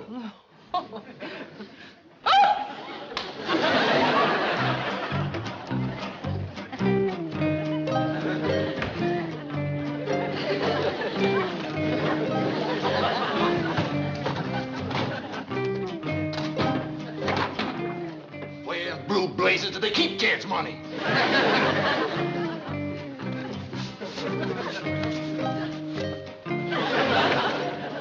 Good to see you, Jethro.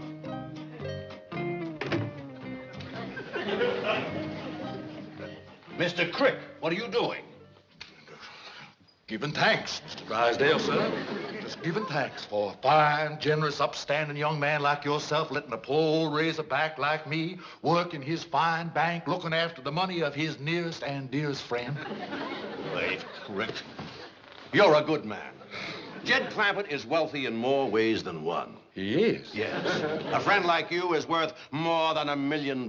Oh, I do hope to be, sir. I do hope to be. Where is that no-account, overgrown, big, lazy... Granny, I told you Lafe has got a job. I'm talking about Jethro.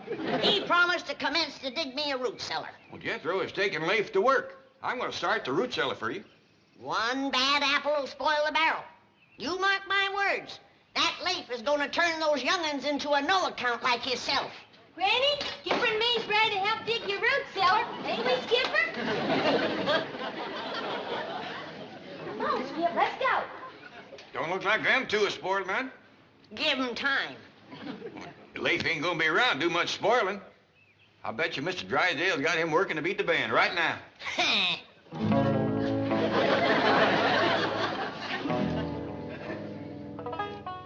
I didn't singe your whiskers, did I? No, not a bit. Suppose it's time I have it tied into one of these. Is it all for me, or do I give you half? No, I don't smoke them. Mr. Crick, would you like me to send for my barber? Oh, no. I can smoke it by myself. No, I thought you might want a shave and a haircut. My barber would be happy to come over here to my office and give you one. You mean right while I'm a-setting here? All I have to do is call him. That sure is handy, huh? Yes, isn't it? I'll just keep that in mind if I ever should need a shave and a haircut. Yeah. Well, right now, I'm anxious to get to work. That's the kind of a man I am. I'm not much of a one for sitting around. Good. What I have in mind for night watching old Jed's money is if you was to put it into some gunny sacks, I'd set on them sacks with my shotgun across my lap. Now, then you wouldn't have to worry at all. You could just go off someplace and sleep like a baby. Mr. Crick, I'm afraid you have a slight misconception about the way we guard our money here at the bank.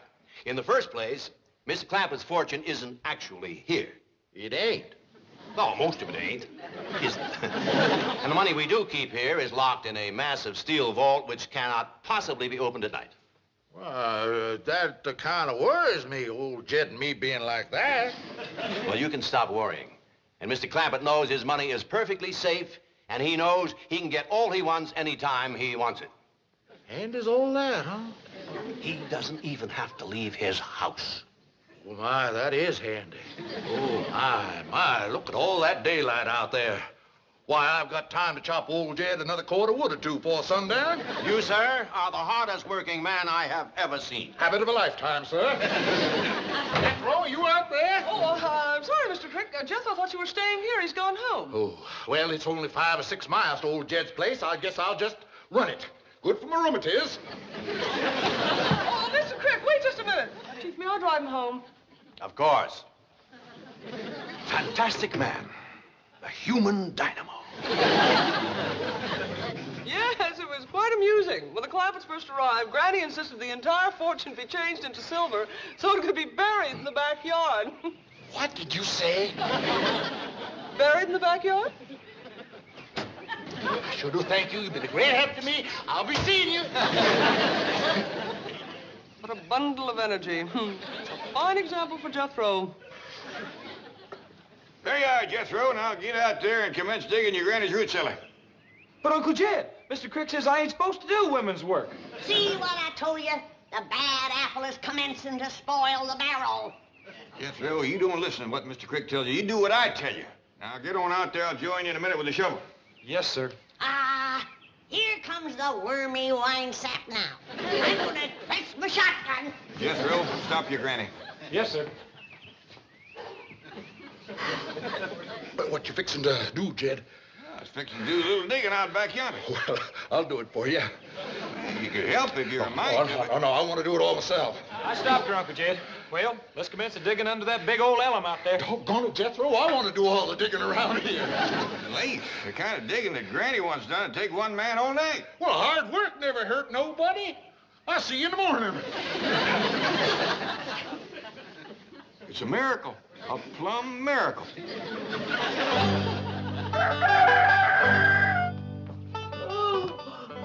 I said it last night and I'll say it again this morning.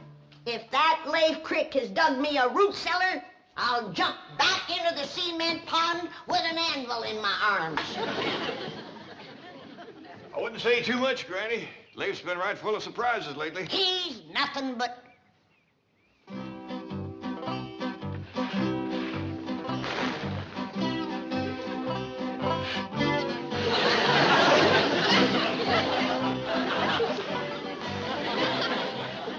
Seen enough, Granny?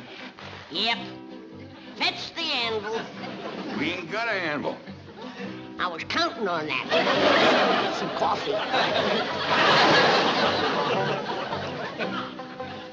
That's deep enough, Lafe. Veer a little to the right. Thank you, Jed!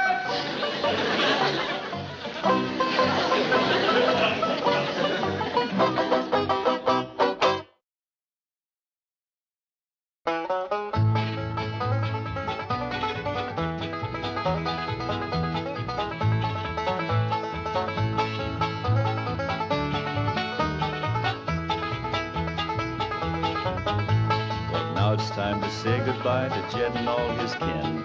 They would like to thank you folks for kindly dropping in. You're all invited back next week to this locality to have a heaping helping of their hospitality.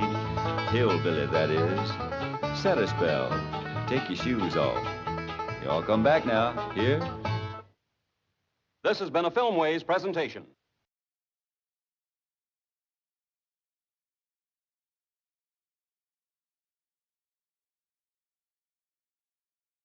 Come and listen to my story about a man named Jed. A poor mountaineer barely kept his family fed. And then one day he was shooting at some food, and up through the ground come a bubbling crude oil, that is, black gold, Texas tea. Well, the first thing you know, old Jed's a millionaire. The kinfolks said, Jed, move away from there. Said, California is the place you ought to be. So they loaded up the truck and they moved to Beverly. Hills, that is. Swimming pools, movie stars. The Beverly Hillbillies.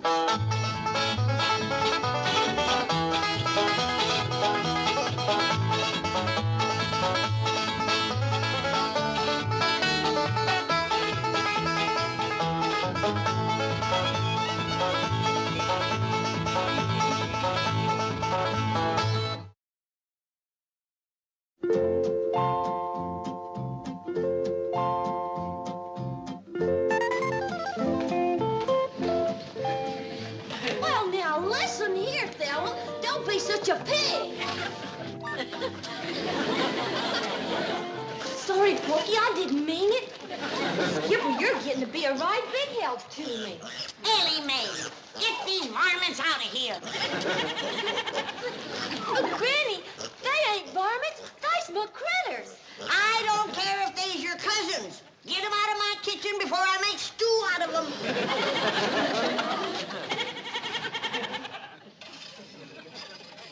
Jed, Ellie May's critters are crowding me out of my own kitchen. How soon you gonna have my root cellar ready? Well, it won't be long now, Granny. Lafe Creek got the most of it done. Jethro and me is going in there, square off the corners, and put in the framing. Well, let's hurry it up. I need a place where I can get off to myself. Well, Jethro's down in the hole now. Let's go see how he's doing.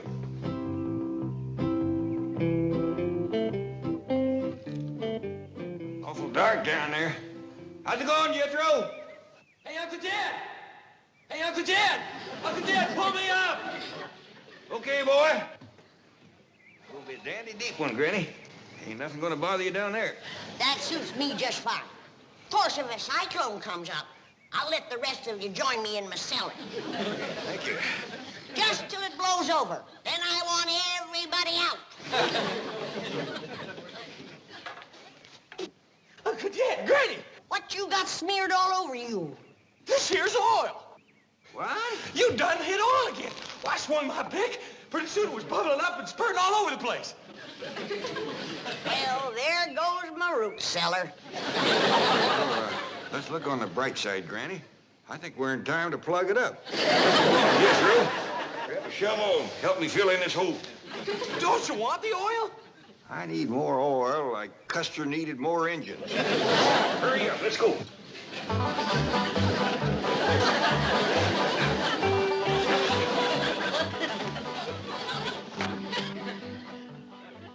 Good morning, Chief. Morning. Can you think of any reason why Jed Clampett would be digging a large hole in his backyard? No, not unless he's going to take his money out of your bank and bury it.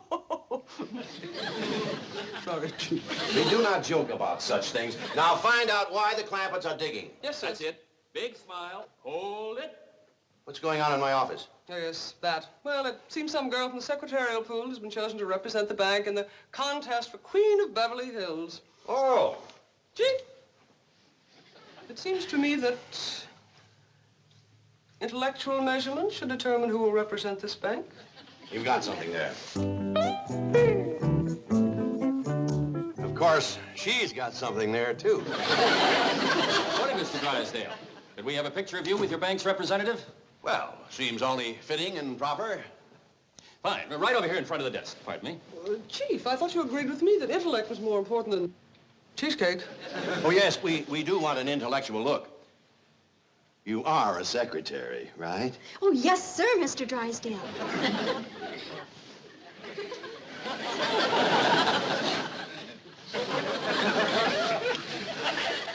There, that's better. Excuse me. And now let's have a nice big smile. Hold it. Thank you, Mr. Drysdale. I'm sure your representative will win the race for Queen. Oh, I hope so. After all, that's what I'm paying you for. Good morning, Mrs. Drysdale. Good morning. Where is my husband's secretary? She's in his office with him. Thank you.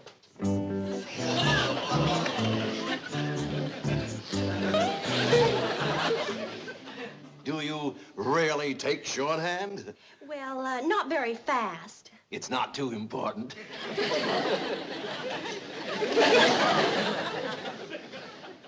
She is a secretary? Word of honor, this is, what is your name? Candy Davis. Candy, yes. Well, this is, My name is Margaret. Mrs. Drysdale.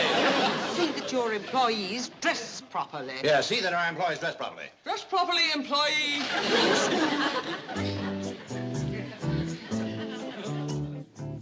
Well, now, Milburn, there is another explanation that I'd like. Yes, dear. Those hillbilly friends of yours are defacing that beautiful estate next to us. They're burrowing about like so many gophers. I want to know why. Well, I did ask somebody to look into that. You. Chief, I forgot. She forgot. I'll look into it immediately. Really, Milburn, I've taken all I can from those Clampetts. Well, I haven't. That oil money still keeps rolling in. Money isn't that important. Who steals my purse steals trash. Shake hands with a dedicated trash collector. I'm terribly sorry, but Miss Commerce Bank forgot her banner. What is this beauty contest nonsense? Well, it's in connection with Beverly Hills' 50th birthday celebration, the semi-centennial. You see, Margaret, it is important. The spotlight of the world will be on our fair city. And what will the spotlight show? 4 unkempt hillbillies digging holes in the ground. Who's going to look at them with 100 girls like this parading around? I told you to wait in my office. Oh, yes, ma'am. I hope you're not going to overlook the intellectual approach to this contest. Whoever wins will reign as queen of Beverly Hills, and she wins a trip around the world. Milburn, that's it. Winning this beauty contest could solve everything. Oh, Margaret, Jane couldn't win with a rented figure. But Ellie May Clampett could win. And naturally, her family will want to go around the world with her. I don't like the idea. Oh, please, Milburn, just during the semi-centennial. No, Margaret, I don't like it. Very well. Mother will arrive tomorrow for a 6-month visit. I like it.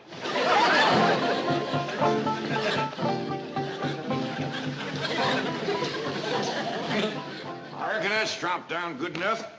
Yep. There's nothing that spoils good ground like that smelly old oil. It sure is hard to wash off. Let me look at you, boy. That oil give your lye soap a real fight, Granny. Yeah, that pesky, messy old stuff. Now, I'm gonna look for another spot to dig my root cellar. Maybe this time we'll get lucky and come up with a dry hole. Look here, young'uns. I don't want nothing said about us striking oil. Why not, pal? Because somebody will just go to forcing more money on us, and we got more than our share now. Jethro, come bring the shovel. Okay, Granny. I reckon it's tromped down good enough. Come on, let's go give me a hand. Yes, sir, pal. Come on, Skipper. Well, don't just stand here with your fingers stuck in the ground. Do like Ellie said.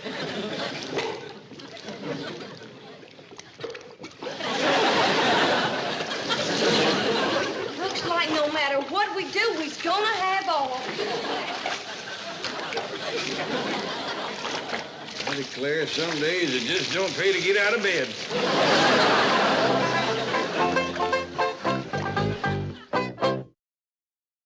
Gonna have a root cellar 60 foot deep, where I can sit alone and rock and never hear a peep. And if Ellie brings her treasures in, I'll throw them out the door and have Jethro dig me down 60 feet more. La-di-da-di-da-di-da-di-da-di-da-di-da. La-di-da-di-da-di-da-di-da-di-da-di-da. La-di-da-di-da. What happened? I done struck oil again. It's a regular plague. It's a black day, Jethro. Sure enough is for me. I need a root cellar the worst way. I got some goat cheese that should have been put underground a year ago. If it gets any riper, it's gonna run us out of the house. Granny, look who's come to see us, Granny. Jethro, what have you been doing? Digging a hole in the ground. But every time Jethro, I start we ain't talking about them holes, remember? Oh, I am. I was just trying to tell Miss Jane that every Go time on I outside and wash up. Thank you. Dig the hole, Jethro. Get some. Don't talk, Jethro. Just keep quiet. Don't talk. Mr. Clampett, we shouldn't have secrets from one another. Now, let's discuss those holes you're digging. Well, we better hadn't, Mr. Drysdale. It'll liable to get you all stirred up. What? Is it about your money? Tell me. You see, you're stirred up already. Let me ask Mr. Clampett's help with my problem. Perhaps that will solve yours. Could we step outside? Yeah, but not too fur outside. Very well. Chief, why don't you stay and visit with Granny? Granny, let me tell you some of the advantages of the modern-day bank vault over, say, a hole in the ground. I'm listening. Mr. Clampett, the city of Beverly Hills is about to choose a queen. You don't say. Yes. Number of beautiful girls have entered the race. How many you got running? Quite a few, but there's always room for one or two more. And another advantage is that our vault is nice and dry. In fact, air-conditioned. Now, things become moldy and damp when left underground too long. I've known that to happen. But it would be a mite unhandy for me to have to go clean down to your bank every time I wanted something. No, but you won't have to. You just pick up the phone, tell me how much you want and when you want it, and it'll be here like that. Real? Yes, ma'am. Now, that'll be much handier than using your own backyard, won't it? Yeah. Especially after all the trouble we had trying to dig them holes out there. Now, here are some of the other advantages. And in addition to reigning over the city of Beverly Hills as queen, the winner will also get a trip around the world. Well, doggies. Yes. There'll be parties and dances. She'll be the center of attention, besieged by handsome, eligible men. You know, something like this is exactly what Ellie May needs to turn her into a lady. You are right. What a wonderful idea. Reckon she got a chance of winning? Mr. Clampett, if Ellie May runs for queen, I can practically assure you that she will win the race. I hope I can get her to run. Jed, Mr. Drysdale has done talked me into not digging any more holes. I'm for keeping everything in the vault down to his bank. Whatever you say, Granny. Come on in and help me toast something. We'll be right back. You know what, Granny? The city of Beverly Hills is going to have a queen. No. And you know how they're going to pick the queen? How? They're going to have all the girls run a foot race. I'll be switched. Congratulations, Chief. You did a great job. I was mildly magnificent. How did you do? Mission accomplished. Ellie May will enter the race for queen, and the finals will be held beside the Clampett swimming pool. By George, that calls for a raise. Chief, it's all in the line of duty. Oh, no, it isn't. I deserve a raise, and I'm going to have it. Here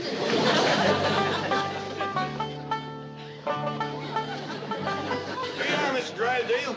Granny tells me you're going to keep all these little fur down in the vault in your bank. That ain't all, Jed. If ever I need anything, he's gonna fetch it out here himself. Well, that is surpassing kind. I wouldn't open that until you get it down to that air-conditioned vault. Now, Granny's got cheese in there. It'll walk down to the bank by itself if you give it a chance. Look up, Chief. Half a victory is better than none. Wait till you hear who's going to run in the race for Queen of Beverly Hills. I heard. And I think Ellie May will win. Don't be too sure. Who could possibly beat her? Granny's going to try. What? Oh, Brownie, you haven't got a chance. We'll see about that. My legs is every bit as good as Ellie May's. Well, don't just stand there. Pick up your basket and let's get back to the vault. Where do they come off thinking I ain't got a chance to be queen? Now, cool down, Granny. I reckon they just never seen how fast you can run.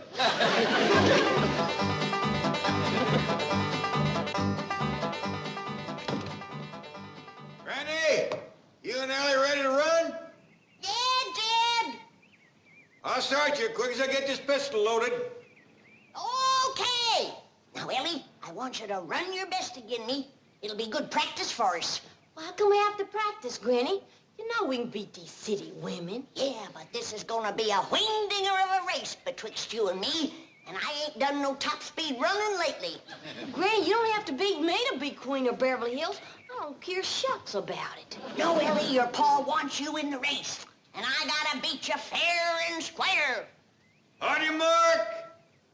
Now, do your best again me. Get set.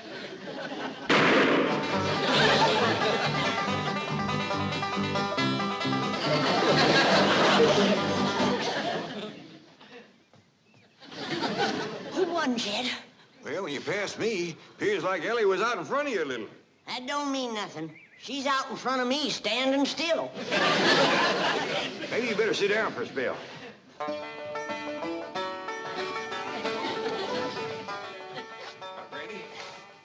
You sure you want to race against all them young girls? You're darn tootin'. I'd do anything to be queen of Beverly Hills.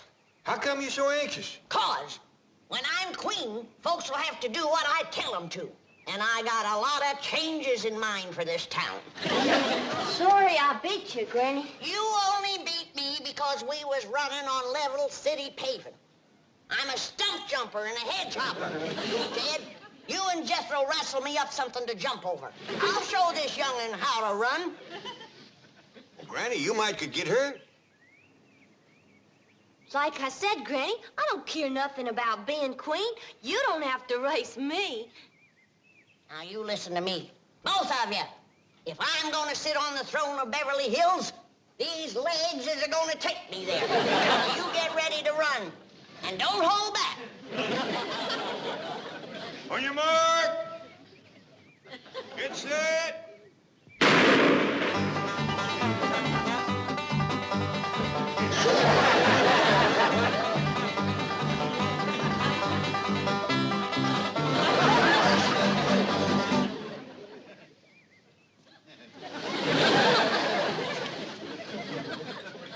How'd we do that time, Jed? I'm afraid the young'un edged you again.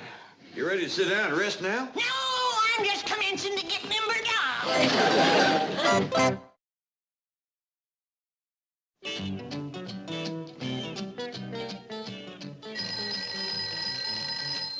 Hello? Don? Well, I don't care what it smells like. It stays in the vault until I say take it out. I've got some great news, Mr. Drysdale. What is it? Come in, Candy. We have just come from the first press party, and I went around and spoke to every judge personally. This young lady was the unanimous favorite, a sure winner.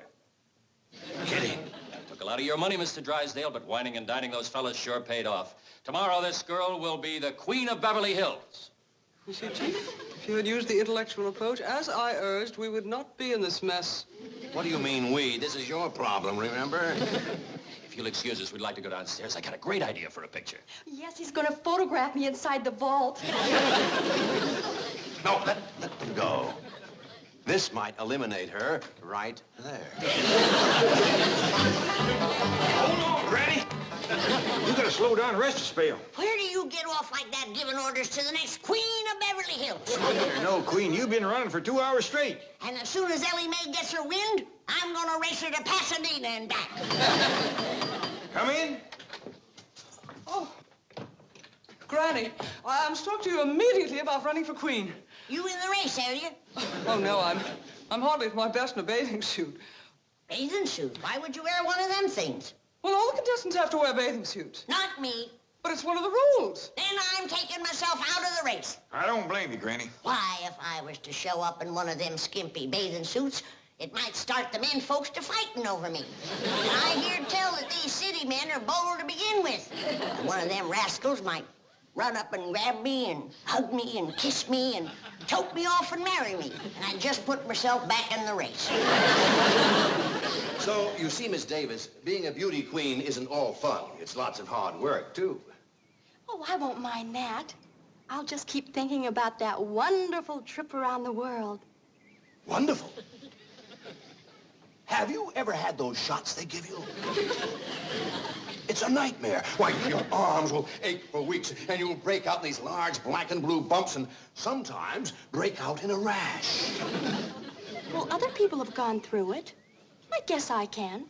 Now, wait, you haven't heard the worst part of it. Mr. Drysdale, I'm representing your bank. Don't you want me to win? Well, of course I do, but I feel responsible. I feel duty-bound to show you both sides of the picture. You might want to drop out. Now, don't you worry about that. Nothing can discourage me. I'm going to win that contest for you. Thanks a million. Well, Chief, mission accomplished. Ellie May will be the sole entry from the Clampett family. How did you do? No good. Cheer up. Ellie has a good chance of beating her. Oh, Miss Hathaway, Mr. Drysdale, can we be getting back to town? I have a date tonight with the head judge.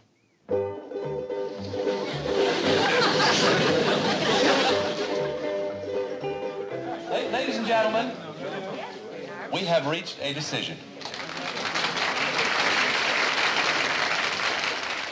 The finalists are the representative of the Commerce Bank, Miss Candy Davis, and our unsponsored contestant, Miss Ellie May Clampett.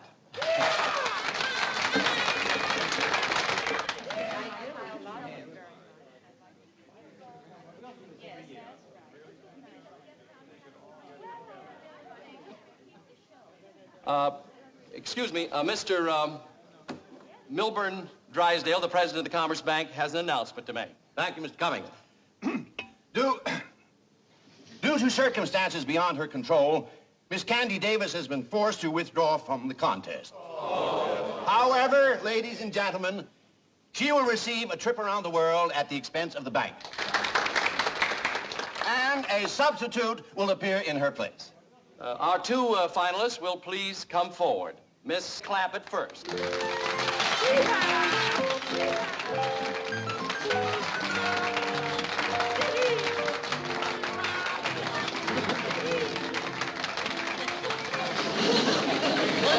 And now the new entry representing the Commerce Bank.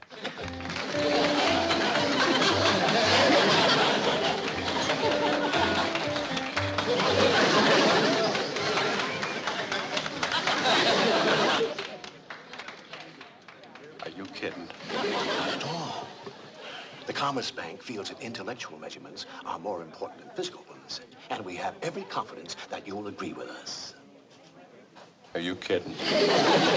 Each contestant will now step to the microphone and tell us in her own words how she intends to represent the city of Beverly Hills as queen on her world tour.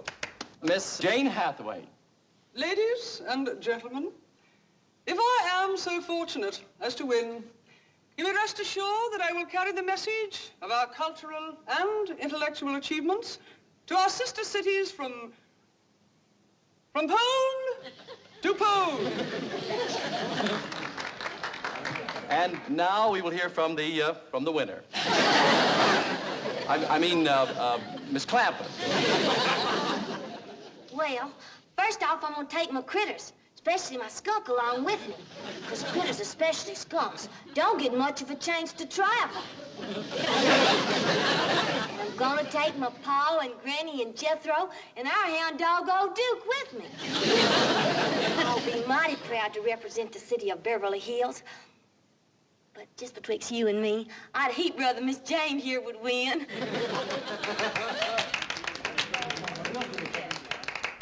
One moment, please. My doggy's Ellie made a right good speech, didn't she? First rate. Done herself proud. Ladies and gentlemen, may I have your attention, please? Quiet, please.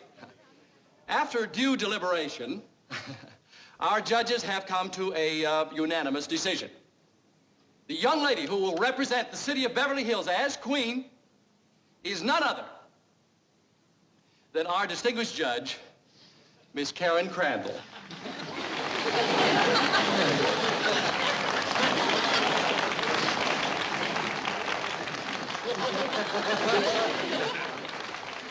I'm so grateful to Bob. I mean, Mr. Cummings. I mean, the head judge.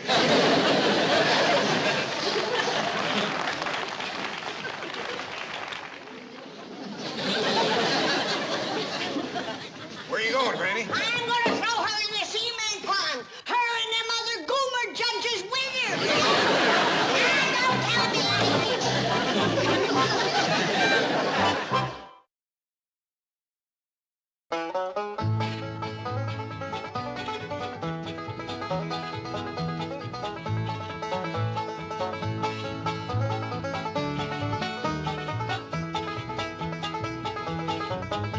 Well, now it's time to say goodbye to Jed and all his kin. And they would like to thank you folks for kindly dropping in. You're all invited back next week to this locality to have a heaping helping of their hospitality. Hillbilly, that is. Set a spell. Take your shoes off. Y'all come back now. Here? This has been a Filmways presentation.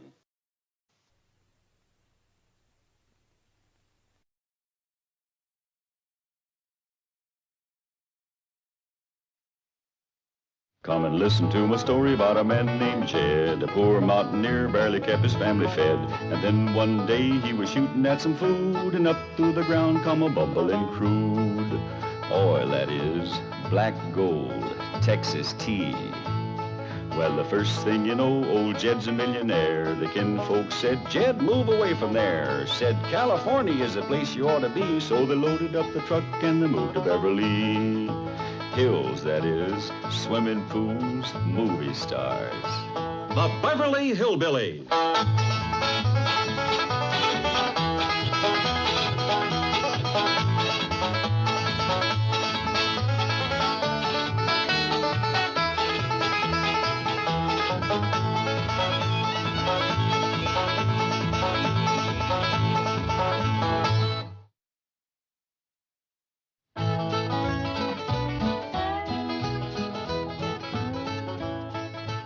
Granny, Ellie wouldn't milk her goat in the kitchen? She wouldn't, huh? You go look for yourself.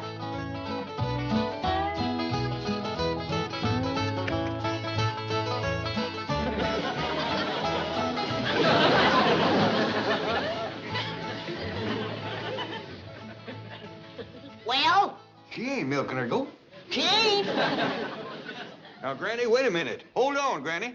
She's done learned that hairy ape to do it. Get out of my kitchen, you dead blame varmints. This ain't no bar stool. Don't run so hard. Get off, Skipper. I'll want the whole kit and caboodle of you. Granny, I don't think whomping's gonna do no good. I've been studying this problem a heap, and I think I got it figured out. I'm listening. Well, the only thing that's gonna get Ellie's mind off of critters is a nice-looking young fellow. I'm all for getting Ellie a fella. Maybe Mr. Drysdale can help. He's got some fine-looking young hands working down at his bank. Now you're talking. You get yourself a son-in-law that can keep his eyes on your money. I'll call Mr. Drysdale.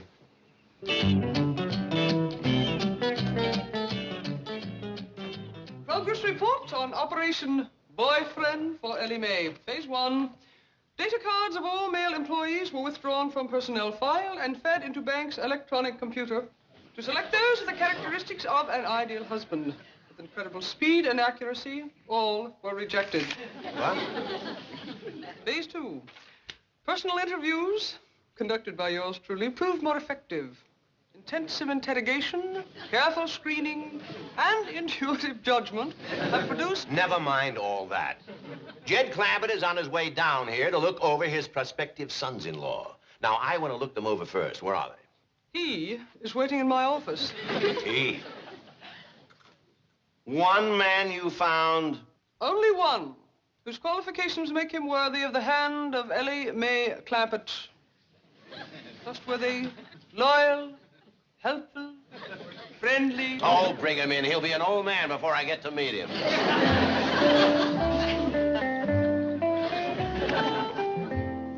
Mr. Fred Penrod of the accounting department. Mr. Milburn Drysdale, president of the Commerce Bank and your esteemed employer. My boy, I've been looking forward to shaking your hand. I have great things in mind for you. Why, just last week, I was saying to my board of directors, keep your eyes on that up-and-coming young man, Rod Penfred. Fred Penrod. Exactly. I've been watching you ever since you started to work here. Well, I just started this morning, sir. Exactly. And already your work is so outstanding, I have you earmarked for promotion. Well, to be very honest with you, sir, I haven't done any work yet. Exactly. And it's that very honesty that has brought you to my attention. Now, I'd like you to come to my house tonight for dinner and bring your wife. Mr. Drysdale, he isn't married. Not married? Too bad. Well, there goes your vice presidency, my boy. Vice presidency? Oh, yes, but I can only trust a married man with that kind of responsibility. Are you by any chance engaged? No, sir. You have a girlfriend? No, sir. I just moved out here from Kansas City. Oh, what a golden opportunity you're losing. Hey, Miss Hathaway? Right you are, Chief. We've got to get this young man married. He does need a wife. Somewhere there must be the right girl for him. Somewhere indeed. A girl that can take him from accounting to the vice presidency of this bank. Chief, I think I have the answer. Good girl. Goodbye. Wait, where are you going? Back to Kansas City. They may have some crazy little women there, but no crazy accountants. Oh, come back. Let's talk this over. I'm sorry, ma'am, but I am not going to marry you. Oh, no. We have someone else in mind. I mean, I'm sure we can find someone. Excuse me, Mr. Drysdale. Ah, Mr. Clampett, come in. I want you to meet a fine young man, Mr. Penn Fredrod. Fred Penrod. Well, Mr. Clampett here is our biggest depositor. Oh, congratulations, sir. Well, it's no credit to me. My pa was a big man, too. He was taller than me. You know, in addition to being our biggest depositor, Mr. Clampett is also our richest. And he has one of the most beautiful daughters in all of Beverly Hills. Ah, yes, the fabulous Ellie May. Tell me, Mr. Clampett, is that ravishing daughter of yours married? Well, now, Mr. Drysdale, I just called you on the telephone. I told you I was looking for somebody to court Ellie May. You hear that, Fred Penn? Rod Penn. The Penrod. That name of yours is quite a mouthful. You mind if I just call you Rod? Fred. Oh, I'm Jed. I want you to meet my daughter. Oh, I'm sure that'll be J.K., Fred. Oh, Ellie. I'm Jed. Rod. Fred. No, hold it, everybody. Let's start all over.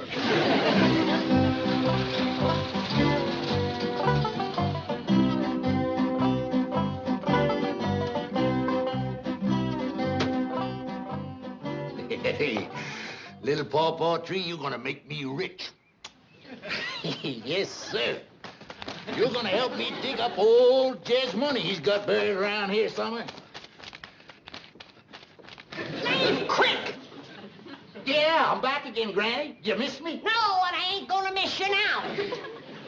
Ellie May, fetch my shotgun. Oh, no, Granny, is that any way to behave to an old friend that just drove all the way out here from back home to bring you that pawpaw tree? That little pawpaw tree for me? Yes, it is, Granny. Where'd you steal it? You cute little old possum, you. If I didn't have my loving wife, Morty, back to home, I'd come a-courting you.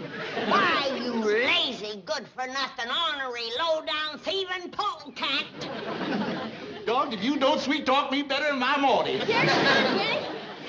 Ellie, darling, you must have heard your sweet little old granny wrong. She said to fetch a shovel so old Lafe could go and plant that there pawpaw tree he done brung you. Pawpaw?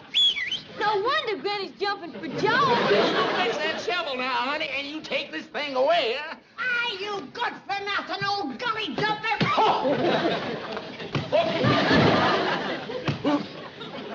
Granny, you sure do know how to make a man feel the hope.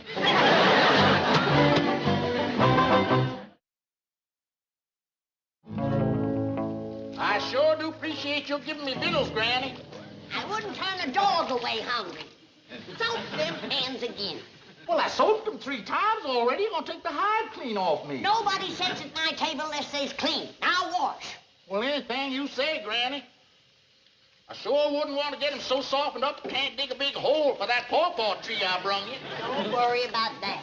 Gonna be mighty fine picking them big, sweet, fresh pawpaws right off in the tree like back home, huh? Huh, Granny? Huh? You can't get any of them out here now, can you, huh?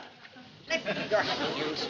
Well, now, them's what I call puckered up clean. All right. Now, I'll set the victuals on the table whilst you wash your face. My face? What for? I don't eat with my face. You want victuals? Well, I do for a fact, Granny. I'm plumb starved after toting that pawpaw tree all the way out here from back home just so you could have them big, nice pieces of pawpaws. Then shut that big hole in your face and wash it. Anything you say, Granny.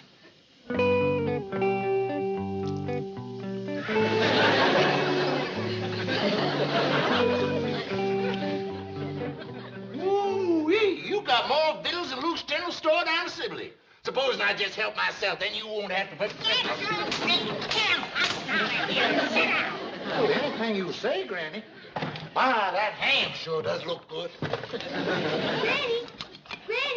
Now, you make yourself a couple of ham sandwiches, and I'll be right back.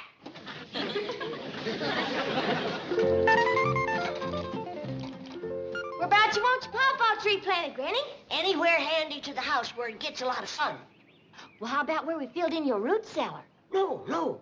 you're bound to hit oil. We don't want that messy stuff squirting out of the ground. Wherever you dig shallow. I hadn't figured on doing actual planting. Mr. Crick seemed right anxious to do that himself. No. If he digs, he's bound to strike oil. That man fetches nothing but bad luck with him.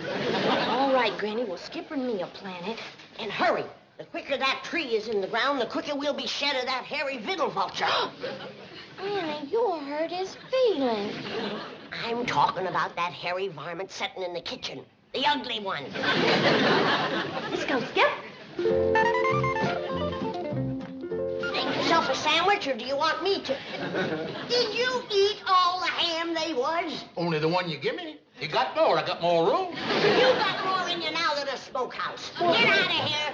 Granny, I need my strength to dig a hole for that pawpaw tree I brung you. Ellie May is done planting the tree. Now get out of here. Ellie May shouldn't do hard work like that. That's for me to do. Now you climb into that puddle jumper of yours and take your worthless carcass back to the mud water that you come from, you big bullfrog. You keep sweet talking me like that, you're gonna make me homesick for Morty. I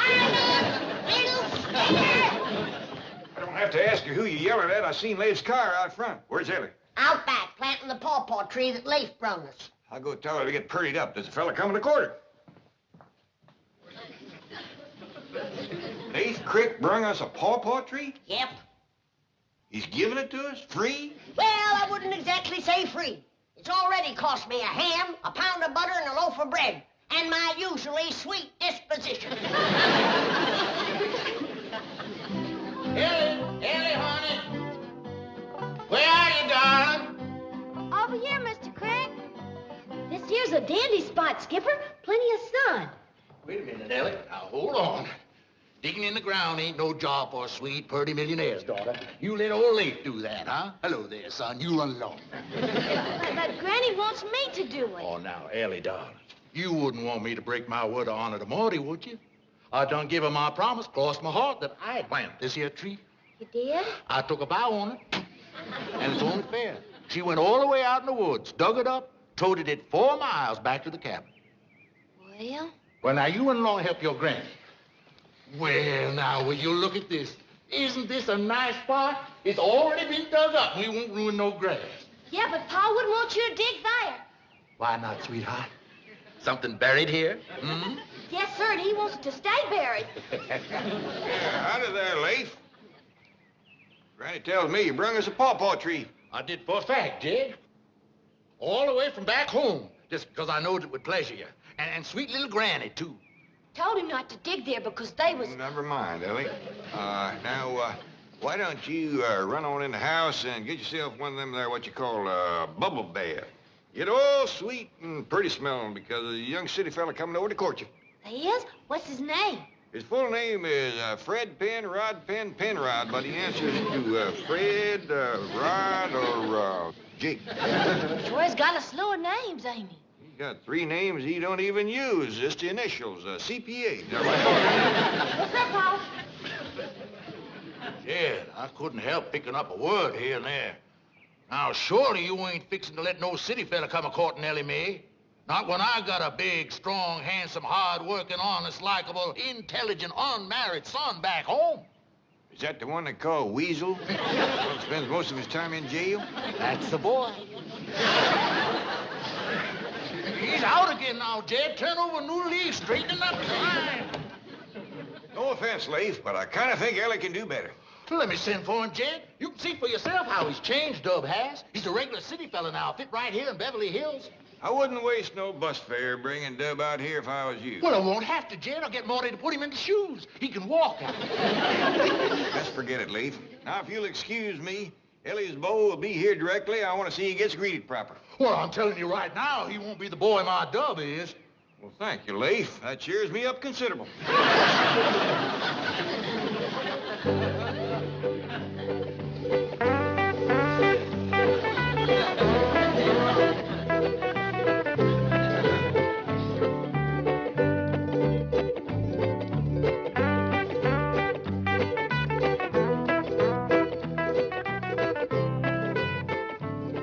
Well, howdy, howdy, howdy.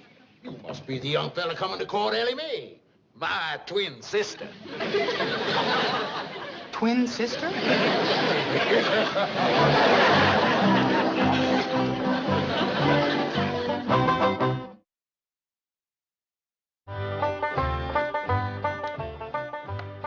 Time for young Fred Penrod to be getting here. What'd you say his name was? Oh, just call him Fred or Rod. Ellie May, get a move on. Say, you and Ellie's beau ought to hit it off real good. Both of you having such a fine education and both of you being partial to ciphering. Is he as good as me? Well, according to the way Mr. Drysdale tells it, he makes his living by ciphering. He's what you call a accountant. Ellie! We's coming, Jed.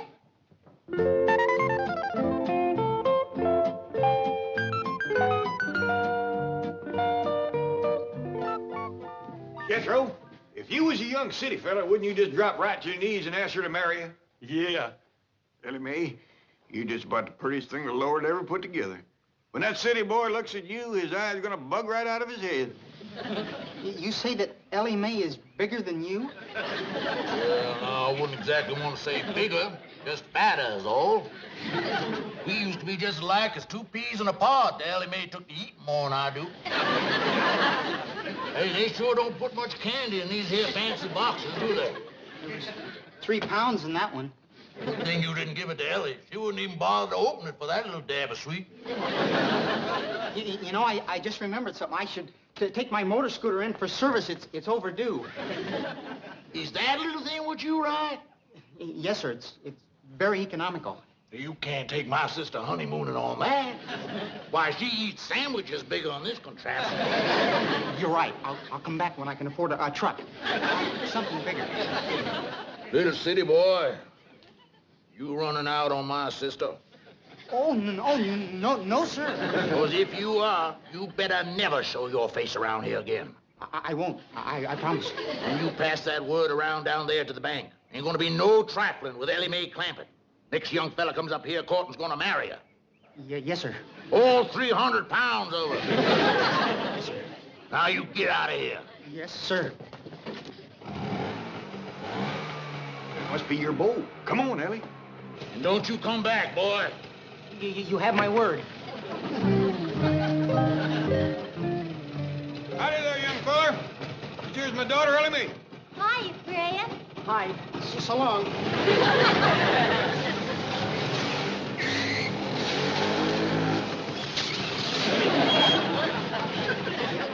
This girl is Ellie May? That's right. Boy, I've heard of crash diets, but this is fantastic. Is Ellie's beau? Scrawny little feller. I'd like you to meet Ellie's granny and her cousin Jethro. Folks, this is Mr. CPA Fred Rod. No, Penrod. CPA stands for Certified Public Accountant. Oh, we couldn't remember all them names. Just call me Fred. Pleased to meet you, Freddie. Glad to meet you, Granny. Howdy, Fred. Hi. That there your scooter? Yes, it is. Can I ride it? Sure. Thank you. Help yourself.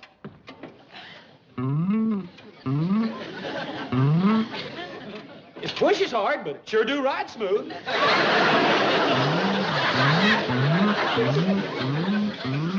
Come on in, young fella. Hello? Hello? Is this Luke's General Store over to Sibley? Is that you, Luke? Well, this is your old friend, Lafe Crick. Now, hold on now, Luke. Don't go hanging up. I'm calling for Jed Clampett. Yeah. He wants you to send my boy Dub out to California right away. He is? Since when? Well, can't you get the sheriff to let him out? Now, you young folks go right on in the parlor and start getting acquainted. Granny and me will see you later. Yes, sir, Pa. Oh, Mr. Fred, I'd like to have a word with you. Yes, sir. Skipper, sure do hope you like that nice young fella that's come to court me. Now, Granny, I reckon you'll be wanting to get the victuals ready. Not specially. Well, do it anyway. Shit, I don't. Now, I'd just like to say that my daughter Ellie ain't been courted much. She's what you might call innocent, sweet and innocent. I understand perfectly, Mr. Clampett. Thank you. Yes, sir. Hey, Fred, do you like to get hugged real hard? Boy, has your father lost touch with you. Yeah, I sure do like to get hugged real hard. I sure do. Sit down right there and close your eyes. Boy, I'm not going to miss those crazy little women back in Kansas City one bit.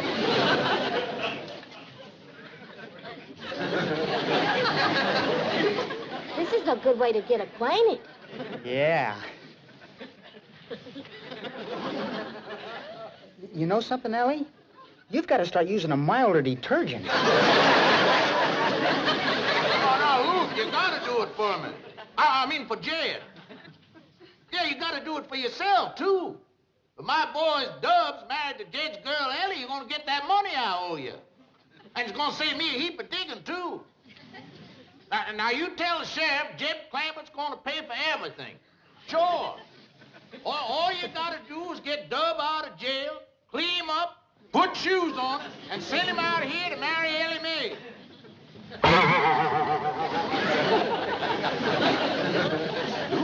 Did you hear some noise on the line?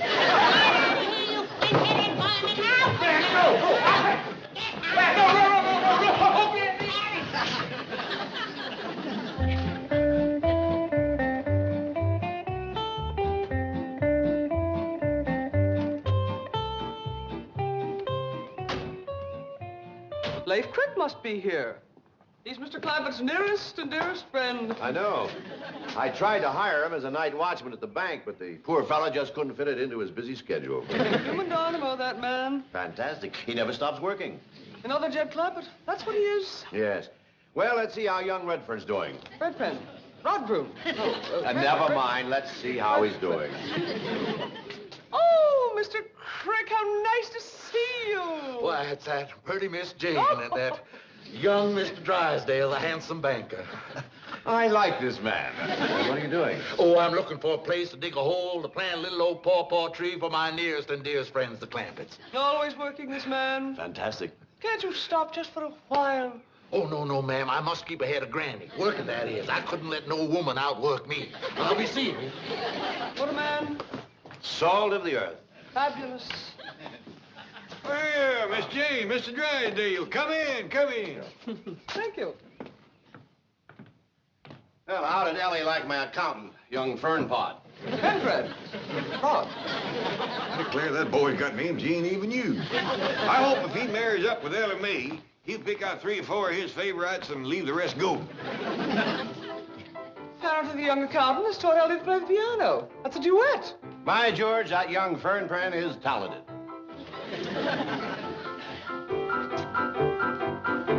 Who's playing the piano duet? He is.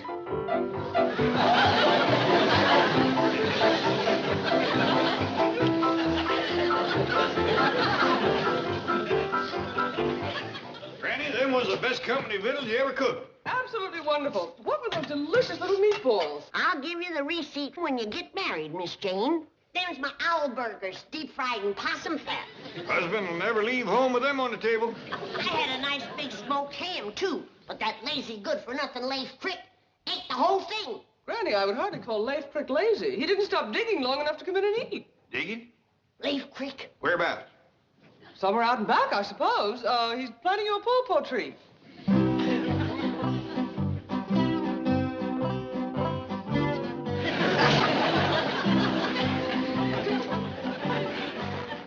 Lafe, ain't that a kind of a deep hole for that little pawpaw tree? I gotta give the roots plenty of room, Jed. Don't dig no deeper. You'll hit oil. Well, I done hit it 4 times already, Granny, but I plugged the holes good and tight. Jed, I might have me a root cellar after all. Depends on how good he plugged up the oil. That's a lot of pressure to hold back.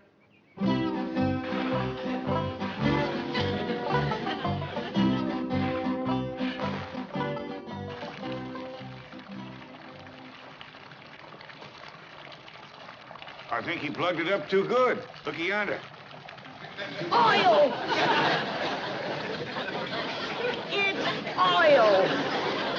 It's a regular curse.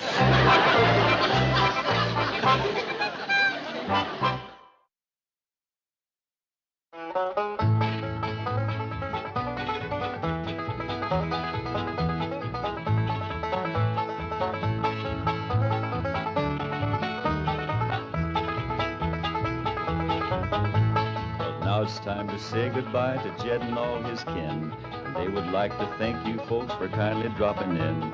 You're all invited back next week to this locality to have a heaping helping of their hospitality. Hillbilly, that is. Set a spell. Take your shoes off. Y'all come back now. Here? This has been a Filmways presentation.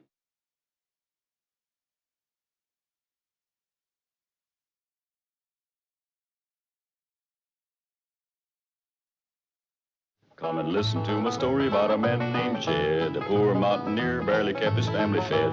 And then one day he was shooting at some food, and up through the ground come a bubbling crude oil, that is, black gold, Texas tea. Well, the first thing you know, old Jed's a millionaire. The kinfolk said, Jed, move away from there. Said, California is the place you ought to be. So they loaded up the truck and they moved to Beverly Hills, that is, swimming pools, movie stars. The Beverly Hillbillies.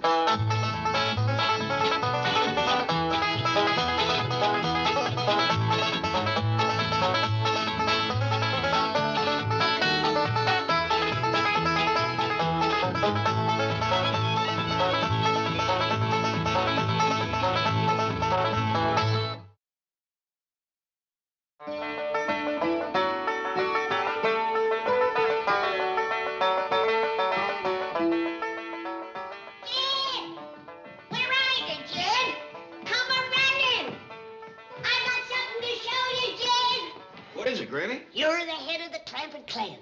When you see what's coming down them stairs, your heart is going to swell up and burst with pride. Well, let's take a look.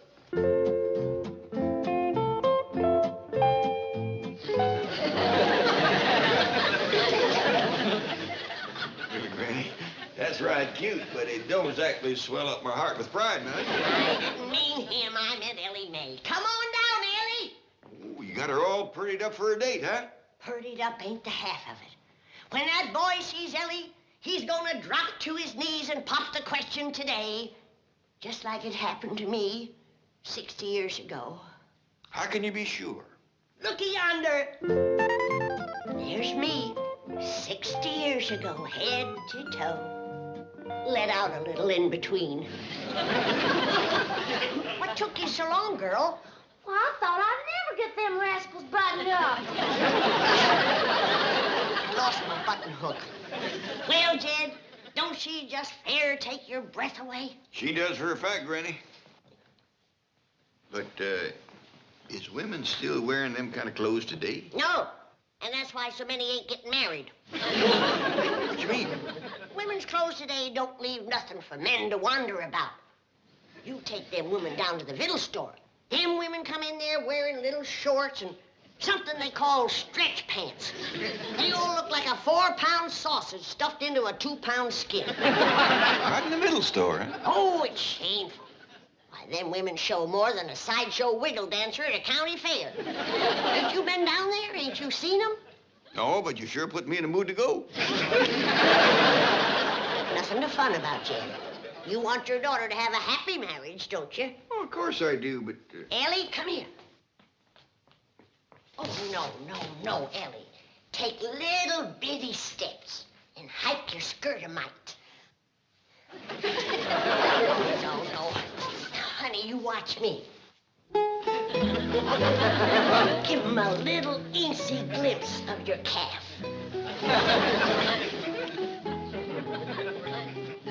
Drives a man mad. Granny, 60 years is a long time, and things change, including what drives a man mad. Are you trying to tell me? Howdy, everybody. Hey, Ellie, you're... What's so funny? You! What's that thing you got on your head? That's an expensive hat, special made. Cost my paw 2 pigs and a chicken. If you ask me, it'd look better to wear the 2 pigs and the chicken. I reckon nobody asked you, Jethro. Well, all right, but her fella's coming up the driveway now, so she better hurry and get into some courting clothes. She's wearing courting clothes. Them? There he is. I'll go let him in. No, Ellie. It ain't proper for a young girl to be ready when her beau comes to the front door. We'll wait in here. Your pa'll let him in. I sure hope I can remember his names. He sure does have a bunch of them. Hello, Mr. Clampett. Howdy there, young fella. Jethro, you remember Mr. CPA Rod Fern, Fred Penn, Fernpot? Penrod. I always forget that one. That's my name, simply Penrod. Well, simply, this here is Jethro. Nice to see you again, Simply. Fred. No, that's Jethro. I'm Jed. I'm Fred. Now you're getting it. I don't blame you for getting mixed up with other folks' names. You got enough to do to remember your own. You must have 8 or 10. Howdy, Mr. Redfern. You're in for a surprise. Ellie? No, simply, this here is Granny. Simply. That's what he wants us to call him, Simply Penrod. Praise be. I never could remember all them other names. Hi there, Fred. Ellie. What are you, a Gibson girl? Shucks, no, I'm a Clampett. Give the boy credit, Ellie. He remembered your first name. That's better than he did with any of the rest of it. I mean, what are you doing in this strange costume? Funny looking, ain't it, Sim? Yes, it is. You think that's funny, do you? Walk for him, Ellie. You're right, that's really funny. Why, you silly pig squeak, you don't know... Simply and Ellie, I reckon it's time for you to get going. Come on. Maybe we ought to stay here, Ellie May. All I've got's my motor scooter. You said you'd ice pop our car. Oh. There it is, Simply. It's all yours. Is this your car, Mr. Clampett? Well, strictly speaking, it belongs to my cousin Pearl, but I can keep it as long as I keep her boy Jethro. I'm afraid I don't know how to drive this. Jethro! So maybe we'd just better stay here instead of going out to dinner. Oh, fine with me. Granny's cooking up hog jowls. Maybe we can both get on the scooter. Oh, no need to do that, young'uns. Jethro, drive you any place you want to go. Sure I will. Come on, Fred. Up there? Yeah, come on, little fella. He laughs and he mars your cotton dress. Make him walk home.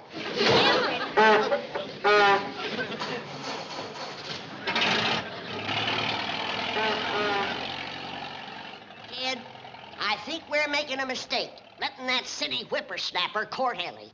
Well, now, Mr. Drysdale seems to set great store by young Fernpot. Simply says he's going to move right up the ladder. Ladder? What's he do down the bank? Wash windows? The way I understand it, he's got something to do with bookkeeping. Must keep him on a high shelf if he has to climb for him. I say that we ought to take Ellie home and get her married to a hillman. She's a filly with a high spirit, and she needs a strong hand at the rein. Well, Lafe Crick's mighty anxious for his boy Dub to get hitched to Ellie. He's strong. I said a hillman, not a gully-jumping mud crawler. All right, Granny. He's a no-account son of a no-account father. Thieves, both of them. All right, Granny. Why, they'd steal a hot stove and come back for the smoke. I'm sorry I mentioned it. Now let's forget about Dub Crick. That suits me fine. Why, even that name ain't rightfully his. Dub? Got it from a school teacher. Somebody asked her if Lafe's boy was smart or dumb, and she had a cold when she answered them. That's the dumbest boy that ever drawed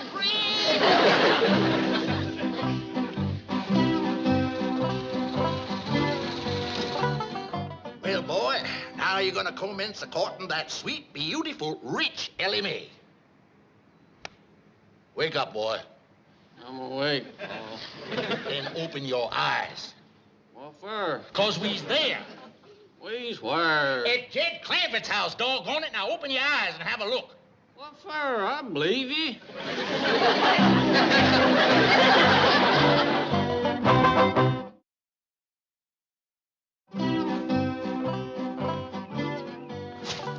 Now, boy, when they open the door, you let your pa do all the talking, you hear? Selling the Clampetts on letting you marry into their family is going to be harder than sneaking daylight past a rooster. Wake up, boy. I'm talking on you. I'm awake, Paul. Then look at me. What for? I know what you look like. Oh, there now. I got that nasty old bee that stung you on the head. Why, Jed Clampett, I didn't see you standing there. You know my boy, Dub. Well, yeah, I do. Howdy, Dub. Boy, Mr. Clampett done said howdy on you. Now, why don't you answer him? Because you said when they opened the door to let you do all the talking. I thought I seen another bee. You hit smart, boy? Answer the man. Only when Paul hits me. Another one to buzzing by. Y'all better come in out of the bees. Well, thank you, Jed. Thank you. Got the sack. Oh, why, this here's just a little present the Dub brought out for Ellie May. A nice batch of black walnuts, the kind you can't grow out here. Oh, that's mighty nice of you, Dub. Where'd you get them? Answer the man. I stole them. What he means is they hadn't fallen off in the tree yet, and he had to pick them. Now, to a nature lover like my Dub, that's the same as stealing them baby walnuts from their mother. Oh, sweet he is. Yeah, I reckon that's why the bees took out after him. Yeah. Jed, we just plumb tuck it out from toting these here walnuts all the way out here to Ellie. Now, couldn't we just spend the night in your barn? We'd curl up in the hay. We wouldn't be no trouble to nobody. Lafe, we ain't got a barn. There's plenty of bedrooms upstairs. As long as you keep quiet and don't rile up Granny, you're welcome to use them. Did you hear that, boy? Didn't I tell you Jed was like that? Didn't I tell you he was the salt of the earth, had a lot of heart? No, you just said he had a lot of money. Yes, boy. You know, it must be all them bee stags that got his head all rattled. Putting you in here for the sake of peace and quiet tonight. This room's the furthest away from Granny's. Well, shucks, Jed. Granny snoring ain't gonna bother us none. Ooh-wee. This is right out of a castle, that's what it is. What do you think of this, Dub? It takes your breath away, don't it? Come on, boy, speak up. Tell Mr. Clampett what you think of this beautiful room he's given us. Roof leaks, huh? Don't think so, Dub. Of course it don't leak. What do you want to say a Dub thing like that for? Because there's a tent over the bed.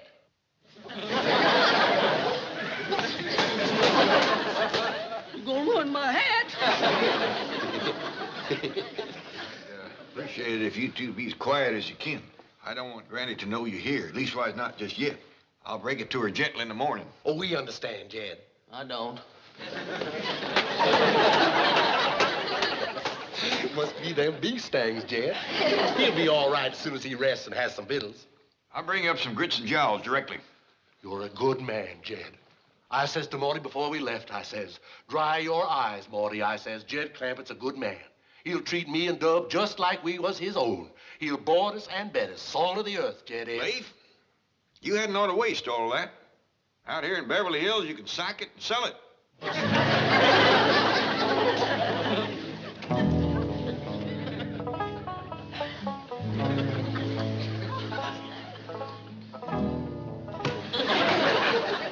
Now, you get yourself cleaned up and you get into them store-bought and city-made courting clothes of yours and you ask Ellie May to marry you.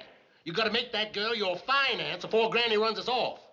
I think you mean fiancé. You mean fiancé. I mean finance. Hey, Uncle Jed, I just seen old Lafe Creek's car out front. Is he here? I don't want Granny to know that he's here. They? He bring his boy with him. Dub? Is old Dub Crick here? Hey, Dub! Boy, I just told you I don't want Granny to know that he's here. Now, come on, let's get the car out of sight before she sees it. Where's Ellie May and Simply? Oh, they're out riding. I learned him how to drive the truck. All right, now, take Lafe's car, put it over behind them bushes yonder. Ain't got no key in it. I'll just let off the brake and push it. Need any help? Shucks, no. Remember now, keep this whole thing quiet. Okay.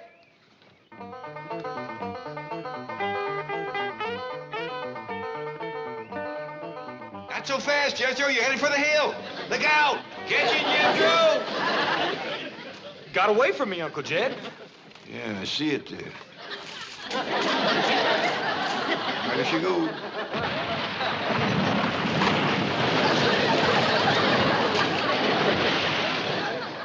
Looks like Lafe and his boy is going to be with us longer than I figured.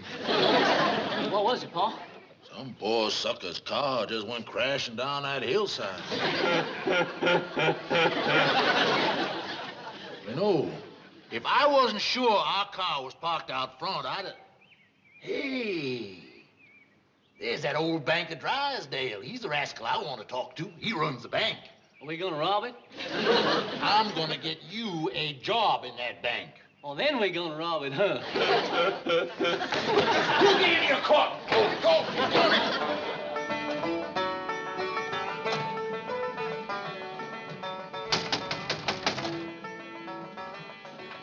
Come in, Mr. Drysdale. Granny, did you hear that loud noise? Yeah. Don't let it worry you. It's my grits exploding. Grits explode. Yep, they do it every time I pressure cook them. Care to stay for victuals? We're having some blowed-up grits and some deep-fried hog jowls No, thank you, Granny. and a nice green salad, wilted crabgrass, No, thank you. tadpole soup, and some candied crawdad tails. No, really. As a matter of fact, Miss Hathaway is having dinner at our house, and I was hoping that Ellie May and young Fernpile could join us. Oh, he's a young CPA at my bank. Oh, you mean Simply? Who? The window washer. Greetings, Granny. I'm sorry, Chief, but Mrs. Drysdale wants you to come at once. She's ready to serve the shrimp. Looks like Simply come while you were gone. What? You better not keep your wife waiting. Au revoir, Granny. Same to you, whatever it is.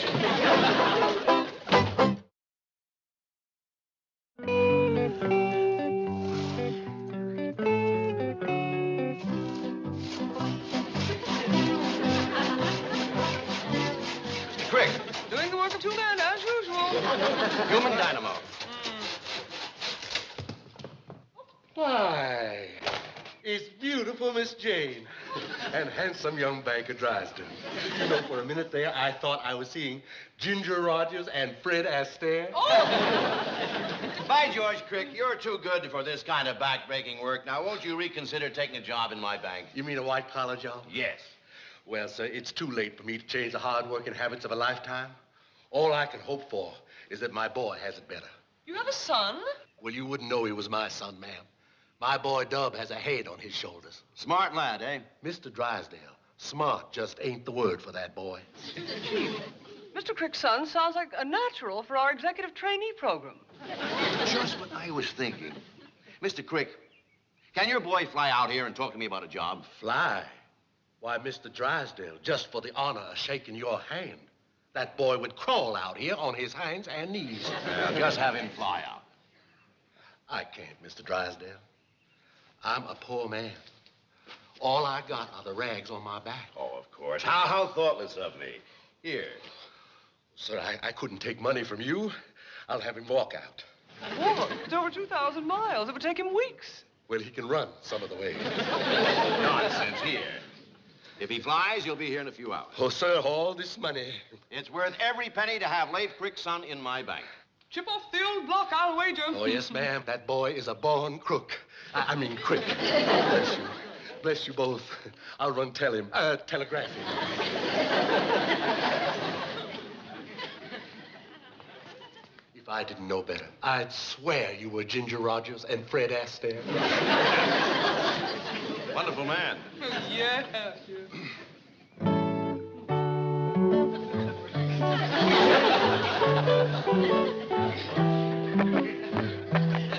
Howdy do. I pressure cook 16 pounds of grits, 30 sets of hog jowls. Nobody shows up to eat. Grits and jowls, come and get them or I'll throw them out. If there's anybody upstairs, Biggles is ready. Don't throw them out. I'm coming.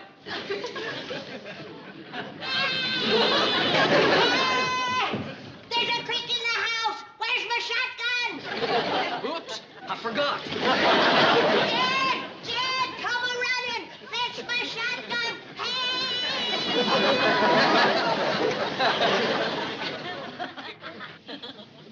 What is the matter, Granny? You're yelling like you seen the devil himself. I seen worse. A crick. Dumb crick. Too bad, Uncle Jed, after we tried so hard. Ow, my toe! It must be gonna rain. Why don't you go out in the kitchen and have some victuals? Just 'cause it's gonna rain ain't no cause to stomp a fellow's toe. Now then, Granny, just where did you see this, crick, was it? Yes, it was it? Dumb crick in his underwear. He came flying down them stairs, and when I yelled at him, he went flying back up. kind of like when you seen that giant jackrabbit nobody else could see, huh? That jackrabbit was here, and Dub Creek is here, and probably is no good Paul along with him. Well, then, their car ought to be sitting out front, huh? Yeah, let's go set fire to it.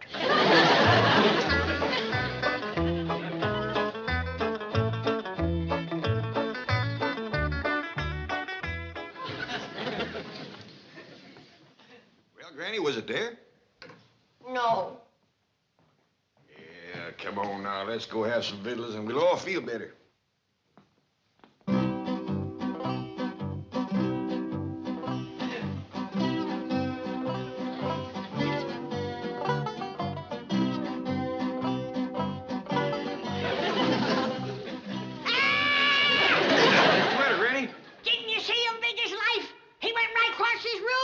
Giant Jackrabbit? No, Lafe Creek, he's here.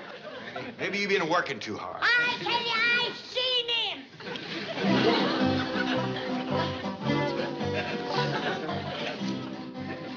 Where are you going, Granny? I'm gonna search this house top to bottom till I find that overgrown varmint. Now, what would a jackrabbit be doing upstairs? I ain't looking for a jackrabbit. Howdy, Pa, Granny. Well, look who's here. You young folks home kind of early, ain't you? Well, we had to come home. There are no lights on that truck. What you want to do, read? Did you see anything of Lafe Creek's car out front? No, ma'am. Did you see anything of Lafe? No, ma'am. How about his boy, Dub? No, ma'am. I don't suppose you saw anything of a giant jackrabbit. You women folks is through whispering. I think you ought to invite this young fellow to stay for supper. How about it, Simply? Fred. No, I'm Jed. Mr. Clampett, my name is Fred Penrod, period. He's come up with another one. Well, let's go sit at the table before my tadpole soup gets cold. Oh, I just remembered. I've got to work on the books tonight. So long, everybody. I'll be seeing you, Fred. Manana, Ellie. Manana? I wish that boy would pick out one favorite name and stick to it. Granny, can I take off my court and dress now? Sure, honey. I'll keep the soup hot. Won't take me long. Hurry up, boy. Ellie May's come home. Ain't you in them high-class big city courting clothes yet? Almost, Pa. And they is really something. You can't even tell they secondhand. Well, come on out here. Let me have a look.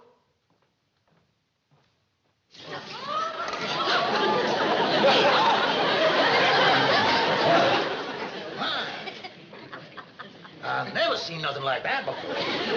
Are you sure them's real big city clothes? Yes, sir. Luke Short over at the general store in Sibley bought these off a fella that worked at the racetrack in Hot Springs, Arkansas. Well, cities just don't come no big on Hot Springs. That's the truth. You know what this outfit's worth, including the watch and the yaller shoes? How much? $15. $50? That's what I call robbery. Yeah, I knowed you'd be proud. It's the most I ever stole. Now, that is. Commencing tomorrow, you's gonna be working at Mr. Drysdale's bank.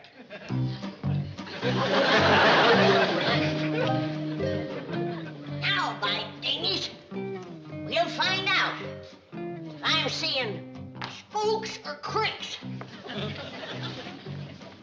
I never knew a crick yet to pass up free grits and jowls.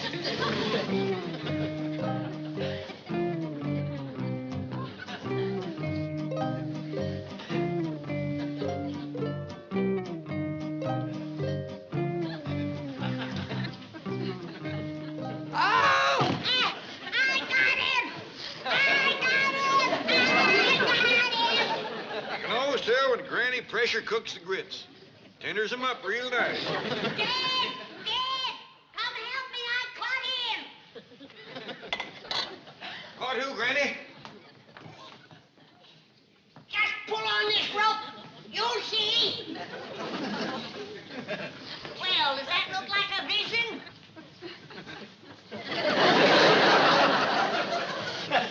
Oh, it looks like Jethro. Well, it's worth your life to try to get seconds around here. Sorry, Jethro. I thought it was one of the cricks. Yonder she is, boy. Get to courting. Which one? I I think your best chance is with the little one. Look,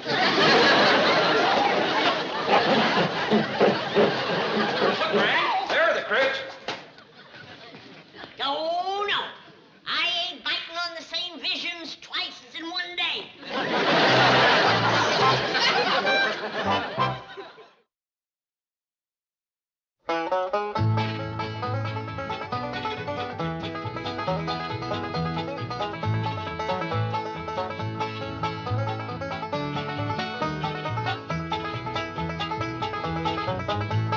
Now it's time to say goodbye to Jed and all his kin.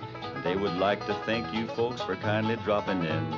You're all invited back next week to this locality to have a heaping helping of their hospitality. Hillbilly, that is. Set a spell. Take your shoes off. Y'all come back now. Here? This has been a Filmways presentation.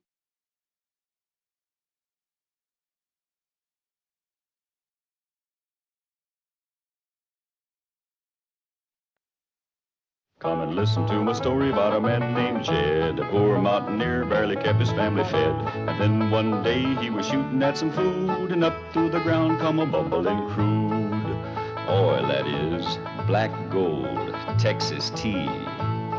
Well, the first thing you know, old Jed's a millionaire. The kinfolks said, Jed, move away from there. Said, California is the place you ought to be. So they loaded up the truck and they moved to Beverly Hills, that is, swimming pools, movie stars. The Beverly Hillbillies.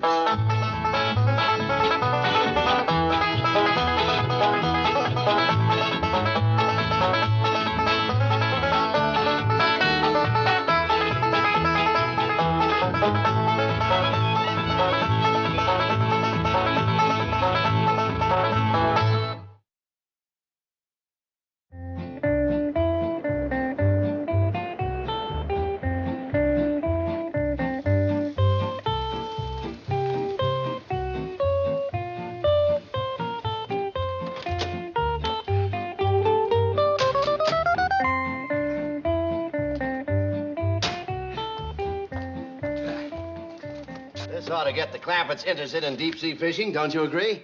Chief, it is a master stroke of psychological strategy. Thanks. Grab the tail. It cleverly takes cognizance of their innate love of the sport of hunting, which has been drastically curtailed by Ellie May's love of the very creatures they hunt. Yeah, grab the tail. Provides these active, rugged mountaineers with all the thrills and excitement of the chase they so thoroughly enjoy. Yeah, grab the tail. Yeah. And after they become devotees, it will prevent their leaving Beverly Hills and returning to their home. For, by its very nature, big game fishing is impossible in their landlocked, mountainous terrain. I repeat, Chief, it is a master stroke of psychological strategy. All this because I said 3 lousy words. Don't you agree? I'm going to say 3 more. Grab the tail!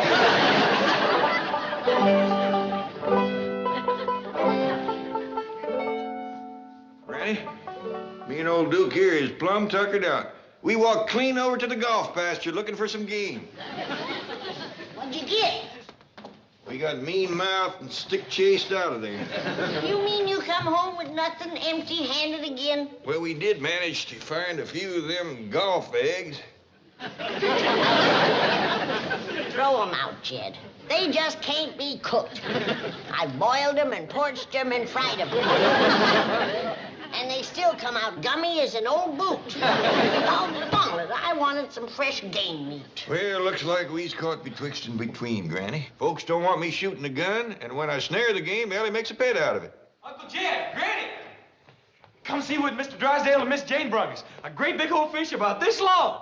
Fish that size must be a channel cat. Yeah, some catfish rolled in cornmeal, deep fried. Ought to taste pretty good right now, huh? Sure. Come on, let's go. Remember, not a word to my wife about giving this trophy to the Clampetts. Right, Chief. That fishing trip to the Gulf of Mexico cost us about $4,000. And this is all we have to show for it. I understand. Plus which, it took her 6 hours to land it. Hey, doggies, that is a big fish. Ain't no catfish. Looks like a carp. No, this is a tarpon. That's a saltwater fish. Oh, you cook 'em in salt water, do you? No, it lives in salt water. The tarpon is a noted deep-sea game fish. And I want you to have it for your game room. Our what room? game room. That's the one with the trophies on the wall. The billiard room. Oh, you mean the fancy eating room? Yes, as you so quaintly call it. What do I have to do to him? Nothing. It's been prepared by an expert taxidermist. Feels nice and crisp. I'd sure like to see the skillet he was fried in. It appears like the grease got too hot and he curled up a mite. Oh, no, he's not fried. Baked? No. Don't smell like he's been smoked. Tarpon are rarely cooked at all. Once caught, they're usually preserved, like this one. Oh, preserved. Like pickled? Well, yes, in a way.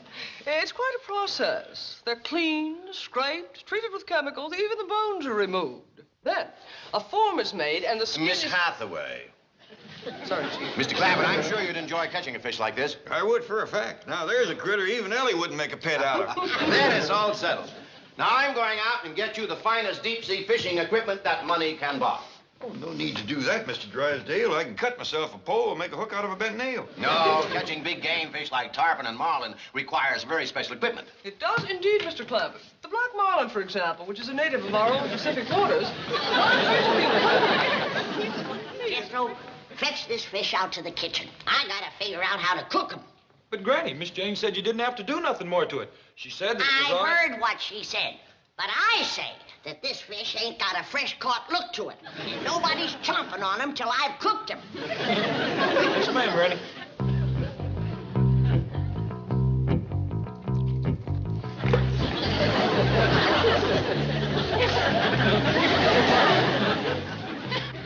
She's right. It could use some tender enough. That's it, Skipper. Not too fast now. Little Arnie will fall off the wagon.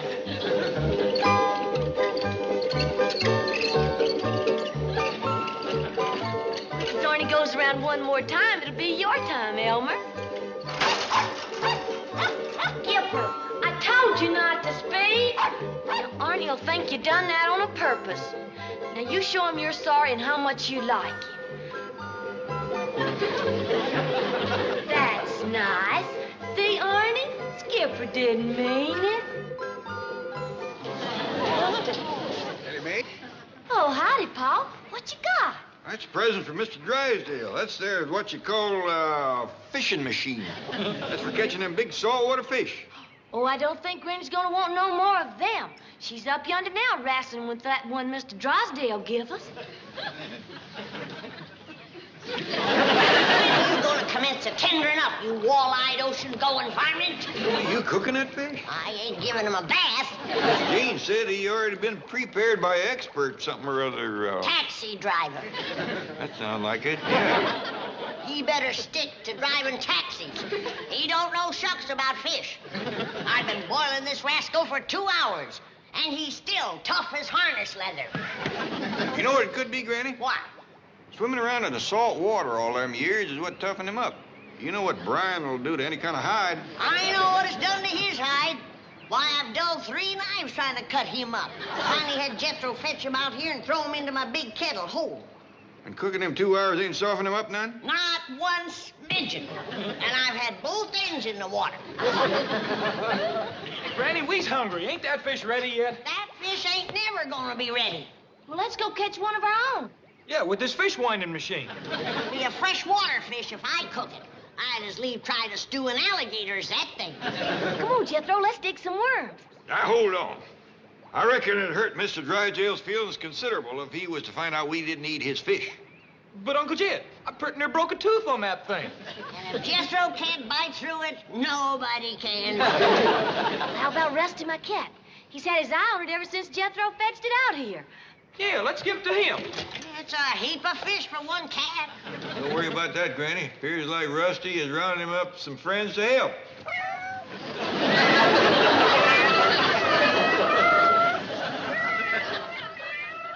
All I can say to you is...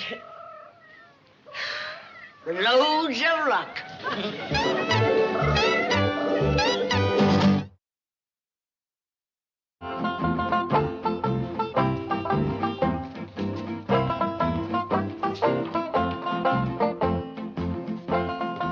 Well, didn't you cut poles for Pa and Granny? Granny's going to use the new store-bought pole from Mr. Drysdale, and Uncle Jed's going to try out his new fishing machine. You dig a nice bucket of worms, Ellie?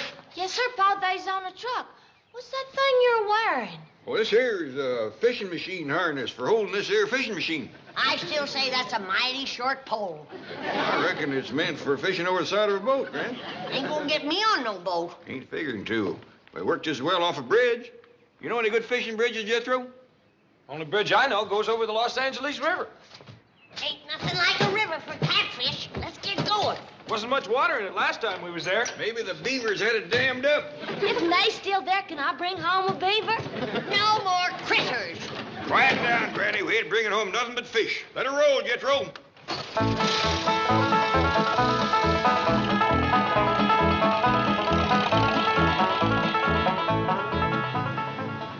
Come on, Jethro. You're wasting time. There ain't no fish in there. That is the poorest excuse of a river I ever did see. Pitiful, just pitiful. Los Angeles is so ashamed of that river they had to put up cement walls to hide it. Maybe it'll be better when the spring thaw sets in. Come on, let's go find us a creek or pond. Hey, wait a minute. I got a bite. My doggies, he has it that.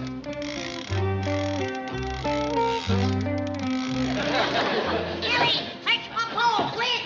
What for? This ain't nothing but a boot. I know it. I'm going to fish for the other one. They're better than the ones I'm wearing.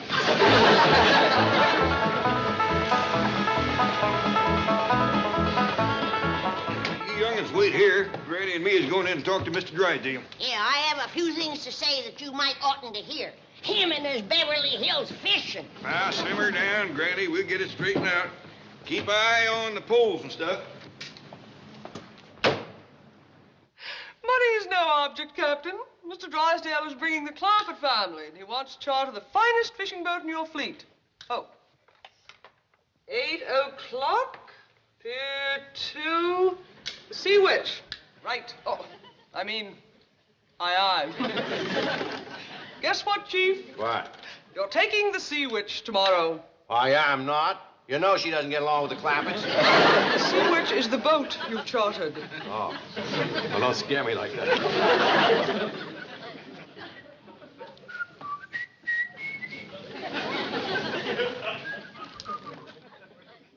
By doggies, we come here to complain about having no place to fish. You ought to see where poor Mr. Drysdale is trying his luck.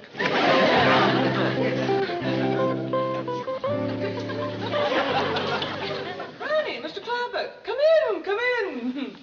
Mr. Drysdale, are you catching anything out of there? Well, I wasn't really trying to catch anything. We was trying. What did you get? One old boot, and it don't fit too good. I thought the hunting around here was poor, but the fishing is really miserable. We found a pond with some fish in it up the street yonder. The one with the spring and the bubbles coming out in the middle. Oh, that's the municipal fountain, and those are goldfish. I hope you didn't try to catch any of those. Oh, yeah, we caught a lot of them, but we threw them all back. The biggest one was no better than that. Mr. Clampett, Granny, tomorrow you will have the fishing experience of your lives. I have chartered a boat. I ain't setting foot on no boat. Granny, you'll be perfectly safe. It's quite large, and there's an expert crew aboard. I ain't getting on no boat. But you love it, Granny.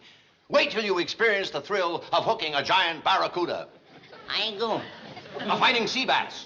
I ain't going. Bonita, albacore. I ain't going. Yellowtail. You can call me coward all you want. I ain't going. Please, Mr. Clampett, bring her back. I want to explain to her. I'll bring her back, but you're going to have a job getting her on the boat. Granny's right fond of fishing, but she likes to do her rocking on dry land. Doggone it. Deep-sea game fishing is made to order for that scrappy little woman. One look at a 500-pound sea bass, and she'll never fish in fresh water again. Chief, I've got an idea. An inspiration. It combines all the elements Oh, wait a minute. Can you tell me in 5,000 words or less? I can tell you in one word, Marineland. Marineland, Yes, there, with her feet firmly planted on dry land.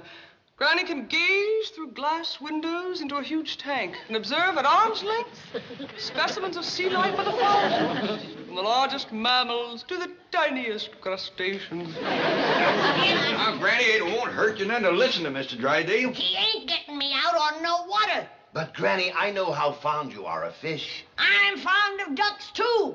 but I ain't going up in the sky after him. Sit down, sit down. Well, youngins, we're going fishing after all. Mr. Drysdale told us about a fishing hole that's got 'em all beat. He's going to take us out there first thing in the morning. It's a Jim Dandy. You can look through a glass window and pick out the kind of fish you like. Some of 'em as big as this truck. Woo! Let's go right now. Yeah, I'm all for that, Jed. Well, I reckon it would spare Mr. Drysdale a heap of trouble. Yeah, where is it, Paul? Down there in the ocean, a place called Marine Land. Do you reckon the Marines would let us fish there? Well, he didn't say nothing about that. Well, they hadn't better try to stop me. I'm catching one of them whoppers for supper tonight. The Marines is real tough fighters, Granny, and they tote guns. Well, let's stop by home and get our guns. Hold on, Granny. We ain't taking on the whole United States Marine. And he called me a yellowtail. Oh, fight him, Granny. Ain't nobody gonna fight nobody. We'll ask them Marines nice and polite, can we fish in a fishing hole? What if they say no? We'll jump that quick when we come to it. Drive on, Jethro.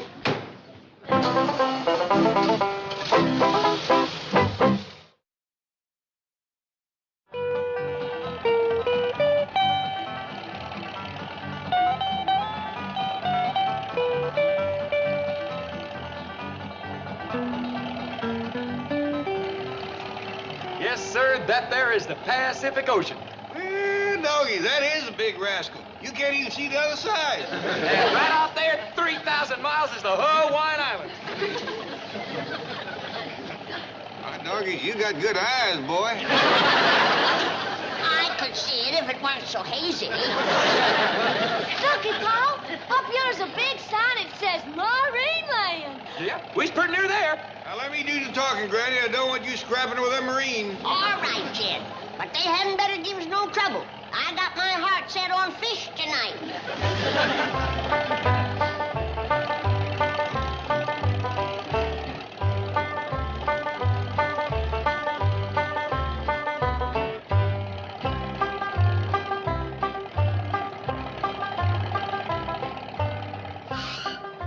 Excuse me there, young feller. Are you a Marine?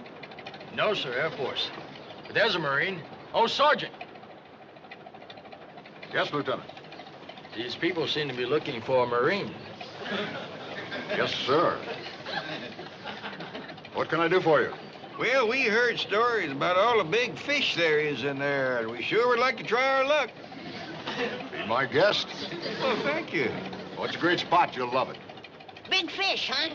I'll say, if you like real big fish, be sure to catch the whale.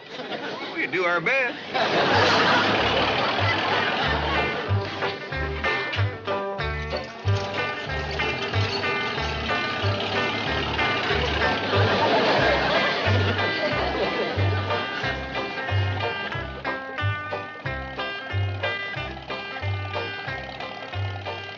Why, there's all kind of fishing holes here.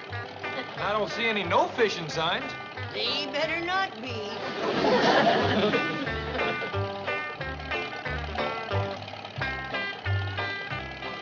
Sure is nice of the Marines to let us use their fishing holes. Yeah. Hey, this looks like a good one. Pull up here, Jethro.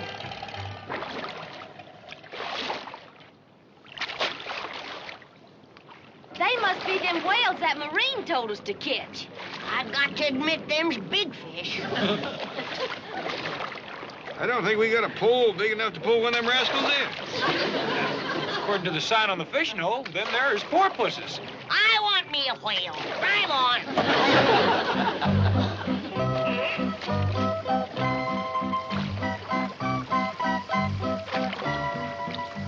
What's these critters? Sign says these here is seals. Well, let's see what else we can find. I want me a whale.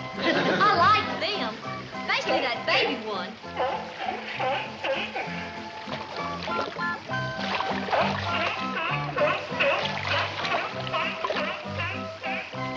Come on, Ellie.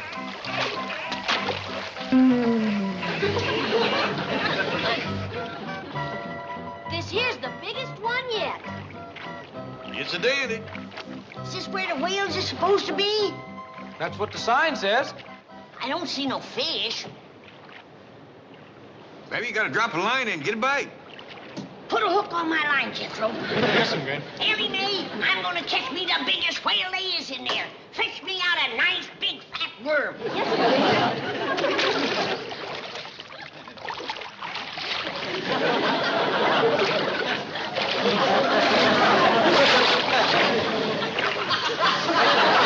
Granny, I don't believe I'd bother with a worm if I was you. Think a grasshopper'd make better bait? Unless you can find one the size of a hog. Grasshopper don't come that big. And you better use a hog. Look out yonder.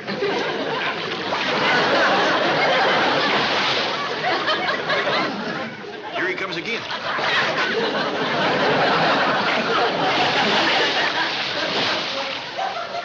And we thought them porpoises was big. Nobody move. That fish is mine. What are you going to catch him with, Granny? It's Jethro. You ain't gonna put me on no hook. No. You go out there on that board and make a noise like a grasshopper. You mean rub my legs together? I don't know how you do it, but do it. Then when he jumps out of the water to grab you, you grab him first. How? Throw your arms around him. Grab him out of there and fling him on the bank. Granny, I reckon you're getting a little carried away. Now, I'd be proud as you to take that big rascal home, but instead of gaining a fish, we might be losing a boy. If the Marines can catch him that big, so can we. Come on, Jethro.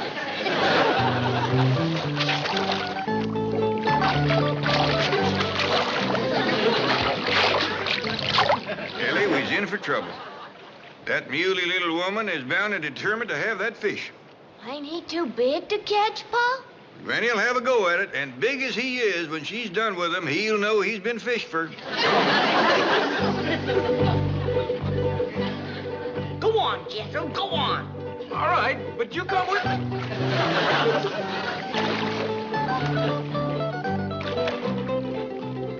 What's the matter, Jethro? You scared of a fish? Well, that one I am. Here's a whole bucket of fish. Why don't we take these home? Then we don't have to bother that big, ugly rascal. Give him one. He'll think we're friendly. Catch him off guard. Go on, Jethro, go on.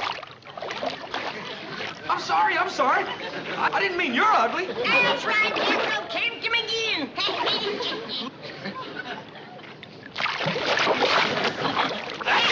That's it. Looking down his throat is like looking through a cellar door. All right, Granny, that's enough. Come on, Jethro, get off of here. You bring the fish, Uncle Jed.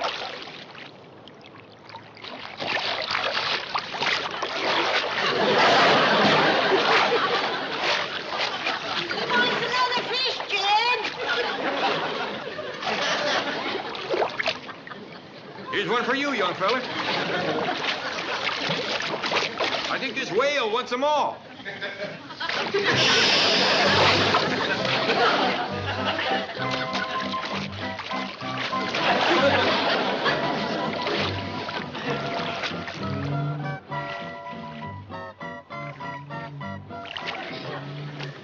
It's a baby walrus. Ain't he cute, Pa? Can I take him home? Hadn't better, Ellie. He'd remind Granny too much of Lafe Creek. Ain't that right, Granny? Where'd you go, Granny? Jethro! Put me down, you big coward. I caught her, Uncle Jed. She was putting her back to the whale tank. I reckon we better head for home.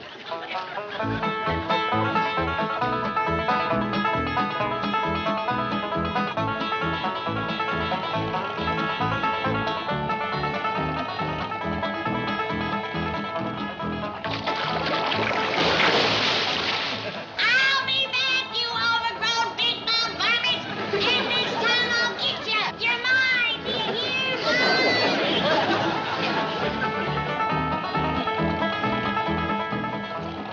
I can't stand it. Turn around and go back. We're going home, Granny. Now quieten down.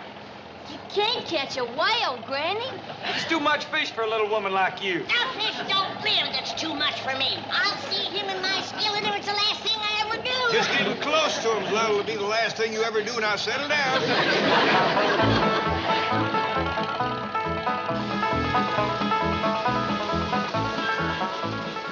I know what I'll do. do, I'll roll them in cornmeal. That's what I'll do, deep fry them. Get that rascal yet? Where you going, Gran? None of your business. Who sent her off?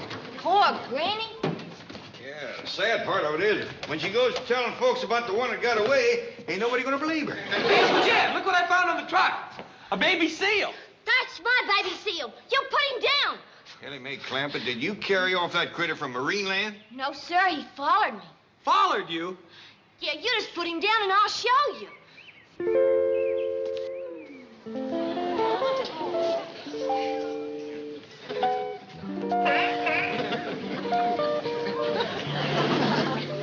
Ellie May? I reckon he followed you to the truck, but he didn't get up by himself. No, sir.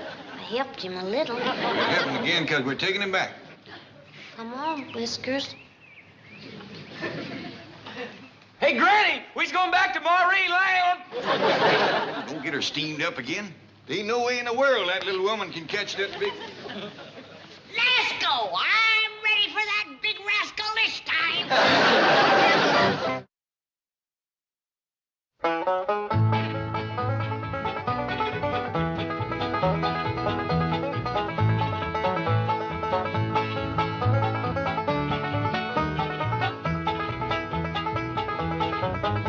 Well, now it's time to say goodbye to Jed and all his kin. They would like to thank you folks for kindly dropping in. You're all invited back next week to this locality to have a heaping helping of their hospitality. Hillbilly, that is. Set a spell. Take your shoes off. You all come back now. Here? This has been a Filmways presentation.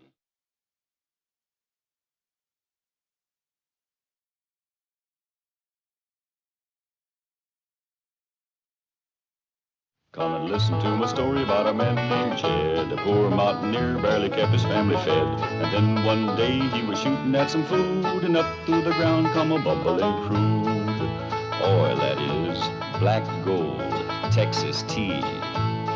Well, the first thing you know, old Jed's a millionaire. The kinfolk said, Jed, move away from there. Said, California is the place you ought to be. So they loaded up the truck and they moved to Beverly Hills, that is, swimming pools, movie stars. The Beverly Hillbillies.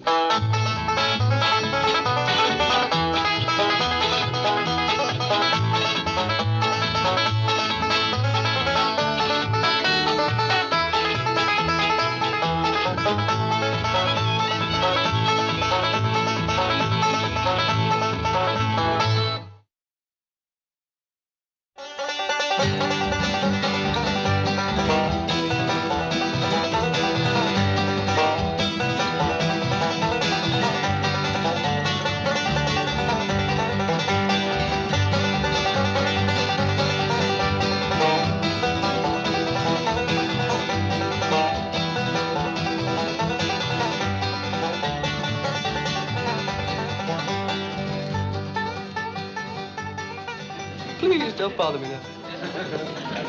Later, later. This is Flat Scruggs. You? Yes? You assured me that you were not coming in this morning. I took you at your word.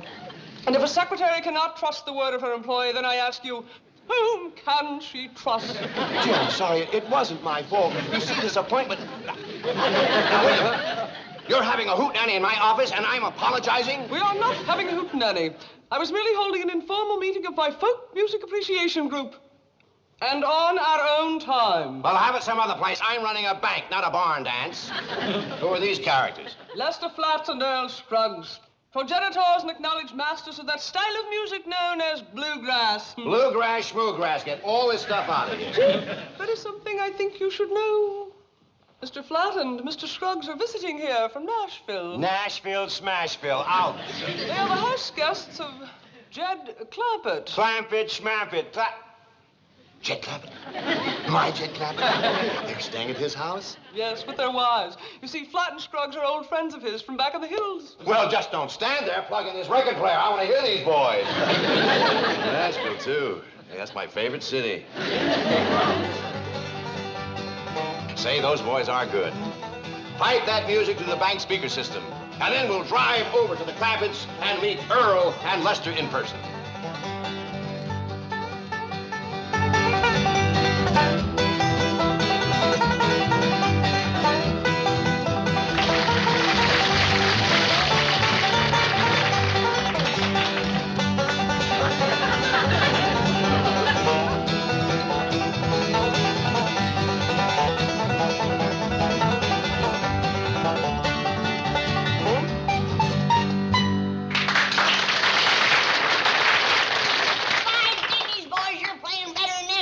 That's a fact. I ain't seen anything picked that fast since Jethro got in the berry patch. What do you call that number? That was Foggy Mountain Breakdown, wasn't it, boys? That's what we call it in the evening, Granny, but if we play it before noon, it's called the Louise and Gladys Wake Up. Yeah, it's the only way we can get our wives out of bed in the morning. Girl, that's what we get for marrying city girls. Well, city or country, I bet that opened their eyes. I'll go get breakfast on the table. Well, we'll help you, Granny. I've done had my breakfast, and I'm late for school now. So long, Jethro. Yeah, behave yourself. See you later. Don't forget your lunch. Don't worry, Uncle Jed. I got it. You know, Earl, I don't hear our wives are stirring around up there yet. Let's give them another blast. Good idea. Jed, how about stomping the course this time? Well, I don't know if I can stomp fast as you can pick, but I'll do my best. Let it go, Earl.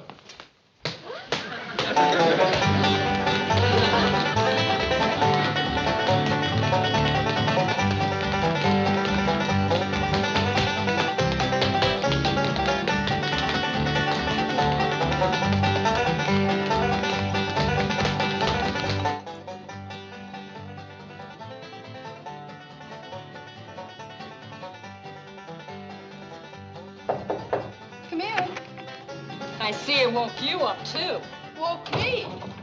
I think it woke my aunt in San Francisco. Imagine at the crack of dawn like this. Why, it isn't even 10 o'clock yet. Well, Louise, that's what we get for marrying country boys. Yes. But you know something, Gladys? I wouldn't trade our husbands for Cary Grant. I wouldn't either. We'd be fighting over him constantly. What are you going to wear today? I don't know. May as well wear our house dresses. I suppose our husbands will want us to continue our cooking lessons from Granny. Oh, no. I'll never learn how to make those country dishes. You know, I flunked grits and jowls yesterday. I don't know how I did on my fatback and collard greens. Did you taste them? Yeah, you flunked. When Lester and Earl asked us to come to Beverly Hills and stay at a millionaire's mansion, I had visions of upstairs maids, breakfast in bed. Dressing for dinner and rubbing elbows with movie stars. So what are we doing? Learning how to make chitlins, Granny style. Oh, do you remember the 3 different kinds? Are you kidding? I had a chitlin nightmare last night. What do you mean? Well, I dreamt I was a chitlin, all 3 kinds. I was hand-slung, stump-whipped, and dog-pulled. Oh, Louise, we've got to get away for a few days. My aunt in San Francisco. We'll fly up and visit her. Marvelous. But will the boys let us go? They will if we approach them right. How's this approach? I like it. Come across the hall and help me pick out my working clothes. I think I hear him stirring around up there, boys. Are you girls out of bed yet? Yes, Lester, darling. How soon you be down? Just as soon as we're dressed, Earl, sweetheart. Get a move on. We will, Angel. By dog, you boys picked out a couple of sweet ones, didn't you? Yes, we did, Jed. Sweet and purty. If Granny can just learn them to cook, we got herself a couple of crackerjack wives. That's the truth. You can't beat a woman that looks city and cooks country. I gotta admit, that sounds good. Say, Jed, how come you ain't married up with one of these pretty Beverly Hills women? Why, shucks, Lester. These fine, high-stepping society fillies ain't about to jump into double harness with an old country plow horse like me. Now, we done all right, and you wouldn't exactly call us Kentucky Derby winners. I tell you, Jed, these city women make fine wives. That's the truth. Them lazy women of yours ready for breakfast yet? Not quite, Granny. Well, here's some chitlins they made last evening. I thought maybe you'd like to try them.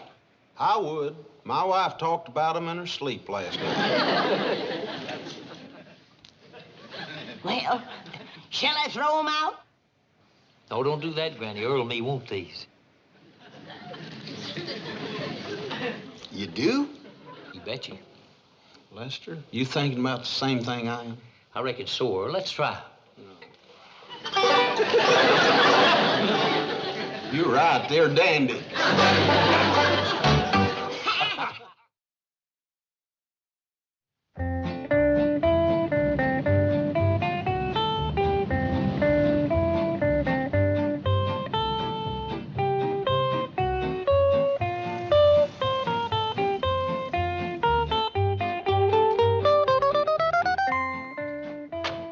Ah, yes, Chief.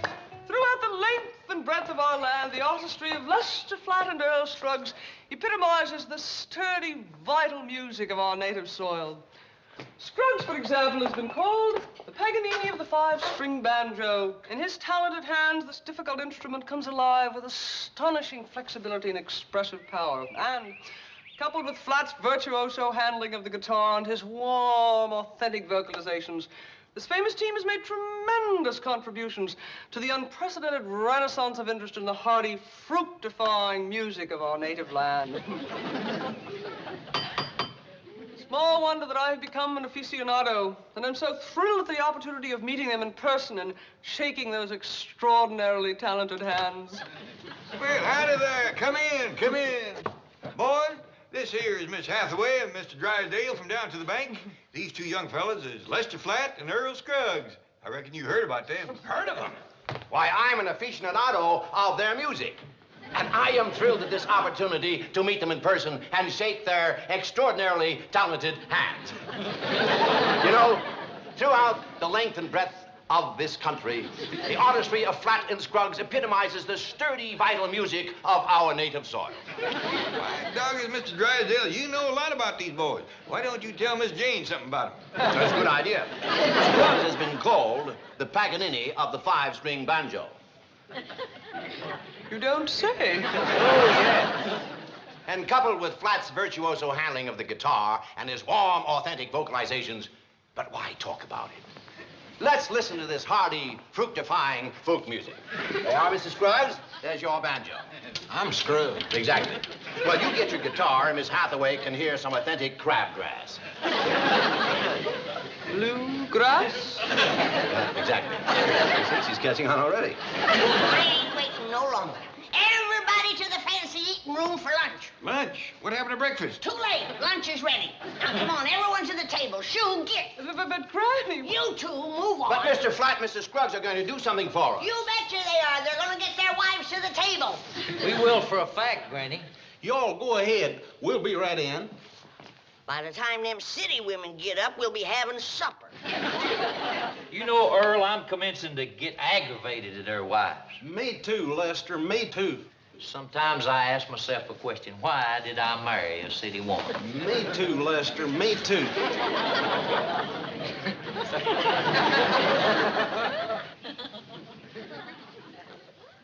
Earl, I just got the answer to my question. Me too, Lester, me too. Now, boys, put me down. Put me down. You deserve to be carried, Granny. You're the queen of the kitchen. Yeah, sit here on your throne and we'll send our wives in for another cooking lesson. Yeah, and if you can learn them to cook grits and jowls like yours, we're going to write a song about you. I'll do it. Did you tell them to get into some working clothes? Yeah, they had some foolish idea about going to San Francisco, but we put a stop to that. Where did we go wrong, Louise? Should have asked them before lunch. Once they tasted Granny's victuals, it was no contest. Well, let's forget about San Francisco and go back to cooking school. No, wait. I can't face another lecture on advanced grits and jowls. There's gotta be some way of playing hooky. You ought to be ashamed of yourself, making me climb up that there tree after you. I just wanted you to meet our company. This here's my bobcat. You want to hug? No, thanks. Don't be scared. You won't hurt him. What's the trouble, ladies? Ellie May, Clampett, you know better than to bring that bobcat in the house. Now get him out of here. Well, yes, sir, Paul. Come on, Bobby. We'll just climb back up that there tree. I sure wish somebody'd take that young'un in hand and make a fine lady out of her. That'd be quite a job. Not in San Francisco. I beg your pardon? Well, Gladys and I could do a lot for her, but we'd have to get her away. From her critters and things. Yes, to a city like San Francisco. Well, I got to admit that Beverly Hills ain't done a lot to help her. Oh, but I couldn't ask you ladies to give up your cooking lesson. Ask us. Now, in the key of C, for example, the C chord is the tonic, the F chord is the subdominant, and the G7th is the dominant. Of course, I am not possessed of the amazing dexterity necessary to demonstrate the Scruggs style of playing with its flowing, highly arpeggiated three-finger technique, which has been so aptly described as folk music in overdrive. You don't say. Yeah. Come on, get the feel of it. Look yonder, Earl. That banker sure knows how to handle a banjo. Yeah, let's hear something, Mr. Drysdale. Well, of course, I don't possess the amazing dexterity necessary to play the Scruggs type of banjo with its flowing, highly arpeggiatic three-finger technique. Incidentally, Earl, my favorite key is C, with its subdominant F chord and its dominant G7. Man, I wished I knew as much about banking as he does the banjo. Then what do you do? Are you boys planning any personal appearances while you're out here? Well, just one, Mr. Drysdale. We're hoping to play for Jed Clampett's wedding. What's this? Mr. Clampett is getting married? Well, if we could sell him on the notion, that's one reason we brought our wives along. Right, Earl? Yes, we hope it'll answer this question. Can a man from a little cabin in the hills find happiness as the husband of a beautiful and educated city woman? You two certainly seem to have found happiness. Pretty near. Yeah, just a grit and a jowl away. Well, speaking of your beautiful, sophisticated city wives, how did you happen to meet them? We were playing an engagement in New York City, and we held an audition for girl singers. Yeah, there must have been 300-400 girls showed up. And Gladys and Louise stood out from the crowd. They must have had beautiful voices. You know something, Earl? We never did find out if they could sing. Chief, that's how we can find a wife for Mr. Clampett. What? Well, he's too shy to look for himself, but if Mr. Flatt and Mr. Scruggs hold another audition right here, he'll meet dozens of beautiful girls in spite of himself. Say, that's a good idea. Now, hold on. Their wives might not think so. Yeah, they know we don't need a girl singer. Yes, that's right. With their wives around, there might be trouble. Oh, that's too bad. Sorry to be so long getting Ellie out of the tree, but I don't climb as spry as I used to. Pop says you're taking me to San Francisco. Well, yes, if our husbands will let us. Well, let's go ask him. You do the talking. Be glad to. Now, come on, Ellie May. Go on upstairs, get yourself packed.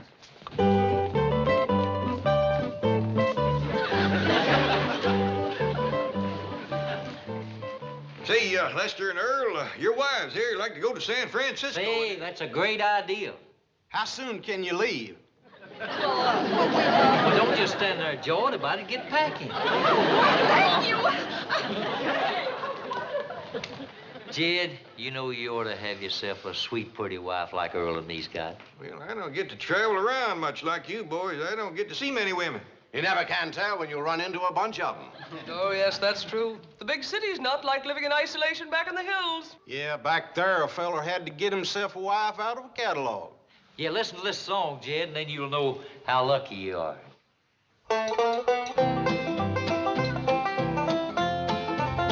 Get you a mail-order bride. A hillman leads a lonely life. A hillman needs a loving wife. A mail-order bride. He's got a mule, he's got a dog, but what he needs from the catalog is delivery of someone to love without fail. Without fail. Without fail by the U.S. mail. She'll help him raise a chicken. She'll cook and sew and bake and help him raise a dickens and rub away each ache. She'll help him raise a brand new barn, and then she'll play her ace. She'll raise a little wrangler just to help her around the place. Get you a mail order bride. She'll burn her brand right on your heart, and you won't even feel it smart. A mail-order bride, as you ride home the long last mile, she'll make you feel it was all worthwhile. You'll be full of pride, so satisfied. You ordered a mail-order bride.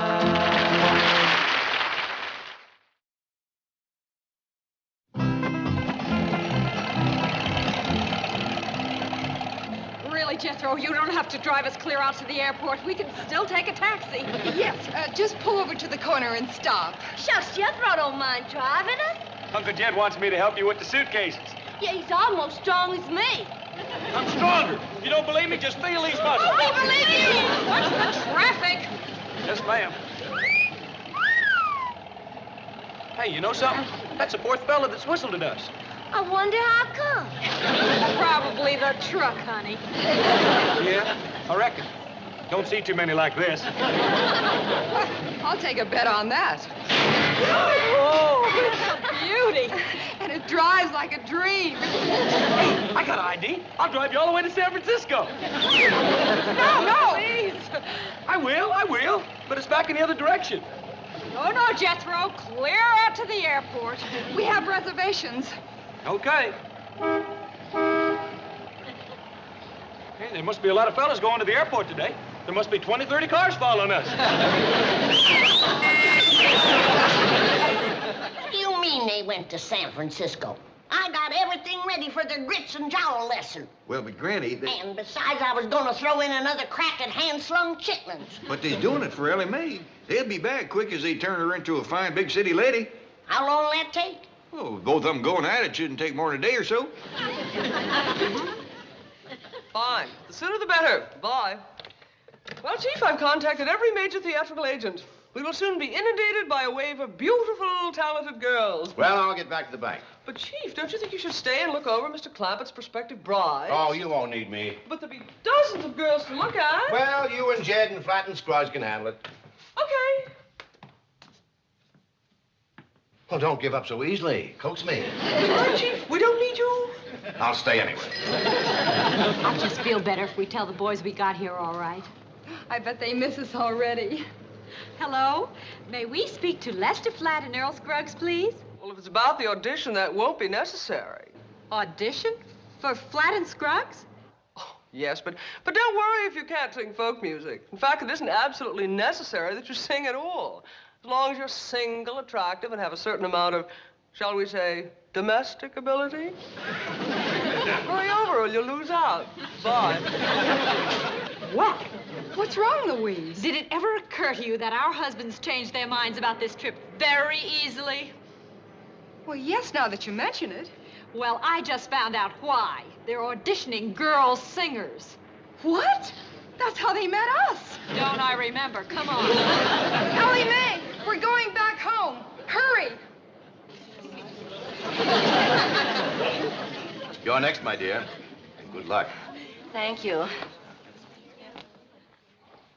All right, number 52, your name, please. Billy Evans. Evans. Age? 23. How old? 26. 7.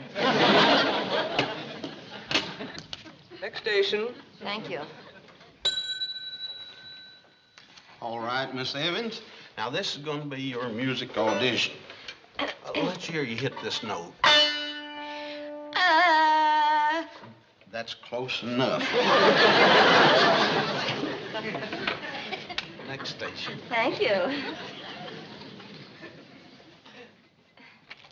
Passed your singing test, did you? I guess so. All right, now this is your cooking test. How do you make sassafras tea? With sassafras? Pass!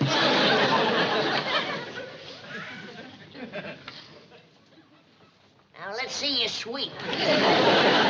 All right, ma'am. Thank you kindly. That'll be all. Right out this door, please. Thank you, ma'am.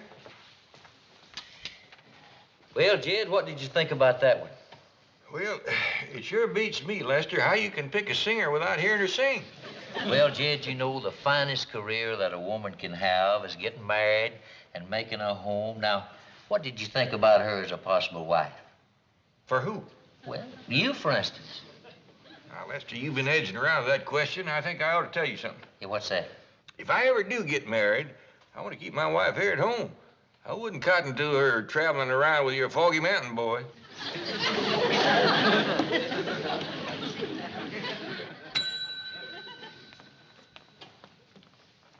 Gladys and Louise just came in. Tell them to get in line, Chief. No special favors. Where are our husbands? There's mine. And there comes mine. Well, looky yonder, Lester. Your wives is back. Yes, so long, kid. Lester Flat. Gladys. It's good to have you back, darling. Darling me. Since when do you need a girl singer? Well, now we don't that you and Louise are back. That's right.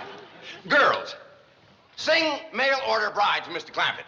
And, Jed, we hope it'll give you an idea, because Earl and me just went out of the wife-finding business.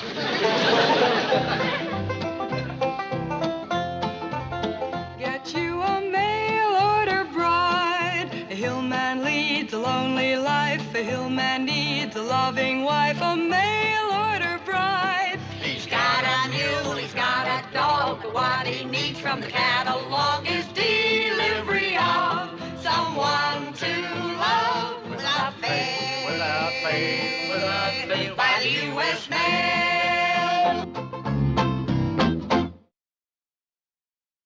Get you a mail order bride. She'll burn her brand right on your heart, and you won't even feel it smart. A mail order bride.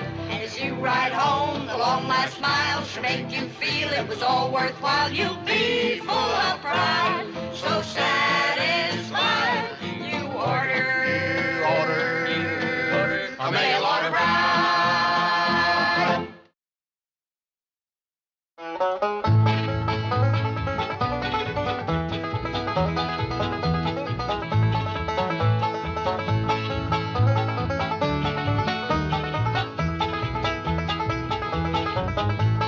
Now it's time to say goodbye to Jed and all his kin.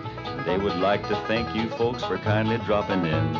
You're all invited back next week to this locality to have a heaping helping of their hospitality. Hillbilly, that is. Set a spell. Take your shoes off. You all come back now. Here? This has been a Filmways presentation.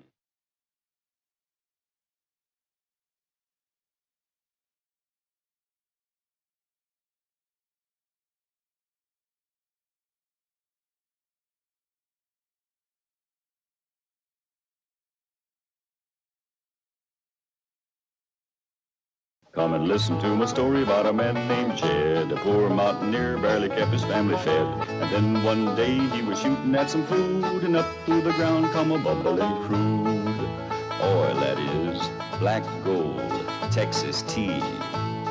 Well, the first thing you know, old Jed's a millionaire. The kinfolk said, Jed, move away from there. Said, California is the place you ought to be. So they loaded up the truck and they moved to Beverly Hills, that is, swimming pools, movie stars. The Beverly Hillbillies.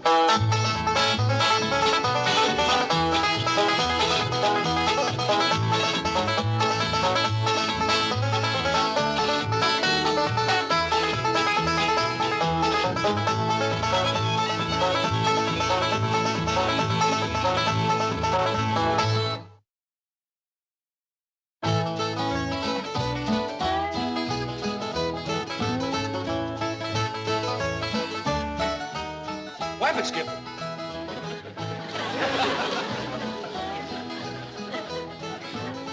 How come you fellas is doing the dishes? Where's the women folks? Well, some of Ellie's critters got into the kitchen and Granny took off chasing them. I don't know where Ellie is. Young fella, I don't hardly think Granny wants you handling her dishes. I'd best take over for you. Thank you, Uncle Jed. Gotta be getting to school anyhow. Well, this is a young fella I had in mind. Well, what you want to do his work for? He don't have to go to school. All right, boy, run along. Oh, say, speaking of school, any boys over there might be interested in coming calling on Ellie May? Well, let me think. Yeah. Hey, there's one fella'd like Ellie May just fine. Nice young fella, huh? Oh, dandy. He's smartest fella in school. Passable good looking? Well, yes, sir. Crazy about dogs and cats, just like Ellie May. Well, doggies, that sounds real nice. How about bringing him home for supper tonight, right after school? Well, I can't bring him home right after school. He's got to go to Cub Scout meeting first. Cub Scout? How old is he? Oh, 8 or 9. Forget it. Well, he can come over later on his bicycle. Forget it. Gee, Uncle Jed. Forget it. Doggone, Uncle Jed. I got things in long division, short division. You never give me anything. Someday I gotta have a long talk with that boy.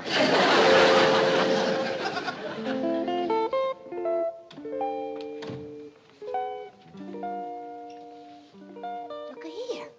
I brought little Arnie to keep you company while you're sick in bed. Called my friend the critter doctor over to the zoo. As soon as it closes, he's gonna come by and see what's ailing you. Now, little Arnie Duke might not feel like getting his face washed right now. Ellie May, you in there? Quick, Arnie, hide under cover with Duke. Granny don't allow dogs in the bed. You seen anything of old Duke? He ain't showed up for his victuals. Well, Great Duke's kind of ailing. I reckon that's why he didn't show up for his victuals. But he's gonna be all right. What's that moving around in your bed?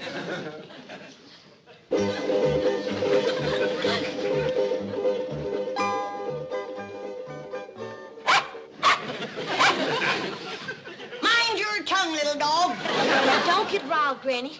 Duke's been feeling poorly, and I didn't want him crawling under the house like he usually does where the critter doctor couldn't get to him. Well, that's mighty kind of you. Crawling under the house ain't so easy anymore at my age. But I didn't mean you, Granny. I meant the real critter doctor. What did you say? I said I called the real critter doctor, the one over to the zoo that's been to college, you know. Are you telling me that I ain't fit to doctor a dog? Oh, no, ma'am, Granny. I've doctored this family man and beast for 50 years. I've tonicked everything from cats to cousins and never a complaint. What's all hollering about, Granny? Jed, you gonna paddle this young'un or should I do it? Oh, what she's done at once paddling. Old Duke is ailing. I think she called me to doctor him. No, I ain't good enough. Yeah, Granny, I don't think Duke is ailing that much. Well, she called that smart alecky college boy critter doctor to come over here. College boy, huh? Now, Granny, Dr. Martin ain't no smart alecky college... Don't back-talk me, girl. Well, if you're gonna get so riled, I'll just call a doctor and tell him not to come. Hold on, Ellie. Maybe it's a good idea for you to call that critter doctor and tell him to come on over. What did you say? Don't play off the handle. Come on outside. I'll explain it to you. You don't have to explain nothing to me, Jed. The handwriting is wrote on the wall big and plain. Granny, go home. Granny, we don't need you no more. Granny, you is good for nothing. Get out from underfoot. Now, Granny. Now, he says. Don't wait, he says. We through with you, he says. All right, Jed. Just send my poor old weary bones back home. Rest in peace in the hills.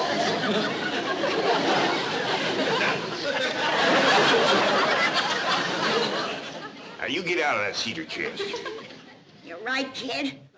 Old Granny just ain't worth wasting a good cedar chest on.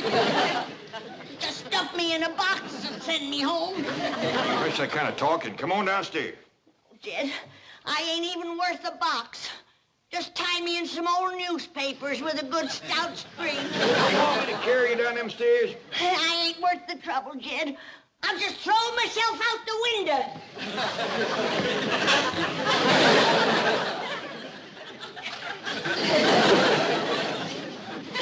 You can gather me up in an old gunny sack.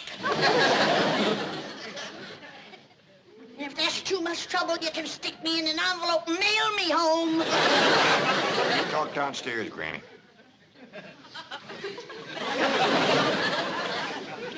I guess I ain't even worth the stamps. How about sending me parcel post? It ain't Duke I want the critter doctor to come see. It's Ellie May. She ailing? Of course not. But he might be just the beau we've been looking for that girl. You think so? I knowed he was a college boy. I'd had him over before this. She's always talking about how nice he is and good with critters. But suppose he's married already. We'll find out. Ellie May, if he ain't, we'd ask him to stay for supper. Yeah. Yeah, Pop? Granny had a good idea. Why don't you call that critter doctor and ask him to bring his wife and stay to supper?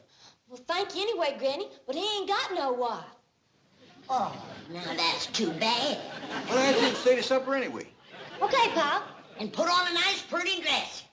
Well, what for? Cat fur to make kitten breeches. Do as I tell you. Oh, look! Oh, Duke, swell. Now we don't have to bother Dr. Martin at all.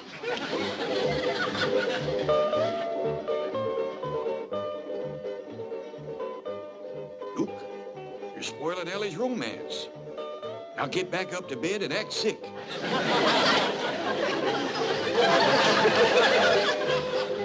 That old Duke had a relapse.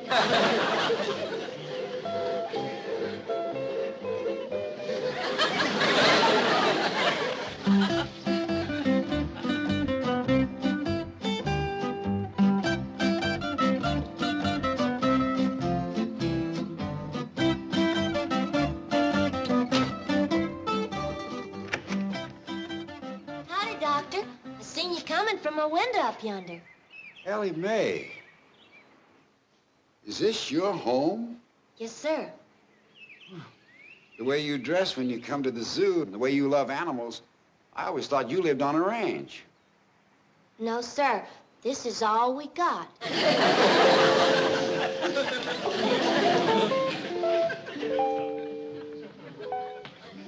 Ellie May, those animals I gave you, the raccoon, the skunk, the possum, you mean to tell me you keep them here? Yes, sir, but they don't mind it. Please don't take them back.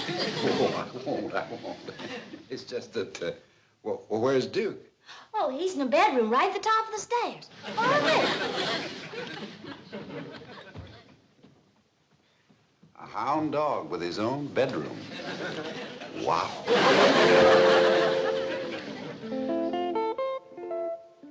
Doctor's here now. You ain't gonna be sick no more.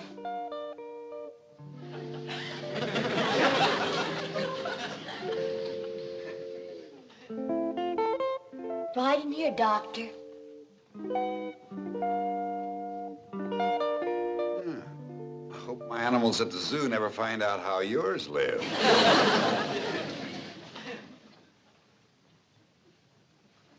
Looks like I'm too late. Duke's just shy. He ain't used to doctors. I'll get you a chair.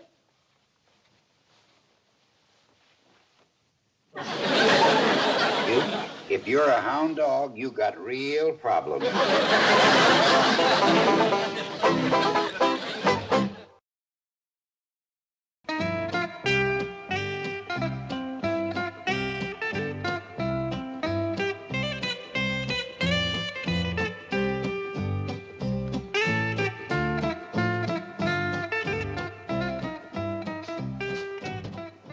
Baby, you're what I need. Say, on a 10% commission, if I sell $30,000 worth of bug spray, you're mine.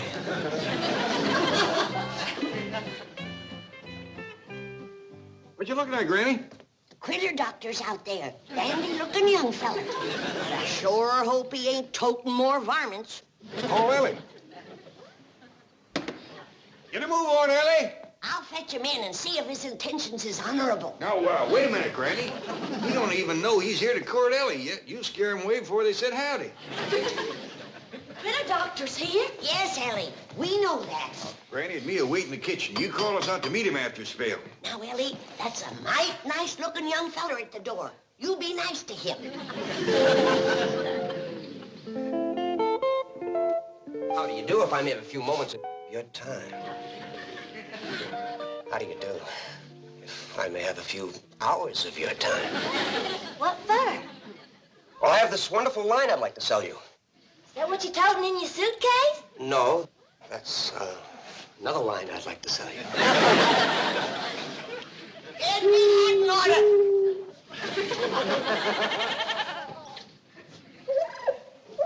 Jed, them pesky varmints have learned to open the back door. Simmer down, Granny. I'll help you round him up. Jed, I've been thinking. We hadn't ought to let that critter doctor court Ellie May. Why not? 'Cause he's the one that give all these. If he comes courting on a regular, we'll end up with more varmints in the zoo. Yeah, now, look on the bright side, Granny. She's got everything. Ain't no new ones he can give her. There you are, the most complete line of insecticides and pest control products money can buy. Fly spray, mosquito ointment, moth cakes, roach pellets. You name it, I've got it. How about going in there where I can sit down? Oh, fine dandy. There's a nice soft sofa to sit on. I like you. You know, I like you a lot. By the way, my name's Jim Gardner. Mine's Ellie May Clampett. You know, if I make enough sales today, and something tells me I will, I might just ask you out to dinner. Yes, sirree. Hey! Hey, beautiful! Where are you? Hey, come on in. Hey, gorgeous! Stop your yelling. I'm coming. Are you the housekeeper here? Well, I try to be. But it ain't easy with all them varmints underfoot. Varmints? Yeah, them pesky little critters. You know the ones I mean. Why, out in my kitchen right now, they were crawling all over my sink. Madam, you are just the person I want to talk to. Now then, let's start with roaches. Do you know how to take care of those little critters? No, and I don't want to learn. I got enough to take care of now. Look, let me show you the easy, pleasant way to take care of them. No muss, no fuss, no bother. Just place one of these roach pellets in a dark corner and where they can get at it, and presto. I ain't got none now, and that's the way it's going to be. All right, all right. How about ants? Do you have any ants? Not in the house, I ain't. You'd be surprised how many beautiful Beverly Hills mansions have ants. I don't care what these squirrely Beverly Hills folks have in their house. Me and ants don't get along. And what you want is ant syrup. Ant syrup? Sure, they love it. They'll come from everywhere to get it. Do you know what kind of a doctor you are? You're a dad-blame bug doctor. That's what you are. Exactly. You show me a bug, and I'll show you what to do for it. Duke's fine. Just give him a little outdoor exercise. Now, don't you forget Grandpa's expecting you for supper. I'll be back, I promise. I'm very anxious to meet both of them. Oh, this here's my cousin Jethro. Jethro, shake hands with the critter doctor. Howdy. Ow. Say, is this your car? Yes, it is. Oh, boy. Hey, you think I could drive it sometime? Sure. Well, as a matter of fact, I'm just going down to the zoo and come back. You can drive it right now. Hot dog. There. Now, isn't that a pleasant, fragrant odor? Why, it's a regular perfume. Not bad. What's it for? Flies. Flies? Flies and mosquitoes. I swat them pesky things. Use this on them, and you'll never swat another one. Close up your bag of bug riddles and get out of my house. Let me show you what I have for spiders. Out before I throw you out. Quieten down, Granny. I thought you was going to wait till Ellie called you. He called me, this dad-blame bug doctor. Thought I told you to get out of the house. Now, hold on, Doctor. You just happened to catch Granny in a cantankerous mood. I'll quiet her down. Why don't you sit down? Make yourself to home. We'll have supper in a bit. He ain't staying for supper. Yes, he is. No, he ain't. Yes, he is. I ain't feed him. If he's hungry, let him eat his fancy bug riddles.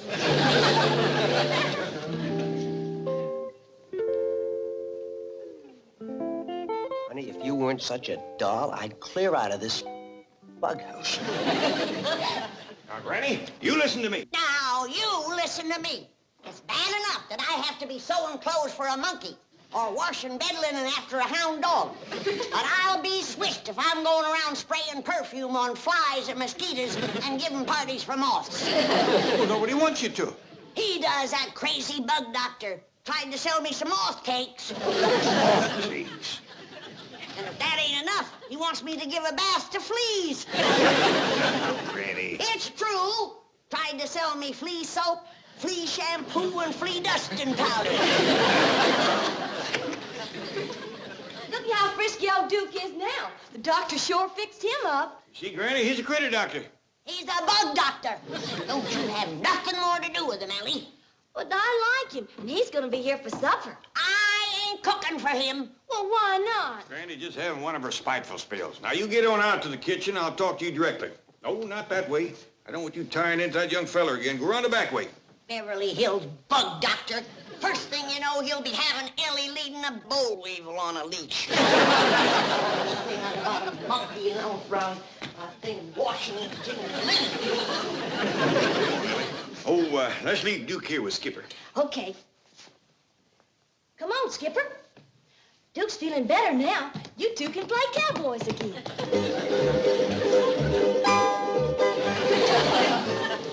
Well, be doggone. They do play cowboy.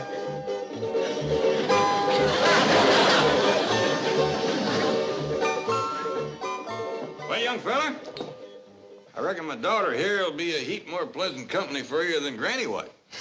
I think so. Hey, what's all that? Well, these are the insects that love to eat beautiful flowers. And with this one easy-to-use, pleasant-smelling spray, you can take care of all of them. Here you are, sir, with my compliments. Oh, thank you. Well, I'll leave you two young folks alone.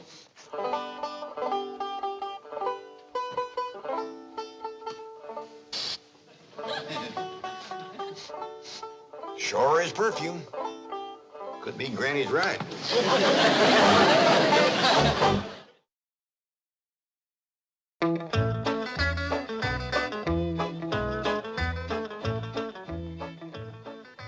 It's coming on for supper time. Don't you want to get started fixing victuals? Who for? For everybody. Who's everybody? Well, you, Jethro, Ellie, me. Who else? Well, you know, the company. And who might that be? That nice-looking young fella Ellie May's got in there. You know who I mean. No. Tell me. The critter doctor. He's our bug doctor. All right, have it your way. But bug doctors got to eat too, you know. Not my cooking, they don't. You don't have to do no cooking. I'll just fetch some cold hog jowls out of the icebox, and we can open up a jar of pickled turnips. No, you don't. Once he gets a taste of my victuals, we'll never get shed of him. And then he can have a taste of my victuals. I reckon I can still cook up a passable pot of grits. Over my burning body. Granny, you're just being a little unreasonable. No, I ain't. I don't want Ellie May marrying up with that Beverly Hills bug nut. Instead of grandchildren, you're liable to wind up burping a beetle. It's a brand new dance. You'll love it. It's called the Hooterville Hop. Okay, now watch. 1, 2, 3, 4, 5, 6, hop, hop. Huh? You see? Okay, now try it with me. Okay? 1, 2, 3, 4, 5, 6, hop, hop. Now turn around and we'll dance.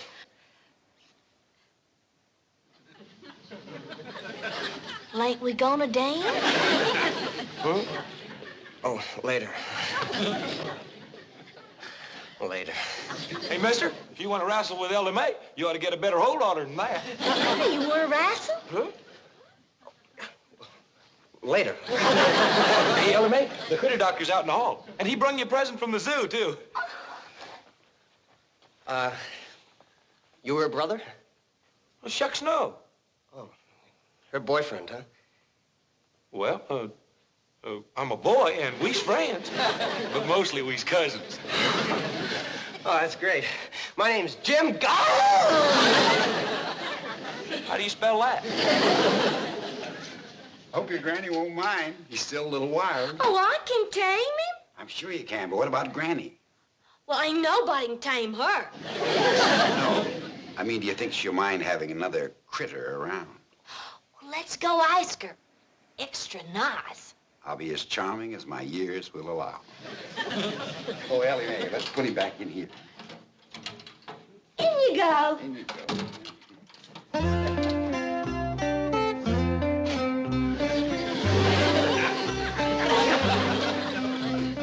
Now, Granny, we have invited that critter bug doctor to supper, and it ain't very nice to send him away. Hello? Granny, the doctor's done give me a brand new critter. What is it? Well, look. Oh, it's a giant hairy caterpillar with green eyes and big teeth. Looks like a Bobcat young'un to me. It is, ain't it cute? Who are you? I'm Dr. Martin. Oh, yes, ma'am. This here's the critter doctor. This is my granny, and this is my pal. You're the critter doctor? That's right. Well, who's that bug-happy goomer Goomer in the parlor. Goomer? Well, that's a young fella you said to be nice to. Let's have a word with him. Ellie May, get that varmint out of my kitchen. Yes, ma'am, Granny. Did I understand Ellie May to call you Granny? What about it? Well, it's such an odd name to call one's sister. Sister? You're certainly too young to be her mother.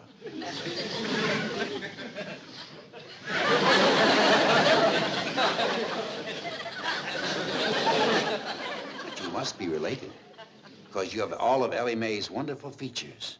Her beauty of face, figure, her irresistible charm, her sweetness, and her loveliness. Well, I don't know whether it's your talk or this stove, but I'm commencing to warm up to you. What'd you say his name was again, Jethro? It's Jim Gar.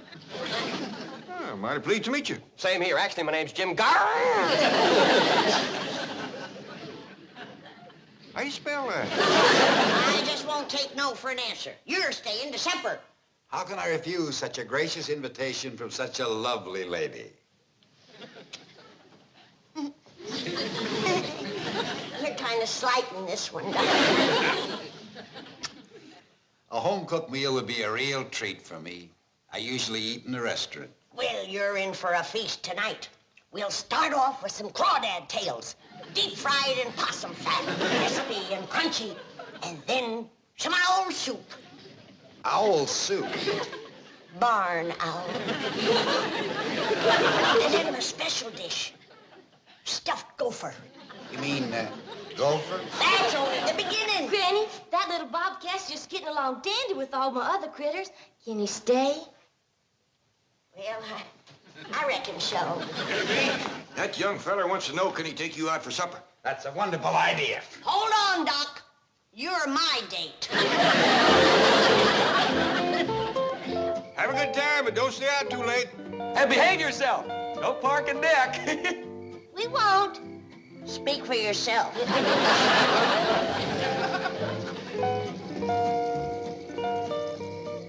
Uncle Jed, I'm gonna have me a car just like that. How are you fixing to pay for it? Easy. You know that feller Jim Gar? He told me how.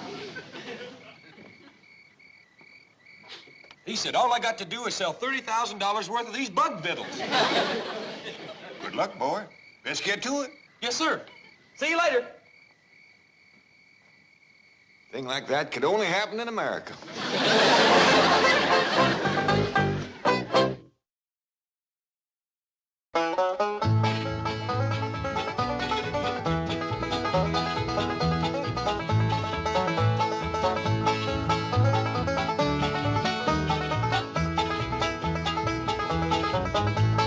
Now it's time to say goodbye to Jed and all his kin. They would like to thank you folks for kindly dropping in. You're all invited back next week to this locality to have a heaping helping of their hospitality. Hillbilly, that is. Set a spell. Take your shoes off. Y'all come back now. Here? This has been a Filmways presentation.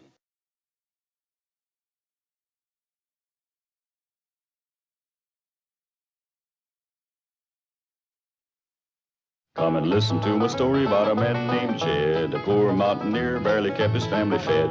And then one day he was shooting at some food, and up through the ground come a bubbling crude oil, that is, black gold, Texas tea. Well, the first thing you know, old Jed's a millionaire. The kinfolks said, Jed, move away from there. Said, California is the place you ought to be. So they loaded up the truck and they moved to Beverly Hills, that is, swimming pools, movie stars.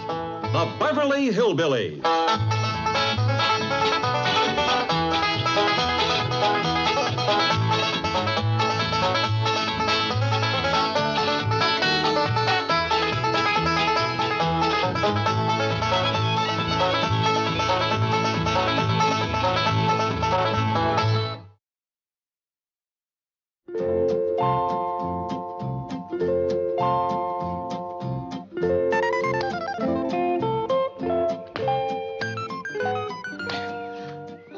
Don't throw them so hard. Just bounce it to me like that.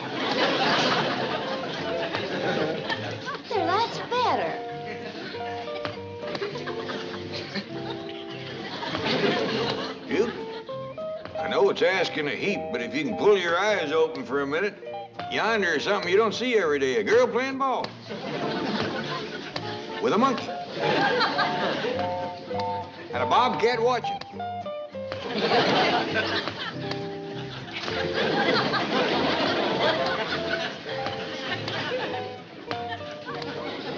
Sorry, old timer. I reckon what you was dreaming had it beat.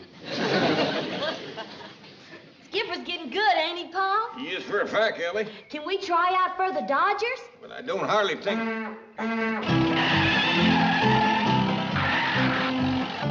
out, here comes Jethro, going faster than a hungry dog at feeding time.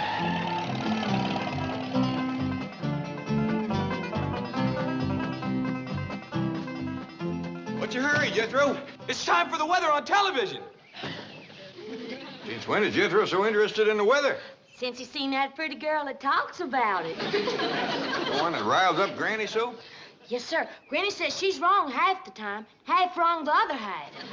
It's expected that this high-pressure system will hold back the mass of moist air moving in across the Pacific. Hot diggity dog, ain't she pretty? And now the weather forecast for Los Angeles and vicinity. Continued clear this afternoon and tonight, sunny and warmer tomorrow. You're wrong again. It's gonna rain tonight, or my name ain't Daisy. Shh, don't you shush me. She's the one that's fibbing. What's the trouble, Granny? Oh, it's gonna rain tonight, and she keeps telling me that it's gonna be clear. She don't know what she's talking about. Shh, I want to listen to my TV, sweetie. By the way, there'll be a full moon tonight. Perfect for a weenie roast at the beach. See you there. You sure will. Hey, Granny, we got any weenies? And now, good night from your weather miss. Weather miss is right. She ain't hit it right all week. Well, she's just a young girl, Granny. Well, then they shouldn't send a girl to do woman's work. We got any weenies, Granny? I keep telling her she's wrong, but she won't listen to me. Just keeps on blabbing. We got any weenies, Granny? I don't think they can hear you when you talk back to this TV contraption. Well, then why do they keep asking me those questions? Like, are you tired and run down? And does too many suds clog your washing machine? We got any weenies? Yeah, them kind of questions. I don't know about that, but I bet you that weather girl will take it right kindly if you call up and straighten her out. Told her it was going to rain tonight. That is, if you're for positive sure. You get her on the phone. I'll step outside and take a look at the signs once more. Hey, Granny, we got any weenies?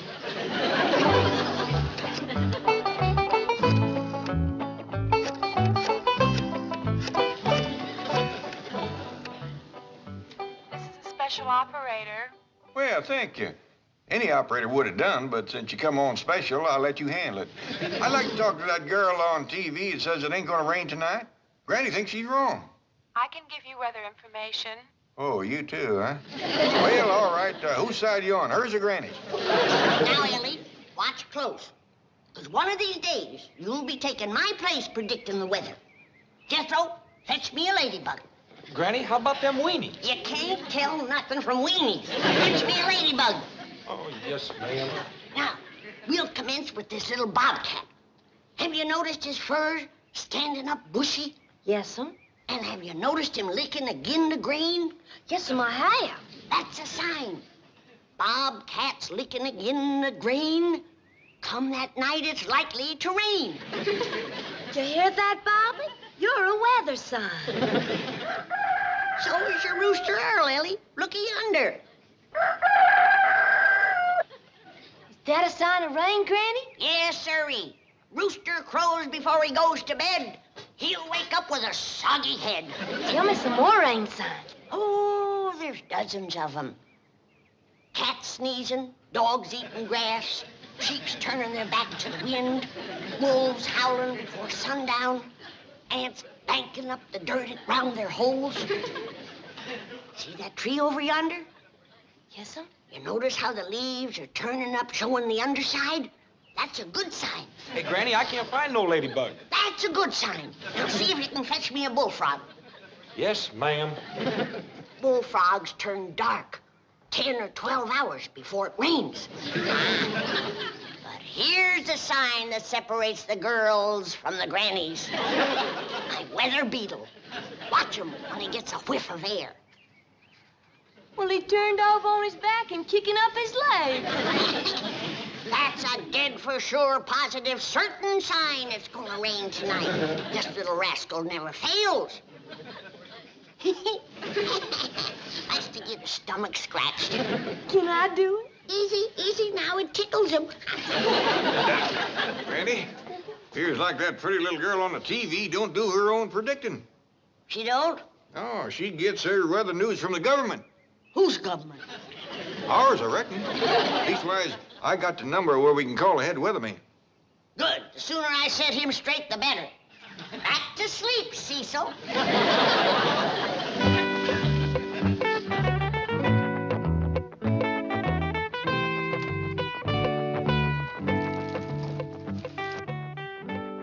Excuse me, Mr. Addison.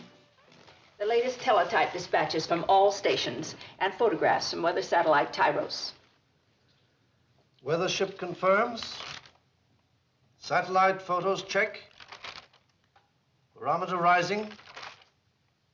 Weather balloon A-OK. Polar stations ditto. All meteorological observations verified. You have processed these data through the computer? Yes, sir. Here's the electronic projection. Ah, what a shame that this brilliant compilation of scientific knowledge and observation will be interpreted to the public in two simple words. Clear tonight. Lady Washington. Chief Forecaster Addison here. How do they, this here is Jed Clampett. Are you the weatherman? I am the supervisor of meteorological observation for this area. Oh, well, I was wanting a weatherman. You're speaking to him. I am Justin Addison. Well, shucks, don't feel bad about that. I'm just a Clampett. Oh, well, here's Granny. She wants to straighten you out on the weather tonight. I beg your pardon? Well, you oughta. Telling everybody it ain't gonna be no rain tonight. It's gonna come down in buckets.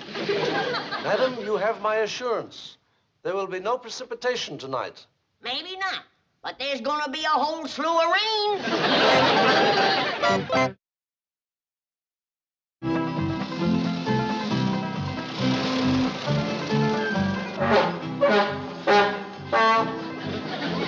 Stop all that racket, boy. Your granny's on the telephone talking to the head weatherman. I'm sorry, Uncle Jed, but I wanted to tell her I weren't going to be home for supper tonight. I'm going to the beach to roast weenies with that pretty little weather girl. Granny says it's fixing to rain. You're liable to wind up with a sack full of soggy weenies. But the weather forecaster says it ain't going to rain. But Granny says it is. But the government says it ain't. I say it is. Madam, may I ask what leads you to believe we are going to have rain? Well, first off, I noticed the fur on Ellie's bobcat. Bobcat? Yes, it was standing up bushy-like, and he was licking it again to green. Well, madam, you see, that can hardly be compared with our methods. Here we use only the newest equipment. So did I. This bobcat ain't more than 2 or 3 months old. I was referring to scientific equipment. Radar, satellites, sensitive barometers. Now, what have you to compare with that? Anthills, bullfrogs, and sneezing cats. I see no point in continuing this conversation. Madam, you must realize that weather prediction has progressed far beyond the primitive superstitions in which you seem to place credence.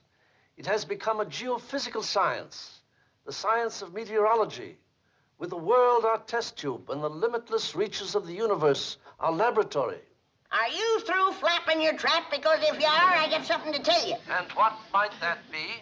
It's gonna rain tonight. It is not going to rain tonight. I say it is. I say it isn't. And Tyros says it isn't. Well, Cecil says it is.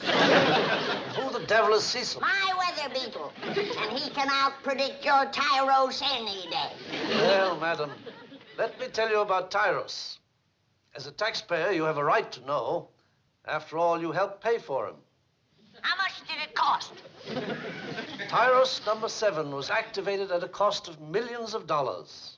For a beetle that says it ain't gonna rain tonight? I want my money back.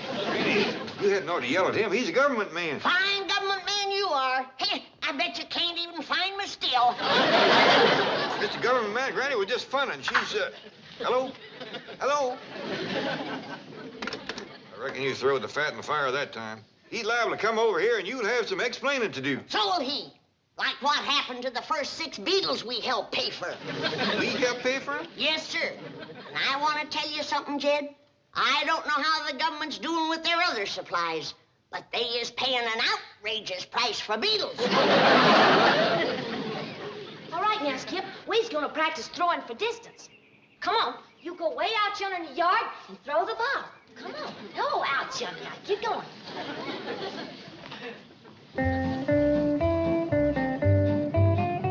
Out further, Skip. Keep it going. Howdy there, Miss Jane and Mr. Drysdale. Greetings, Ellie. Look out, Skipper's fixing to throw the ball. Say, you two made quite a combination. Well, thank you. Yeah. All right. Burn one right across the plate here, young fella. Come on. Look, hey, that's enough. He ought to try out for the Dodgers. He's going to. Ellie May. Oh, Miss Jane, Mr. Drysdale, sure am glad to see you. Looks like we's headed for trouble. What's wrong? Well, Granny's fighting mad. She wants to take on the whole United States government. Well, that would be a one-sided fight. Yeah, that's why I'm glad you come along. I hope you can stop it before the government gets too rostered around. What precipitated the altercation? Well, What are they fighting about? Oh, well, they can't seem to agree about the weather.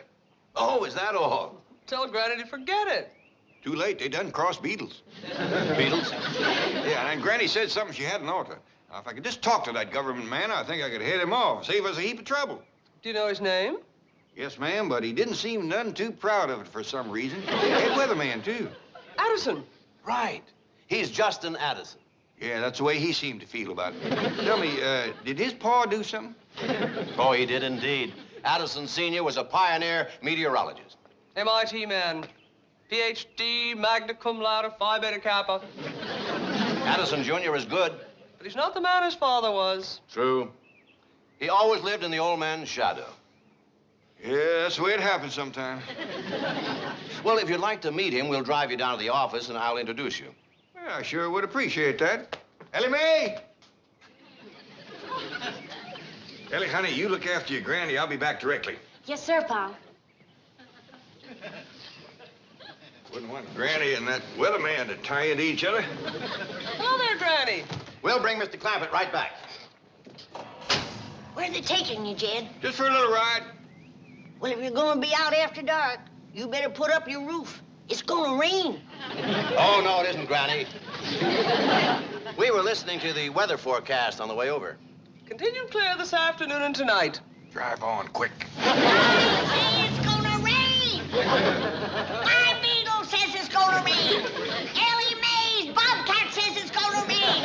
Her rooster says it's going to rain. The ants say it's going to rain. The leaves on the trees. Even this monkey says it's going to rain. Here they are, Mr. Addison. Drysdale, good to see you again. Good to see you, Addison. Oh, excuse me, Chief. I'll just wait in the outer office. Right. I'd like you to meet my very good friend, next-door neighbor, and largest depositor. How to do there? I'm Jed Clampett. Great pleasure to know you, sir. I'm Justin Addison. Well, now, Mr. Addison, you got to forget about what your pa done. Make your own way in the world. You knew my dad? No, but Mr. Drysdale told me about him. What you said, Mr. Clampett, is quite to the point. All my life, people have said he's not the man his father was. Well, now, you believe him, because they's right. Mr. Clampett, I think you have something to discuss with Mr. Addison. I do for a fact. It's about the way Granny's been acting. Well, I'll leave you two alone. Won't you sit down, Mr. Clampett? Oh, thank you. Did you say Granny? Well, her real name is Daisy. You mean Hurricane Daisy? That's the one. Yes, she is beginning to give us trouble. We've just started tracking her. I was afraid of that. Couldn't you just forget about her? She ain't doing no harm. Not now, perhaps, but if she ever moves north, there's no estimating the damage she might do. I think I can promise you she ain't gonna move north. Well, I wish the Government Weather Bureau could be as certain as you are. No, I'm afraid we cannot ignore a force as potentially dangerous as Hurricane Daisy. What are you planning to do? Well, we're going to try something new with Daisy. We're going to fly over her with high-altitude Air Force jets. You mean an airplane? Bombers, the biggest we've got. And we're going to drop silver iodide and dry ice right in her eye.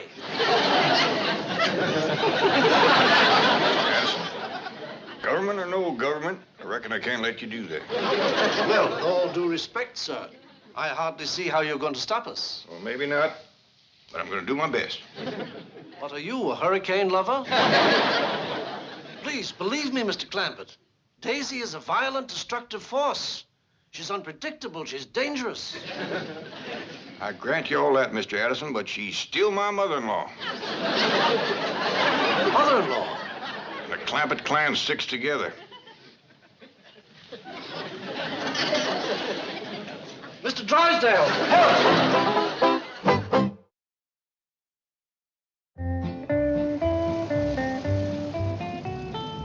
Well, here we are.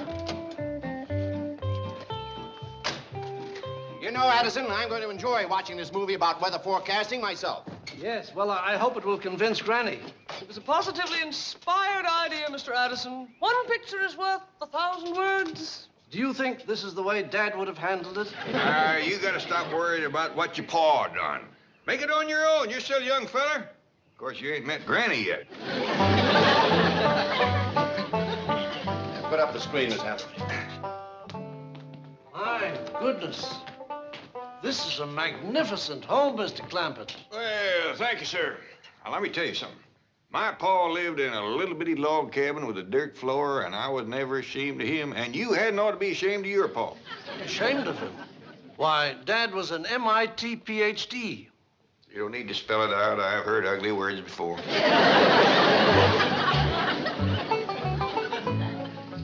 What do you say, Cecil? How long for it's going to rain? Half hour, huh?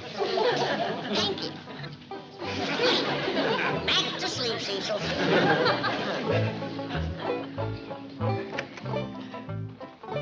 I thought I told you to put the roof up on your car. Now it's only a half hour before it starts to rain. Oh, Granny, I'm sure you'll change your forecast once you've seen this film on modern scientific weather prediction methods, which Mr. Addison's going to show us. Who's he? Well, he's the local head of the Government Weather Bureau. What? So he's the rascal? Could I have a little talk with you? Now, don't go to mean-mouthing him right off. He's trying to live down a bad family name as it is. He ain't such a bad fellow when you get to know him for a government man. Well, you better not mean-mouth me, nor my beagle neither. Mr. Addison, this here is Granny, the Daisy we had a little misunderstanding about. How do you do? I'm Justin Addison. Howdy. See what I mean? Apologizes every time. Howdy, everybody. Ellie May, this here is Mr. Addison. Mr. Addison, my daughter, Ellie May. How do you do? Well, just fine, thank you. Mr. Addison's going to show us a movie on weather predicting. Well, fine, Pa. But Granny said she done told me everything there was to know about it. Everything. Well, then just watch for the fun of it. Take seats, everybody. We're about ready to start the picture.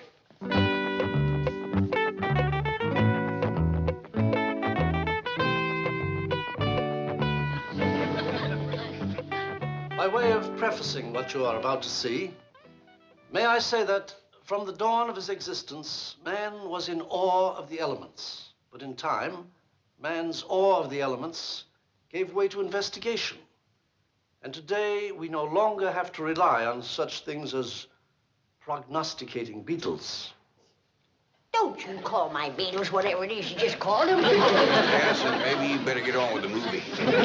I think you're right. Close the curtains, Beard.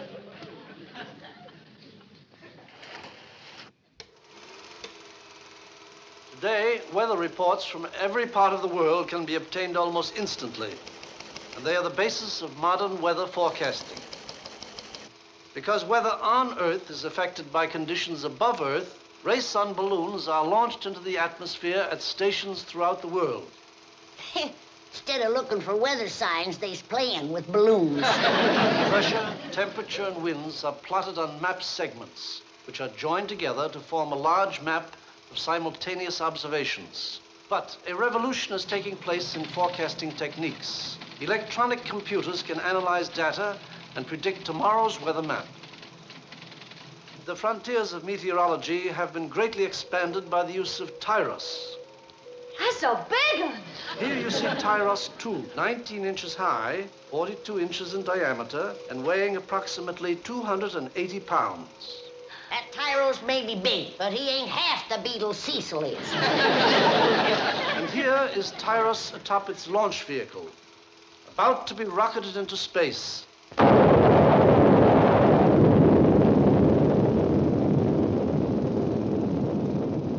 I ain't seen nothing like that since the time your steel blew up.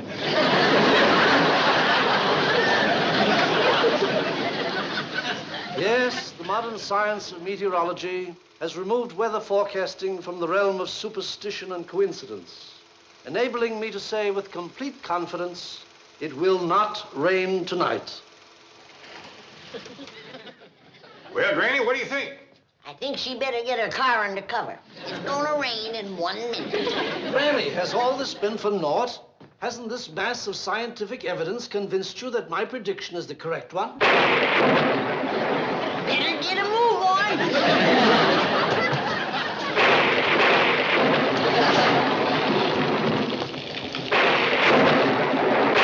Can't happen. It just can't. Well, do you still think your Tyros is better than my Cecil? I don't know what to think. Come and sit down, and I'll give you a lesson in how to predict the weather.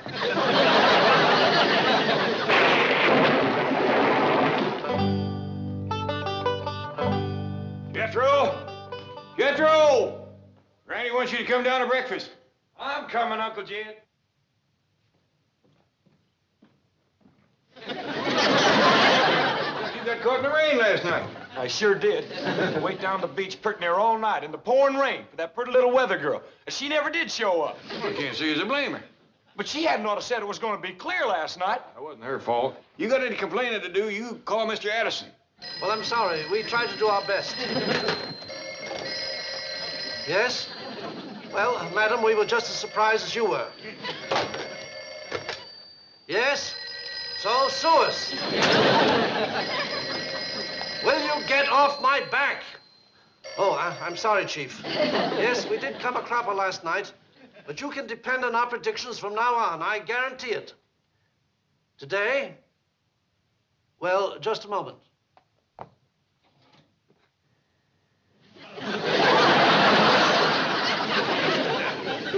Hello, Chief. All clear today. You can depend on it. How do I know? My beetle isn't kicking. Goodbye.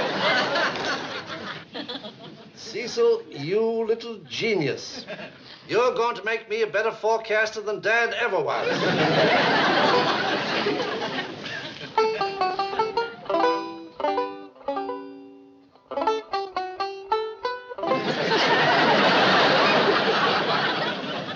Why, Dad, you should have told me you were a beetle man.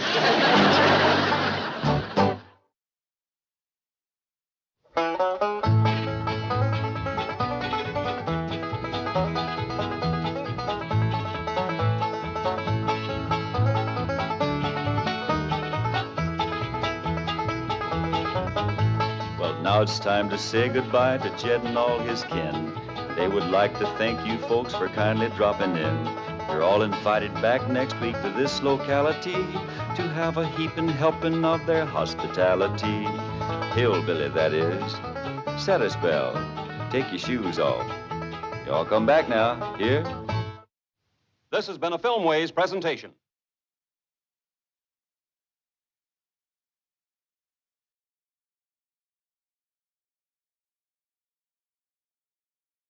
Come and listen to my story about a man named Jed. A poor mountaineer barely kept his family fed. And then one day he was shooting at some food, and up through the ground come a bubbling crude oil, that is, black gold, Texas tea. Well, the first thing you know, old Jed's a millionaire. The kinfolk said, Jed, move away from there. Said, California is the place you ought to be. So they loaded up the truck and they moved to Beverly Hills, that is, swimming pools, movie stars. The Beverly Hillbillies.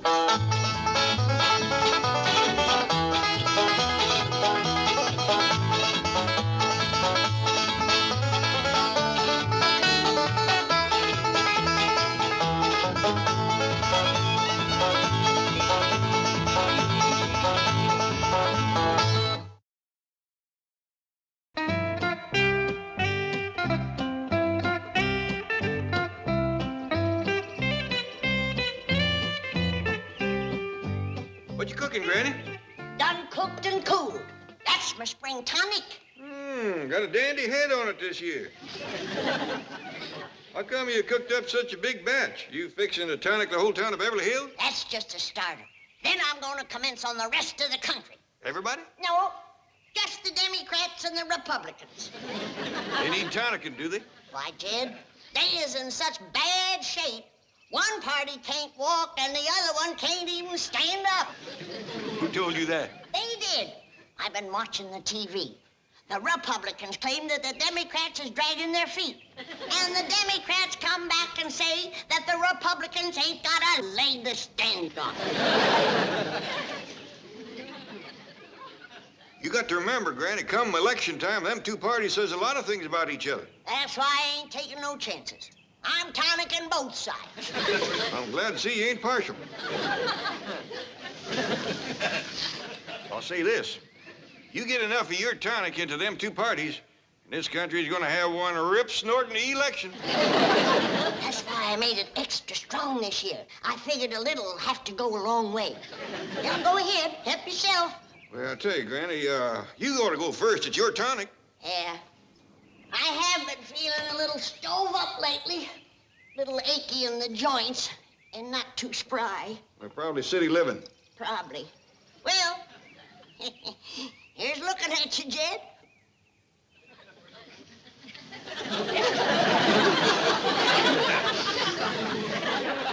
Granny, you ain't looking at me.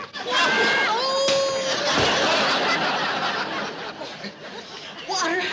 I gotta have water.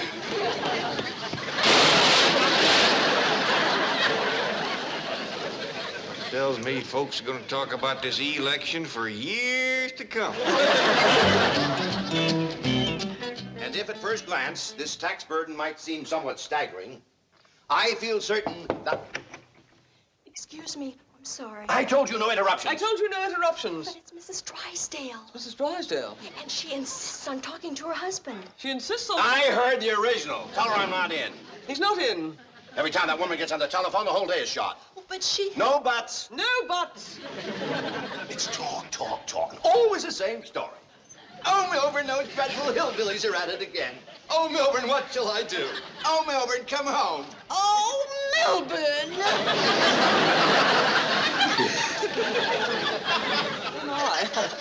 Why wasn't I told my lovely wife was here in person? Why wasn't he told his lovely wife was here in person? Oh, I'm sorry.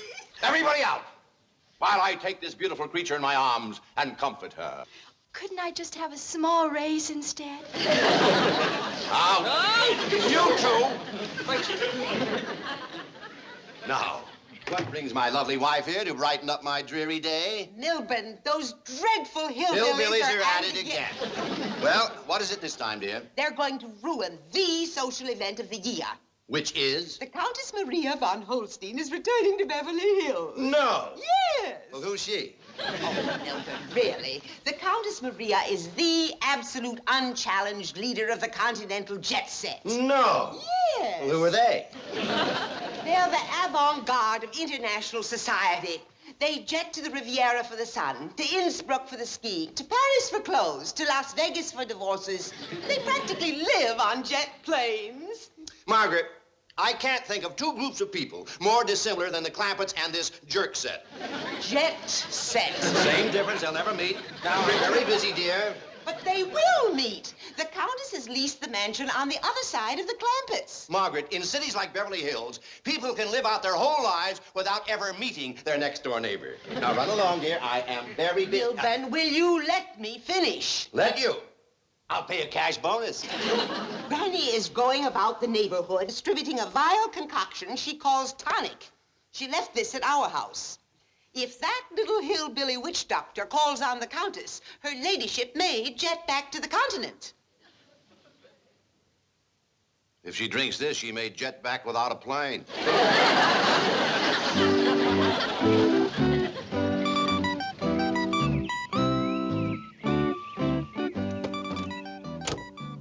Begging your ladyship's pardon, but are you quite certain you'll be able to walk?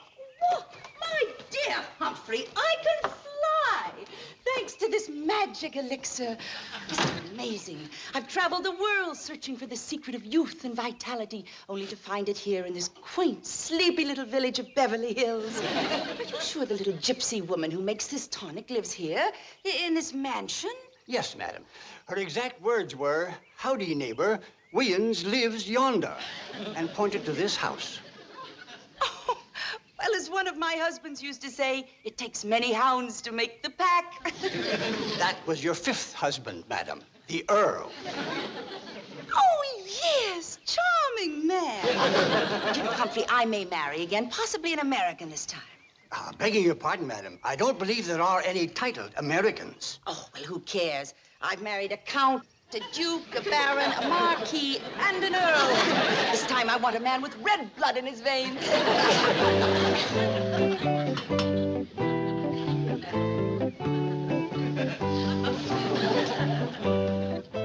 Oh, howdy, ma'am. See you come for a refill. Step right in. Granny, lady here needs some more tonic. You know, I think I'm in love with you. Never mind, Granny, she's had enough.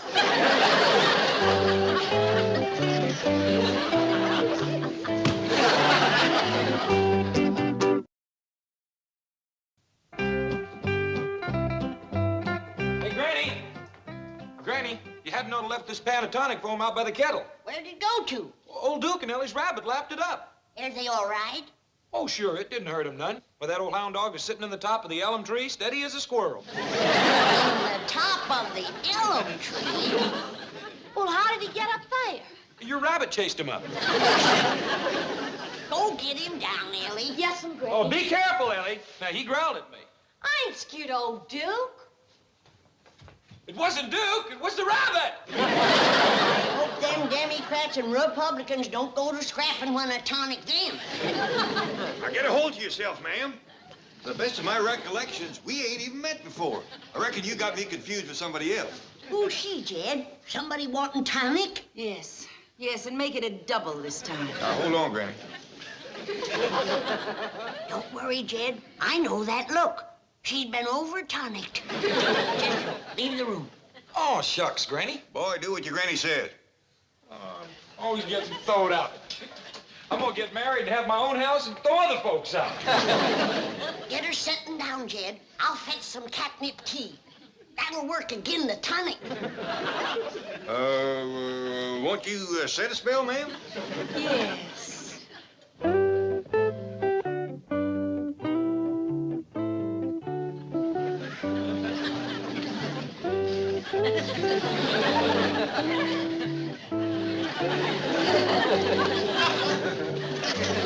She getting a hold of herself, Jed?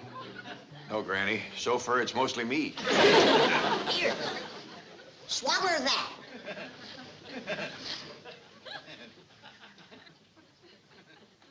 Granny, I reckon you better commence cutting your tonic for city folks.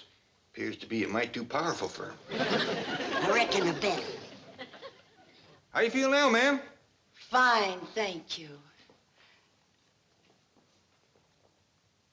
Are you the little lady who makes this tonic? I am. Oh, this here's Granny. I'm Jed Clampett, and the young'uns, Ellie May and Jethro, is outdoors. And Mrs. Clampett? Well, I'm a widower, ma'am. Well, we really must get better acquainted. I happen to be unattached. If you need hooking up, I'll do it. Granny, I reckon that was just a tonic of talk. I mean, I have no husband at the moment. I'm the Countess Maria. Countess? Yes. My last husband was an earl. Oh, well, I got a cousin that pretty near married to Earl. Really? Yeah, Earl Scruggs, you know him? No, I don't believe so. Maybe you know his partner, Lester Flatt. No. Well, they's on the Grand Ole Opry. Oh, opera stars. Yeah, down there with Minnie Pearl. Do you know her? I'm afraid not. How about the Duke of Paducah? No, I don't. I know several dukes, but not that one. Oh, I've just had a perfectly marvelous idea. I'll give a huge party so that your friends and my friends can get acquainted. And so can we. Well, Mighty neighborly of you, Miss Countess, or is it Ms.? Just call me Maria. Granny, instead of champagne, may I serve your tonic? Oh, I don't know, Marie. Oh, please, it'll simply make the party. What do you think, Jed? Well, Granny, why not? You was figuring on tonic in the whole town anyway. Save you a heap of walking pushing that wheelbarrow. I'll serve it blowing from a fountain into a huge punch bowl. We'll call it the Fountain of Youth. Granny! Granny, Mrs. Drysdale dumped your whole kettle of tonic into the cement pond. What? All of it? Yeah, it must have been 15, 20 gallons. Who is this Mrs. Drysdale? Why, she's the meanest, orneriest, no good, low down. Now, Granny, you see, ma'am, Miss Drysdale is high society. Her husband is president of the Commerce Bank, and she never has cotton to us living next door. I'll fix her. Please, Granny, let me have that pleasure. I know just how to deal with these so-called high society women. You won't hurt her, will you, ma'am? I promise you I won't lay a hand on her. You did what? I dumped the entire mess into their swimming pool. Margaret. Sit down and listen to me. It was you who moved those loutish hillbillies into our lovely neighborhood. Now then, it is I who shall move them out. Now, dear, let's talk this over. Sit down. The time for talk is past. It's time for action. And if you're too weak to take it, I am not. Somebody has to make Beverly Hills safe for people of breeding. Excuse me. I told you no interruptions. I told you no interruptions. Oh, sit down, Milburn. I wouldn't interrupt, but the Countess is here. The Countess? She wants to see you. Oh, Milburn, did you hear that? Stand up. Mrs. Drysdale, I presume. Oh, yes, your ladyship. I am giving a party, and I wanted you to be the first to know about it. What an honor. Not only am I inviting the cream of Beverly Hills society, but Newport, Santa Barbara, Pasadena will be represented. I have many friends there. And, of course, members of the nobility will be jetting in from all over the continent. Oh. Lords and ladies, dukes and duchesses, perhaps a few princes, and a king and queen or two. Oh. And now, Mrs. Drysdale, we come to my guests of honor. Those people whom I consider to be the first family of Beverly Hills. Oh, your ladyship, surely you don't mean the Drysdales? I surely don't. I mean the Clampetts. the Clampetts? Your next-door neighbors. Oh, those Clampetts. Oh, wonderful. They're my dearest friends. Really? What a shame you're not invited to the party. Good day. Oh, but, Countess, your ladyship, surely that's not your last word? No, my last word is this. If you ever tamper with another drop of Granny's tonic, I shall buy Beverly Hills and exile the both of you. Oh, but, your Countessship. So that's what did it. She likes Granny's tonic.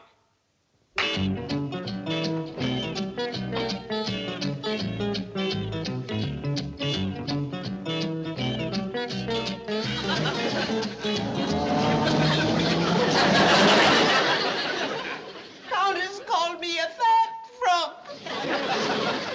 It's Milburn's fault. If he'd taken action when I told him to, this tragedy could have been averted. Milburn, you spineless jellyfish.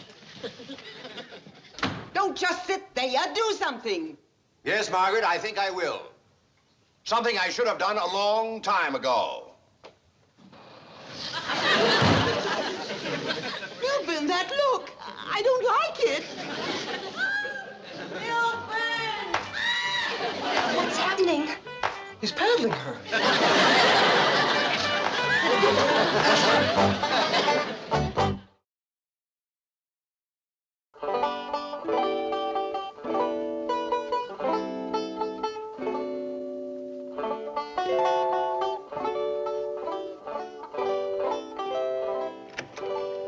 Oh, there you are, Uncle Jed.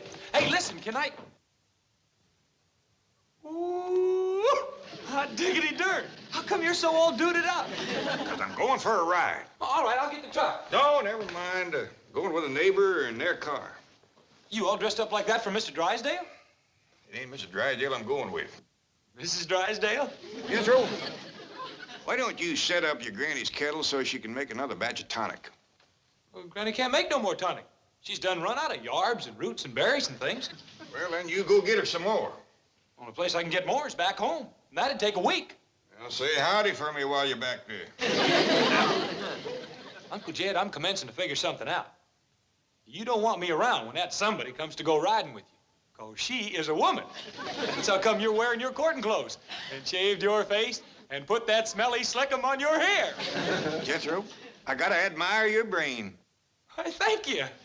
Now that I've admired it, get it out of here. Jed's got a sweetheart. Uncle Jed's got a sweetheart. You got a sweetheart. Granny?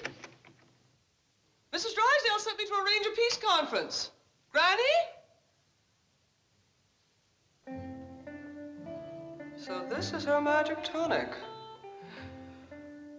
I had a very trying day. I wonder if... Oh, probably just sulfur and molasses. Still, it did have a rather invigorating influence on Mr. Drysdale. Invigorating. It turned him into a veritable tiger.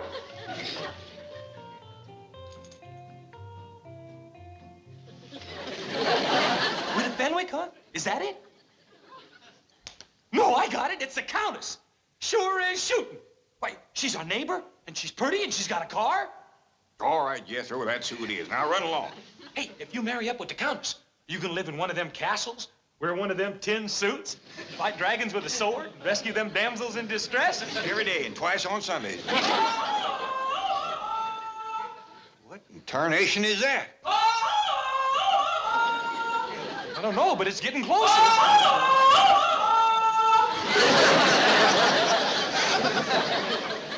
Jethro, come here. Yeah, boy, Miss Jean called you. I know, but she's got a kind of funny look in her eye. Yeah, I've seen that look before. Jethro, I said come here. Jethro, you going or ain't you? Unless you come with me. I got my own problem. You find Granny and ask for some catnip tea. But I don't like catnip tea. Not for you, for her. Be quick about it. Here she comes.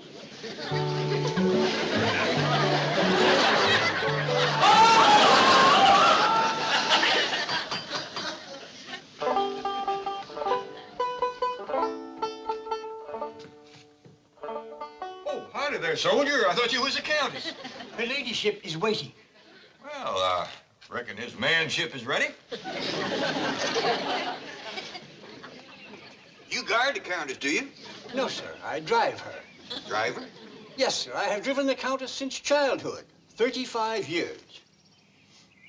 Well, you better let up. It ain't hurt her none, but it sure got you looking old for 35. Mr. Clampett, how handsome you look. Excuse me, ma'am, but you ain't been on a tonic again, have you? Oh, no, I've sworn off till the party. Now, where would you like to go? Oh, I ain't choicey. It's all the same to you, ma'am. Could we take out after him and bring him back? Why, of course. Humphrey, catch those two immediately. I'll do my best, your ladyship. No, not on foot. We'll go in the car. Thank you, ma'am. Wonderful man, terribly devoted. You wouldn't believe how old he is. I do find it hard, ma'am. Now, don't cry, Tommy. I know you're hot in your woolly coat. Here's some nice cool water for you. Ellie May, did you set up my kettle again? Well, yes'm, Granny. You fixing to make up some more tonic for the Countess's party? I'm afraid I can't, child. Ain't got no more yarbs. But as long as my kettle is set up and the firewood is ready, I'm gonna cook up a great big batch of chitlins for the wingding. I reckon you best move there, little fella. The smoke from that fire is gonna blow right over here. And a little baby like you... Ellie May, what's this kitten been drinking? Well, just a little water out of the cement pond, Granny.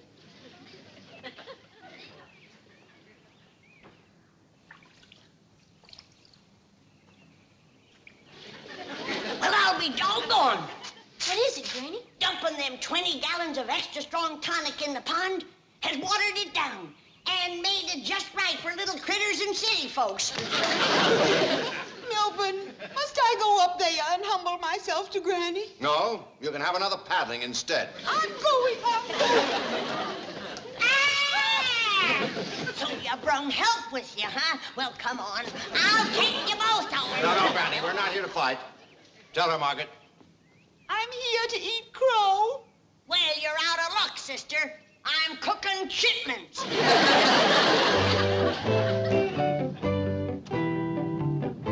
Come on, Jethro. Safe to get out? Of course it is. We left Miss Jane 3 miles up the road. Hope she don't get hold of no more tonic. I've never seen anything run as fast as that woman. What kept you?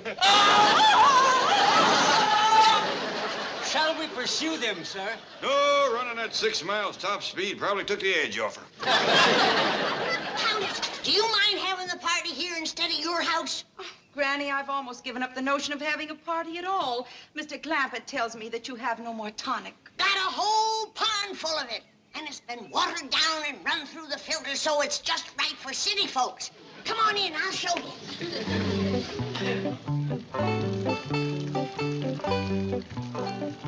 Oh, what a magnificent spot for a party. We can have hundreds of guests. And you've got the fountain of youth, too, just like you wanted. Folks can just pass by and fill their glasses. Looky here. Ain't that pretty? Here, Countess, try one. You too, old soldier. May I, your ladyship? Oh, I think it will do you a world of good, Humphrey. Thank you, your ladyship. You're most kind. Don't call him an old soldier, Granny. He's just a little past 35. To your husband, madam. Which one? The next one. Oh, thank you, my dear Humphrey. Oh, your ladyship. I'm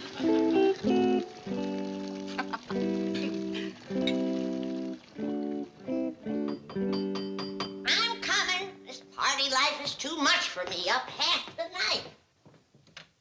Good morning, Granny. Good morning. Granny, how can I ever thank you for last night? It was a dandy wedding. The tonic flowed like water. And to think that I was there in person when the Countess married her 6th husband. Oh, by the way, the bride and groom up yet? Ain't heard a peep out of them. Well, come on out to the kitchen and have some coffee. Oh. Good, thank you. Good morning, dear friends. Fabulous wedding party. Well, good morning, Countess. How's the groom this morning? Wonderful, simply wonderful. The kitchen is this way, Countess. Where are you going? To the fountain of youth.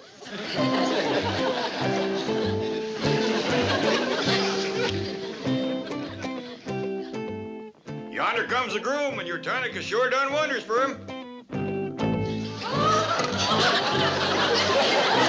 He's commencing to look 35.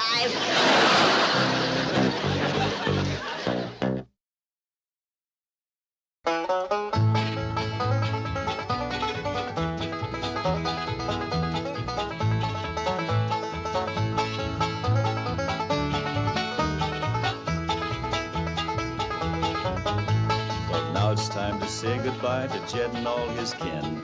They would like to thank you folks for kindly dropping in. You're all invited back next week to this locality to have a heaping helping of their hospitality. Hillbilly, that is. Set a spell. Take your shoes off. Y'all come back now. Here? This has been a Filmways presentation.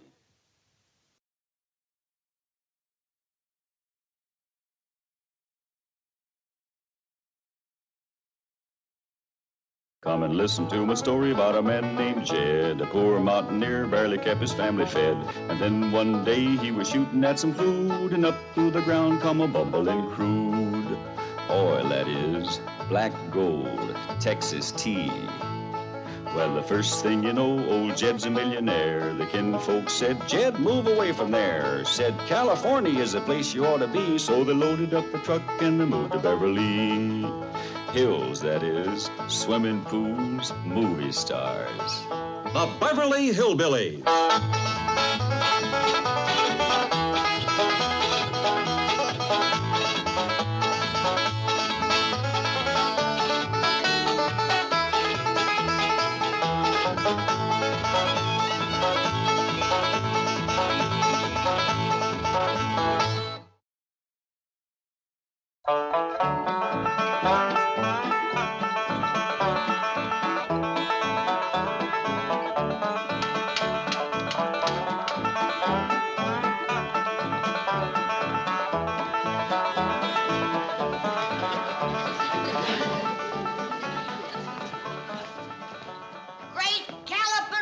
Frogs.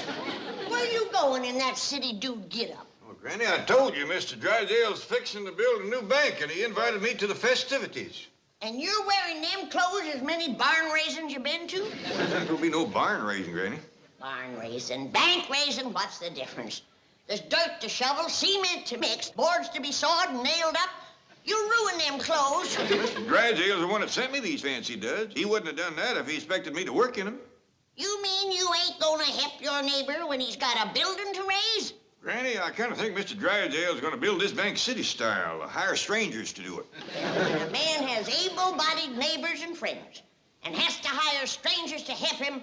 I say the world has took a sorry turn. Oh, it ain't Paul something. He looks like a president or something, don't he, Granny? Yeah. He does bear a resemblance to Jeff Davis. Well, it's getting on time. I gotta be getting down to Mr. Drysdale's office. Has Jethro finished washing the car yet? Oh, he's having it washed, Paul. Having it washed? Yes, Jed, city style. Hiring strangers to do his work for him. Well, Jethro says there's a new place in the neighborhood where they wash your car in just 3 minutes. 3 minutes? Yes, sir, and he wanted to try it out. Why, he's back already. Oh, you are sopping wet. Yeah? That's the last time I go to that there automatic car wash. What happened, Jethro? They like to drown me, that's what happened. I drove into this here place, and this fella says, hop out, buddy. I'll take that truck. I says, you won't neither. So I followed some arrows around into this here tunnel. I no sooner got inside, this dad-blamed cyclone busted loose. Cyclone? Worser. Why, water commenced to hit me from every direction. Steam shot up through the floor, and wind pretty near blew me off the seat. Did you complain about it, Jethro? Uncle Jed, as soon as I got out of that tunnel, I took off like a scolded dog. Serves you right for not doing the job yourself. Yes, sir, Granny. Ah, shoot! Bless you. Now get into some dry clothes, boy. I'm due over to Mr. Drysdale's office.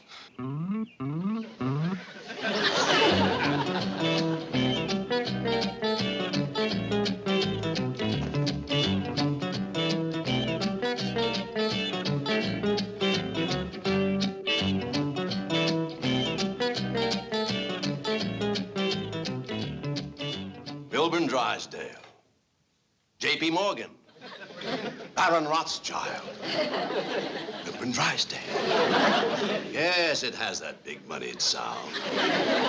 One day it will be Drysdale National Bank. Excuse me, Chief. Miss Billington is here from Beverly Caterers. How many are you expecting for the pre-groundbreaking reception? Oh, just a handful of VRPs. VRPs? Very rich people. I believe the expression is VIP, very important people. When you're rich, you're important. When will I ever learn? Would you like to take a look at our building site, my dear? Oh, may I, Mr. Drysdale? Of course. Step right over here to the window. Chief, she has preparations to make. Miss Billington is a very valuable PR woman. PR?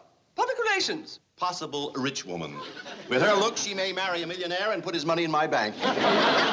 Now, right over there is a big clearing, see? Oh, yes, they're putting up some sort of stage. That's a speaker's platform. I'll be sitting there with all the VRPs. And right over there is the big sign, see? Yes, New Commerce Bank. Gee, Mr. Drysdale, why don't you call it the Drysdale Bank? Thought never occurred to me.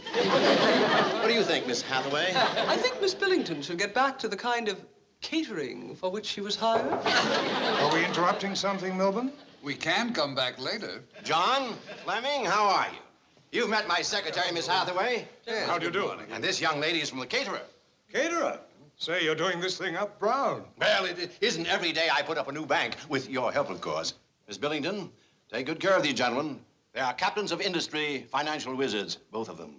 Mr. Drysdale, it will be an honor and a privilege, and of course a pleasure to serve such distinguished and handsome gentlemen. All right, Chief. She is a PR woman.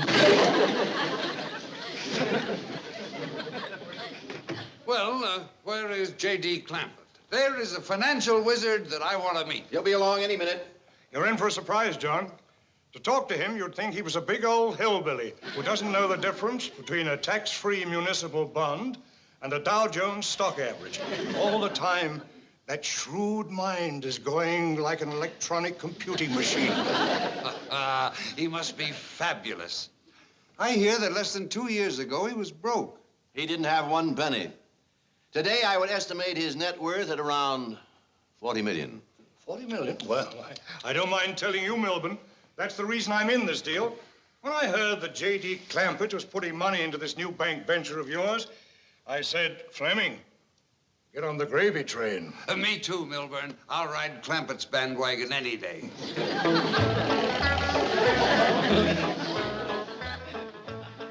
Oh, Jethro, you want to come in and say hello to Miss Jane? Oh, no, sir, Uncle Jed. She might take to chasing me again. I'll wait here. Oh, did you bring along one of them tickets the policeman give us for parking here? Oh, yes, sir. I got a $5 one. How long can you park here for that? Well, there's a gadget down the street that says parking is 10 cents an hour. So, let's see. Got 10 cents, goes into $5. That's 500 cents. 1 into 5 is 5. Naught into naught is naught. Bring down the 5 and the naught. And then bring down the extra naught. Subtract naught from naught, and naught from naught, and 5 from 5. Doggy, you sure can cipher. Thank you, Uncle Jed. Now, this here is what you call long division. Now, I got a naught, naught, and naught down here, and a 10 up yonder. Now, all I got to do is put the 10 into the 3 knots and bring down the decimal point. I ain't got long enough for long division. I don't want to keep Mr. Drysdale waiting. Well, all I got to do is put the 10 into the 3 knots and figure out where the decimal goes. Well, you figure it out and park here your $5 worth. If I ain't back by then, you ask the policeman to give you another ticket. Remember to say please and thank you. Folks appreciates good manners in the young. Yes, sir. Well, how about a toast to the new bank? I'm for that. To the Drysdale National... Oh, the new Commerce Bank. Doggone it, Milburn, where is J.D. Clampett? I had hopes of getting some tips on the market from him before the stock exchange closes. Me too. I want to ask him about grain futures. Oh, forget it, boys. J.D. Clampett knows nothing about the market. I do all his investing for him. Don't you wish you were that smart? I'll bet Clampett throws away better information than I pay my market analysts for. Well, here is to J.D. Clampett, the lone eagle of finance.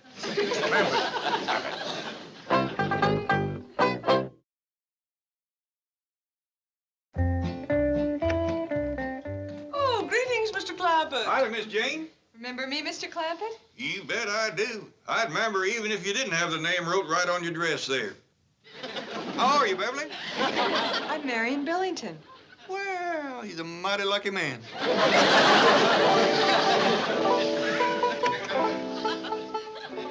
Oh, say, Granny wanted to send along some of her crawdad dip. We went to every market in Beverly Hills, and would you believe it? They ain't a crawdad to be had. And they call this a modern city.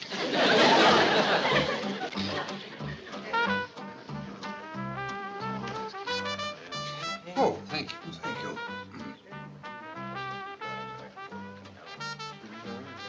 Excuse me, Milburn. We'd like to ask J.D. a question. Now, John, I told you, you boys aren't going to get anything out of Mr. Clampett. Oh, just one question.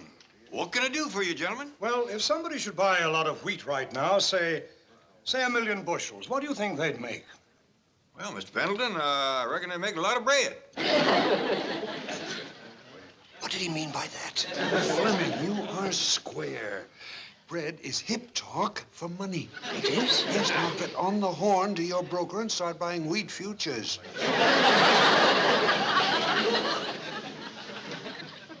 That's a mighty big piece of ground, Mr. Drysdale. Is your new bank going to cover that whole field? Oh, no. Just a little portion of it. We'll be right in the middle of a huge development. Compared to some of the new buildings, our bank will be quite small. Hors d'oeuvres? No, thank you. No, thank you, ma'am. Mr. Clampett, what was that again you were trying to buy in the market? I thought I'd tell my boss so he could get some.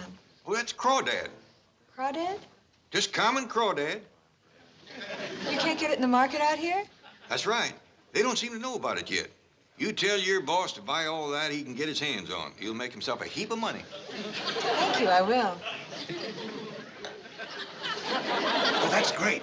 Good. Said New York? Yes. Ned Lantini. Give me that phone. Ned, this is John Lucas. Now listen very carefully. This is a real hot tip. I want you to buy crawdad. All you can get. That's right. Crawdad. So what?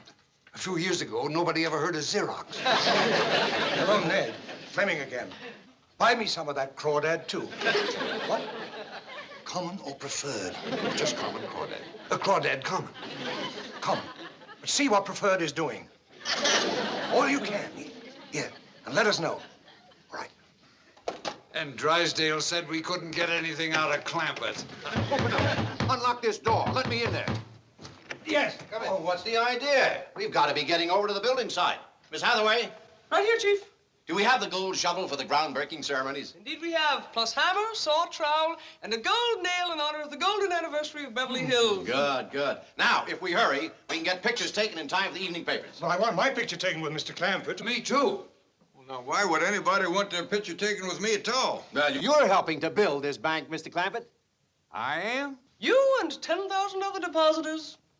With one little shovel? Oh! Chief, will you be wanting me to go with you to the groundbreaking ceremonies? No, you stay here and look after things. Like to ride with me, Mr. Clampett? Well, no, thank you. I got Jethro waiting. I got a stop to make. Well, see you all at the bank raising. All right, gentlemen, we're ready to go. Bank raising. See how casually he takes building a new bank? Well, maybe we'd be that casual if we had his money. And we will have, now that we've cornered the crawdad market. Who's trading in crawdad? I'll take all the crawdad I can get. I want crawdad. Who's trading? Crawdad. Knot into knot is knot. 5 into knot is knot. Knot into 5 is... Head for home, Jethro. Oh, our parking time ain't up yet. Head for home anyway. I gotta get into working clothes, get some tools in this truck. Well, what for? I'm gonna help Mr. Drysdale build his bank. Hey, is that gonna be like barn raising back home? Yep, Granny was right. Only it's gonna be bigger than any barn raising. There's gonna be 10,000 people pitch into this job. 10,000 people? That's what Uncle Jed told me. I ain't never seen that many people in all my life. Well, me neither. Well, that's one of the reasons we come home first, to take you too long. Figured you wouldn't want to miss a sight like that. But, Jed, ain't they just gonna get in each other's way? There's a good chance of that, Granny, especially with the pitiful few tools they got. You load our tools on the truck, Jethro? Oh, yes, sir, Uncle Jed. Well, come on, let's get going. Oh, wait a minute, Jed. Don't you think that we ought to tote along some victuals and a jug or two, like we always do to barn raising? Sound like a good idea, Granny. Jethro, snatch that pot of grits and jowls off on the stove and fetch it out to the truck. Yes, ma'am, Gran. Ellie May, you draw off a jug of my new rheumatism medicine. Yes, Granny. Granny, Mr. Drysdale is going to be right obliged to you. He was serving some little glasses of cider down to the office, but the stuff had done turned. Left it work too long, huh? I tell you, it had gassed up something awful. You gotta know the right time to tap a keg of cider. He had that little Beverly cater serving victuals.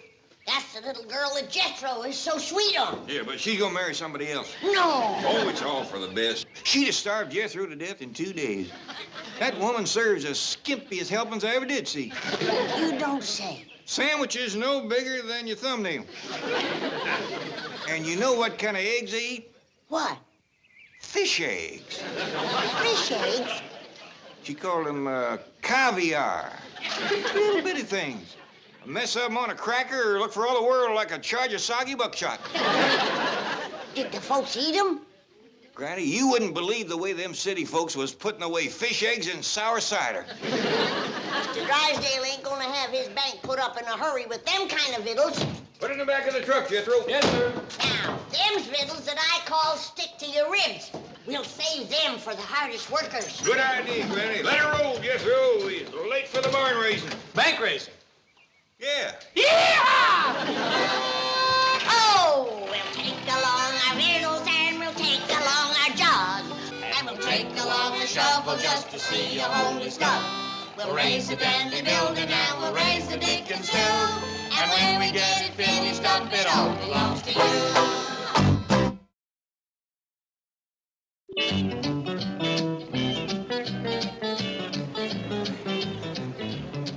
We're just about ready to go on the air, Mr. Drysdale. Mr. Clampett isn't here yet. We can't start without him. Well, I'm afraid we'll have to. This is a direct broadcast, and my cue comes up in 30 seconds. All right. I'll stretch my speech. What do you suppose happened to Clampett? He's probably on the phone to his stockbroker. Yeah, trying to find out who cornered the Crawdad market. Greetings, ladies and gentlemen. This is Bill Baldwin, bringing you another in our series of on-the-spot broadcasts over station KBH, the voice of Beverly Hills. And remember our slogan of the week: drive carefully, protect our millionaires. Today, ladies and gentlemen, we're speaking to you from one of the few remaining vacant lots in our fair city. Soon, this barren expanse of earth will bloom with steel and concrete skyscrapers, and far among them will be the edifice for which we're breaking ground today, the Newcomers Bank of Beverly Hills. Milburn Drysdale, president. And here he is, in person, the handsome, suave, debonair man of finance, Mr. Milburn Drysdale. Thank you very much. Honored guests, citizens of Beverly Hills, ladies and gentlemen of Radioland. 210 years ago, our forefathers made their way west from Pasadena into what is now Beverly Hills. And they built the first crude 40 and 50 room mansions, some of which still stand. These brave people were seeking freedom in the wide, open spaces.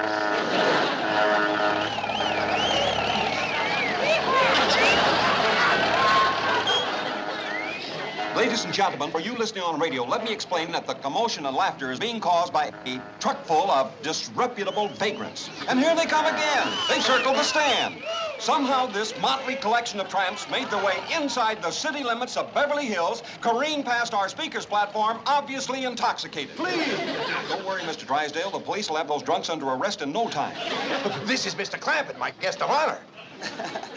We return you now to our studios for a brief interlude of recorded music. Jed, I thought you said about 10,000 people was going to be here to help raise this bank. That's what Miss Jane said they was counting on. Well, all but about 100 of them changed their mind. Well, don't worry about that, Granny. We raised some mighty fine barns, but less than that. Who's this goomer coming? We're back on the air again, ladies and gentlemen, from the site of the Newcomers Bank. Can't say as I know, Granny, but it looks like he's lost the bulb out of his light. It's now my honor and privilege to bring you an interview with one of the leading citizens of Beverly Hills, Mr. J.D. Clampett.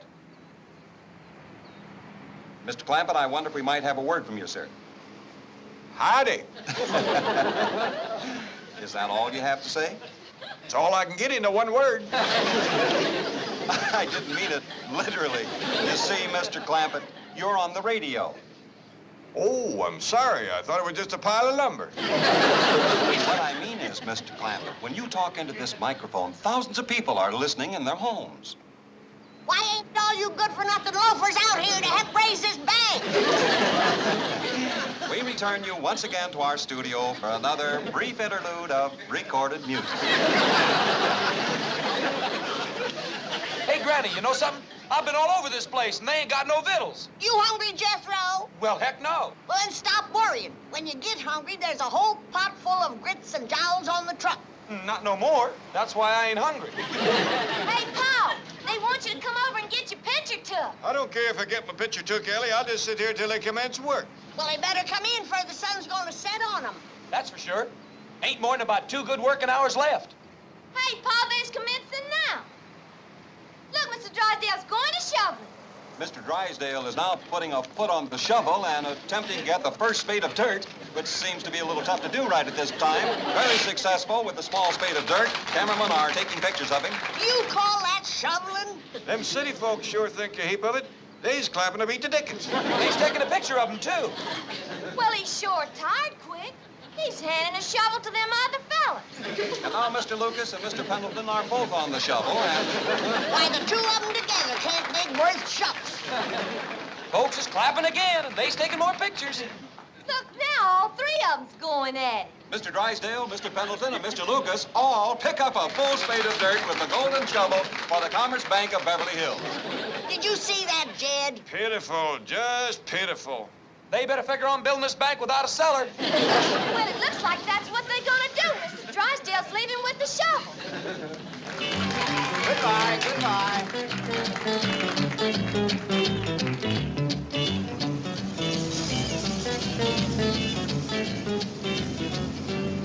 Where's he going? I reckon he had to get back to the old bank to pack up all the money and stuff and move it over here. With all the rest of his friends helping, I bet you we can build his new bank before he gets back. Well, let's get to it.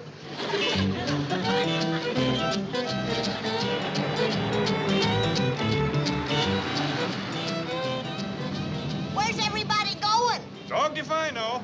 Shame on you lazy loafers. Come back! Hey, there's the bank to be put up. Come back! You're whistling to the wind, Ellie May.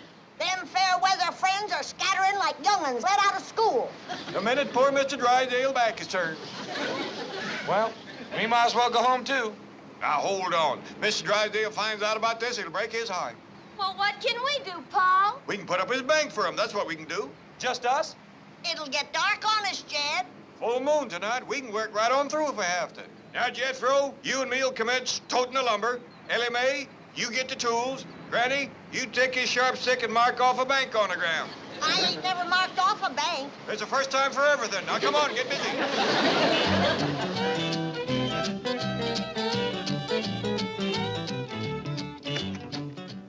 Oh, good morning, Chief. Good morning. How did the groundbreaking ceremonies go? Oh, a little chaotic, but the ground finally got broken.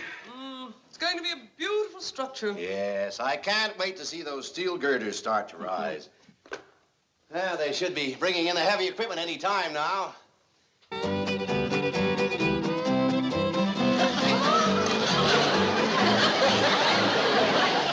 can't believe it. What is it, Chief? What do you see? Never mind, you wouldn't believe it either. Now, let's get over this.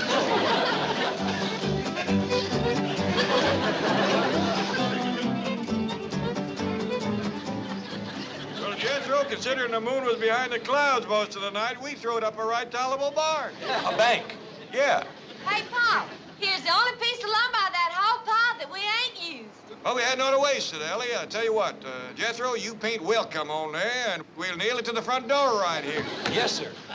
Well, how's things going inside, Granny? Jed, it's a trod down hard dirt floor, but by dingies, it's clean.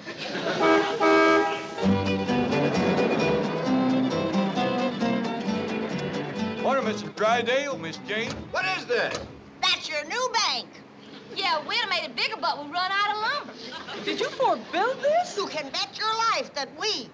Mr. Drysdale's friends built his bank for him just like he was counting on him to. Yeah, that's right. They did. They sure Yeah, did. they did. It was a dandy bank racing. Too bad you missed it.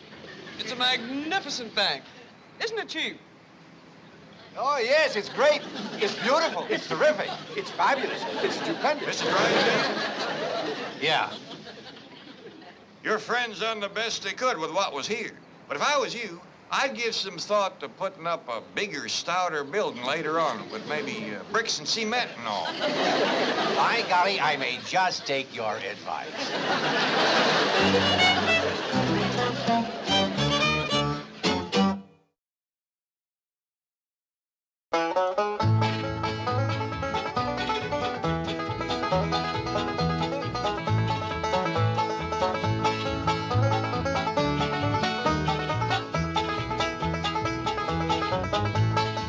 it's time to say goodbye to Jed and all his kin. They would like to thank you folks for kindly dropping in.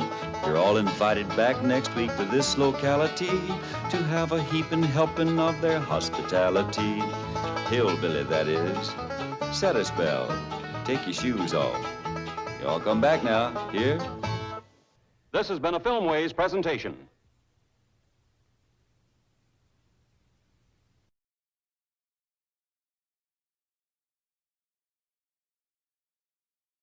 Come and listen to my story about a man named Jed. A poor mountaineer barely kept his family fed. And then one day he was shooting at some food, and up through the ground come a bubbling crude oil, that is, black gold, Texas tea. Well, the first thing you know, old Jed's a millionaire. The kinfolk said, Jed, move away from there. Said, California is the place you ought to be. So they loaded up the truck and they moved to Beverly Hills, that is, swimming pools, movie stars. The Beverly Hillbillies.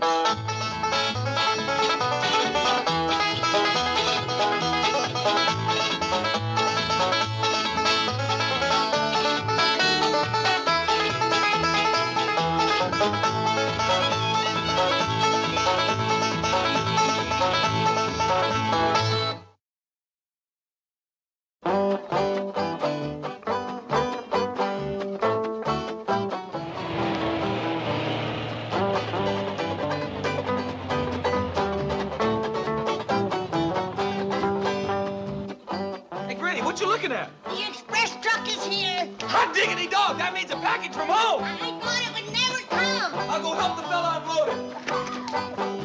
Jed, package from home is here. Ellie May, package from home is here.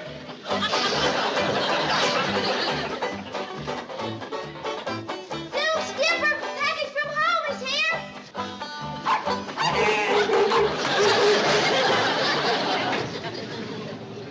Hey, what are you doing that for, mister? It's the only way I can get your package off the truck. It must weigh a half a ton.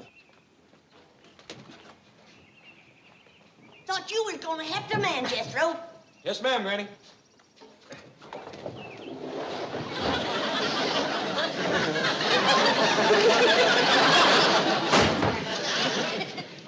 Well, doggy, Cousin Pearl sure come through with a fine big box of food this time.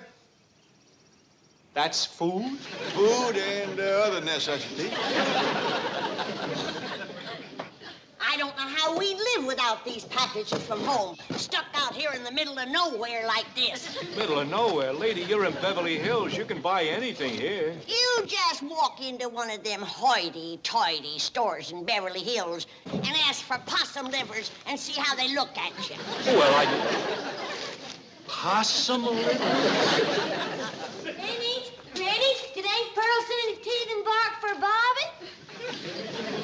Look and see, Ellie.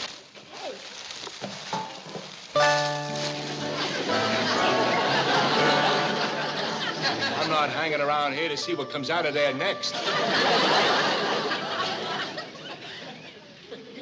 Oh, would somebody sign this for me, please? I don't think the company would accept your signature.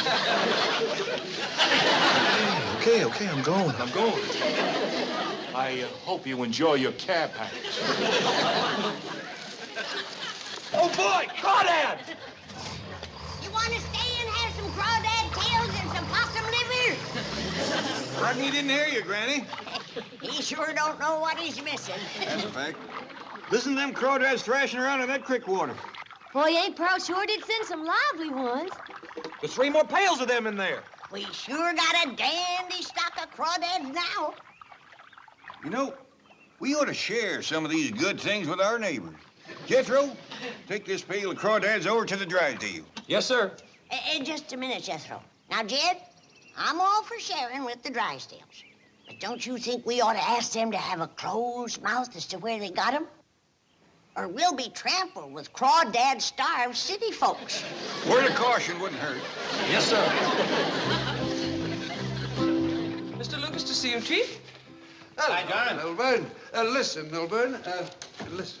You are Jed Clampett's closest friend and confidant. Now, you've got to put me next to that financial wizard. Financial wizard? Jed Clampett? Well, yes. He gave Fleming Pendleton a tip on wheat futures last week, and Fleming has cleaned up. But that's ridiculous. Why, it is not. I was standing right here. Fleming said, what will I make if I buy 1,000,000 bushels of wheat? And Clampett said he'd make plenty of bread. Believe me, he did make $200,000. That was pure accident. He meant the kind of bread you eat. Now, we have been friends for a long time. We've always leveled with each other. Now, please, let me in on this Clampett Crawdad stock. John, he meant the kind of crawdad you eat. Oh, not that Now, again. please believe me, there's no such a thing as crawdad stock. Well, there's certainly none on the market, I'll grant you that. And I've gone to every exchange, even over the counter. And I've tried the foreign boards. Milburn, what is Crawdad? Is it a new company? Is it a military project? An electronics breakthrough? A space vehicle? What is that? Come on, tell me, Milburn. Look. Excuse me, Chief. Mr. Pendleton. Well, John, is Drysdale still our friend? Is he getting us together with J.D. Clampett, the Fox of Wall Street? Fox of Wall Street? Boys, please listen to me. J.D. Clampett thinks a market is just a place to buy victuals. Make a note of that. Victuals. Common or preferred? Fleming, you'll never get anything out of him. He won't even tell me what Crawdad is. Just listen to them big old fat rascals splashing around in that creek water. We're gonna have a feast tonight. How you gonna cook them, Granny? Every way there is. We'll start out with crawdad soup and work our way right through to dessert. Crawdad pie. Hey, Granny! Granny, you know that big old fat cook over to the Drysdales? Yeah? Well, he mean-mouthed you, so I dropped him upside the head. He mean-mouthed me after us sharing our crawdads? What happened, Jethro? Well, Mr. and Mrs. Drysdale wasn't home, so I gave him the bucket and says, here's a dandy bunch of fresh crawdad. And he says, crawdad? And I says, yeah, fresh crawdad swimming around in creek water. But I says, Granny wants you to keep quiet about it. And he says, must be a crab. So I dropped him. Ain't nobody gonna call you that while I'm around. Good for you. Now I'm gonna get the crawdads back and drop him. I'll explain to Mr. Drysdale that you want to keep quiet. He'll understand.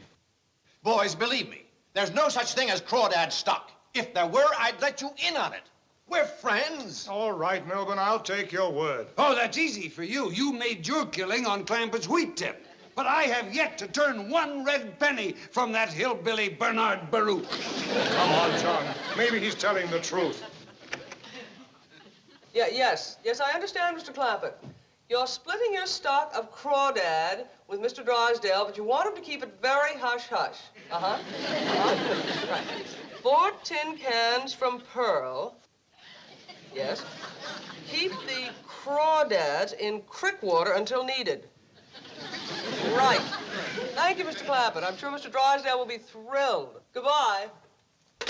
Oh, gentlemen, I didn't see you. Oh, we didn't hear anything. Not a thing. You know something, Granny? These newspapers that Pearl uses for packing and wrapping is just about my favorite part of them packages from home. What's new, Jed? Anything exciting? You bet. Look at that headline. Government puts 3 men on moon. No.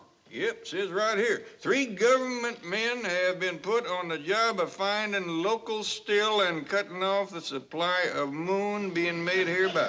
Granny, got my tablet and pencil. What you want figured? I want you to figure how we can make our stock of crawdads last for a month until we get our next package from home. Reckon you can handle that, boy? I reckon. First, you find out how many days in the month.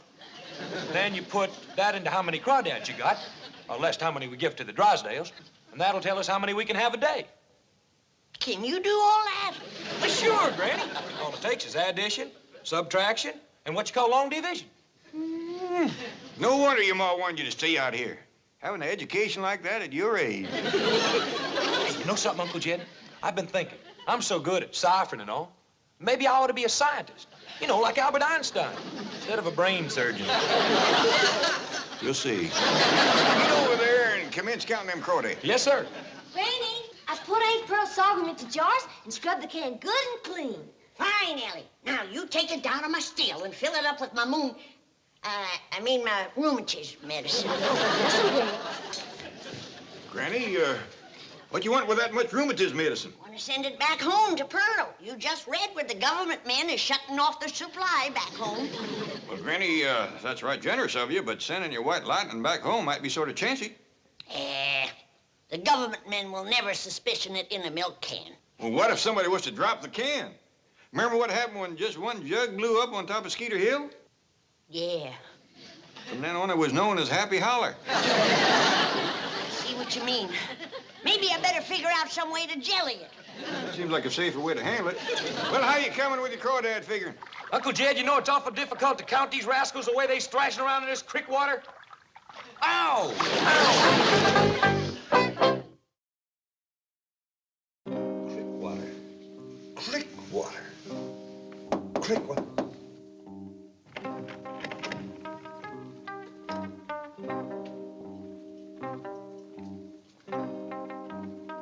Who is it? Fleming.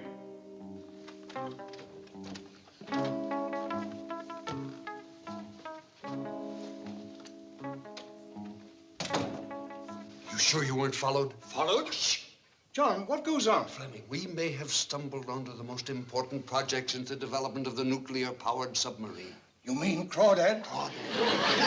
And you found out what it is? I'm getting close. And no wonder it isn't listed on the stock exchange. It is a highly secret military project of enormous scope. Really?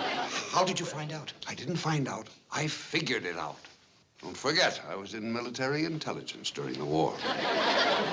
What is a duck? A duck? It's a bird that lives on land or water. It is also a military vehicle that lives on land or water. What is a hound dog? It's a hunting dog that tracks game. It is also a military missile that tracks its game. And that brings us to Crawdad. Well, there, you've got me. To be absolutely sure, I looked it up. It is a crayfish. Well, what is a crayfish? An armored, amphibious crustacean capable of maneuvering on land, through the water, or under the water along the bottom. You mean that... Unless I miss my guess, Jed Clampett has developed and is manufacturing an amphibious machine of fantastic capabilities. And that's Crawdad.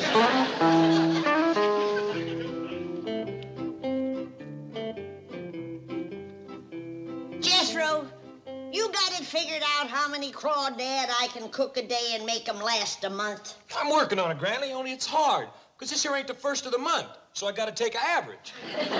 Let's see. 30 days has September, April, June, and November. All the rest have 31, except February alone, which has got 28, until leap year makes it 29. And this here is leap year. Only it ain't February. Look what I got. Hey, albino possum. Why, they're scarcer than hen's teeth. The critter doctor says that they ain't no more than 3 or 4 born out of every 500,000 or 600,000 possums. 30 days goes into 600,000 possums. I'm counting possums! You're supposed to be counting crawdads. Now get at it. But, Granny, this here is high arithmetic. For all I know, it might even be algebra. What's algebra? It's something that Einstein done. Only I bet you he didn't have to do it with his kinfolk talking possum on him. Ellie May, take your white possum outside. Then join me in the pantry while I try to gel my white lightning to send to Pearl. Yes, Greenie. Let's go, Mickey. Jethro, it's only 3 or 4 hours to supper, and I'd like to cook up 10 or 15 crawdad. 4 hours goes into 15 crawdad. Crawdad.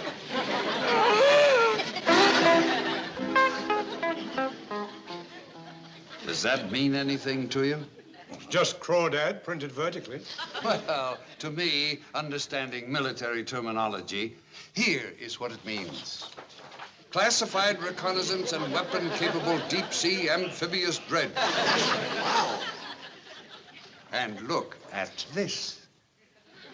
This is one of the things that Clampett mentioned to Jane Hathaway on the phone this morning.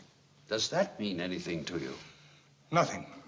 Well, now, to me, it means that experiments are being conducted on the ocean floor off Hawaii under the protection of the United States Navy. 4 tin cans from Pearl? 4 destroyers from Pearl Harbor. This is big. Really big. And we're going to be in on the ground floor. Where does Clampett make these crawdads? Out here? Oh, no, not that wily old fox. He's got a plant hidden somewhere way back in the hills. A place called Crickwater. Crickwater? Remember? That's something else that Clampett told Miss Hathaway this morning. Keep the crawdads in Crickwater until needed. But where is it? I've never heard of it. No one has. Mark my words. Find Crickwater and you'll find crawdads. Well, there's no sign of a Crickwater anyplace. It's one of those secret towns like Oak Ridge or Los Alamos. But someday it'll be more famous than both of them put together. That'll be the express driver. Who? Oh, I've been doing some checking. A very large package was delivered to the Clampetts this morning. Who is it? Harry Ledge, Express Company. Mr. Lucas? Hey, what's the idea? What's going on? We just want to ask you some questions about a package you delivered this morning. Oh, I'm sorry. I can't give up that kind of information to anybody but my employer. What did you want to know, boss? Where did that package come from? Package come from? Oh, I remember them saying it came from home, back in the hills. Oh, did they say what was in it? Yeah, food. Food? Obviously a cover-up. A man worth $40 million doesn't need a food package from home. Did you hear the name Crawdad mentioned? Yes, sir, I did. How about Pearl? Yeah, I remember them saying something about that, too. Listen, you fellas want me to go back up there and get some more information? We think you could. Well, that happens to be my real line of work, private investigating. You're a detective? Well, not yet. I don't have my own officer license, but I do a lot of studying. In fact, every day I practice following cars without them noticing me. In an express truck? It ain't easy. Listen, I gotta go back there to get another signature for my way bill. Besides, they invited me back there for supper. He certainly has the entree. Oh, I'll get you a real report. I got a photographic memory. Okay. See what you can find out, Mr. Ledge. Oh, thank you, sir. Oh, by the way, when I'm doing private investigating, I put an S on my name. Ledges? No, up front. Sledge. Harry Sledge. Just like Mike Hammer, except I'm more the brainy type. I use my head. See you, fellas.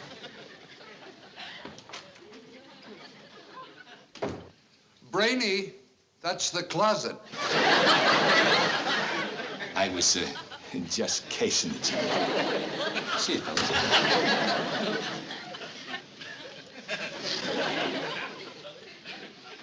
Fleming, I have a feeling we just made our first mistake. Letting him go to the Clampetts. Letting him out of the closet. Do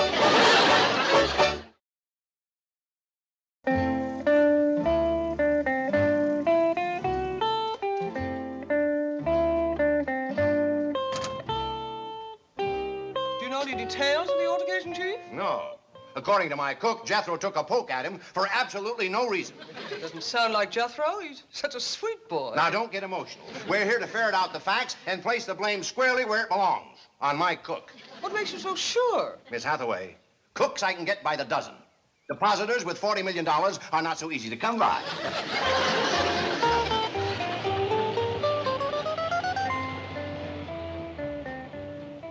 Looks as though the Clampetts are receiving a large gift from someone. If it's Hacker from the Merchant's Bank trying to steal their account, I'll...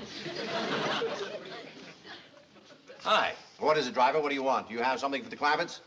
Well, as Mike Hammer would say, who's asking? I am Milburn Drysdale. Big deal. See here, driver. The name is Sledge. Harry Sledge. Well, mind your manners, Sledge.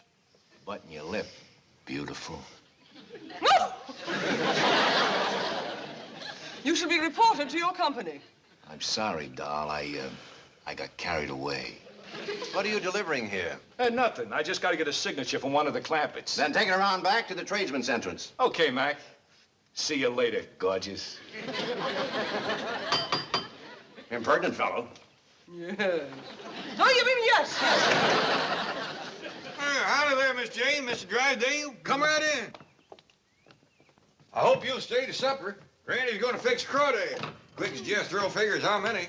He's adding, subtracting, multiplying, dividing to beat the band. Well, speaking of the lad, my cook tells me that Jethro is responsible for a slight altercation. I wouldn't be surprised. That boy does every kind of ciphering there is.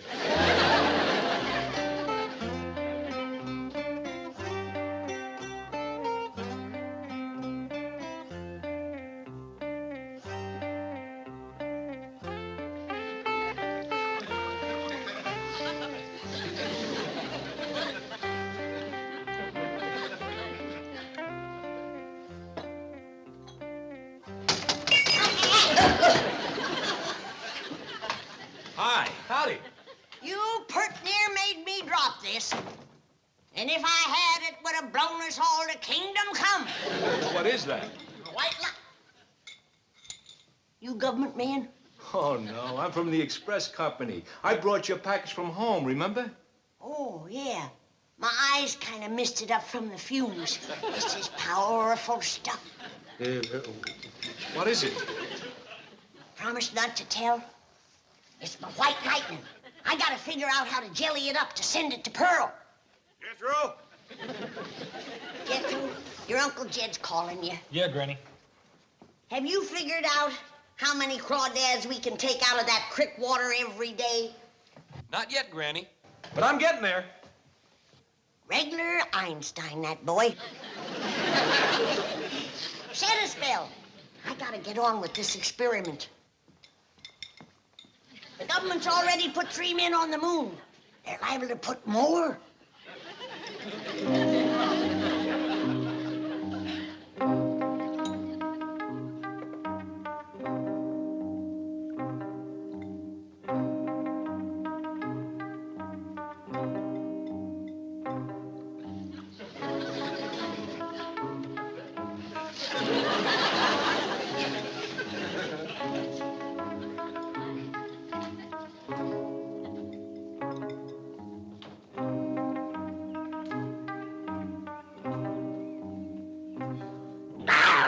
Oh, hi there, mister. Don't be scared. He's just a kitten. A kitten? When I get done feeding him good, he'll be 4 times this big. Smoke. I'm just hoping that he don't gobble up little Mickey here. That's Mickey. Yeah, ain't he cute? I'll say he's cute. Well, see you, lady.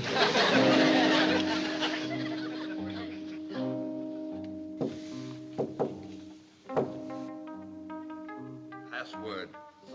Quick water.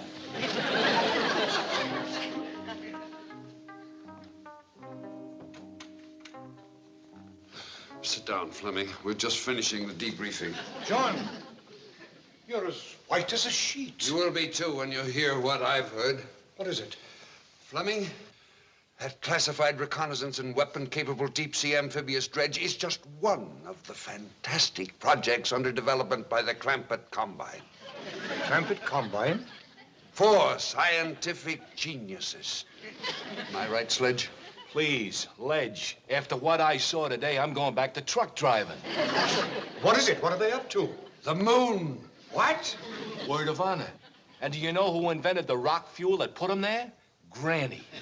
That little old lady. Greatest chemist since Eve Curie. And the boy, he's a regular Einstein. Greater. He invented a new system of mathematics. Why, 2 and 2 come out 5 for him. But the wildest is what the girl is up to. Oh, she has uncovered secrets of genetics that are unbelievable. Tell him about the kitten she developed. This high. Great Scott. Now, tell him about the white mouse. This big. I don't want to hear any more. We've opened a door that should have been left closed. I'm with you. Gentlemen, as good, loyal Americans, I think we should take an oath that the secrets of Jed Clampett's awesome experiments will never leave this room. I swear, I swear. Fellas, I'd just like to say one thing. It's a mighty good feeling to know that they're on our side.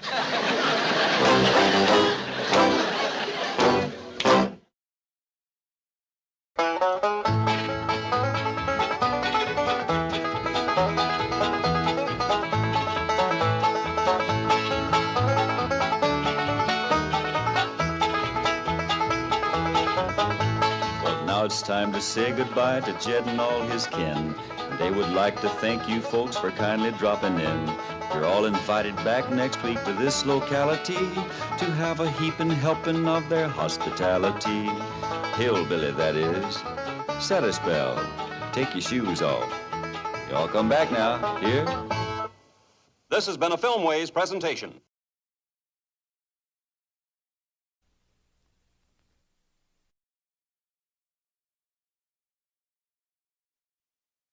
Come and listen to my story about a man named Jed. A poor mountaineer barely kept his family fed. And then one day he was shooting at some food, and up through the ground come a bubbling crude oil, that is, black gold, Texas tea. Well, the first thing you know, old Jed's a millionaire. The kinfolk said, Jed, move away from there. Said, California is the place you ought to be. So they loaded up the truck and they moved to Beverly Hills, that is, swimming pools, movie stars. The Beverly Hillbillies.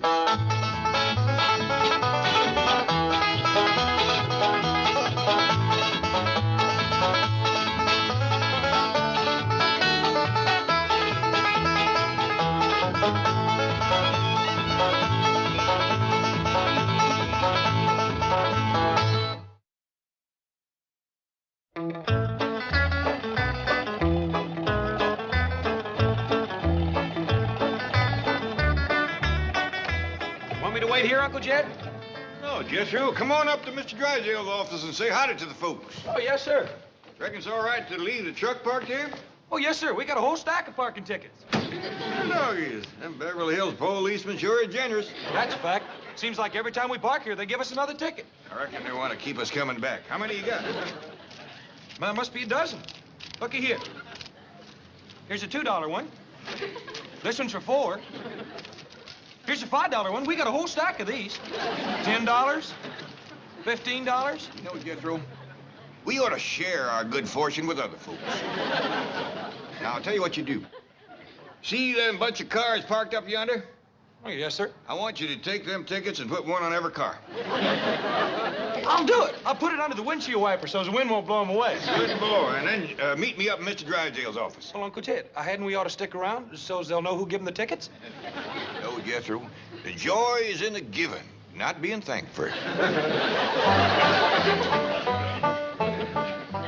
You know, Chief, there's something quite humorous about Jed Clampett owning the most exclusive dress shop in Beverly Hills.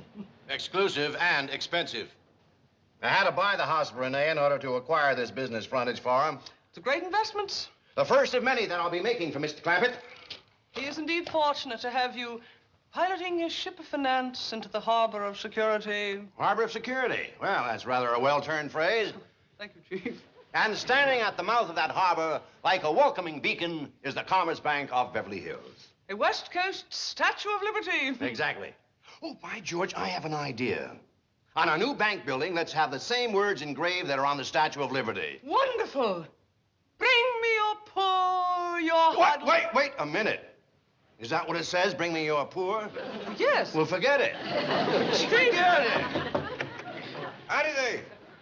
Bring me your rich, your Clampetts. Pardon?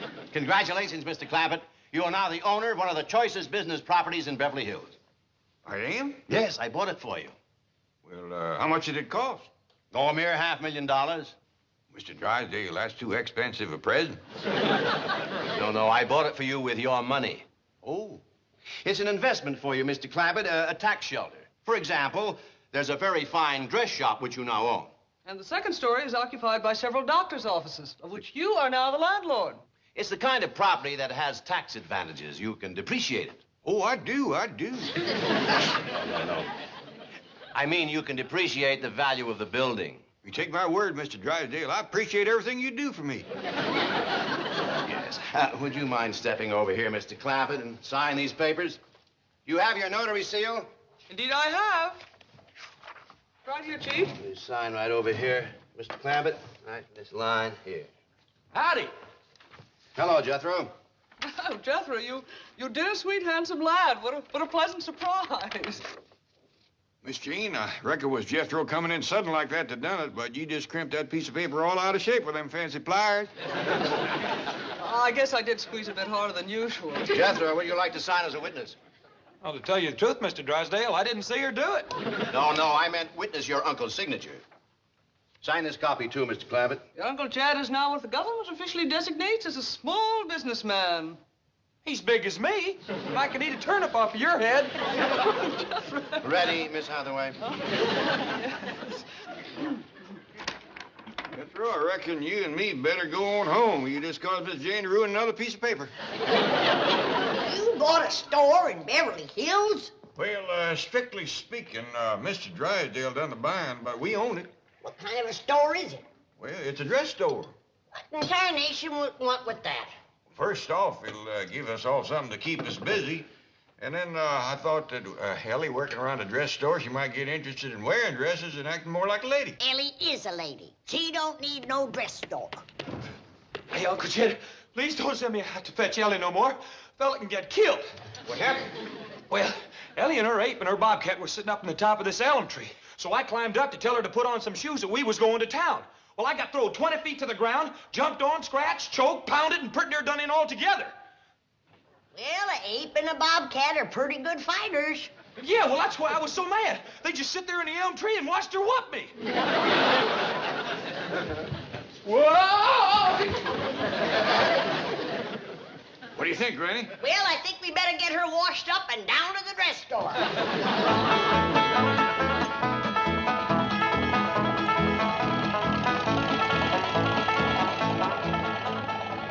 What am I supposed to do down to the dress store, Pa? Well, I figure first we'll all just look around and see what needs to be done. Then we'll pitch in and help wherever we can.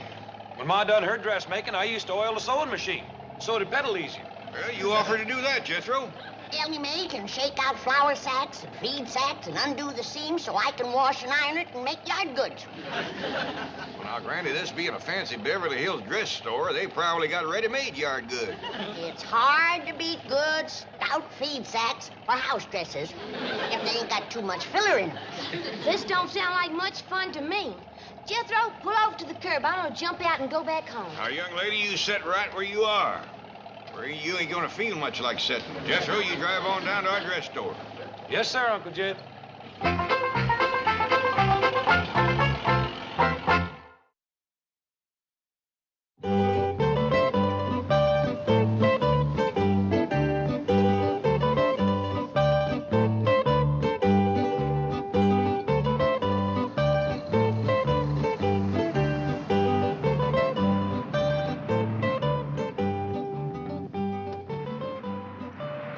Welcome home, Mrs. Langwell. How was the continent? A dreadful bore.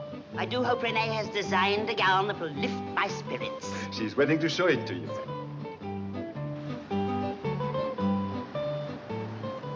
S'il vous plaît.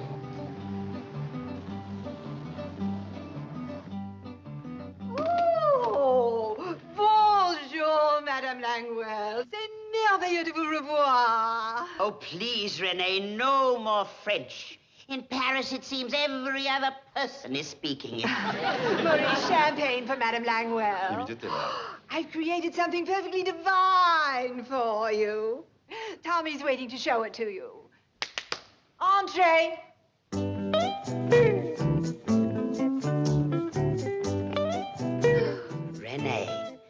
Renee, it's me. Oh, it makes me look so slender. I knew you'd like it. I adore it.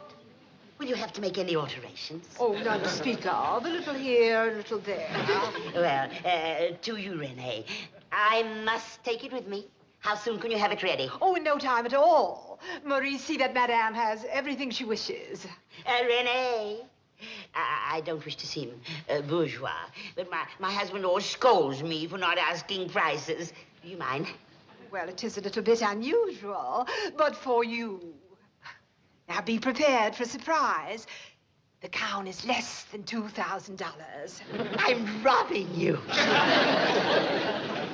But the honor of having you appear in one of my creations is worth a great deal. Nevertheless, I insist upon paying what the gown is worth.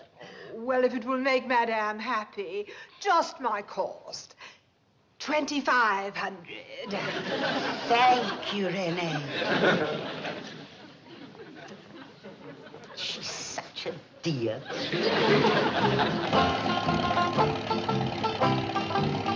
This is as close as I can get, Uncle Jed. The street's parked full of cars. Looks like somebody's doing a good business. I hope it's our dress store. Pa, I don't want to work in no dress store. Now stop complaining, Ellie. Jethro, you sure we come to the right place? Yes, sir. This here is the address that was on those papers you signed. This here is somebody's house. House Renee. You're right. Well, let's go. Yes, sir. That's a good deal like the name of the lady that Miss Jane said was running a dress store. If this is a dress store, I'll eat a yard of calico. Hey, Ma done her dressmaking in the back room of the house. Maybe this here Renee woman does that, too. Wouldn't do no harm to ask. Well, I'll see y'all back home. Now, wait, Ellie May. It was on account of you I went along with buying this place. Now, you're going inside with us, and you're going to behave like a lady. Hey, in there. Anybody home?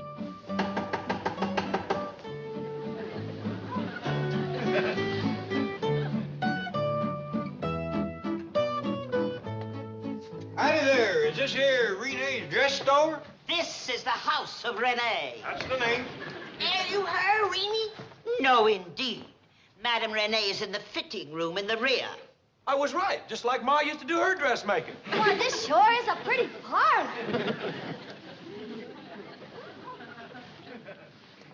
Here.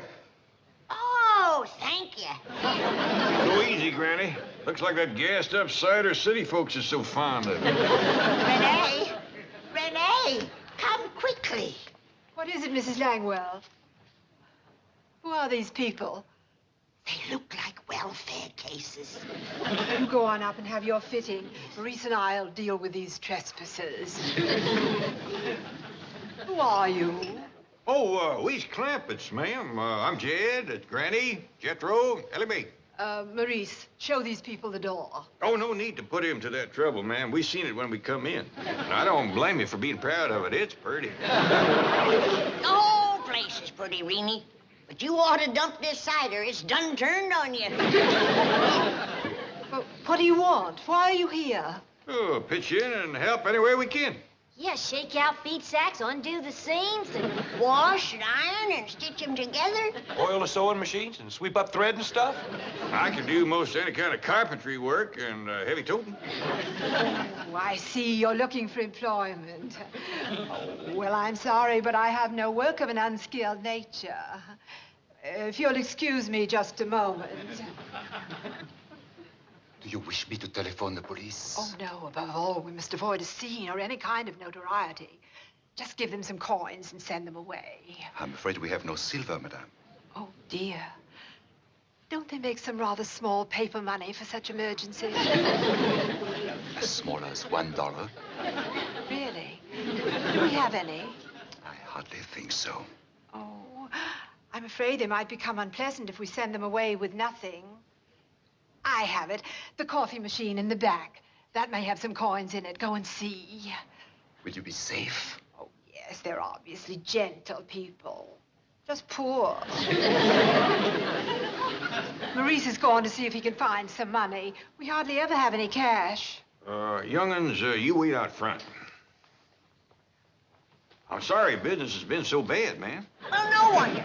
There ain't as much as a yard of goods or a spool of thread or a card of buttons for folks to buy. Well, now, Granny, it takes money to lay in a stock, and she just told us she didn't have none.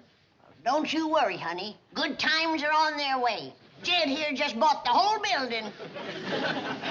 Yes, that's wonderful. Oh, shucks, wasn't nothing. He's got 40 million. Yes, of course. Well, now, if there's anything you need, I hope you speak up. Oh, I shall. Madame Renee, I'm afraid this is all we were able to scrape together. 7 dimes and 2 nickels. I'm embarrassed to say this is all we have, but I want you to take it and buy some food. How much is it, Jed? Only 80 cents. Well, now, don't you be embarrassed, ma'am. You can buy a lot of food for that. Anything special you'd like us to get? Well, something filling, I suppose. We'll do it. Now, you keep your chin up. Come on, Granny. Is your girl? One of my girls, a model. Your favorite, huh? Yes, as a matter of fact, she is. What'd you have to eat today, honey? Oh, a glass of tomato juice and some watercress. But don't tell Madame Renee. I'm not supposed to eat so much.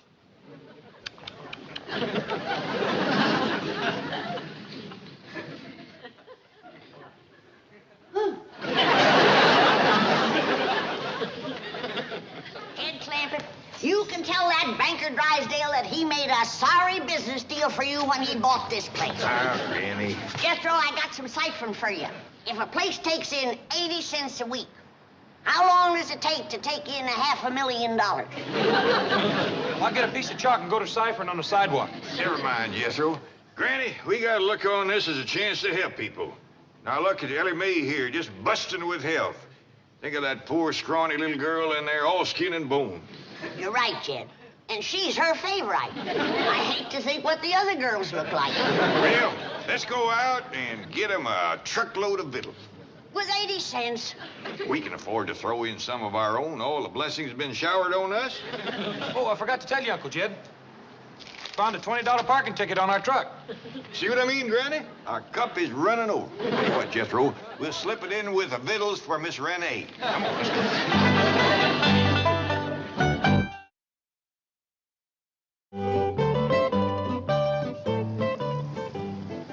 Your limousine, madame. No, thank you. I'm only going to the ice cream parlor. Allow me to accompany you across the street.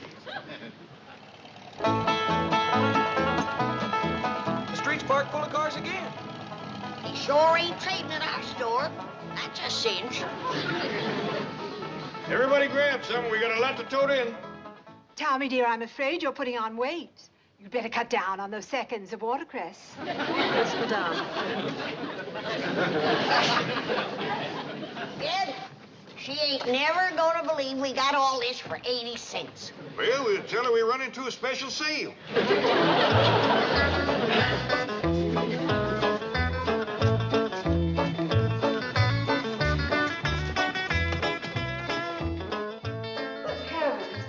Howdy, Reedy, we's here. You're back. You didn't think we was going to run off with your 80 cents? Done some shopping with it. Run into a humdinger of a sale. I told you good times was on the way. Come on, young'uns, let's stow these victuals out back whilst Granny shows her the dry goods. No, wait, stop.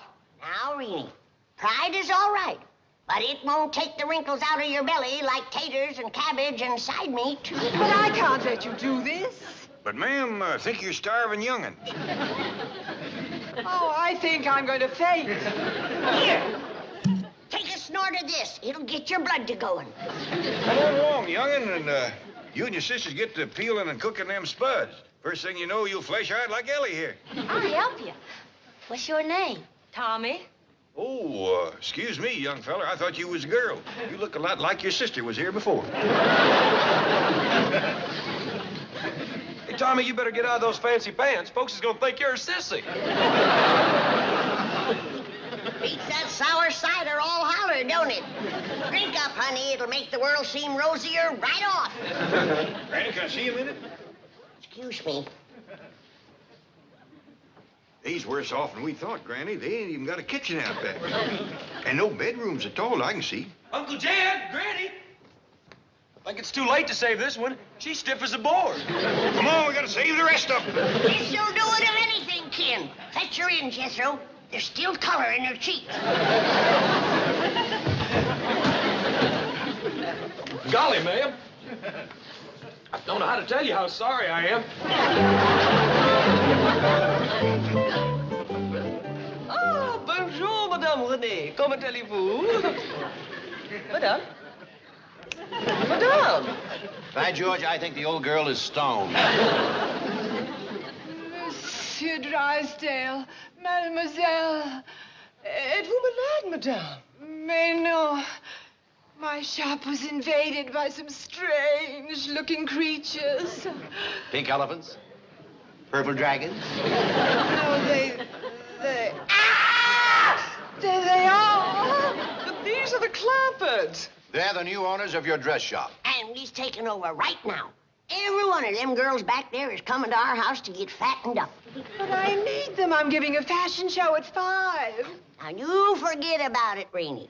We'll mind the store and put on the show.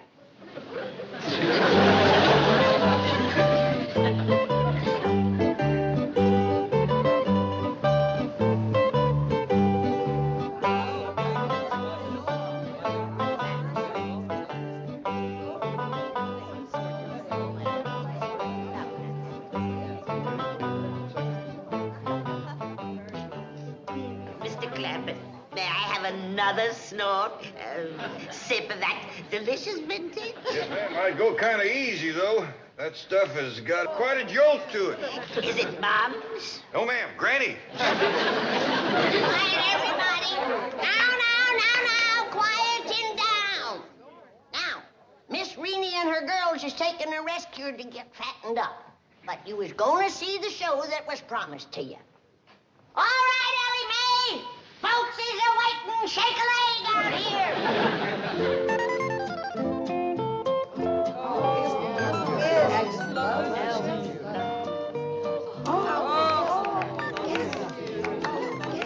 By George, he makes a beautiful model.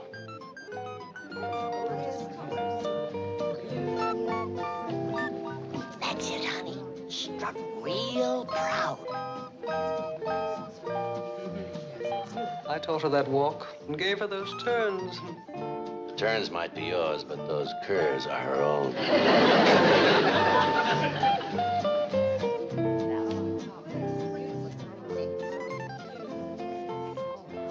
Now, this is one of Renee's favorite dresses. What am I bid for this? Bid? Is this an auction? All right, ladies, let's hear a bid. $12.50. $12.50? Are you out of your cotton picking mind? Very well. $15. Sold for $15. That's ridiculous. Now, ladies, it's her money. If she wants to throw it away, that's her business. Next dress, Ellie.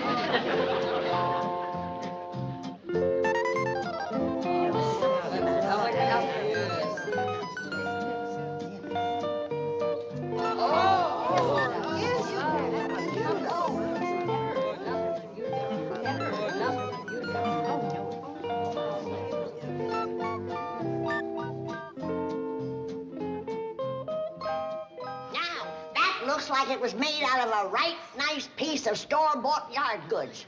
What am I bid for this? $18.50. Sold and don't give her any more rheumatism medicine.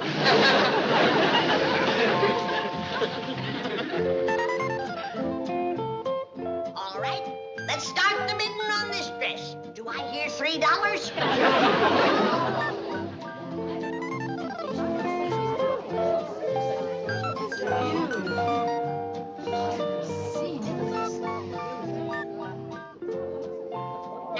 Comes a real foot stomper.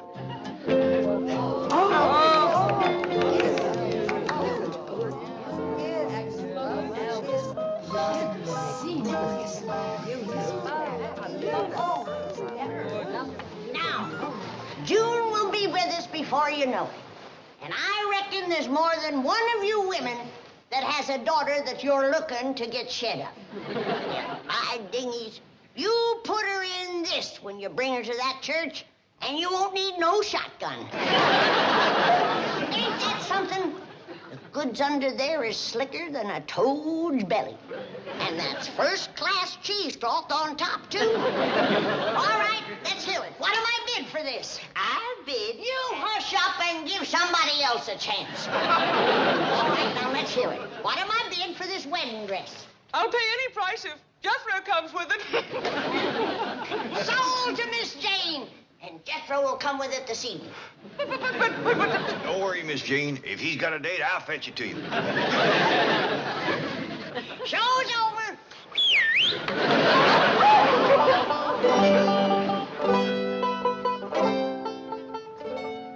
Well, Jethro, we sold every dress in the store. Have you ciphered up how much that amounts to? Yes, sir. It comes to pretty near $50. Why,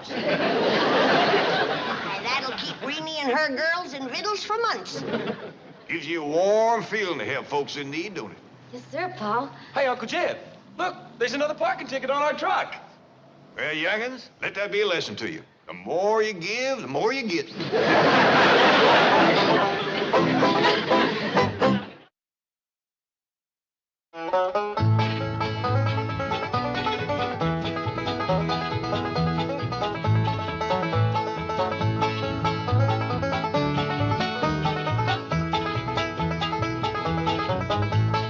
Now it's time to say goodbye to Jed and all his kin.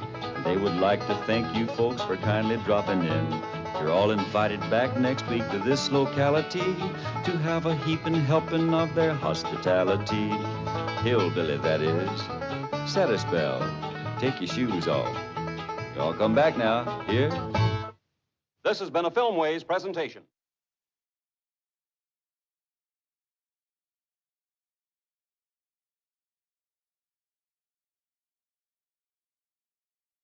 Come and listen to my story about a man named Jed. A poor mountaineer, barely kept his family fed.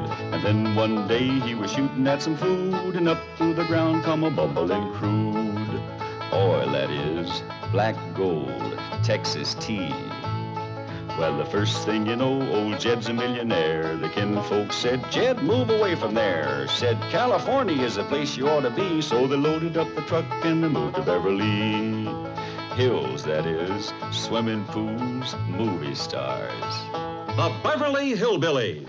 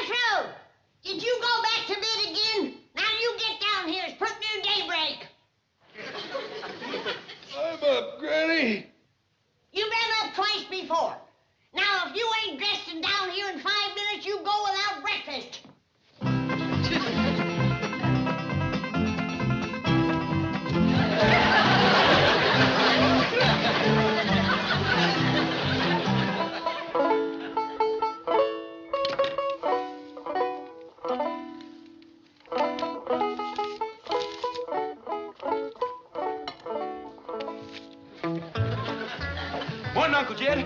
Boy, I sure did sleep up appetite. Hold on, boy. Wait a minute. Oh, I'm sorry, Uncle Jed. Is these yours? Them sugar pine shaving. They sure do got more names for cereals. Sugar pine shavings ain't one of them. Cornflakes is over there. Have them for breakfast. Yes, sir. Them's my favorite. Ellie May, ain't you up yet? Yes, Granny, I'm up. It ain't even daylight yet. The lazy days of lolling around in bed until sunup is over. We own a store now, and we have to get into town to mind it. Well, Granny, I don't hardly think the stores in Beverly Hills open this early. Why, especially at one of them fancy dress stores like the House of Renee. When the Clampetts own a store, it's going to open at a decent hour, at the crack of dawn. Listen, Granny. You see, we'll change it from the House of Renee to the House of Granny. That'll make her real proud. Yeah, we'll surprise her with it.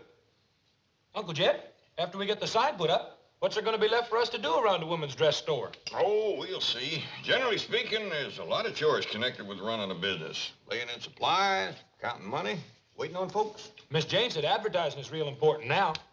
You mean like putting up signs? Yes, sir. I could make a sign, carry it all over Beverly Hills saying, "Follow me to Granny's store." The house of Granny. Oh, yes, sir. Jed Clampett, you making a slingshot at your age? This ain't no slingshot, Granny. What is it then? Why? 'Cause I asked, that's why. Now you get over here and eat your cereal. But, Granny, them sugar pine shavings, I ain't gonna eat them. Well, then why did you fix yourself such a big helping? Them's the shavings from Uncle Jed's whittling. What's he whittling? Why? 'Cause I want to know, that's a why. And one more sassy answer out of you and I'm gonna box your jaws for you. Uncle Jed, don't you sit there grinning. Help me. Boy, I didn't mean to sass you, Granny. What I'm whittling is a letter. Why? That's it. That's what I've been trying to say. Why? You're raising your voice to me again, boy.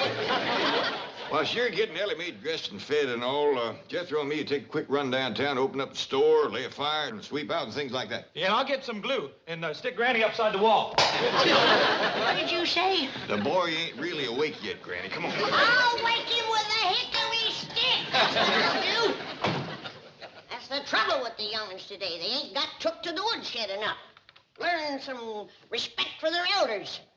Spare the rod and spoil the child. Truest words ever spoken. Morning, Granny.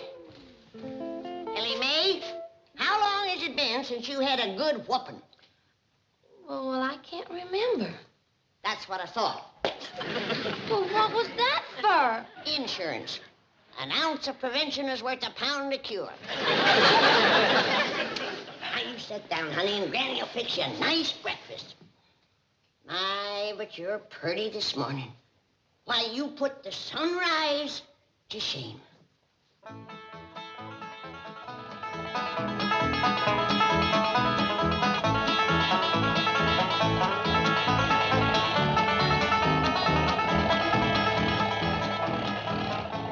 Looks to me like there ain't a soul stirring, Uncle Jed. Yeah, I reckon we're getting a jump on these other storekeepers. Age to start early. But if there's nobody up, who's gonna buy from us? Well, it'll take a little while for folks to find out. Maybe we can have a early bird sale. Nickel or a dime off on every dress bought before 6 o'clock in the morning. Yes, that'll bring them in. Yeah, there's a good lesson for you, Jethro, for all young'uns. If you're willing to get up a little earlier, work a little harder, think a little smarter than the next fella, folks will take notice of you. Yes, sir.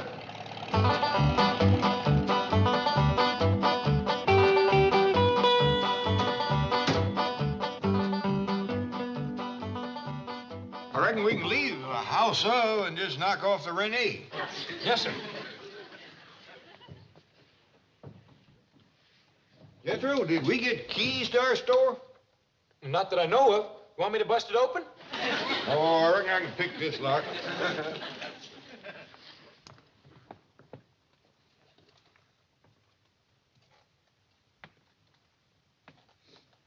Uncle Jed, remember what you told me about getting up early and working harder and smarter so those folks will take notice? Yeah? Well, you sure enough was right. Somebody done took notice. They have? Yeah. Just turn around and look behind you. Morning, Mr. Policeman. Morning. I was telling the boy here on the way over, you get an early enough start and you can get the jump on these Beverly Hills storekeepers. Yes, sir, that's what he said. Yeah, well, you got the jump on him, all right. Thank you, thank you. Now, both of you turn around, put your hands up against that door, and lean forward.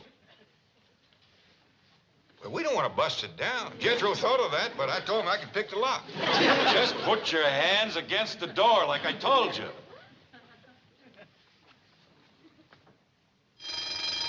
Hey, the phone's ringing in there. I better get back to work on this lock. That's the burglar alarm. You mean somebody's trying to rob this store? Yeah, wise guy. Quick, Jethro, bust down the door or let's stop him. Don't move. Joe! Look, Mr. Policeman, I better explain something to you. We own this store. Oh, sure you do. Sure you do. Yeah. Joe, bring bracelets for these two. Bracelets? No, thank you, Mr. Policeman. We sell dresses, but we don't wear jewelry. Hurry up, Joe.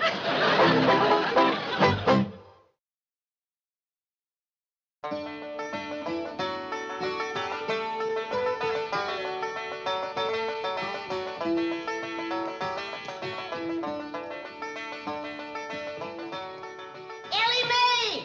Any sign of Jethro? Not yet, Granny. Probably lollygagging someplace. I should have hate resticked that boy this morning. He was asking for it, and I should have given it to him. Granny, maybe there's so many customers down to the store that Pa couldn't spare Jethro to come and get us. Can't sell anything until we bring these things in. Granny, you ain't fixing to sell my dress ain't pearl made for me. No, Ellie May. We's gonna put this outside the store to draw the women in. Oh, hanging on one of them there dummies. Yeah. Where is that boy? Hello? Jethro? Where you lollygagging at? Well, you just get yourself out of that jail. Jail? Uncle Jed and me got arrested by the police. Is both of you in jail? Who's minding the store? Well, nobody, Granny. Gee whiz, I just told you we got arrested. A policeman pulled a gun on us and brought us here to jail. Now, heck, fire! Jethro, give me that phone before I get my arm tore off. Arm tore off? Ellie, fetch our guns. The police are torturing your paw. Hold on, Jed. We'll be right down to help you. No, Granny. Now, listen careful, because we's only allowed to make one telephone call. Get a hold of Mr. Drysdale and tell him we's in jail. He'll know what to do. Now, hurry, Granny. Ellie, run next door and tell Mr. Drysdale to get your paw out of jail. Quick. Well, it's quicker to phone, Granny. No. Your paw says we's only allowed one telephone call, and they've done made it. Now, scoot.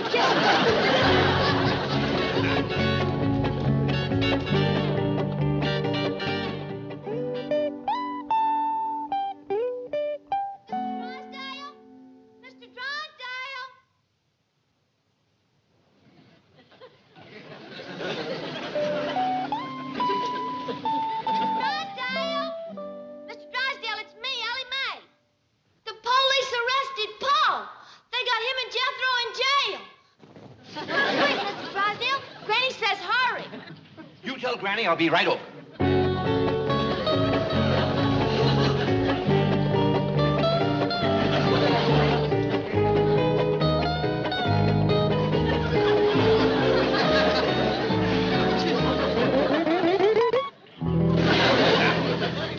What was it again they arrested you for, Mr. Drysdale? Indecent exposure, creating a public disturbance, drunken disorderly, resisting arrest. Ooh-wee. You sure got us beat by a country mile. Best we could do was break in and enter. Now, we don't rightly deserve that. We didn't break nothing, and we didn't get a chance to enter. The whole morning's for Miss Hathaway to be out bird watching. Doing what? Bird watching. Why, is he up to something? Well, we may as well relax till she gets here. You say you can identify these characters? Indeed I can. They are three of Beverly Hills' most distinguished citizens, a bank president and two multi-millionaires. Release them immediately. Here, blow this up. Then I want to see you walk that crack in the floor. Now see. And what have you got in that canteen? Celery juice. Oh, boy. You winos will make it out of anything. Miss Hathaway, call my lawyer. Well, by George, as mayor of Beverly Hills, it's your duty to see that people are not mistreated, especially rich people. Well, created equal, yes. But once a man comes into money, all right, have it your way. Radical. Well, what do you want? Just reporting in, Chief. I delivered the Clampetts to their store as you requested. I didn't request it, I ordered it. Yes, sir. I also ordered that they be made happy. Have they been made happy? Well, I did my best. Don't evade the question, are the Clampetts happy? Well, yes, sir, I believe they are, but you may not be when I tell you what they're planning to do. If the Clampetts are happy, I'm happy. What are they planning to do?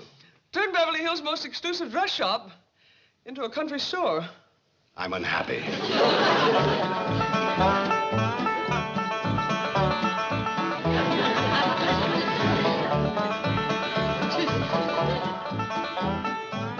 How's that look to you, Miss Storekeeper? Dandy, Jed. I always did want to run a store. Yeah, I know, Granny. Gives you a chance to meet folks, chew the fat with them, and get acquainted. Yeah, ain't nobody got a better chance to talk to people than a storekeeper. Listen, it's a barber. Old Luke Short had the right idea. He had a barber chair right in his store. Granny, if you want a barber chair in your store, we'll put one in for you. Hey, Granny, I got the barrel of pickles, the barrel of crackers, the pot-belly stove, the checkerboard, and all the other stuff you wanted on the truck yonder. Damn you, Jethro. There ain't nothing like a free dip into the pickle barrel and a friendly game of checkers beside the stove to get a customer to feeling good. Come on inside and help me decide where to put everything. Jethro, we might be putting in a barber chair, too. Well, hot diggity dog. We sure gonna give this store some class. Granny, I put my extra fancy dress on the dummy. You want me to tote it out front like you said? No, Ellie. It's so doggone pretty, I'm scared somebody might walk off with it. Jethro, run out and find some stovepipe. Yes, sir, Uncle Jed. Granny, seeing as how this is the only chimney, I reckon we best put the stove here. We can run a pipe over and join it into the flue right about there. All right, Ned. She don't fill this dress out proper. Tote her out to the back room and you put it on. Yes, Granny.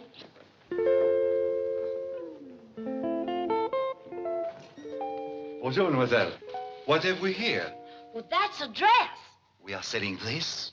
Oh, no, this ain't for sale. Oh, thank goodness. I feel the same way. Wait, if it ain't Morris, the door opener. Maurice. Bonjour, madame. Well, Mr. Bonjour, why weren't you here to open the door this morning? But the house of Ronnie never opens its doors before 11. The house of Granny does. The house of Granny? Where is Madame Renee? I heard tell that she took off for France. We's running the store now. Quel dommage. Does this mean that my employment is terminated? No, it means you're fired. Fired? If you had been on the job at a decent hour this morning, Jed and Jethro wouldn't have got arrested. Besides, we don't need no door opener. Now, hold on. Granny, we ain't looking to throw nobody out of work. Work? You call what he does work? Bowing and scraping and opening up that flimsy glass door? Well, maybe we can find him something more useful to do. He might like that himself. How are you at cutting hair? Qu'est-ce que c'est hard? What'd he say, Jed? I ain't sure, but I don't think he does it. Well, how are you on checkers? Qu'est-ce que c'est checkers? Well, maybe he's got some ideas of his own. Man always does better when he's doing work of his own choosing. Anything you'd special like to do? Oh, monsieur, if you are serious, I will run home and get my sketches and designs. You see, all my life I have wanted to be a couturier. There you are, Granny, you see? Man wants to couture. What's that? Well, let him show us. All right, young fella, go right ahead and commence coutouring. Oh, monsieur, merci beaucoup.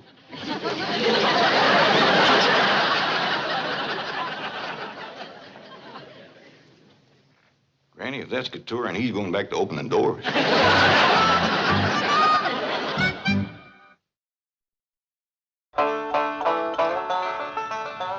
Look, Chief, they've changed it from the house of Renee to the house of Granny. So what? We'll just get fancier letters made and spell it Granee, the house of Granny. Women will eat it up. But we haven't seen what they've done to the interior. Oh, there it is. Look for yourself. Absolutely unchanged. Still the most beautiful dress shop in Beverly Hills. But there's still another problem. Without the couturier to design dresses, what will they sell? Bubble gum if it makes them happy. Chief, they'll lose money. Great. The bigger the loss, the bigger the tax write-off. Now get rid of that long face. When we see the Clampetts, we're going to be smiling.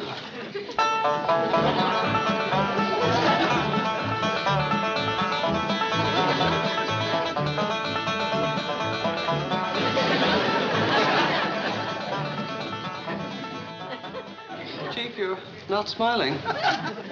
I'll be all right. I have to keep reminding myself that only two things are important. A, keep the Clampetts happy. B, it's all a tax write-off. Granny! Mr. Clampett, anyone here? Oh. Well, our first customers. Didn't hear you come in. Jed, we gotta bell that front door. Yeah, I'll attend to that first thing. Well, how do you like the store since we friendlied it up? Well, it's a tax write-off. I mean, It's a friendly store. Exactly. Are you happy? You betcha. Granny is happy as a gopher in soft dirt. Granny, are these the dresses you're going to sell? Now, let's not talk business right off. Set a spell. Grab yourself a pickle or a fistful of crackers while we visit. Oh, no, Edison. I'm not hungry. We just finished lunch. Well, then hop into the barber chair. I'll heat up the curling iron and give you a Marcel while we talk. No, as a matter of fact, I have to be going. Well, it won't take a minute to heat up the curling iron. You'd look mighty pretty with a Marcel whilst we visit. Well, as a matter of fact, with Mr. Drysdale here, I have to get back and watch The Office. Oh, so he can stay and visit. Exactly. Don't say anything. No, I won't say it. It's a beauty, all right. Something Granny always wanted, a store with a barber chair. Jed, fetch over the checkerboard. You and Mr. Drysdale can have 8 or 10 good hot games while I cut his hair. What? Now, wait a minute. It'll give the three of us a good chance to visit. Ain't nothing like a barber chair for jawing over the news. I'll get the boat. Granny, there's nothing I'd rather do than play checkers, get my hair cut, and discuss the news, but Miss Hathaway and I can't be gone too long at the same time, so I'll just rush back and let her stay, eh? Now, she done went back so you could stay. No. Wonderful girl. Now, stay back. I'm gonna throw in a free shave. Well, no, Mr. Drysdale is attending the opening of a new store. It's the House of Grenade. Yes, I'll tell him when he gets back. He's back. And it's the House of Horrors. What happened? You ran out on me, that's what happened. Now get over there and do your duty. Duty? You heard me. You eat those pickles. You munch those crackers. You play those checkers. And you chew that fat. And do it now.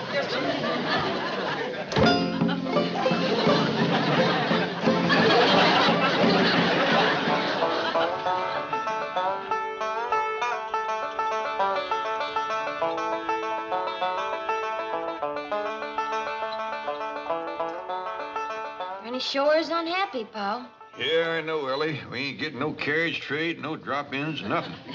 You want me to go out front and yank some folks in? No, Ellie. Jethro and me has got what you call an advertising campaign ready. Come on in, Jethro. Get a move on. Let me see that advertising campaign. Follow me to the House of Granny. That it, Pa? Yeah, but you ain't seen the best part. Turn around, Jethro, and show her what folks see when they follow you. Free pickles, free crackers, checkers played, news jawed, haircut and curled. Come visit. Bye, doggies. That ought to bring him in. Should I get going now, Uncle Jed? Yeah, but go out the back way so Granny don't see you. Yes, Remember, sir. now, right through the best part of town, Wilshire Boulevard and all them big hotels. Yes, sir. Jed, we ain't doing no business. Ah, have a little patience, Granny. I got a feeling it's going to pick up right away. Madame, Sir? it is I, Maurice. Oh, I didn't recognize you out of uniform. You're no longer the doorman at the House of Renee? No, madame. I am now the couturier for the House of Granny. Where is that? Right here. Oh, and Madame Renee? Return to Paris. Oh, dear.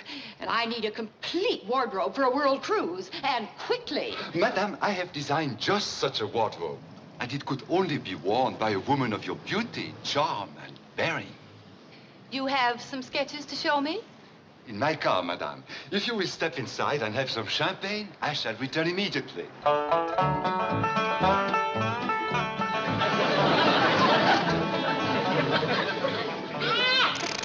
Jed! Ellie! We got one. We got a customer. What's your name, honey? Oh, it don't make no difference anyway. This here is my son-in-law, Jed Clampett. Howdy, ma'am. This is his daughter, Ellie. Ain't that a pretty dress? That's the kind of work we turn out here. Let's not talk business yet. Here, drop your meat hook in here and grab hold of a pickle. Oh, no, please. What's the matter? Ain't your gloves clean? Well, I'll do it for you. Ooh-wee. I got you a big one. Well, here you are, honey. Come on over here and grab a fistful of crackers. Oh, no, really. Oh, thank heaven you're back. Oh. Qu'est-ce que c'est que cela? Is this your mister? Nice looking husband you got here. Excusez, avec moi, madame. That was Morris, the door opener. Oh, he's taking up Couturin. What's that? Well, he was doing a little of it there as he led her away. And blame it, I still ain't got nobody to chew the fat with. Greetings, all. It's Mrs. Jane. Here, have a pickle. Have some crackers. Play some checkers. Sit in the barber chair. This quitclaim deed is ready for your signature, Mr. Clampett. Mighty generous thing you're doing, giving the shop away scot-free. Oh, I reckon everybody's gonna be happier. Granny says Beverly Hills ain't no place to run a store. Folks just ain't the visiting kind. By the way, where is Granny? I saw her on the truck when you drove up. Oh, Jethro took her over by the store. She forgot something. Thanks for keeping my curling iron, Morris. Dandy sign. You have made me very happy, madame. And please express my gratitude to Mr. Clampett. I'll do it. I'm going to see him right now.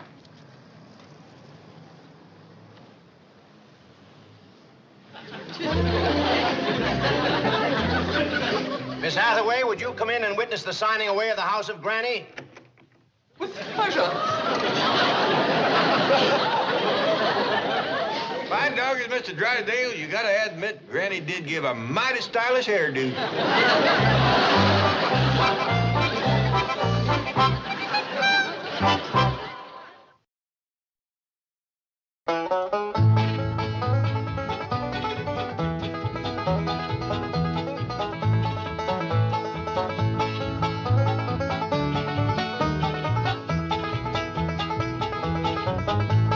Now it's time to say goodbye to Jed and all his kin. They would like to thank you folks for kindly dropping in. You're all invited back next week to this locality to have a heaping helping of their hospitality. Hillbilly, that is. Set a spell. Take your shoes off. Y'all come back now. Here? This has been a Filmways presentation.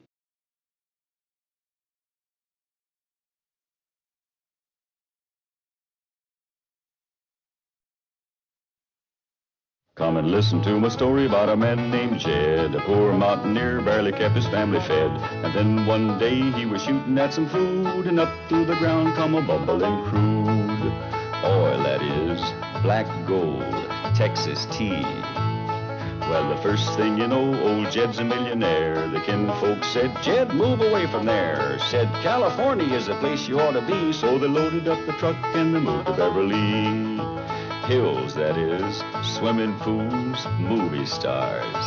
The Beverly Hillbillies.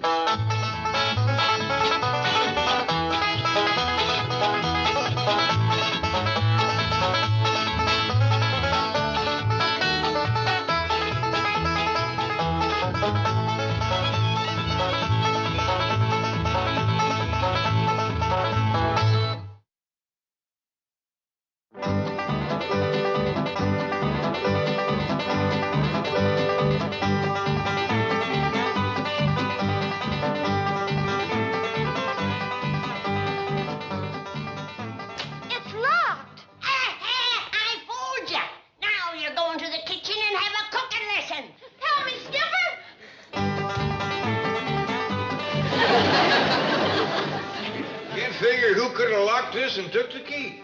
Wasn't me, Uncle Jed.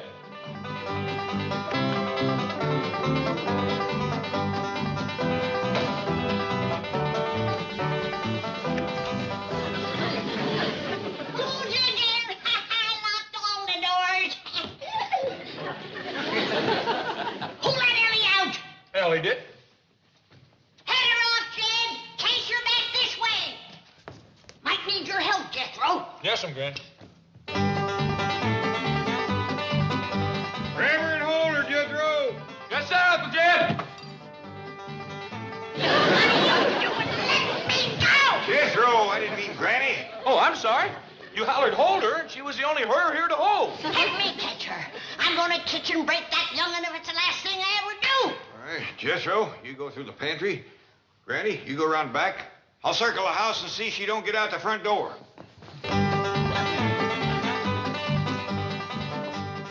Hurry, Skip. Unlock the door.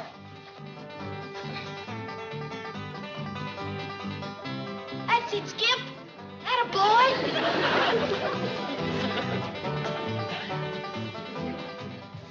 Come on, Skip. Turn the key. I got you trapped now. Hurry, Skip.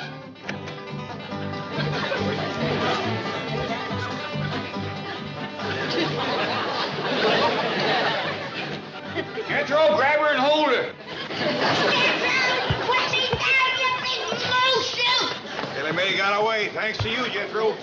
Yeah, you're welcome, Uncle Jed. But I pretty near lost my leg doing it. She made it to the big tree, Jed.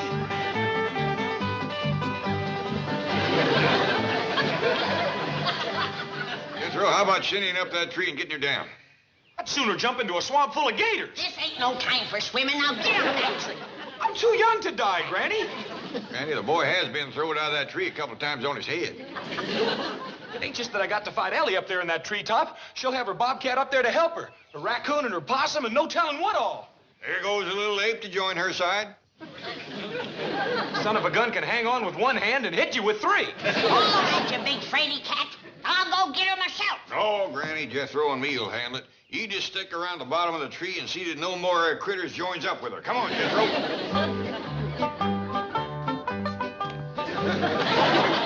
Remember what you promised me, Uncle Jed? Yeah, boy, put down your end and run. Where's Jethro? I'm gonna beat him up. You ain't gonna beat nothing but a great big batch of biscuit dough. Now you get busy and make your pa a nice pan of hot biscuits. You want hot biscuits, Pa? Well, it ain't that, Ellie. It's just that we figure you ought to be able to bake biscuits for your husband.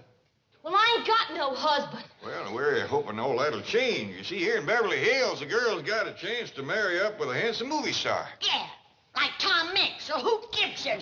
Well, Granny, I hear tell that they got some new ones. Miss Jane was talking about a fella named Cary Grant. Grant?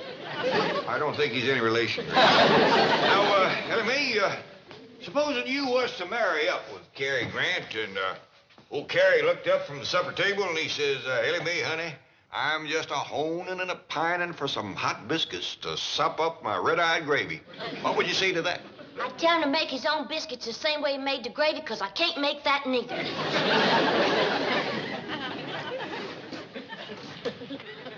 Ken, haul her to the stove. I'm gonna learn her to make hot biscuits and red-eye gravy before Cary Grant comes a-courting. Grab her and hold her, Jethro! Last time I'm going to do this for you, Uncle Jed. A fella can take only so much punishment.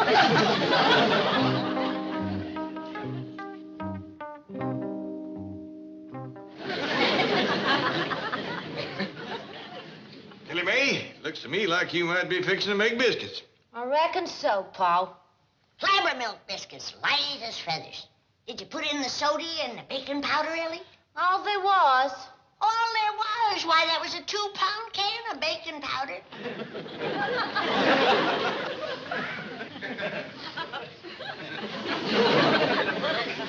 I don't want to worry nobody, but that clump of dough just took a deep breath. He's feeling it's baking powder. Look here, Pa, it's grabbing for you. What do we do, Granny? Well, we got two choices. We can either stay here and fight it or get out and give it the kitchen. I'd say let's fight. What do you want to do, Jed? Well, I'm kind of in favor of getting out of here. Well, that gives me the deciding vote. Now, let's see.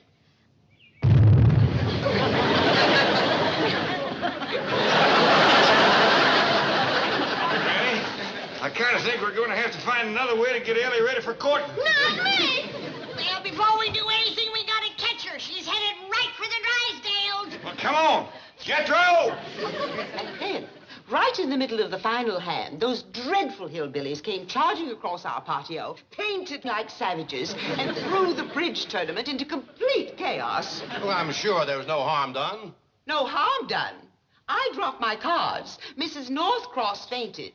And Mrs. Weston, our club champion, laid a low diamond from a hard bid and was wiped out. Now, Margaret, I tell you what. A visit to the beauty shop always sort of picked you up. Why don't you go over there, spend a few hours, and get the works? I spent the entire morning in the beauty shop. Well, no wonder you look so lovely. Well, why don't you go shopping and buy yourself a new deck of cards? Speaking of shopping, there's a new couturier in town I'd like to try. The House of Maurice. Everyone at the bridge luncheon was raving about the beautiful gowns he designs. Of course, he is terribly expensive. Don't give it a thought. You mean it? Of course. Stop thinking about it and go buy yourself a deck of cards. Very well. I guess we won't be going out much with Mother here. Your mother's coming? She seems to be the only one I can talk to. Well, how about this new couturier? I'd love to talk to him. Okay, you win. Milburn, you're so sweet, so kind, so understanding. Put them all together, they spell chicken.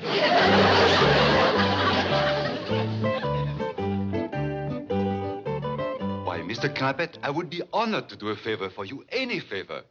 It was you who gave me the opportunity to become a couturier. It was you who gave me this magnificent salon. Oh, vous êtes formidable. Vous êtes très généreux. Vous êtes un grand gentilhomme. Vous êtes... Now, Morris, before you say too much, maybe you first better hear the favor I'm asking. Commandez-moi. Well, Ask me anything. Oh, well, it's about my daughter, Ellie May. Ah, Ellie May. Très ravissante. Yeah. Well, Your daughter is beautiful. Oh, yeah. Kind of high-spirited, though. Matter of fact, Granny has given up the idea of kitchen breaking her. We figure we're going to have to get her husband city style. City style? Yeah, with good looks, polite manners, and pretty clothes. And you want me to provide the clothes? And the manners, too, I reckon. Bring her in. I will begin immediately. You sure it ain't asking too much? My pleasure, Mr. Clampett. All right. Jethro! Granny! Bring her in! You best stand back, Morris. She's a mite snappish when she's first unwrapped.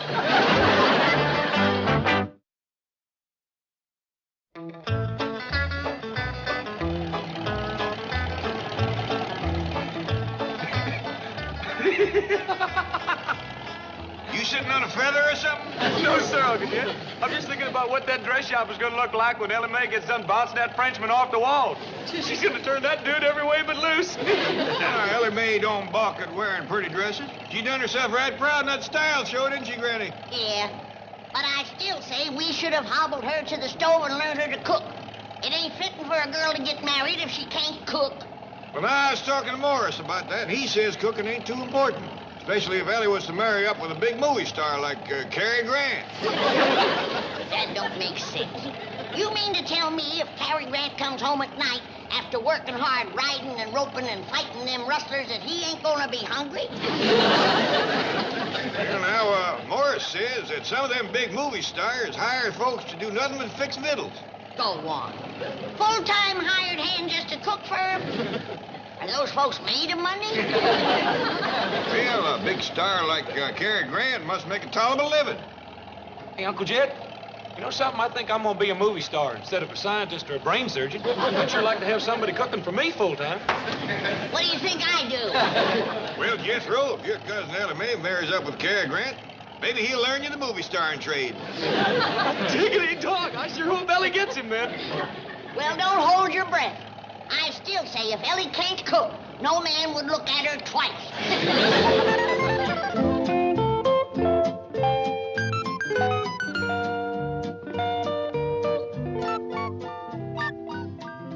C'était pas belle. Un rêve. Exquise. Ravissant. Adorable, non. Une princesse. Are y'all making fun of me? Oh, mais non, Ellie May. We were saying that you are beautiful. Ah, c'est belle pour n'importe quel homme. Madame Pauvin will teach you some French, along with other things. You will find it very useful. Oh, avec plaisir. Oh, I have an appointment now with an important new customer, the wife of a bank president. Come, Ellie.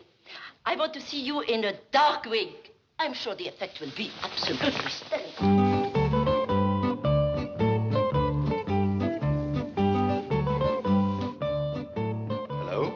Oh, howdy there, Morris. This here is Jed Clampett. Well, Granny and me are just wondering whether Ellie's behaving herself. Monsieur... Oh, Monsieur Clampett, your daughter is approaching me now, and here she is, standing by my side.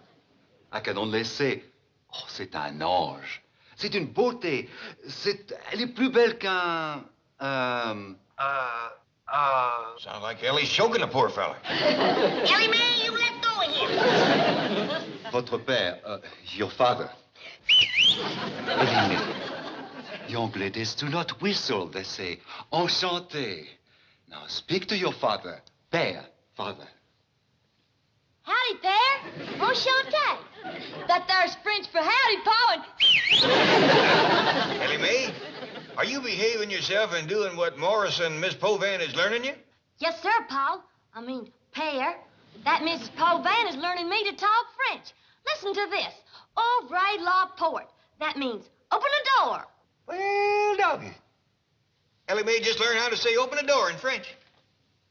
Don't you open it, Morris. She'll run off on you. Done happened to me twice already today. Now, Ellie May, Granny and me just want to say we's real proud of you.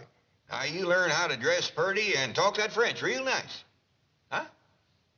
Well, now, the first time you run into Cary Grant, you say it to him right off. Bye, honey.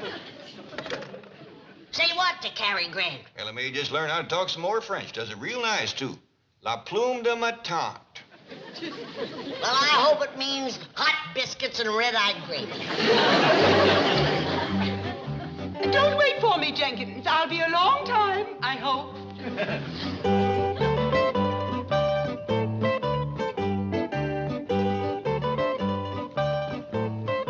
Bonjour, madame.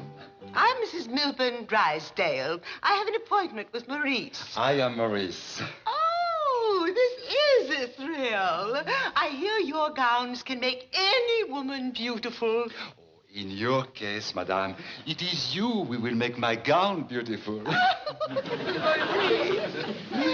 Champagne? I'd better not. The very atmosphere is intoxicating.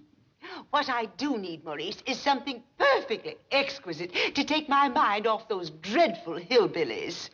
Hillbillies? I won't bore you with the story.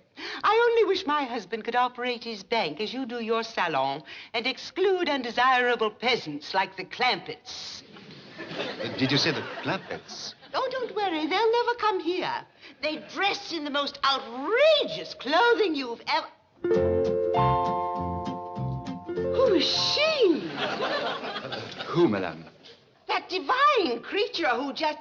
There she is again.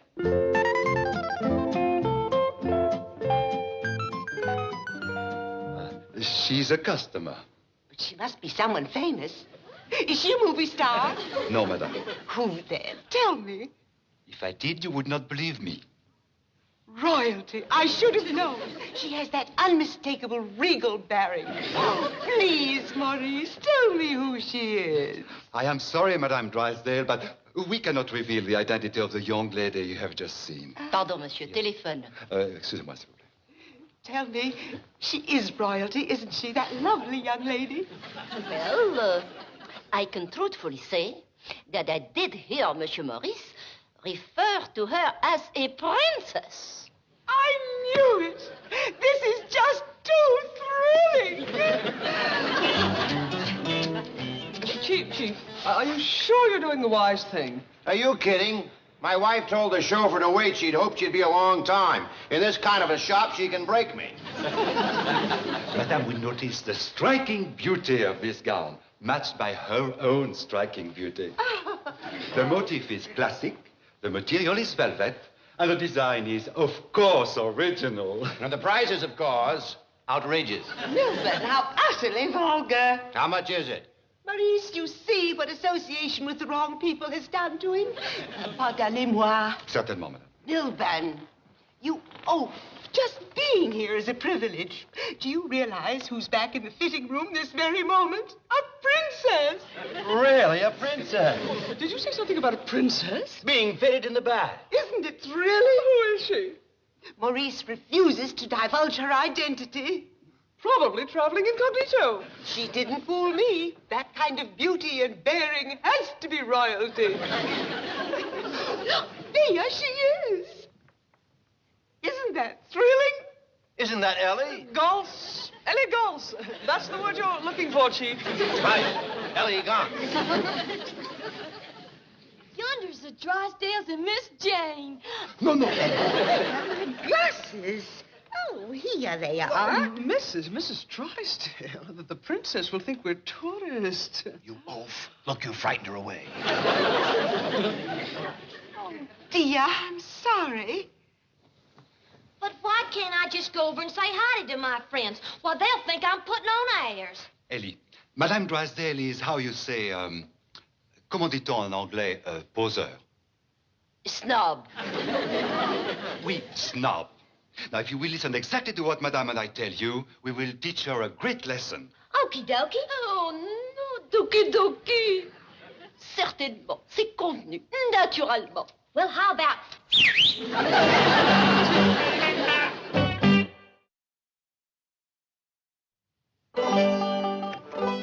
Well, now, Granny, with Ellie down there working so hard at becoming a lady, least we can do is bring her some company so she won't get lonesome. I reckon you're right, Jed. Come on, Jethro, hurry up with that company. What I want to know is why we can't be Ellie's company instead of these critters. Jethro, if we was to go down there and stand around and watch Ellie studying ladying, she'd get nervous as a cat. Speaking of that, where's your favorite bobcat? Up in the tree, and if she wants it, she can come get it herself. Well, I reckon that'll be enough company. Skipper sure does look nice, don't he? Of course he does. He's got on my best tie. Dog, if he don't tie it better than you do. Well, if I had 4 hands, I could do some fancy tying, too. Fancy eating, too. Come on, drive on, Jethro.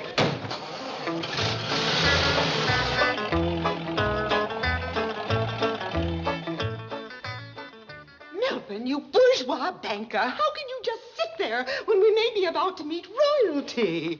I have tremendous self-control. What did you find out? Who is she? Where is she from? Is she really a princess? Can I meet her? Did you speak to her? Mrs. Drysdale, please.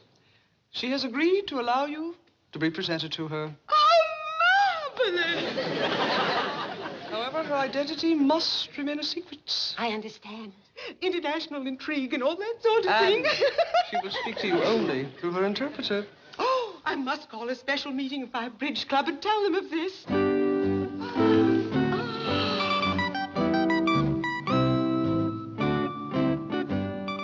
Presenting Mr. and Mrs. Drysdale. Je vous présente Monsieur et Madame Drysdale. Enchanté. Is the princess, that is Her Highness, staying at Beverly Hills long? Madame interprétée. Votre Altesse restera-t-elle à Beverly Hills longtemps? Enchanté. Oui. Yes. Come, Your Highness.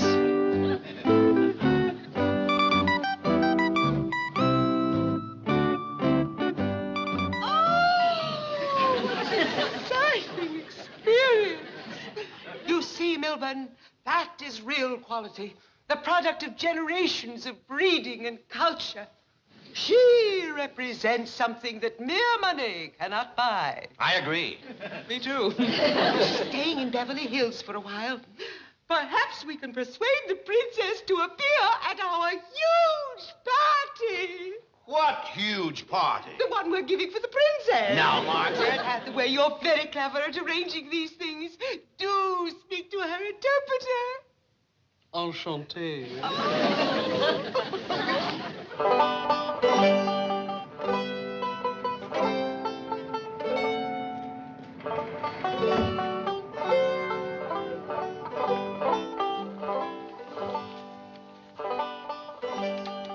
Excuse me, ma'am, but we're looking for my daughter. She's about your size, except she got yellow hair. Well, I'm Ellie. Doggy, that is Ellie May. Child, have you had your head up a stovepipe? Why, your hair is as black as soot. I know, Granny. This here's a wig. See? Like this.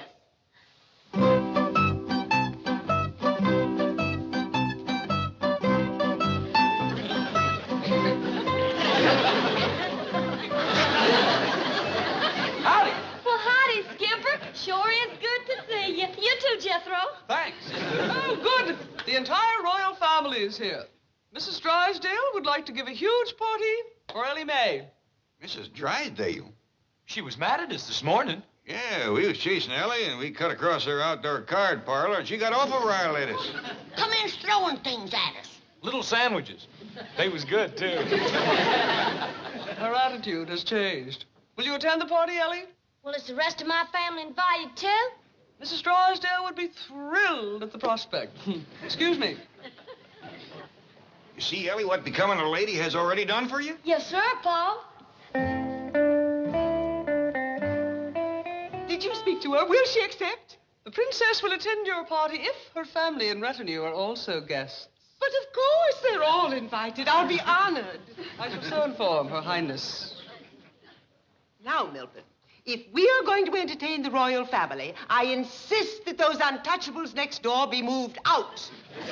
Margaret, how would you like it if the princess and her entire family and retinue were to occupy the Clampett mansion? Oh, Milton, I'd be the happiest woman in the world. No more complaints about the hillbillies? Never. And your mother will stay in Boston? Forever. Then you have my word on it.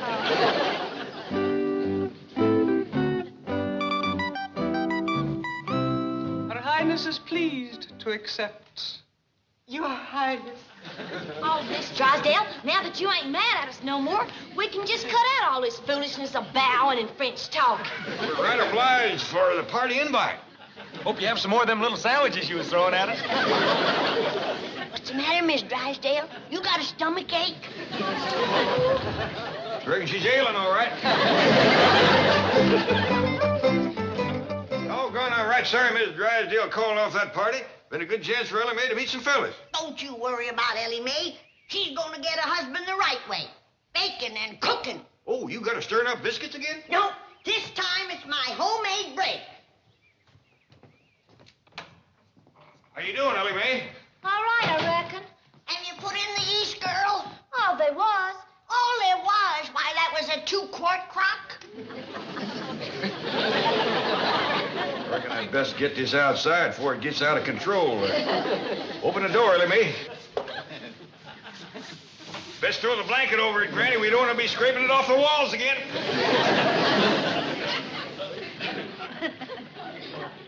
Now I know what Cousin Pearl used to say to you, Ellie May. Marry a man that knows how to make dough.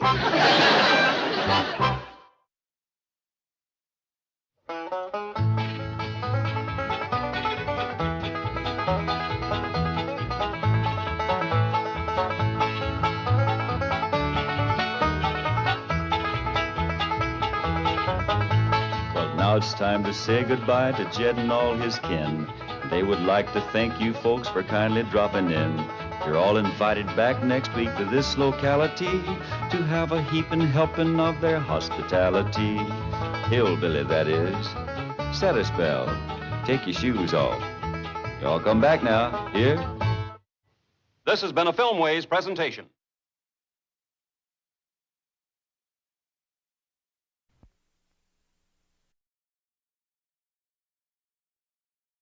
Come and listen to my story about a man named Jed. A poor mountaineer barely kept his family fed. And then one day he was shooting at some food, and up through the ground come a bubbling crude oil, that is, black gold, Texas tea. Well, the first thing you know, old Jed's a millionaire. The kinfolks said, Jed, move away from there. Said, California is the place you ought to be. So they loaded up the truck and they moved to Beverly Hills, that is, swimming pools, movie stars. The Beverly Hillbillies.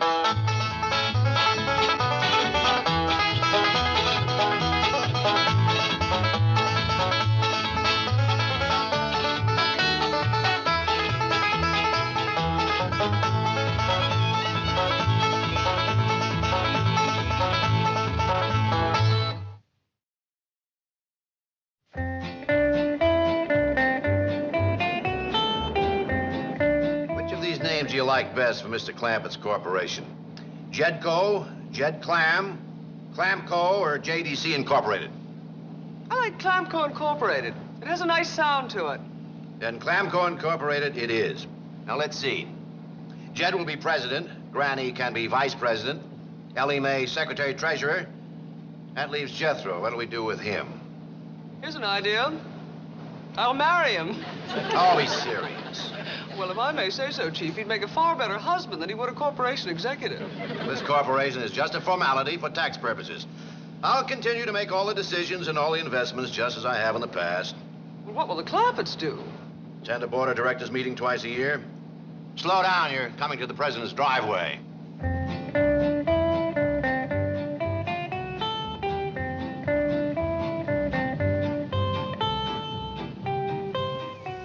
Head her off, Duke. Ellie May, you come back here and put on a dress. Oh, howdy, folks. Be right with you directly. Head her off, Duke. You know, Chief, somehow they just don't look like corporation executives. Did you bring your notary seal? Right here, Chief. Ready to go.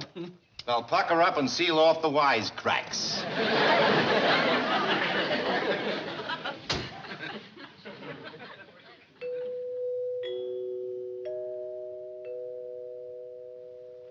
There goes that spook. Playing music in the walls again.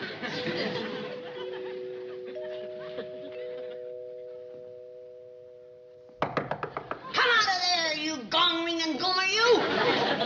What are you doing, Granny? That rascal that plays the music in the walls is right behind there. Put your ear against it. You can hear him beating them gongs plain as anything. Granny, you can hear that coming from every wall in the house. Must be a whole family of them. I better go open the door. As soon as that music plays, somebody always comes to the door. Never fails.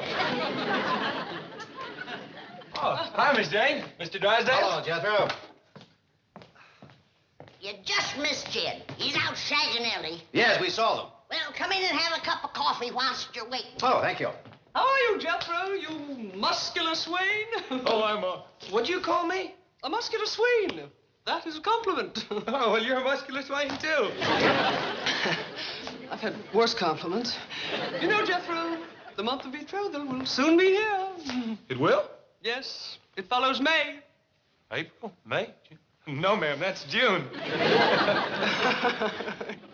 Good to see you, Mr. Drysdale. I'm sorry I couldn't stop before. Quite all right. Did you catch Ellie May? No, but Duke's got a treat. Quick as I get my second wind, I'll climb up there and fetch you down. Well, now, if you can take a little time away from treeing your daughter, I'd like you to become president of Clampco. Oh, no, thanks, Mr. Drysdale. I ain't much of politics. Politics? Besides, I don't even recollect where Clampco is. You, Granny? I think it's down in Pike County, Jed, near Flat Rock.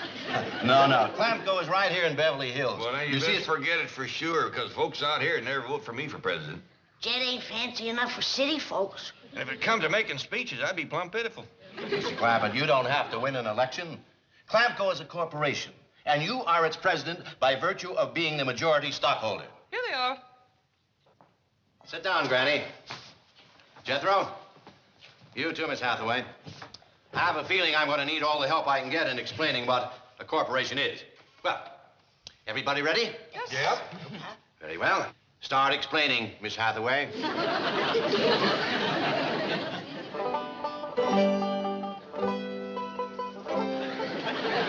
Ellie, come down out of there.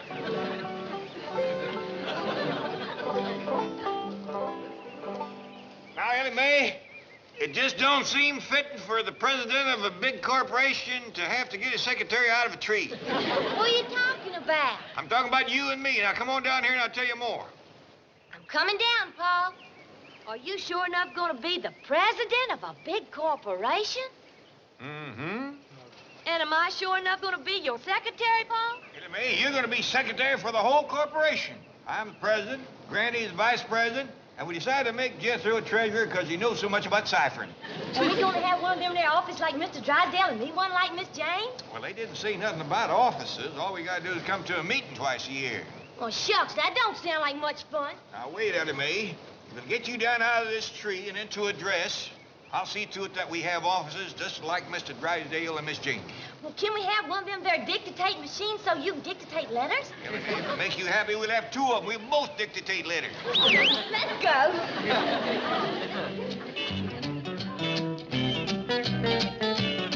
Thanks for the lunch, Fleming. See you later. Your messages, Chief. This one I think is the most important. Who wants an office? President of Clampco Incorporated, and not just an office, but a suite of offices with 2 dictation machines, 1 typewriter for the secretary. I can read. Pencils and plenty of ciphering paper for the treasurer. Jethro. A swivel and rocking chair. For Vice President Granny. Now, I have checked the building. We could give them the penthouse executive suite. Are you out of your mind? That rent's for $2,500 a month. Besides, they don't need offices. President Clampett seems to think they do. Well, he'll just have to be talked out of it, and I'll get him on the phone. Yes, sir. And when you get him, talk him out of it. Oh, gee. I have to do everything myself. Am I surrounded by jellyfish? Am I the only one with the courage to, Howdy, folks. I just wondered how my new offices was coming along. Fine, just fine. I'm giving you the best in the building. The penthouse executive suite. Don't have to be nothing fancy. Only the best for President Clampett. How soon those offices be ready, Miss Hathaway? I think an hour should do it. Well, speed it up. Anything else you'd like? Well, to tell you the truth, there is. I always had a kind of a hankering for one of them fancy leather lunch boxes like you tote. Miss Hathaway, take care of that. A fancy leather lunchbox with Mr. Clampett's name on it. Yes, sir. Well, sure do thank you. See you in about an hour. We'll be looking for you, President. Welcome to the Loyal Order of Jellyfish. You have your notary seal handy? Yes, sir. Pucker up and use it.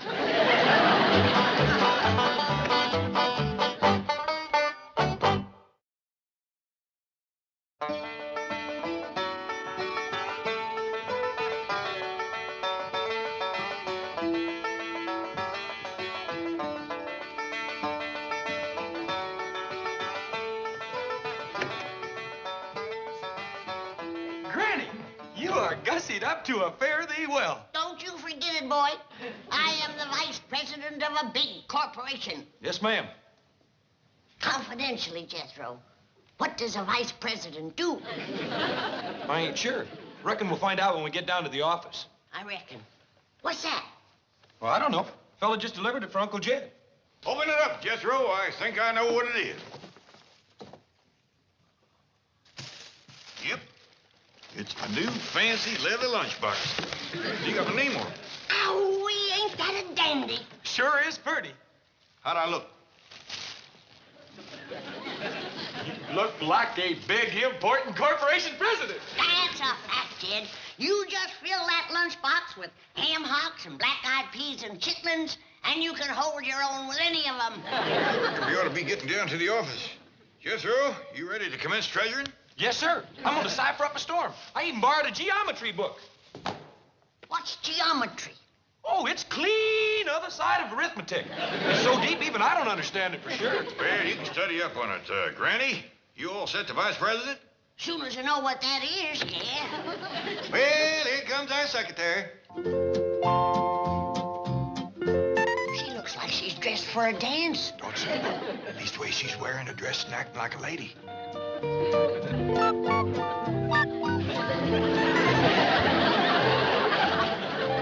Hey, Paul, let's get down to the cooperation so we can commence the dictating something.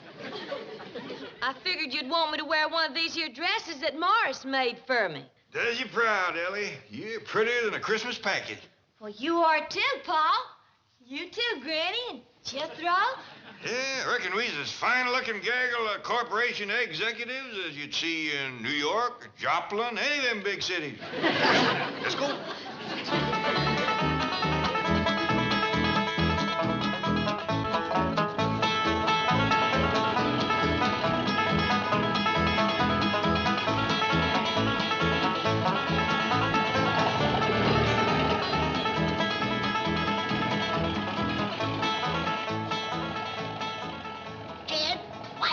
People stopping and staring at us. Well, Granny, I reckon it ain't every day the folks along Wilshire Boulevard gets to look at a whole corporation in one bunch like this. Well,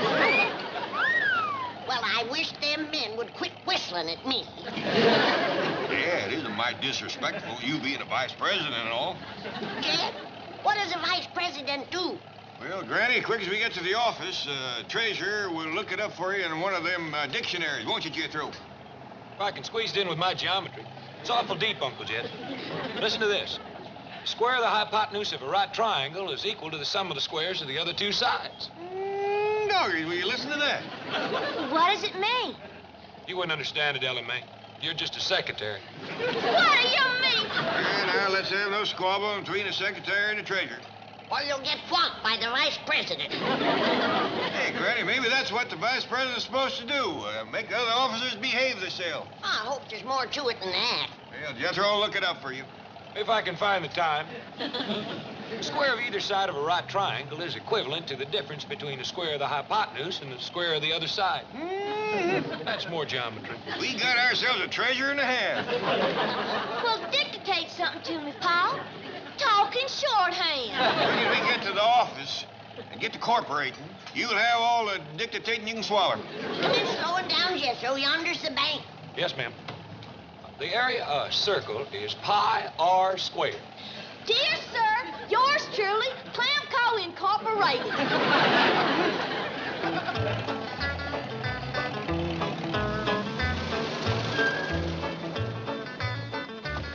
Jed, I plumb forgot to fill your leather lunchbox with victuals. Oh, I'm just toting for practice, Granny. Well, whereabouts is our offices, Paul? Oh, Mr. Drysdale's giving us what they call a penthouse. Well, what's a penthouse? I reckon we'll find out directly. Come on, everybody.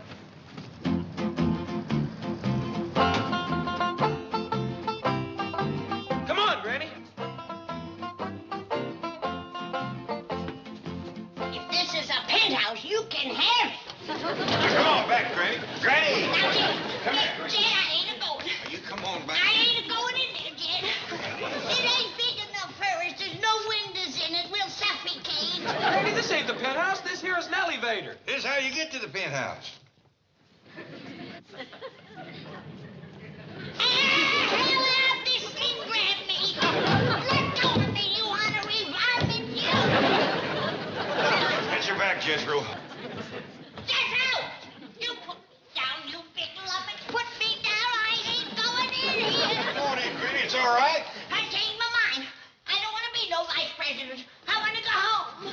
We won't let nothing happen to you, Granny. You see, Ellie May ain't scared. That thing didn't grab her. Set her It down. grabbed me. Set her down, Jethro. It's moving.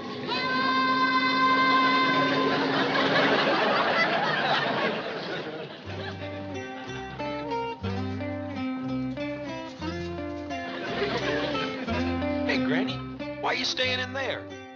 I'm going back down and get my stomach. Come on now, don't be scared.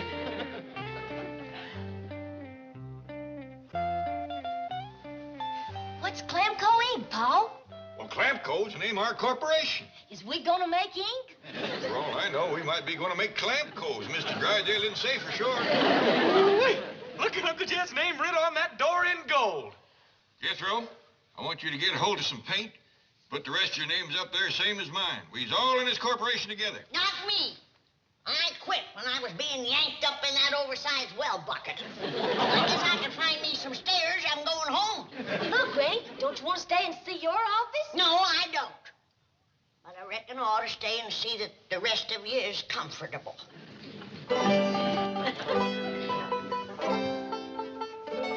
See, this here's my desk. See, I got my name on it.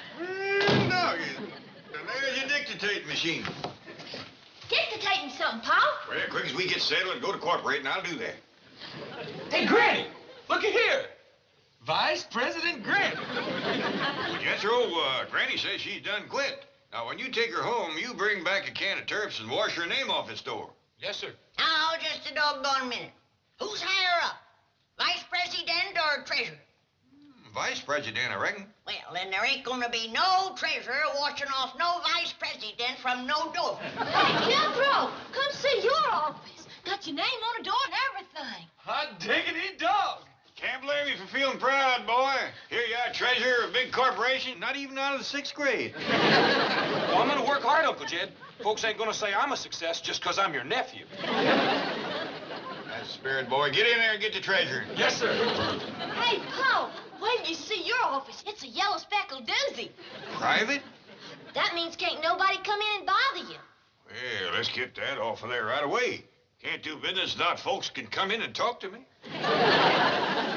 Ain't this something, Paul? Sure enough is. Well, there's room in here for all of us. We don't need them other offices. Well, maybe when business gets to going, we'll need them. Yeah, I sure wish Mr. Drysdale would tell us what kind of business we're in.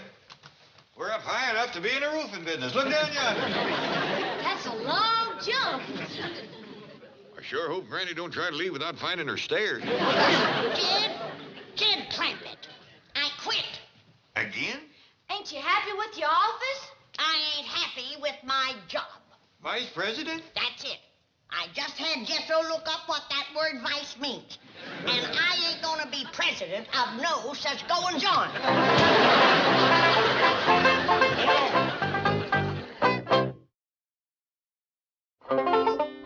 Turn me loose. Let me go. Now, Granny, take it easy. You're harder to hold down on a tar paper roof in a windstorm. I'm gonna be harder than that if you don't take my name off that door. But Jethro's out looking for turpentine. I ain't frightened. Jed, take your knife and whittle me off. I ain't sharing no door with Vice. Uncle Jed, I couldn't find no turps, but I got some of that gold paint. Get to whittling, Jed. Oh, wait, I got an idea. Hold down this half of your Granny. We have this fixed in no time, Granny.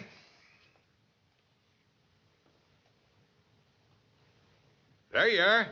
Nice president. Ellie May, you call Mr. Drysdale. Tell him the president, secretary, and treasurer of Clampco Inc. is raring to go to work doing whatever it is they're supposed to do. That's better. Any sign of the Clampetts? Not yet, Chief. Maybe they've given up the notion of having offices. That's entirely possible.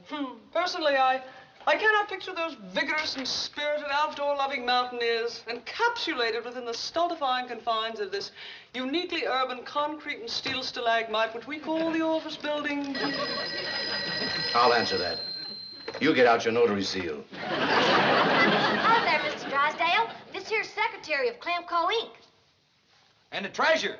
And the nice president. And the other president. We's up here in the penthouse raring to go to work, except we don't know what to do. We'd like to talk to you, Mr. Drysdale.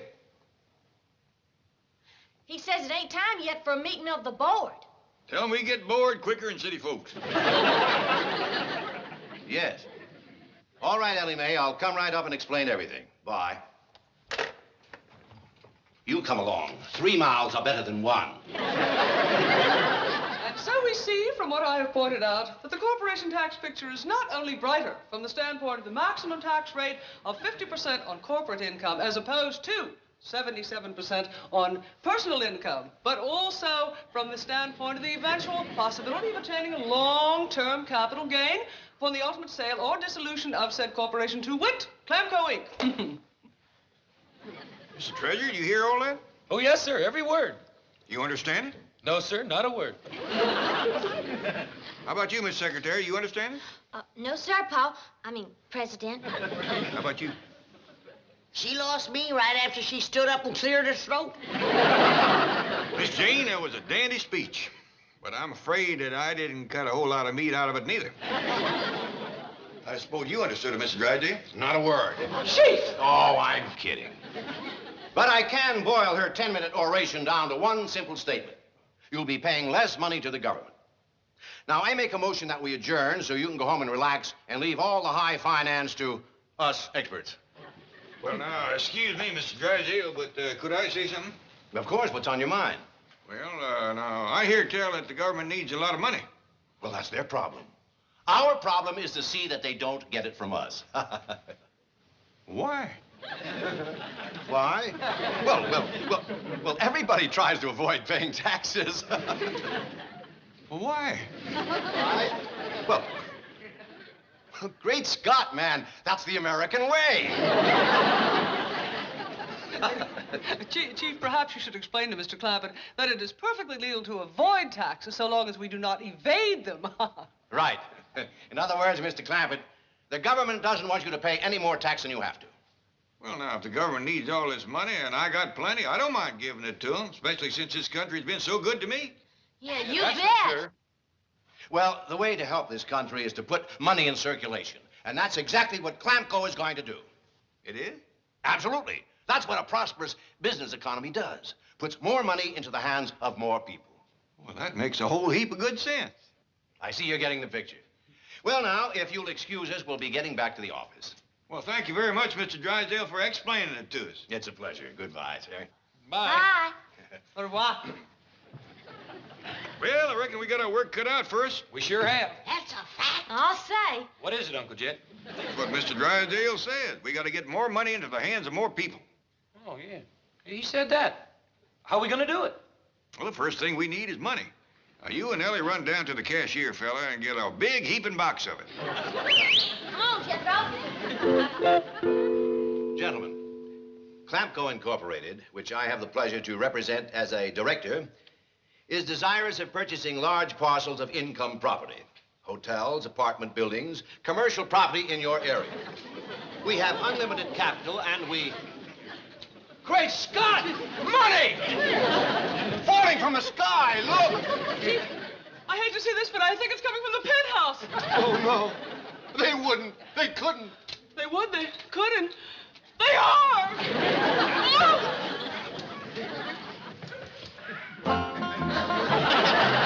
Here goes the 10. I'm feeling a 20. And a 50. Fistful of 5. 3 more 20s. Couple of hundred. Hey, wait a minute. Hold on, Uncle Jed. I can't treasure as fast as you're throwing it out. Don't worry about it, Jethro. Okay.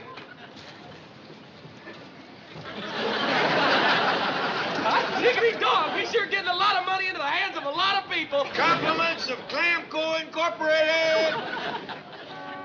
Wait a minute. Them people's getting it all. How about the folks over on my side of the building? Help yourself, Granny. Load me up, Ellie.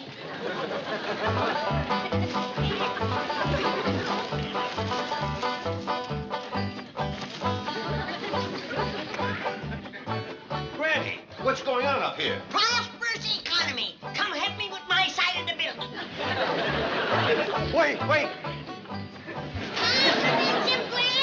Stop! You cannot throw money out the window. Not till I get some more. Here's some more, Granny. Step aside, everybody.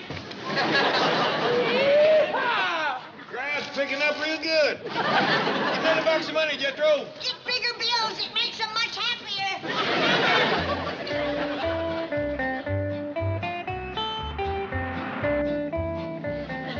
Chief, cheer up. So they gave away $27,000. They can afford it.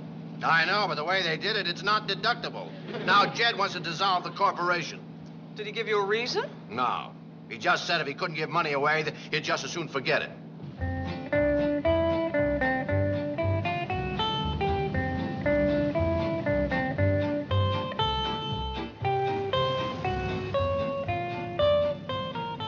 Head her off, Duke.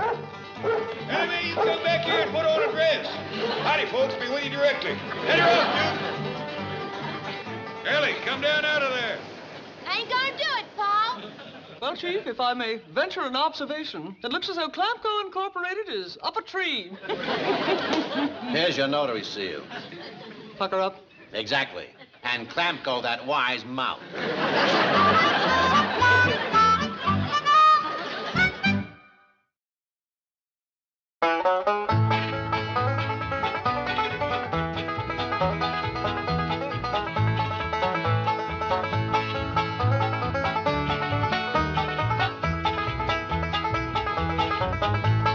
Now it's time to say goodbye to Jed and all his kin.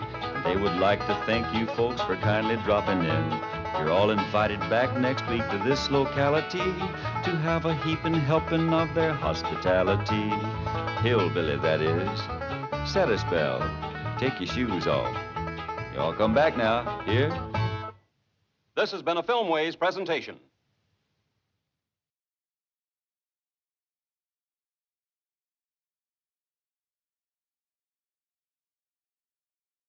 Come and listen to my story about a man named Jed. A poor mountaineer barely kept his family fed. And then one day he was shooting at some food, and up through the ground come a bubbling crude oil, that is, black gold, Texas tea.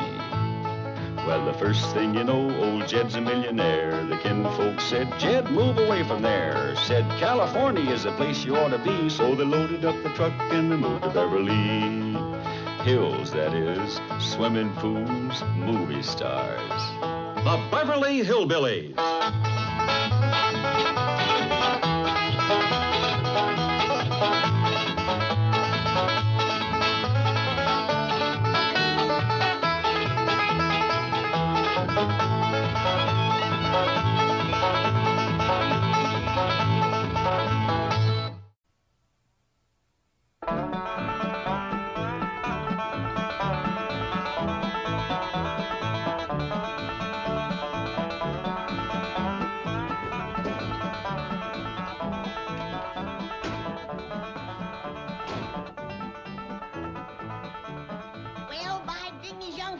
was a dandy ride.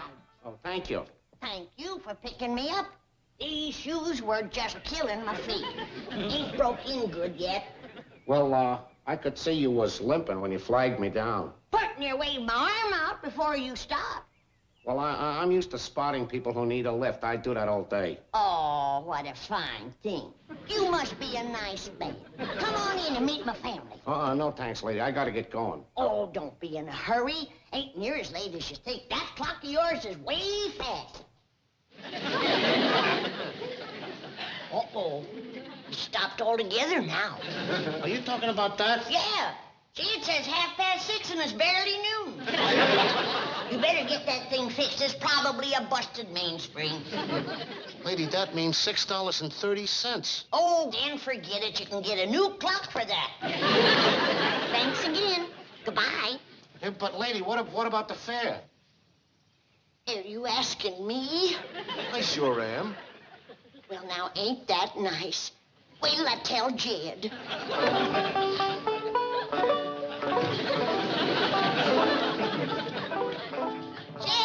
Jed, I'm going to the fair. Who with, Granny? Nicest man I met since I come to Beverly Hills. He works for something they call a cab company.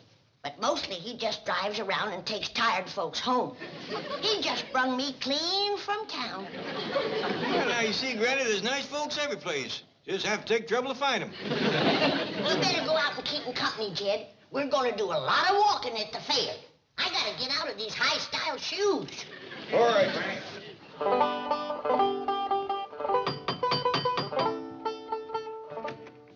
Oh, howdy there. Come in, come in. Reckon you're the young fellow that brought Granny home. My name's Jed Clampett. Oh, hi. I don't believe I caught your name. It's, Burton. Burton, huh? What's your first name? Richard. Mr. Burton. Dick Burton? That's right, and my wife's name is Elizabeth. Well, doggy, Liz and Dick Burton. You know there's another Liz and Dick Burton? No. Yeah, run a feed store back home. Feed store? Been running it for 40 years. Back home, whenever anybody thinks of hogwash, they just naturally think of Liz and Dick.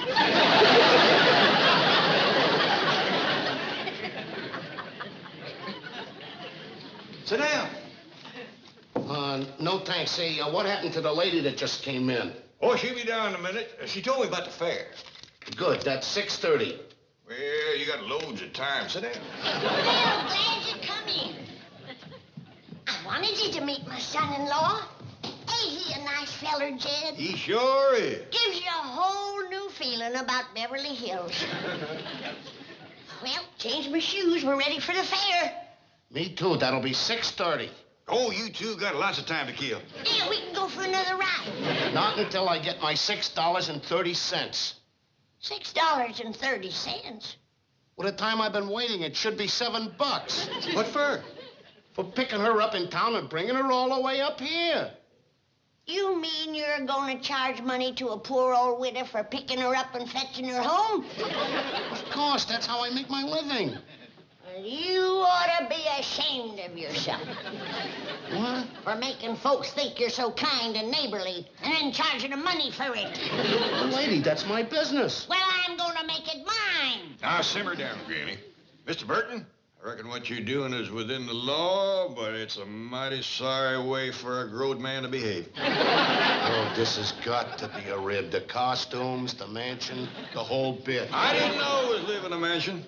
I was born in a little log cabin, but poor as we was, I'd have never took a penny the way you're taking it. Never mind the Gettysburg Address. Just give me my money. I ain't got no money in these clothes. You'll have to wait a minute. You ain't waiting for no money. You have slickered your last widow. Jethro, Ellie May, somebody! Fetch my shotgun! Hey, look, lady, I'll wait in the cab. You ain't waiting no place! You get off of our property. Not till I get my 6:30. All you're gonna get is 2 12s. I'm going right to the police. That's good.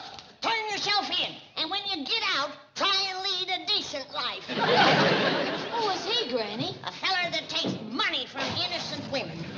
Why, it's a good thing he showed his colors before he got me out to the fairgrounds and filled me up with cotton candy and soda pop. Where'd you meet him? He picked me up in town. Oh, butter wouldn't melt in his mouth. He was so nice, is he nice? How come he left without his money? He found out he couldn't get his silver without a little lead. Now, Granny, you know good and well you wouldn't really shoot nobody with this. What are you talking about? You know I've smoked the breeches of many a chicken thief and revenuer with that gun. Only when it was loaded with rock salt and bacon rind. Well, it scared him good. Besides, it gave the chicken something to peck at the next morning.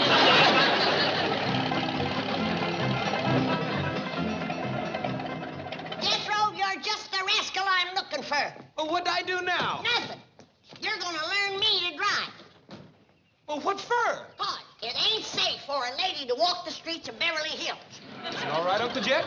I don't see no harm in it. When you get through with Granny, I might just take a go at it myself. Come on, come on. What do I do first, boy? Well, the first thing you do is turn that there what you call ignition key. What does it unlock? The electricity or something. Then the next thing you do is stomp down on the starter. That's that there little button on the floor. And then you leave off the brake. Like this.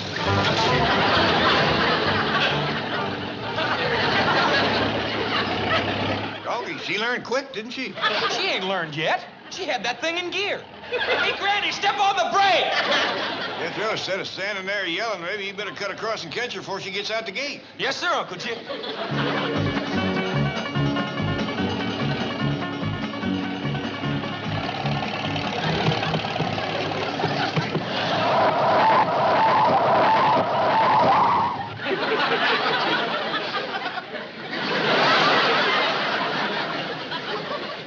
What did you stop me for? I was just getting going good.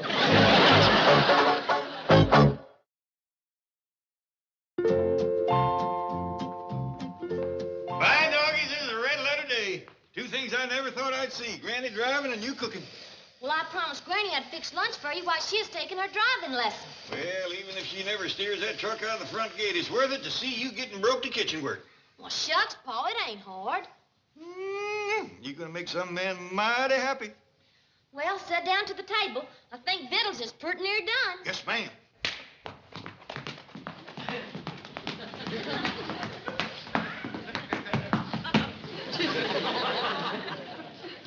Ready, Pa?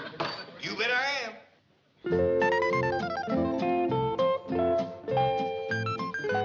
Yes, sir, Ellie May. You're gonna make some man mighty.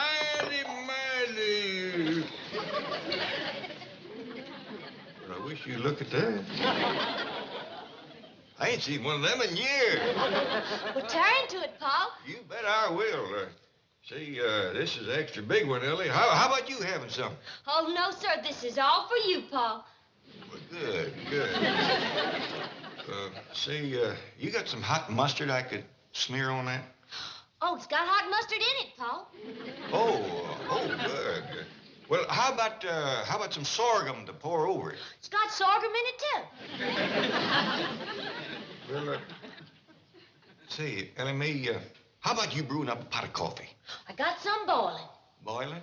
Yes, sir. I'll fetch it over.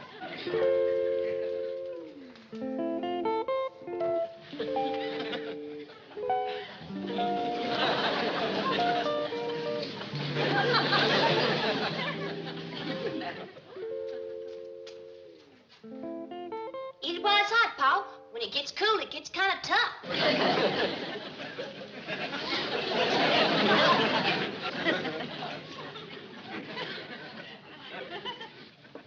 You've been boiling that coffee for some time, ain't you? Yes, sir, Pa. I want to make sure it was good and done. Well, I tell you what, Ellie, now that you cooked me such a fine lunch, why don't you go out and see how Granny's doing with the driving? Well, I got to feed Skipper and JoJo first. Come on, fellas. Time for lunch. I'll tell you what, Ellie. Let me feed them. You go out and tell Granny about cooking victuals. She'll be right proud of you. Yes, sir, Pa. Here you are, Skipper. Let me see you tie into that.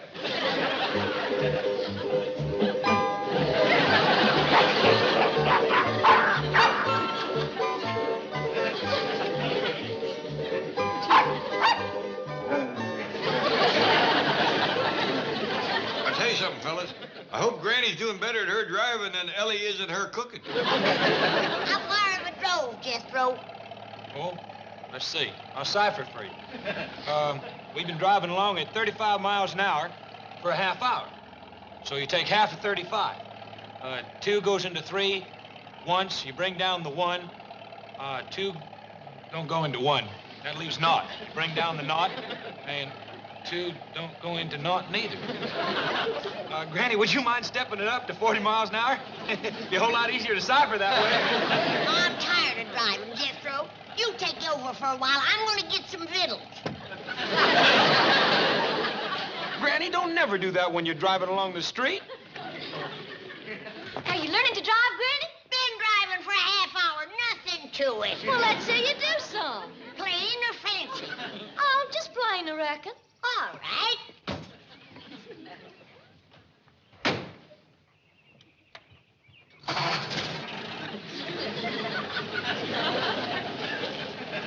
Oh, your wheel ain't touching, Granny. Just a minute.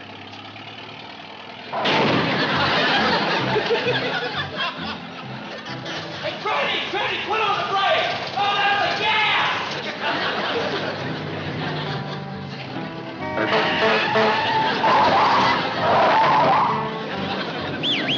I can't wait to see her fancy driving.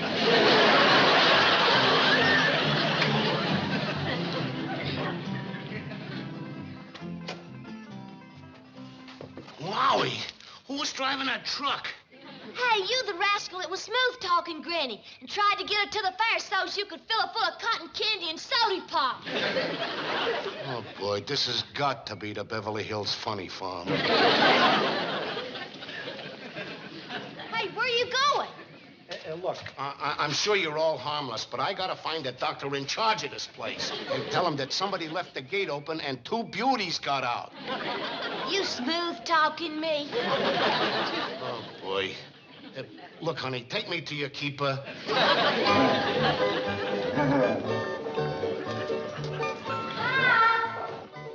Quick, fellas. Take the tug-of-war outside. We don't want to discourage Ellie.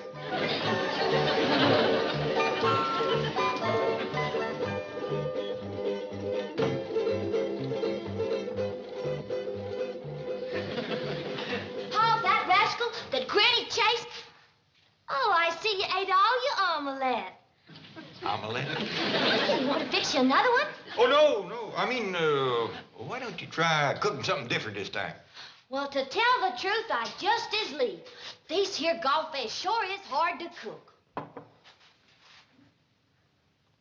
Golf eggs? These eggs you used in the omelet? Yes, sir. You'll never crack it that way, Pa. I had to melt these rascals down, shell and all. I think you best throw these out. I don't think they're strictly fresh laid. Yes, sir, Pa. Oh, like I started to tell you, that there Burton fella, he's out front. Says he wants to talk to the foreman of this here Skull Ranch. Skull Ranch? That's just what he said. He was talking so funny that I just wouldn't let him come in the house. Good girl, Ellie.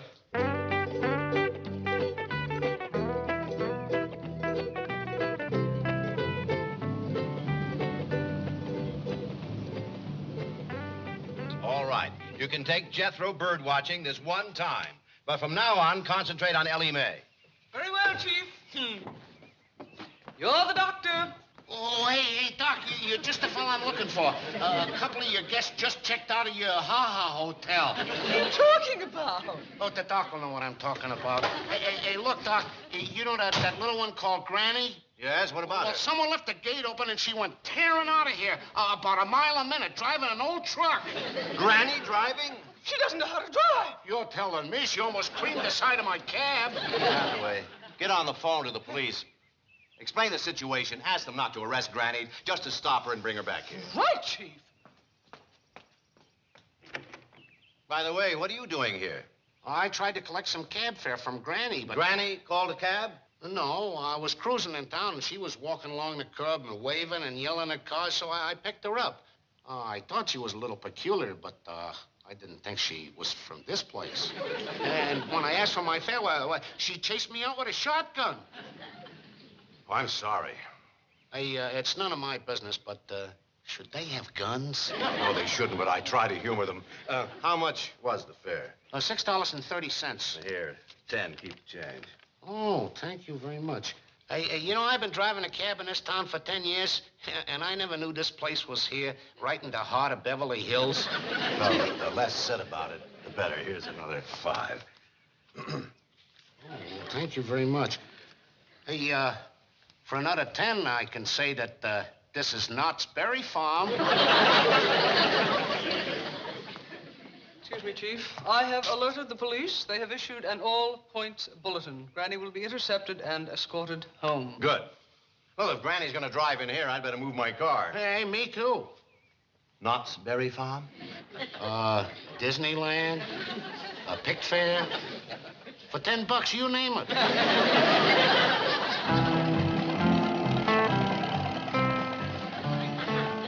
Granny, I can't take no more of your driving. Let's head for home.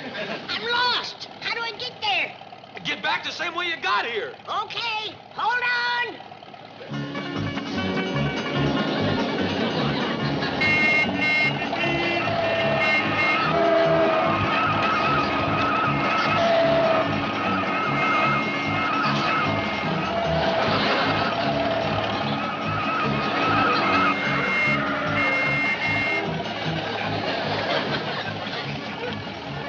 Granny, you just went past another red light.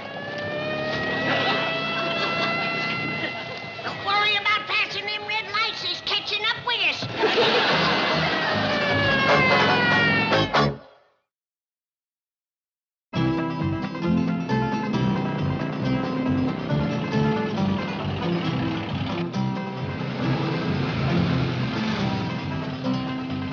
Granny! This ain't the driveway! Who needs it? I'm taking a shortcut. Well, we'll be back shortly. Here they come, Chief. Mr. Clampett. Bye. These Beverly Hills police certainly are efficient. Best in the country. Brake! Granny, step on the brake!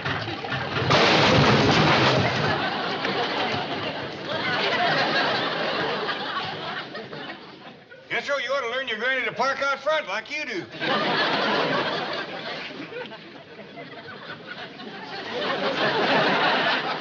Uncle Jed, I have done given my last driving lesson. Granny, are you all right? Am I all right? I beat that policeman here. Lady, I've seen a lot of drivers in my day, but you topped them all. Now, would you sign this citation for me, please? That's just fine. If you want to wait a little while, I'll go in and see if I can find a picture and I'll autograph it for you. No, thanks. I'd just like to see your license, please. Hunting, fishing, or wedding? Officer, I'm Milburn Drysdale. If you'll step inside, we'll telephone headquarters and straighten the whole thing out. Hey, buddy, come here. Huh? I can see you're a little confused. Don't you know what this place is? Looks like a private home. It's a private home, all right, with rubber rooms. What? Yeah, it's sort of a very exclusive Freud factory. You know, kind of a happy farm. The little woman I picked up, she's, Bubbles in a think tank. I brought her back once today. She keeps busting out. Who's that big kid with her? Oh, I figure he's got a little space to rent, too. You know that tall geezer, the one with a scraggly beard? Thinks he's Abe Lincoln. Well, who's the fella Drysdale? Oh, he's the doc, the head shrinker. Thanks, I'm glad you told me. Well, wait a minute, what are you doing here? Oh, no. That's my cab out there. I'm waiting for somebody to bust out so I can bring him back. The doc pays real good for that. Don't give me that. It's mine. Now you turn loose. You ain't supposed to have this. Well, there's another one. Yeah, she's trying to get away from the dog. Looks like a piece of rubber. Probably wallpaper from a room. Jojo, you come back here. Jojo, bring that back.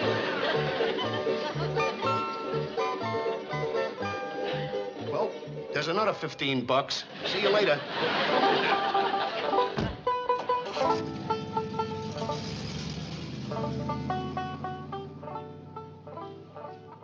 Glad that rascal's gone. Granny didn't cut into him. Is that because he picked her up and brought her back here? Yeah, but she can drive now. Make it easier for her to get away. Why would she want to get away? Well, it ain't much fun being cooped up in here all day. I can tell you that myself. Let's put it this way. If you're going to be cooped up, this is a beautiful spot for it. Yeah, it's nice, all right. You know, I was born and raised in a little log cabin. Really? Yeah. Moving into here was like moving into the White House. Tell me, this little old log cabin you were born in, was it around here somewhere? Oh, it was way back in the hills, right smack in the middle of the woods. I'll bet you did a lot of rail split when you were a boy. It's a fact. Man and boy, I split many a rail. Did you read by the light of the fire? When I could find something to read. I used to have to walk 10, 12 miles to borrow a book. And I'll bet you were always honest and returned it. You betcha. Officer, can I see you for a moment? Be right with you, Doc. Excuse me, Mr. President. Yeah, reckon he heard about my corporation.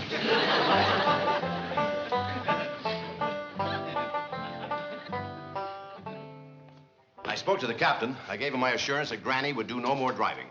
He said to tell you that everything is squared away, okay? Oh, well, all right, whatever you say. You're the doc's here. Quite a place, isn't it? Sure is. Yeah, tell me something. How many of those rooms are upstairs? Oh, I'd say 15. Wow.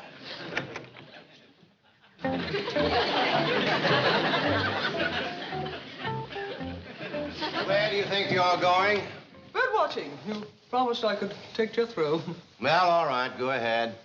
Perhaps we should see a red-breasted nuthat, sort of yellow-bellied sapsucker. Well, it's none of my business, but shouldn't somebody go along to keep an eye on those two? You want the job? No. Thank you. But there is something. You know, I've never been in a place like this. Could I go upstairs and look around? Sure, if you'd like to. Go ahead.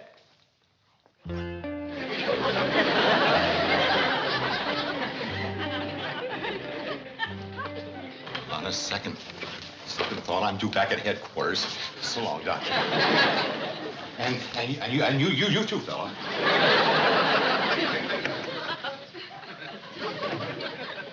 Excuse me, Mr. President, but I gotta get out of here.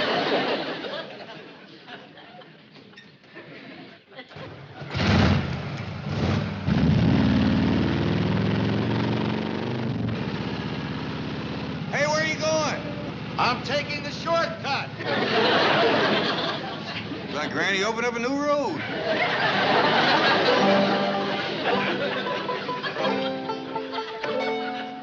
Oh, here you are, Mr. Clampett. Now, remember, I promised the Beverly Hills Police that Granny will do no more driving. I'll do my best, Mr. Drysdale, but that's a mighty muley little woman, and she has took quite a shine to driving. Well, we've got to see to it that... Granny.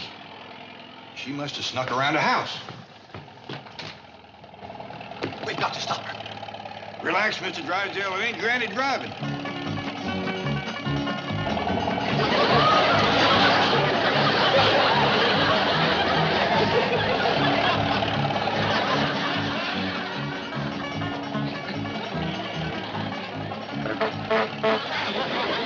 Spunky little fella. You couldn't get me out in that traffic for money.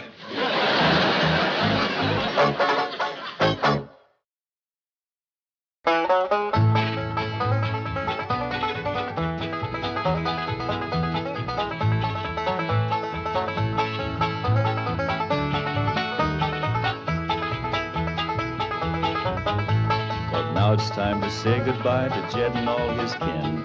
They would like to thank you folks for kindly dropping in. You're all invited back next week to this locality to have a heaping helping of their hospitality. Hillbilly, that is. Set a spell. Take your shoes off. Y'all come back now. Here? This has been a Filmways presentation.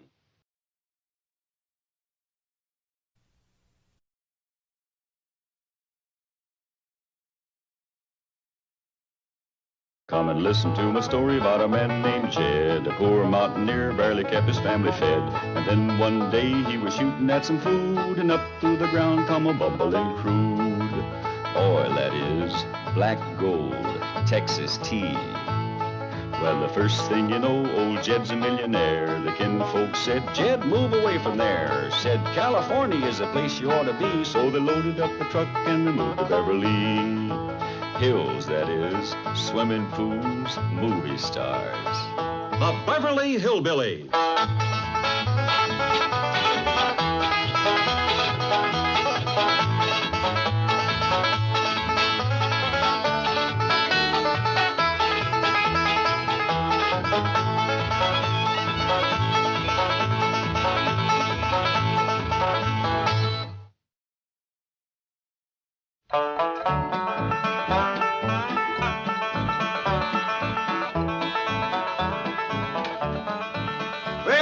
talk to you, youngins. Larpin', Pa. Elmer and me sure like it better than that old mansion. Yeah, I reckon Granny's gonna feel the same way about it. Well, not me. Give me city living anytime. Well, we ain't got things in working order yet. Did you prime the pump? Yes, sir. Lay fire in the fireplace? Yes, sir. Well, now, I want you to go out and get some wood and lay it by, because the first thing Granny's gonna want to do is start cooking. Yes, sir. And bring them guns and put them up on the wall in there. The place won't seem like home to Granny without them guns on the wall. I'll take care of that right away, Uncle Jed. Ellie May, we'll leave the pots and pans to you. Yes, sir, Pa. Mr. Clampett. Mr. Clampett. Hey, morning, Miss Drysdale. What is this? Well, there's a cabin, just like the one back home. But this is Beverly Hills. You have a mansion. Why do you want this? It's a surprise for Granny. You see, today is her birthday, and she's been kind of homesick for the hills lately. Then why don't you take her back to the hills? Well, we was going to do that, but your husband was dead set against us leaving. Milburn? Yes, ma'am. He's the one that thought of bringing his cabin here. Milburn? Yes, ma'am. He had one of them movie companies to build it. He'll pay for this. Yes, ma'am. He already had. What? Well, I tried to argue him out of it, but he said it was his birthday present to Granny. I'll give him a birthday present. Well, doggies, born the same day as Granny, huh? You got a surprise for him? Have I ever? Well, he'll be back directly. Him and Miss Jane is taking Granny for a ride whilst we get the cabin ready to surprise her. And it wasn't easy. Getting that little woman out of the house was harder than getting a hot mule out of a cool barn.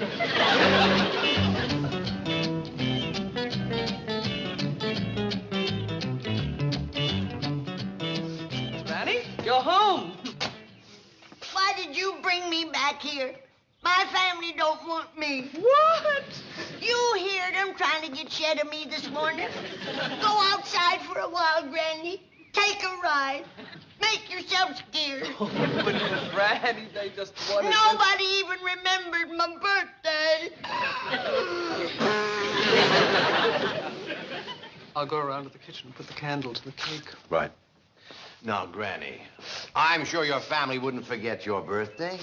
Did you hear anybody say happy birthday? No, but... Did you see anybody give me a present? No, but...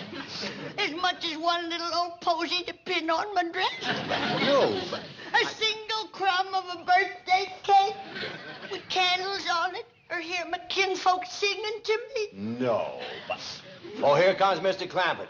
I'll bet he has something in mind. Yeah, how to get rid of poor old wore-out useless Granny, that's what. Well, Granny, see, they brung you back. Now, we got a little surprise for you, but first off, we want you to put on this here blindfold. They're fixing to fire and squad me. You're gonna stand me up against a wall and shoot me. Now, you hush that kind of talk.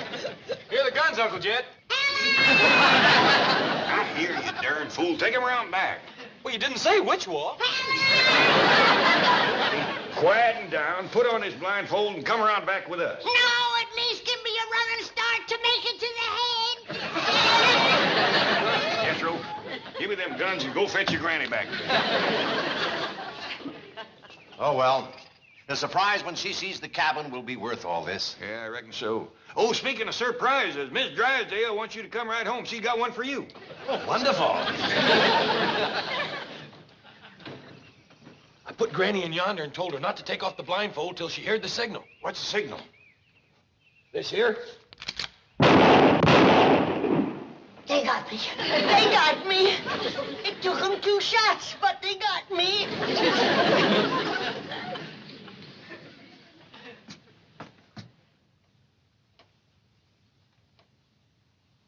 It's the cabin.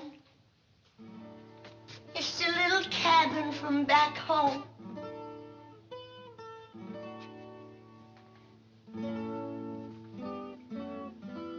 I've done went to heaven. Thank you. It's just like I always hoped it would be. Here comes Miss Jane with the cake. I didn't know how many candles to put on it, Mr. Clampett. I don't believe you told me Granny's exact age. Well, I don't believe anybody knows, but that looks like enough to keep her happy. Oh, can we light them now and go in singing? I think we ought to wait for Mr. Drysdale. This whole thing was kind of his doing. Now, please, Margaret, it's Granny's birthday. Try and be pleasant. Say something nice. I want that horrible shack demolished. Oh, you can do better than that. Try happy birthday. Milburn, have you no civic pride, no sense of social responsibility, placing that monstrosity in the very center of Beverly Hills? Well, it's just till Granny gets over her homesickness. Believe me, it's a temporary thing. Now, come on. Is that a promise? The cabin is only temporary? Well, it's just a surprise for Granny's birthday. Now, remember, say nice things. Keep my largest depositor happy. You are obsessed with money. Money, money, money, money, money. That's it. Say nice things. This thing's commencing to look like a brush fire. Yeah, when you get to be Granny's age, you can pretty near bake a cake without an oven. Oh, good. Here come Mr. and Mrs. Drysdale. Fine. I kind of think they ought to be the first ones in, toting the cake. Ellie May, what's Granny doing? Just sitting there rocking with a happy look on her face. When the saints come marching in, when the saints come marching in, oh, it's nice to be here in heaven when the saints come marching in. This fire is scorching me. Surprise, Granny. Miss Drysdale, they done sent me to the other place. Wait, Granny, wait. Come back.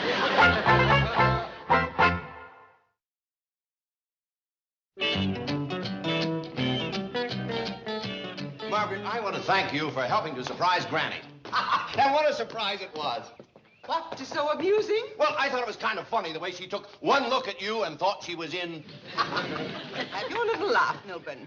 But don't forget, I want that wretched hovel obliterated before the week is out. Yes, dear. Just as soon as Granny gets over her homesickness. Before the week is out. Now, dear, let's not raise our voices in front of strangers. What strangers? That one. Greetings, wealthy-type people. And for my term project in sociology, I'm preparing a paper on the vanishing servant class. I've chosen this section of Beverly Hills for a mansion-to-mansion survey. Now then, first question. We're in a hurry. Oh, please, lady, I'm trying to get out of college the hard way. You know, graduate, cap and gown, pomp and circumstance, mom and dad, the new watch, proud of you, daughter, the whole bit. Milburn, must we listen to this prattle? Come, Miss Hathaway, get a move on. Well, while we're waiting, how many servants do you employ? With the gardener, 4 or 5, I guess. You're not sure? Well, who counts? Hurry, Miss Hathaway. May I ask you how much you pay these servants? I don't think that's any of your business. Come, Milburn.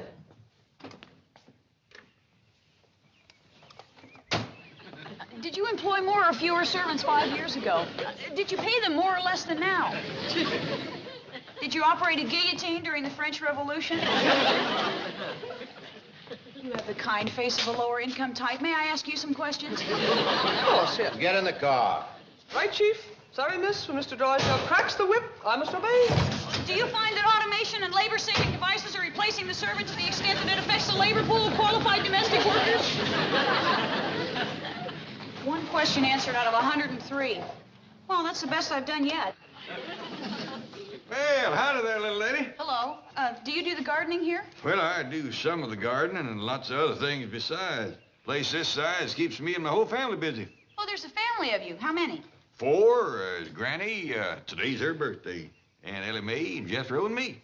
4 of you? To take care of a place this size? Well, don't look like much, but that's a 35-room house there, and then there's about 9-10 acres of ground besides. Fantastic. How much does Mr. Drysdale pay you for this? Well, he don't pay us nothing. Nothing. No, ma'am. We don't expect him to. Why, if it wasn't for Mr. Drysdale, we'd all still be back in the hills. It was him that fixed it so we could live on this grand estate. But he pays you no money for the work you do? Is he supposed to? Oh, I want to ask you and your family a lot of questions. Can we go inside and talk? Well, they ain't in the mansion. They's in the cabin around back. Follow me. A cabin? In Beverly Hills? A cabin in Beverly Hills. Young lady, this here's my family. Here's Granny and Jethro and Ellie May. Howdy. Tobacco Road on Crestview Drive. I don't believe I caught your name. Jennings, Virginia Jennings. Well, come on in, set a spell. This is your house? Well, strictly speaking, it belongs to Mr. Drysdale, but he had it put here first. He's a mighty nice man. Yeah, I'm all choked up. Granny, this young lady wants to ask us some questions. That's the way for young folks to learn. Jethro, you light the fire under my soap kettle. Yes'm, Granny. Ellie May, you fetch the lye in the rendering. Yes'm, Granny. Granny, you hadn't ought to be making soap on your birthday. Got to, Jed. We're plumb out. You mean you have to make your own soap? If I wanted, I do. Well, can't you just get it from the Drysdales? Oh, shucks, no. They use that fancy store-button stuff. Much too highfalutin for folks like us. Sure is. My sociology professor will never believe this. Fireplace don't draw too good, Granny.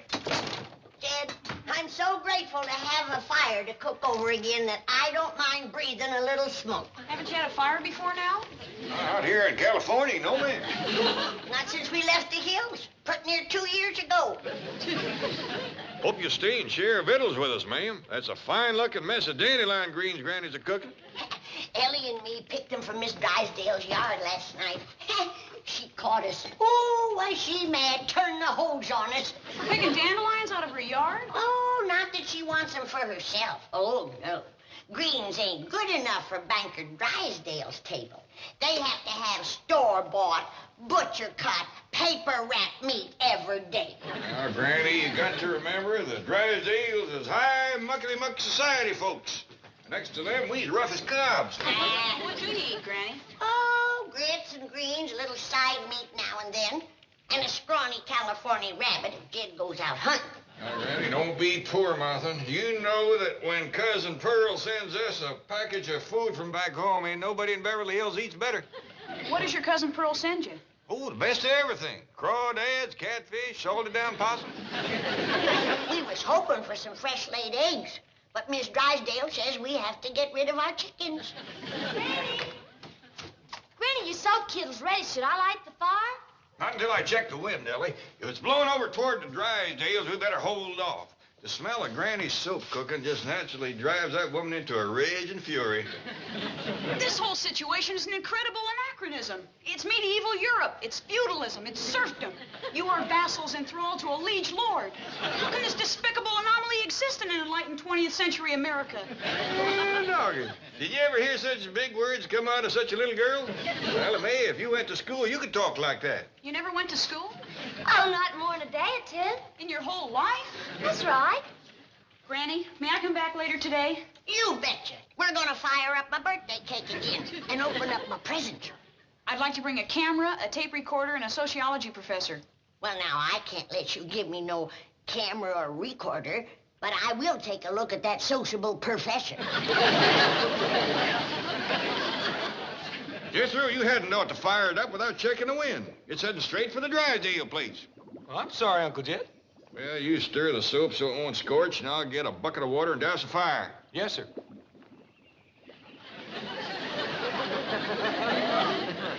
Jethro, you oaf! How many times do I have to tell you I will not tolerate the cooking of soap in the proximity of my flowers? When will you peasants learn? Now get this mess out of here, you churlish lout! Do not despair, noble peasant. Never again will your handsome head cower beneath the bludgeon of the oppressor, nor your strong limbs chafe at the fetters of serfdom. I shall return and liberate you. What's she talking about? Near as I can figure out, she don't want us making soap neither.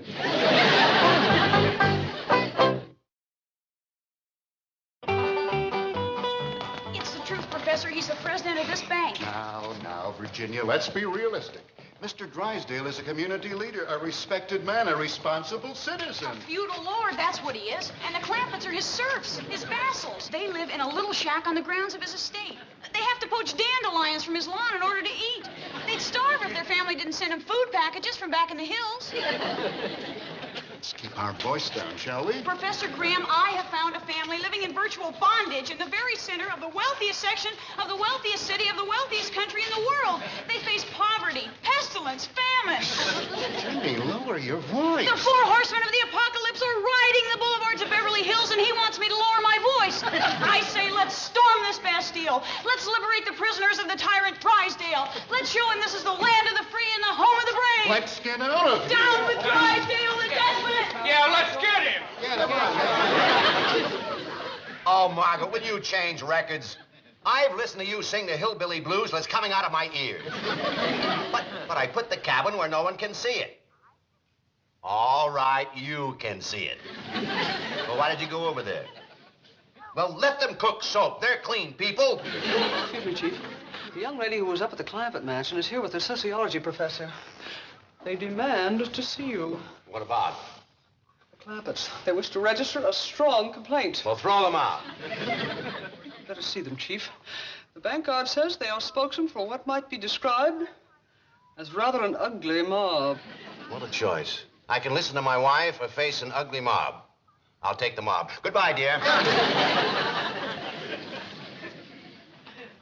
Come in, please. Mr. Drysdale, this is Professor Robert Graham of the Department of Social Sciences at the university. Big deal. So what's your complaint about the Clampetts? Aha, you've had others. Every day, and I'm sick of them. Have you no social conscience, no civic pride? Has your greed destroyed Ginny, I'd better do the talking. Mr. Drysdale, are you responsible for a family of 4 hillbillies occupying a squalid cabin in the middle of Beverly Hills? Yes, I am, and it's not squalid, it's clean. Does it have modern conveniences, modern plumbing? No, but they're very happy there. Or would be if Budinskis like you would leave them alone. Would you live there, Mr. Drysdale? Oh, of course not. My wife would leave me like that. Hey, wait a minute, maybe... No, I still couldn't live the way the Clampetts do. Food they eat. And yet you expect your neighbors to tolerate a condition like that in the most fashionable street in Beverly Hills. But you can't see them from the street. I was very careful to put the cabin behind some trees. Ask him about their wages. Yes, yes. Is it true that not one of them earns even a minimum salary? So what? They don't need money. They wouldn't know how to handle it if they had it. I take care of all their needs. Anything they want, they come to me. Well, Professor, have you heard enough? I think so. Well, I think so, too. And next time, keep your nose out of other people's business. The Clampetts are staying right where they are. We'll see about that, you tyrant. Caesar had his Brutus, Charles I his Cromwell, and Drysdale will have his Ginny Jennings.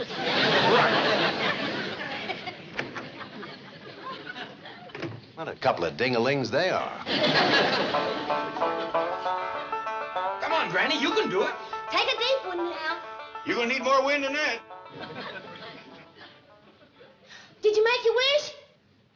Go, Granny, go. Granny, you're gonna get your wish. I done got it. You did? What'd you wish for? The strength to blow out all them candles. Well, Granny, seeing as it's your birthday, you get to call a tune. How would you like to celebrate? With a floor raising, window rattling, rafter dusting, floor shaking square dance. Yeehaw! Come on, young'uns, let's make some room. Hey, wait a minute. Hey, Granny, wouldn't you rather dance up in the mansion? There's more room and a stouter floor. No, Jethro, it will seem more like old times here in the cabin. Come on, let's get busy.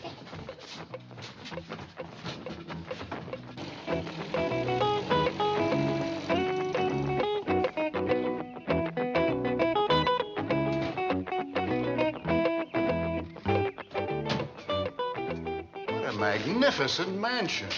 Take a good look, Professor. And then I'll take you around back and show you where the Clampetts live. The poor people who take care of this beautiful estate. That lawn, it's like a carpet. Watered by the tears of the oppressed. Clipped by toil-worn hands. Now, Ginny, save it for your term paper.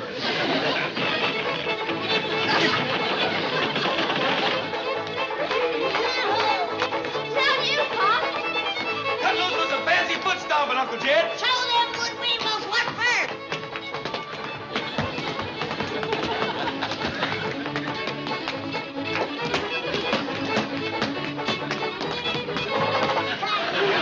I don't know about you, but I'm as thirsty as a hound chased fox. Me too. I guess me up a pot throat too. Me too. Same here. Jethro, I thought you primed this pump. Didn't do no good. Mr. Drysdale forgot to connect the water. Well, take this bucket and fill it from one of them hose spigots outside. Yes, sir, Uncle Jed. Well, there it is. Why, It's even worse than you described it. Do you know they didn't even have fire until today? Incredible. How can the Drysdales sit up there in their million-dollar mansion eating store-bought, butcher-cut, paper-wrapped meat while their servants live here eating grass? It's a throwback. It's 100 years of civilization down the drain. Howdy, Miss Jenny. Oh, hello, Jethro. This is Professor Graham. Howdy. Oh, hello, Jethro. What's that you're carrying? Drinking water. Don't you have water in the cabin? Mr. Drysdale never had it hooked up. We're fixing to die of thirst. Come on inside. It's Granny's birthday, and we's having a square dance. Isn't that magnificent? Starving, dying of thirst, and they can still dance. The flame of the human spirit is hard to extinguish. Inspired by courage like that, we shall lead these people to freedom. Go on, Granny!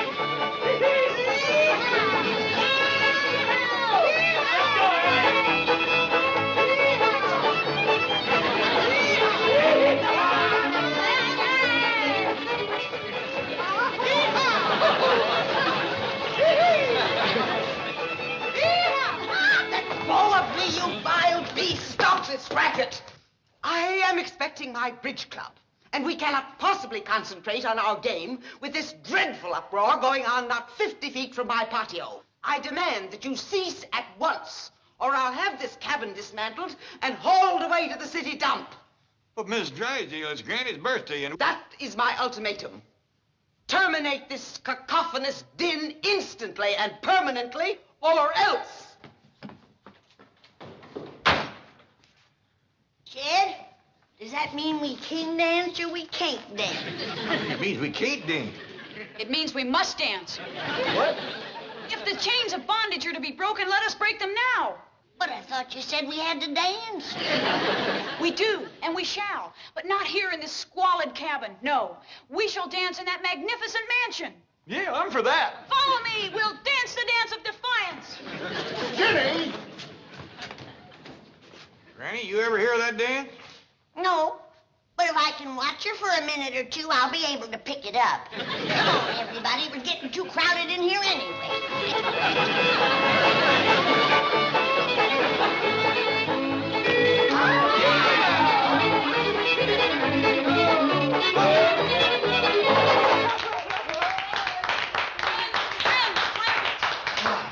Clampetts, you have danced now for half an hour in this beautiful hall.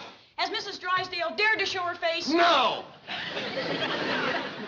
That's right, she ain't. Has she dared to utter one word of protest? No! He's right worked up about it, ain't he? Now you see how the tyrant quails in the face of courage. You have danced the dance of defiance, and your fetters are broken. Doggone it, mine feel like it. Clampetts, now you must press on to ultimate victory. You must not return to that cabin. You must sleep here tonight. You must eat here tonight. I'm for that. I've been for it all along. Jethro, noble Spartacus, you shall lead your people to happiness. Hot diggity dog! You heard her. Head for the kitchen. Come on, folks, join us for supper. Shall we? No. We have ignited the torch of liberty, but they have won the battle of freedom. You're right. To them alone belong the fruits of victory. Right. Store-bought, butcher-cut, paper-wrapped meat.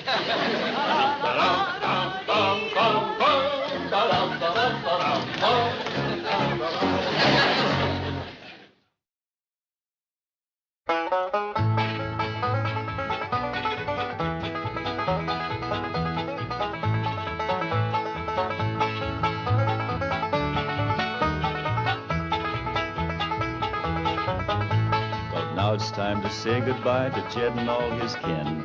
They would like to thank you folks for kindly dropping in. You're all invited back next week to this locality to have a heaping helping of their hospitality. Hillbilly, that is. Set a spell. Take your shoes off. Y'all come back now. Here? This has been a Filmways presentation.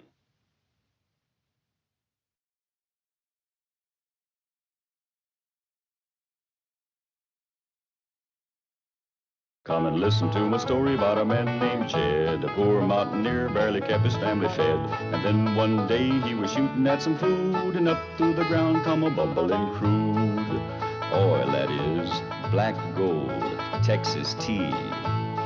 Well, the first thing you know, old Jed's a millionaire. The kinfolk said, Jed, move away from there. Said, California is the place you ought to be. So they loaded up the truck and they moved to Beverly Hills, that is, swimming pools, movie stars. The Beverly Hillbillies.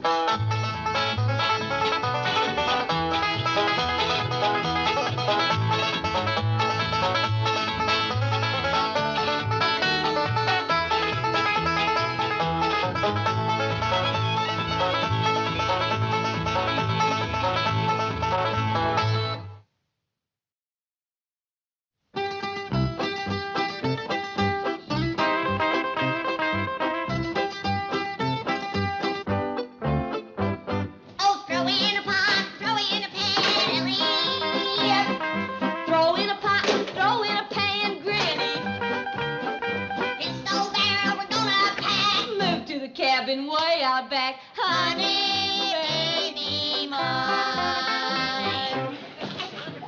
Well, you two look kind of happy. You betcha we are. Granny and me's moving everything into the cabin down by the cement pond. We've been in this mansion pretty near 2 years. Now we want to live the good life again. Leastways for a spell. Yeah, this is going to make things kind of awkward. I just told Mr. Drysdale that he could move in the cabin. Oh, well, you just tell him Drysdale. Yes, ma'am. Banker Drysdale? Yes, ma'am. Wants to move into the cabin? Well, leastways for a spell. What in tarnation for? Well, I didn't figure it was my place to ask, but I reckon he's got a good reason. Because my wife has arranged to have this cabin torn down and carted away. But she's gone to Boston. Why not just cancel the arrangement? I don't know who's coming or when, but I do know the law. If the cabin is occupied, they can't touch it. But, Chief, the logical person to occupy this cabin is Granny. Very funny. Do you see that double-barreled 12-gauge scattergun? Yes. Granny would scatter those wreckers before they could pick up a crowbar. And the city of Beverly Hills takes a dim view of shootouts. Well, what about Mr. Clampett or Jethro? I don't want the Clampetts to know what a fink my wife is. Chief, occupying this cabin for several days or nights would be an arduous ordeal for one accustomed to the comforts of city living. I'm not worried. There's no electricity, no running water, no heat except the open fireplace, no comforts of any kind. Stop worrying. You'll do fine. Chief, I am but a frail woman. There's no such thing as a frail woman. Whoever named you the weaker sex must be the same idiot who said money can't buy happiness. Okay, you win. I'll stay here. I'm only a bank president with hundreds of employees depending on him. My health and welfare are not important. Mr. Drysdale, you know I have never refused you any reasonable request. I have always been loyal and Forget faithful. it. Chopping wood for this fireplace will probably be good exercise. That's true. Chopping wood is considered very beneficial for the health. Sort of like swinging a golf club. Exactly. It promotes deep breathing, muscular coordination, and a keen eye. Okay, you win. Just enough for tonight. Chief, you don't expect me to... Now, you're not going to let me down again, are you? No, Chief. I'll do it. Good girl. Mr. Drysdale, Granny just wants you to know that if you want to stay here tonight, it's all right with her. Ain't that right, Granny? That's right. You can stay here just as long as you like. Well, thank you, Granny. I guess it seems a rather odd request. Now. Like Jed says, it was you who put this little cabin here, and you did it just for me so I wouldn't get homesick. And like Jed says, it ain't my place to ask you why you want to move in. Thank you. And like Jed says, if you want to leave your fine home and move into this little cabin, that's your business, not mine. Well, thank you. That's like Jed says. But me, I want to know what you're up to. Granny. Did you and the missus have a spat? Mr. Drysdale, in case you need anything, anything we can do to make you comfortable, just holler. I'll do that. Are you planning to spend the night here? Granny. Well, Jed, I just want to tell him that he'll need some firewood. It gets chilly out here come sundown. That's a fact. I'll split you up a stack. Well, that won't be necessary, Miss Hathaway. I've already taken care of the wood chopping situation. Come on, Granny.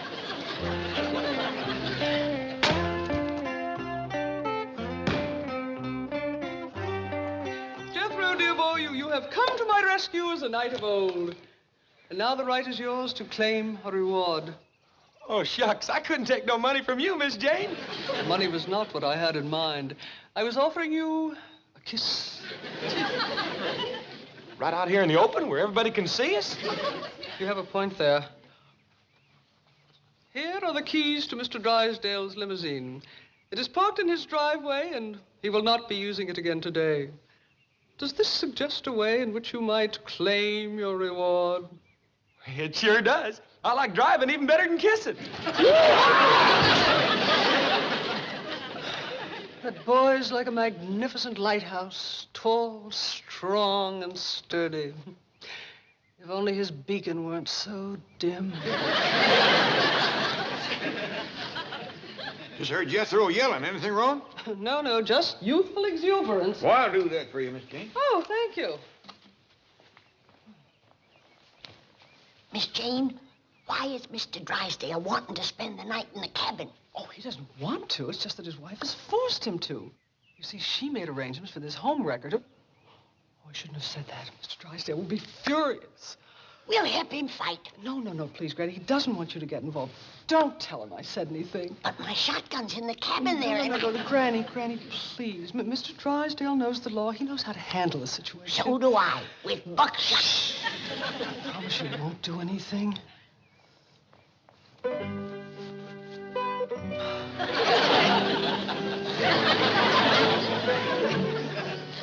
Granny, are you still trying to find out what's none of your business? No, I ain't. I done found it out. Granny, remember your promise? I won't say a word to Jed. Thank you. Now, Jed, I'm gonna be walking right behind you. So don't listen, or you might hear me talking to myself. Ain't it terrible about Miss Drysdale throwing her husband out of the house for that other man? Granny. Ain't nothing worse than a homewrecker. Granny. Will you mind your own business, nosy? Poor Mr. Drysdale has to spend the night in that cold cabin all alone.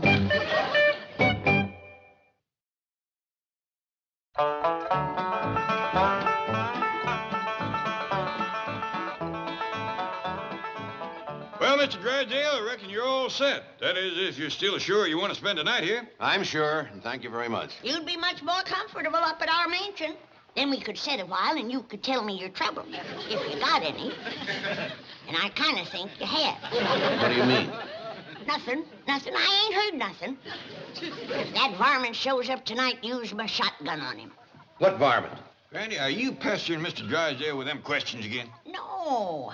I was just telling him that my shotgun is handy in case that rascal shows up tonight and wants to steal a chicken. Oh, speaking of these chickens, are they going to be here all night? Yes, sir. This old plow's their favorite resting place. Well, it's pretty close to the cabin, isn't it? Yes, sir. That makes it real handy. If they get scared during the night, goes to squawking and yelling, you can just come out on the porch and talk to them. Call them by their name. This here's Rosie and Drusilla, Viola Jane, Millie. Ellie May, what I'm worried about is sleeping through all the noise they make. Oh, don't worry about that. They'll wake you up. Well, May, I kind of think Mr. Drysdale would like us to move the chickens. Yes, I would.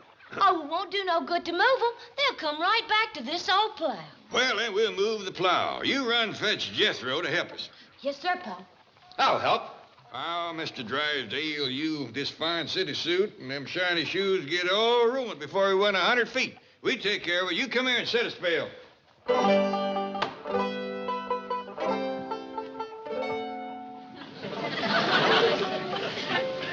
Yeah, we'll just sit here and talk. Got anything you want to get off your chest, Mr. Drysdale? Any troubles you want to unburden yourself of? Granny, what are you up to? Ain't he the nosy one?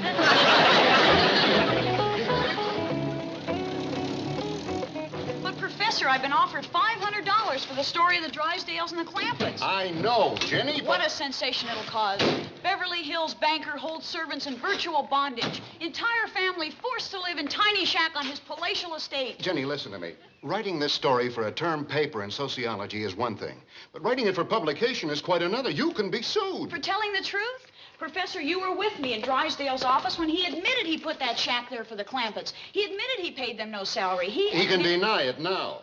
And if the Clampetts don't back up your story, he can sue for libel. They'll back me up. Why, if it weren't for me, they'd still be in that cabin eating dandelion greens and working for nothing. It was I who got them to shake off their bonds and move into the Drysdale mansion here. Jenny, I was with you here, remember? Oh, I'm sorry, Professor. I get carried away when I remember how arrogant Drysdale was about it, defying us to do anything. Well, you did something. You got the Clampetts a new and better way of life. And you also got an A in sociology. Now, maybe you should leave well enough alone and forget about selling that story. Well, maybe you're right. But as long as we're here, I would like to see how they're enjoying their freedom. Yes? Oh, it's the young sociology major. And this is Professor Graham. Of course, we met in Mr. Drysdale's office. Come in. No, thank you.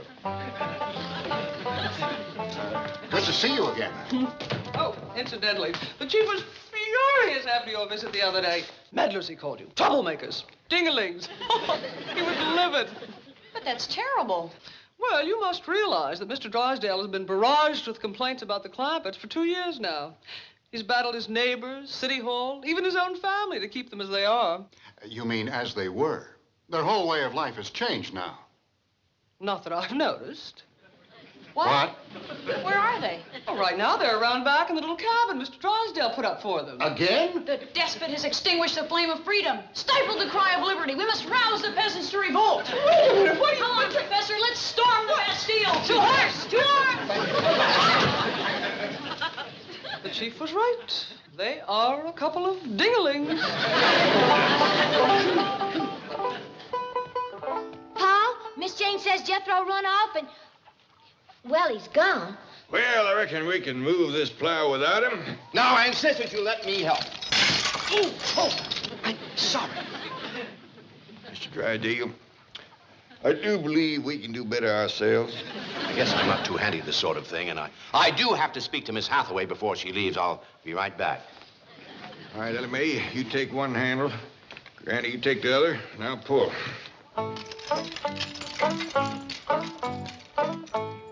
One, two, three, heave! Giddy up, Jed. Pull. Come on, pal, heave. Drysdale has them working like serfs again. It's worse than ever. Stop! Stop! Oh, it's the little girl that spouts all the big words. And the sociable professor. You shouldn't be struggling with this plow. Well, he's hooked on the root. And we want to get it moving before Mr. Drysdale gets back. Come on, give us a hand. No, wait a minute. Listen to me. Is Mr. Drysdale paying you to do this? No, ma'am. Of course not. Well, we couldn't take money from Mr. Drysdale. You hear that, Professor? The moment we left, he subjugated them again. Where's Jethro? He ran off. Well, I didn't want to say nothing in front of Mr. Drysdale because Jethro run off in his limousine. Oh, Jethro hadn't ought to done that. He's gonna get a whooping when he comes back. No, he won't. I say he will. Granny, what Jethro did was good. It was an act of defiance. You should all try to be like Jethro. Young lady, I don't hold with that kind of talk, especially in front of Ellie May here. What Jethro done was wrong. No, it was right. Now, Jenny. You keep up that kind of talk and you'll get a whooping yourself. I'm not afraid of the tyrant. I defy him. Down with the oppressor. Cast off the shackles of serfdom. Rise up against the villain. Jenny, here he comes. And we ain't moved this plow 1 inch. Come on!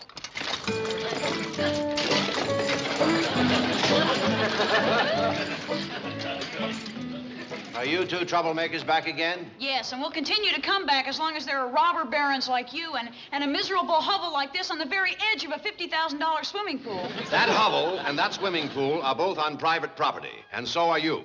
Only they're staying and you're going. Now, beat it. Jenny, we are trespassing. You read the story of the French Revolution, Louis XVI. Study the Magna Carta, King John. You too shall have your Robespierre, your Richard the Lionheart. Never fails. Every election year, they come out of the woodwork.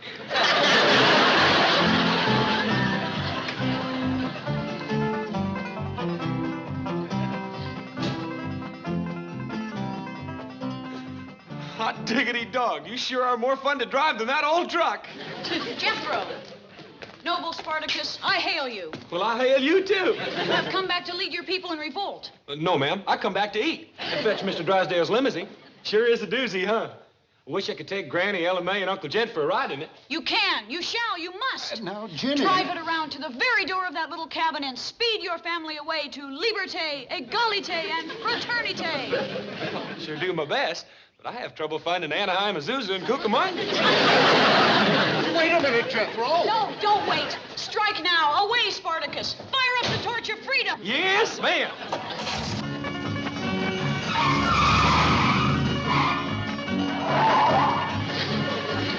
I'm afraid you've gone too far. How can you go too far with a beast like Drysdale? You've got that kid so steamed up, there's no telling what he'll do. Good for him. Come on, let's drive around back and see what happens. Are you kidding? I'm getting you out of here.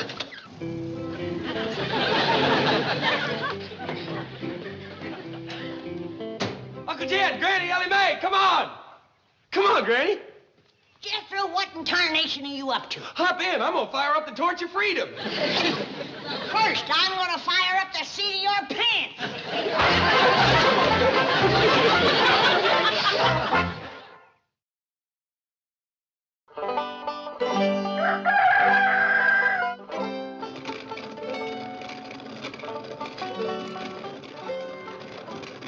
Morning, Jed. Morning, Granny. Sorry I overslept. Yeah, it ain't like you. Well, I was down to the cabin half the night trying to help Mr. Drysdale Trying to help him what? to get to sleep. Man can't sleep with troubles on his mind. He has to unburden himself to someone. You was trying to unburden him half the night? It was slow work, Jed. He kept dozing off. I finally gave up. I wasted 3 pots of coffee on him. I'll mosey on down there and see how he's doing this morning without your help. Jed, try and get him to tell you about the homewrecker that's come between him and his missus. That's what the poor man needs to unburden himself of. Granny, I figure if Mr. Drysdale wants me to know about the homewrecker, he'll tell me without my asking. Not if he's as sleepy as he was last night.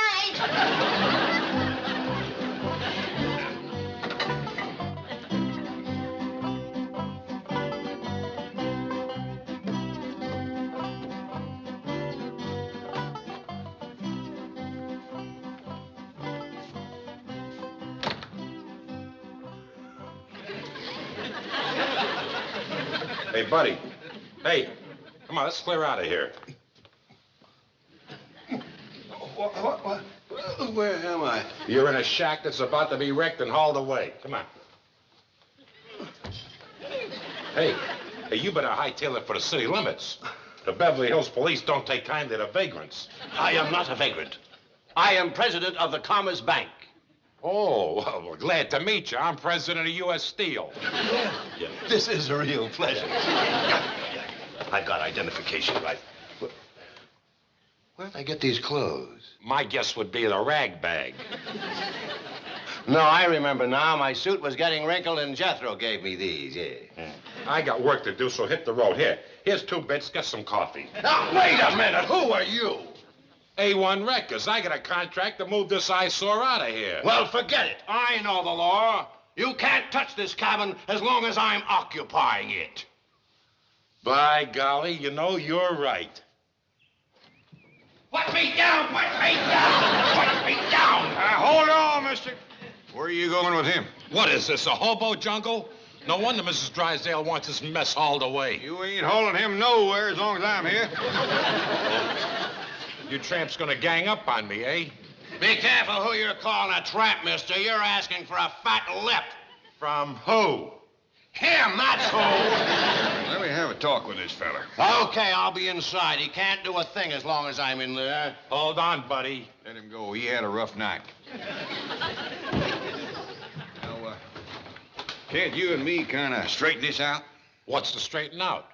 Mrs. Drysdale got tired of looking at that old eyesore, so she called me. No offense, but when he is dressed up and combed and shaved, he is every bit as good looking as you. Maybe better. Before you come along, him and his missus was mighty happy. I didn't come along. Mrs. Drysdale called me. You old friend of hers? Never met the woman till yesterday. She saw my ad in the paper. You mean you advertised a wreck home? Got to stay in business. If you ask me, it's a mighty sorry business to stay in. Look, Mac, I've wasted enough time now. Why don't you get out of my way and I'll do my job, huh? I reckon I can't let you do that. Okay.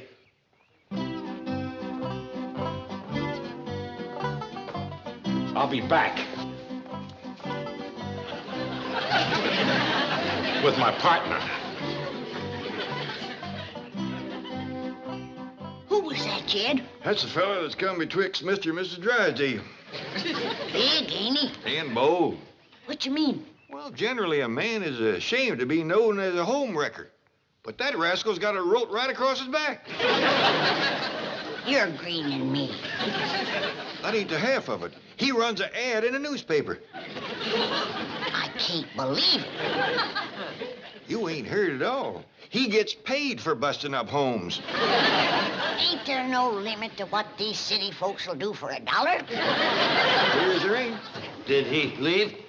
Yeah, but he said he's coming back with his partner. Don't you worry, Mr. Drysdale. We'll help fight him off. No, I don't want to get you people involved. Really, I don't. Oh, that's what friends and neighbors is for. I'll go get Jethro to help. Oh, by the way, when Jethro gave me these clothes last night, he took my suit and said he'd have the wrinkles taken out for me. Oh, I'll find him, Mr. Drysdale. We'll fight off them homewreckers. Now, Granny, no shooting, please. Buckshot is the only kind of talk them rascals understand. No, Granny. The law is on my side. As long as I occupy this... See, I've got an idea. You have a padlock? Yeah, there's one inside. Great, let me have it.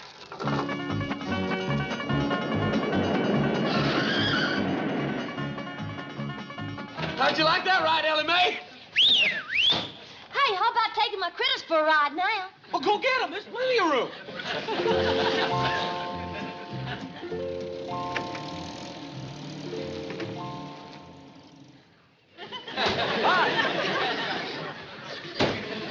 I told you that was Jethro who passed us doing 60. Shucks, this car will do better than that. Jethro, where'd you get those clothes?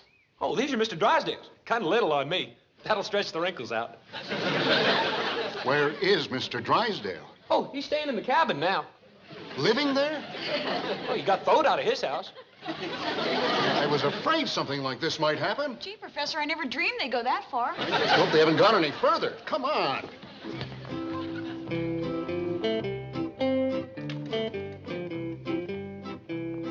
Jethro, have you been joyriding in Mr. Drysdale's car again? Oh, yes, sir, Uncle Jed. And wearing his suit and his hat? Oh, look what you made me do. Granny's gonna whoop me. Well, she'll have to stand in line to do it. Now get in there and get them clothes off. Fella tries to do the best he knows how. All he gets is yelled at and a hickory stick, putting her squeezed to death in a city suit. Excuse me for living. Oh, no. Even I didn't think they'd go that far.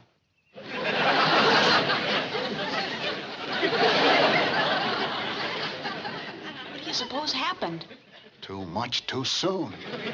I'm afraid you unleashed forces they were not equipped to handle. Come on, let's help poor Mr. Drysdale. No, wait. Hey, what's going on here? Unfasten that chain. Turn him loose. All I'm going to turn loose is about a pound of buckshot. There's half a pound. Where'd you like the other half? Never mind. Forget it. Mrs. Drysdale can get herself another boy. What'll we do? Call the police. It's gone too far for us. Gee, I'm sorry, Professor. I'll never meddle again, I promise. Come on. I told you his kind would only understand buckshot talk. You were wonderful, Granny. Thank you. Now you can unburden yourself of all your troubles. I'm afraid I haven't got time. You got all the time in the world. What makes you think so? Ain't no key to that padlock. Been lost for 40 years. Now then, tell me, when was it your wife first took up with that rascal?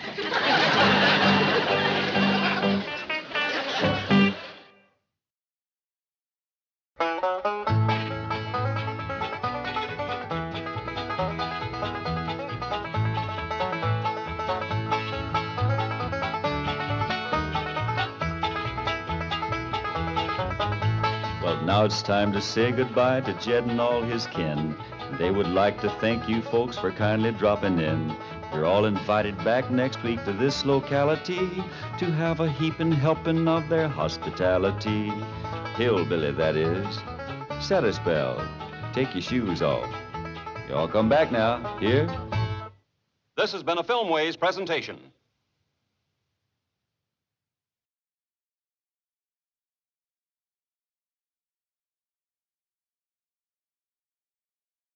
Come and listen to my story about a man named Jed, a poor mountaineer, barely kept his family fed. And then one day he was shooting at some food, and up through the ground come a bubbling crude oil, that is, black gold, Texas tea. Well, the first thing you know, old Jed's a millionaire. The kinfolks said, Jed, move away from there. Said, California is the place you ought to be. So they loaded up the truck and they moved to Beverly Hills, that is, swimming pools, movie stars. The Beverly Hillbillies.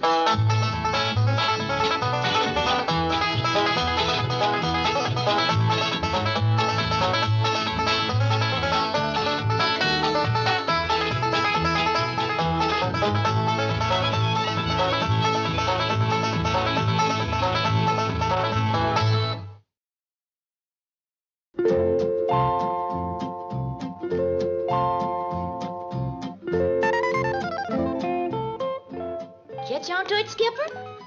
Now see, can you feed little Deb? That's so boring. Hey, if you be good and help me feed all my critters, we'll take you along to Jethro's graduation today. Come on, give little Debbie a kiss. Ellie, ain't your Pa and Jethro back from the jewelry store yet? Not yet, Granny. What all was Pa buying for Jethro? A four-bladed pocket knife and his first watch.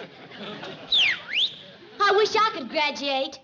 And you can't graduate without going to school. Well, I don't like school. Well, then you can't get no watch and no pocket knife. Yonder they come. I know how I can get me watch and pocket knife without going to school. How? I can take Jethro's away from him. Oh, no, you won't. You ain't gonna whoop Jethro on his graduation day.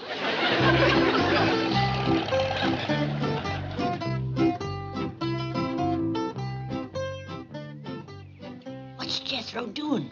He wants to make sure you notice his new watch. Hi, Ellie. Hi, Granny. Hi, Jethro.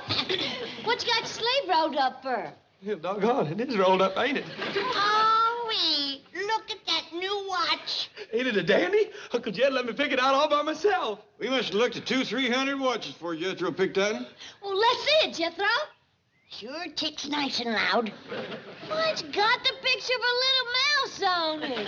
Well, I'll be switched. A mouse wearing short pants and yeller gloves. Ain't that something? And his hands tell the time. Ooh. By the way, Jethro, I ain't got my watch on me. Do you mind telling us the time? Oh, yes, sir.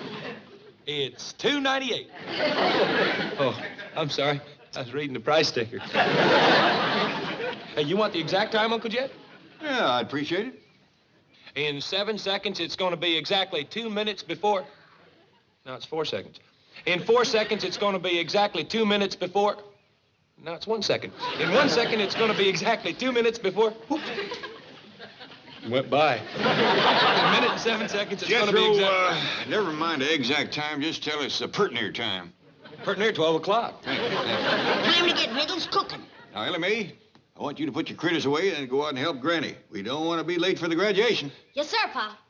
What time is it, Jethro? In 14 seconds, it's going to be exactly... No. What time is the graduation? Oh, 3 o'clock over at the music conservatory at Miss Potts' school. Ain't it a shame that your ma can't be here today? Yeah, that is a shame. Pearl's been right proud to see her boy graduating from the finest school in Beverly Hills. Jed, how come you knowed to pick out the Potts school? We didn't. Jethro and me were just driving down the road, and that's the first schoolhouse we come to. It's a school, all right. Well, let's go in there and get you started.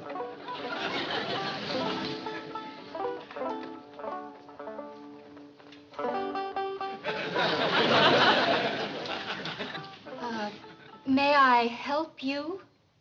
Well, reckon maybe you can.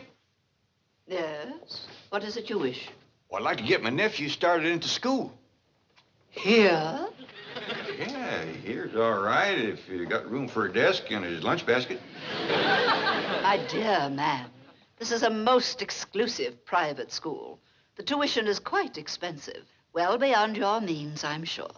Does that mean it costs a lot of money? That is precisely what it means. Well, I can pay you if it ain't over 25 million. 25 million? Yes, ma'am, that's all I got.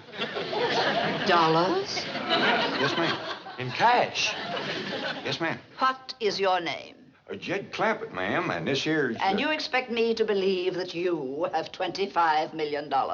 Well, no, not on me, ma'am, but my neighbor, Mr. Drysdale, he's keeping it in his bank for me. Get me Milburn Drysdale at the Commerce Bank. It was funny how Miss Potts changed after she talked to Mr. Drysdale. She's been real nice to me ever since. I reckon that's because you're such a good scholar. Well, even scholars got to eat. Victuals will be ready in a half hour. In a half hour, it'll be exactly 23 seconds. No, it'll be 20 seconds. 19. It'll be time to eat, and you'll be ready. Jethro, sit down a minute.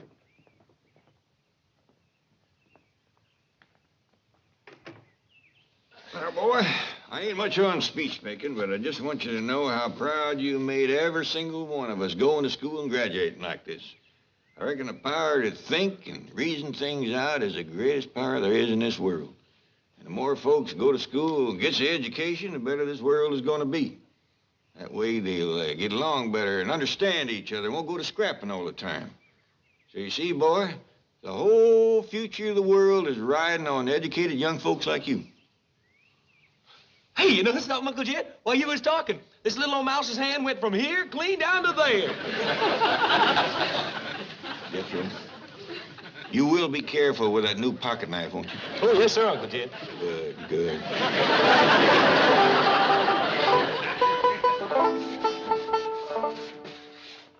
Own it good, boy. We want to look our best when we drive up to Miss Potts' school for your graduation. Yes, sir, Uncle Jed. Hey, yonder comes Miss Jane. Boy, whether she sees my new watch, it's 3 or 4 times bigger than hers. Jethro, don't go to bragging on it right off. Let her notice it for herself. Oh, yes, sir.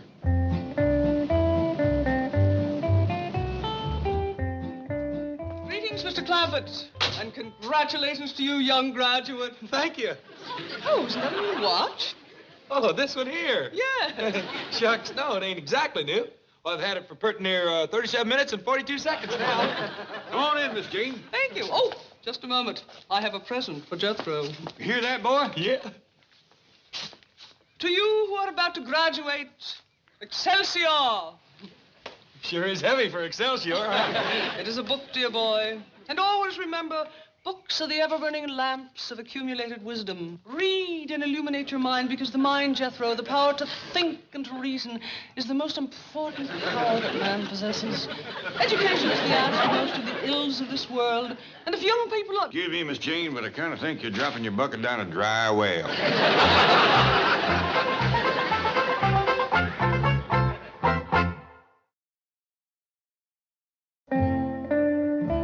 Miss Jane, you coming to Jethro's graduation? Well, I'd like to. What time is it, Jethro? Oh, in exactly 23 seconds. No, she means your graduation. It's 3 o'clock. In the music conservatory over to Miss Potts' school. We's almighty proud of Jethro. He's the only one in the family that ever made it clean through school. Mr. Clampett, Jethro is graduating from the 6th grade, isn't he? That's right. Then he has to go through at least 6 more grades. 6 more? Yes. Another 12 years, huh?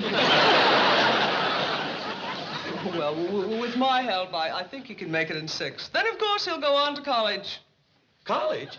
Gee whiz, all I want to be is a brain surgeon. I think you'd better change that ambition, Jethro. To be a brain surgeon requires 4 years of college, 4 years of medical school, 1 year's internship, and from 2 to 5 years of residency. Oh, no. Uncle Jed, I just think I'll settle for being an atomic scientist. That might take almost as long. Jethro, you got a third choice? Oh, yes, sir. Streetcar conductor. Excuse me, I'll get it. Streetcar conductor? Oh, yes, sir. Jed Clampett speaking.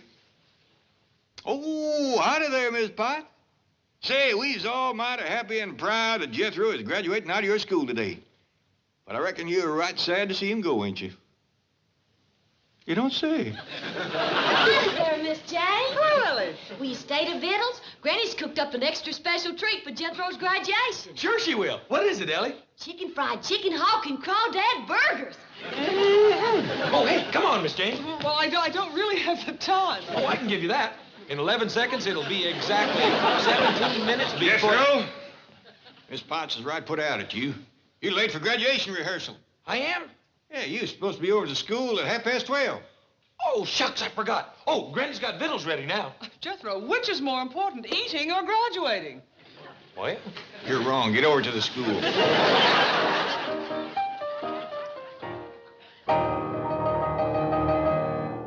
That's fine, Diana. All right, children. We're going to try it again now, and this time, please keep in tempo. All right, Diana. 1, 2, 3, 4.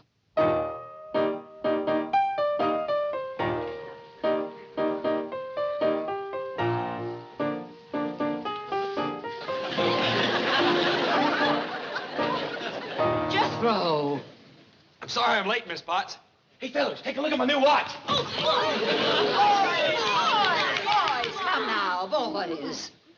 Jethro, this is supposed to be a dress rehearsal. Didn't you get a graduation suit? Well, yes, ma'am, I sure did. Uncle Jed let me go clean into Los Angeles all by myself and pick it out. Well, I hope you remembered to get a dark suit. Oh, yes, ma'am. It's dark green. Yeah, with big yellow squares all over it. And I got some yellow shoes to go with it. And the fella threw in a necktie for free. It's got the picture of a hula dancer on it. The lights go out, she glows. And there's writing on it that lights up and says, "Kiss me in the dark, baby." Diana, please.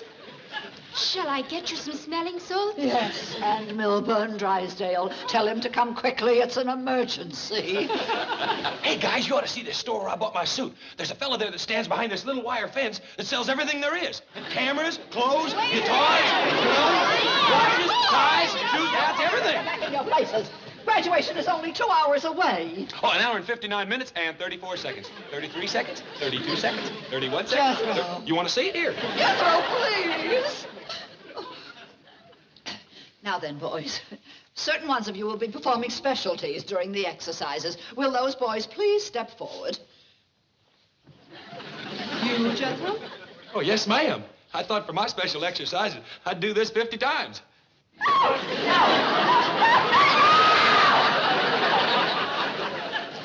Mr. Drysdale, I fully realize that you hold the mortgage on my school and that the Clampetts are very special friends of yours. And my largest depositor. Yes, but under no circumstances can I allow Jethro to participate in the graduation exercises. Ceremonies. Why not? Because he'll make a shambles of them. In the first place, he towers over the other children. Well, you knew that 2 years ago when you enrolled him. No, I didn't. I swear it. When Mr. Clampett and Jethro were in my office that day, I thought they were talking about somebody else. A tiny little boy. I still say let Jethro graduate with the other boys. I can't afford to antagonize the Clampetts. And you can't afford to antagonize me. But the reputation of my school is involved. Forget it. There is something else that's involved. I don't want to hear about it. It's money. Tell me about it. Our certificates today are going to be presented by Mr. Theodore Switzer. The philanthropist? The multimillionaire? Correct. And if he is favorably impressed, he may endow my school with a very large sum of money. Well, I'll have a talk with Jethro. I'll see that he wears a nice suit. He says thank you, he'll be fine. Jethro, would you come out here, please? Be right there. Ow! Put me down, Jethro! I just want to show Mr. Drysdale my graduation exercise. Put her down, Jethro. Jethro, when Mr. Switzer presents you with your certificate today, he may ask you a few questions, such as, what do you want to be when you grow up? That is, mature. Yes. What do you want to be, Jethro? A streetcar conductor. Streetcar conductor? Yes, sir. I seen one over to Joplin once. He had a little gadget right here. He could squirt nickels, dimes, and quarters out of that thing faster than milk from a tall cow.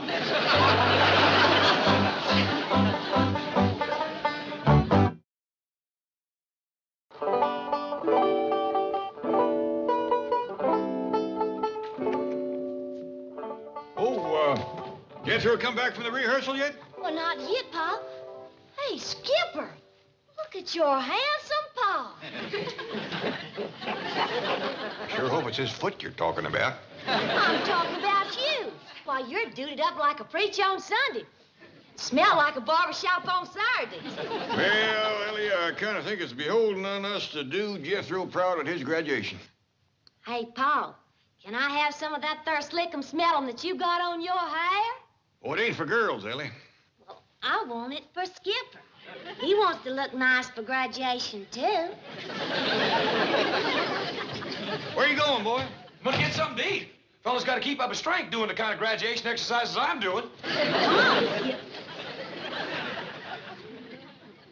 Granny, Jethro's heading for the kitchen. He's starving. I heard him coming. That's why I cleared out. When that boy starts swinging a knife and fork, he ain't safe to be around. I just hope he don't set fire to the kitchen with the sparks. Come on, Skip. Ow-wee! Why, this man must be one of them heartbreaking movie stars. Could I have your autograph, Mr. Fairbanks? Cut that out. I figured I ought to get curried and combed a mite extra for Jethro's graduation. You mean Miss Potts? Miss Pie? Oh, come now, Jed. That city school teacher always had an eye out for you. That's plumb ridiculous. Why would a fine, educated city woman like Ms. Potts take a second look at me? I'll tell you why. You're as handsome as a new buggy, and you're rolling in dough like a baker's knuckles. That's plumb ridiculous. That woman don't even know I'm alive. All right, now, let's run over this quickly. Diana, you will get Jethro's watch and set it back 45 minutes. Mrs. Potts, you will do the same with Mr. Clampett's watch. Well, that's a simple matter for Diana. But how am I going to get Mr. Clampett's watch? You're a woman, he's a man. Take it from there. Or would you rather have Mr. Switzer judge your school by Jethro? I'll do it. I need that endowment. Mrs. Potts, isn't this going to be quite a blow to Jethro, missing his graduation? He won't miss it, dear. As soon as Mr. Switzer has gone, we will have a special ceremony just for Jethro. Well, howdy, folks. Come in, come in. Granny, you remember Millicent Schuyler Potts and her assistant, Miss Davis? I sure do. Well, Miss Davis has a few things to go over with Jethro. Well, he's out in the kitchen having victuals. May I take her out? Oh, I reckon it's safe. The edge ought to be off his appetite now. Well, where is Mr. Clampett? You'd like to see him, would you, Miss Potts? Indeed, I would. Oh, Jed, that woman that don't know you're alive is here to see you. Howdy there, Miss Potts. Hello, Mr. Clampett. I didn't figure we'd be seeing you too long about 3 o'clock when Jethro graduates. Oh, Mr. Clampett, then you are coming. Yes, ma'am. Oh, I was so worried. You didn't RSVP. I didn't? And that's why I'm here, to extend to you a very special invitation and to make sure that you get there exactly at the right time. Oh, we'll be on time, all right. You promise? Yes, ma'am. Oh, and you won't be late? No, ma'am. Oh, thank you, thank you. Granny, ain't there something cooking out in the kitchen? Not as good as what's cooking in here. Ma'am, do you mind squeezing this other hand? Nothing's got my watch in it. Oh, I'm so sorry. Did I hurt you? Well, no, ma'am. Oh, there, make it better. Well, maybe a little bit. Granny, hadn't you ought to be looking after Jethro? He ain't the one that needs looking after. Here's your watch, Mr. Clampett. My, isn't it beautiful? Yeah, thank you, ma'am. Well, how are things going in here? Oh, fine, just fine. Jethro, you hurry up and get into your graduation suit. Yeah, it must be, 1:45. Oh, it must be later than that. What time you got, Jethro? Oh, I got... Miss Diane, can I have my watch back now? Certainly, Jethro. Thank you. In 14 seconds, it'll be exactly 15 minutes before 2. Make that 11. Make that 10. That's close enough, Jethro. What time you got, Mr. Drysdale? Same as everybody else, 1:45. Diana, we must get back to school. Mr. Drysdale, may we impose on you? My pleasure. Oh, well, now we'll see all of you at 3 o'clock sharp. Yes, I'll come back and pick you up at 2:45. That's 1 hour from now. Oh, no need to. Jethro will drive us over in the truck. Not on his graduation day. Let me have the honor. See you later, Jethro.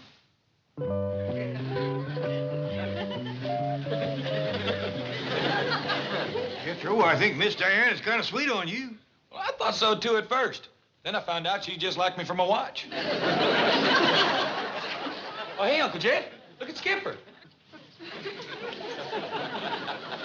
Jethro, you see if you can get yourself looking as neat as he is. Skipper go with us to graduation, too, Pa? Well, let's go outside and ask Miss Potts. Maybe she ain't gone yet. Come on, Skip. There's only one way to tell time, and that's with the sun. Granny? Miss Potts go? Yes, and you know something? According to my calculations, it's done past 2:30. Granny, you can't hardly put your calculations up against 3 store-bought watches. Where you going, Granny? To Potts School. Let them with watches be late. I'm going to be on time. Well, can Skipper and me go, too? Time on.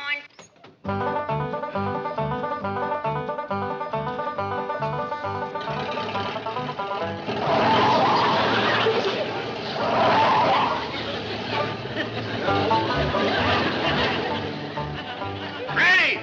You ain't supposed to be driving that truck. Granny, come back here. That muley little woman's going to be more than 45 minutes early.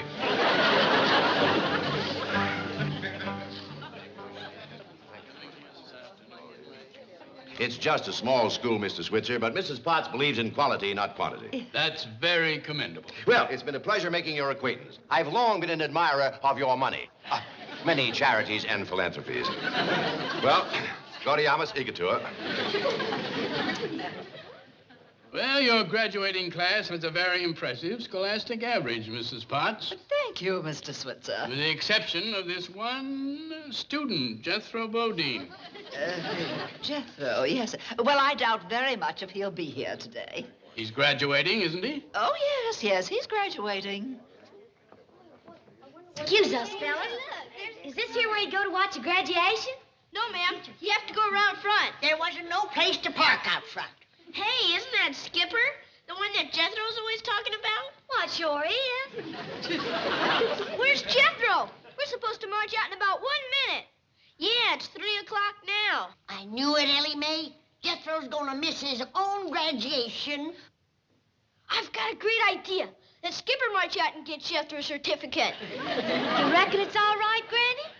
It's all right with me. Mrs. Potts, I don't mean to pry. But if I'm to endow this school with a large sum of money, I have a right to know about Jethro. Yes. Well, you see, Mr. Switzer, Jethro has a very definite inferiority complex. He doesn't like to appear in front of an audience. Why does he feel inferior? What? Well, he's different from the other boys. Different how? Oh, his appearance, his size, his background, his manners, even the food he eats. Why did you enroll him? Frankly, it was a mistake. But once enrolled, I felt duty-bound to give him the best education I knew how. Actually, Mrs. Potts has accomplished miracles with Jethro. From the looks of his grades, I'd hardly agree. Mr. Switzer, I give you my word. Jethro posed a most unusual academic challenge. Well, it's after 3. I suppose we should proceed without him. Thank you, Mr. Switzer. Diana, begin the march. Will you...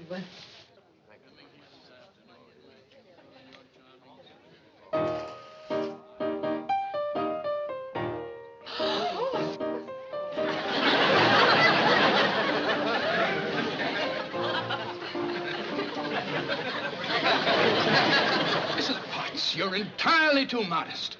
Academic challenge indeed. Why, it's a miracle that he can make these kind of grades. I'm doubling my endowment.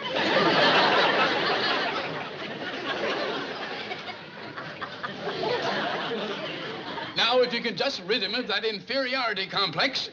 I'll work on it.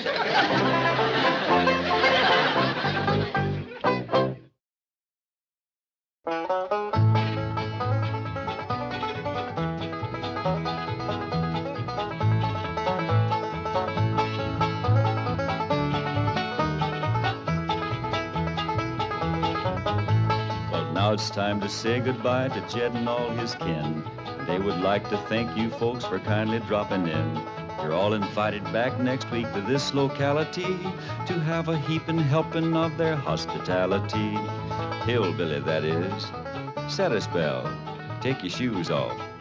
Y'all come back now. Here? This has been a Filmways presentation.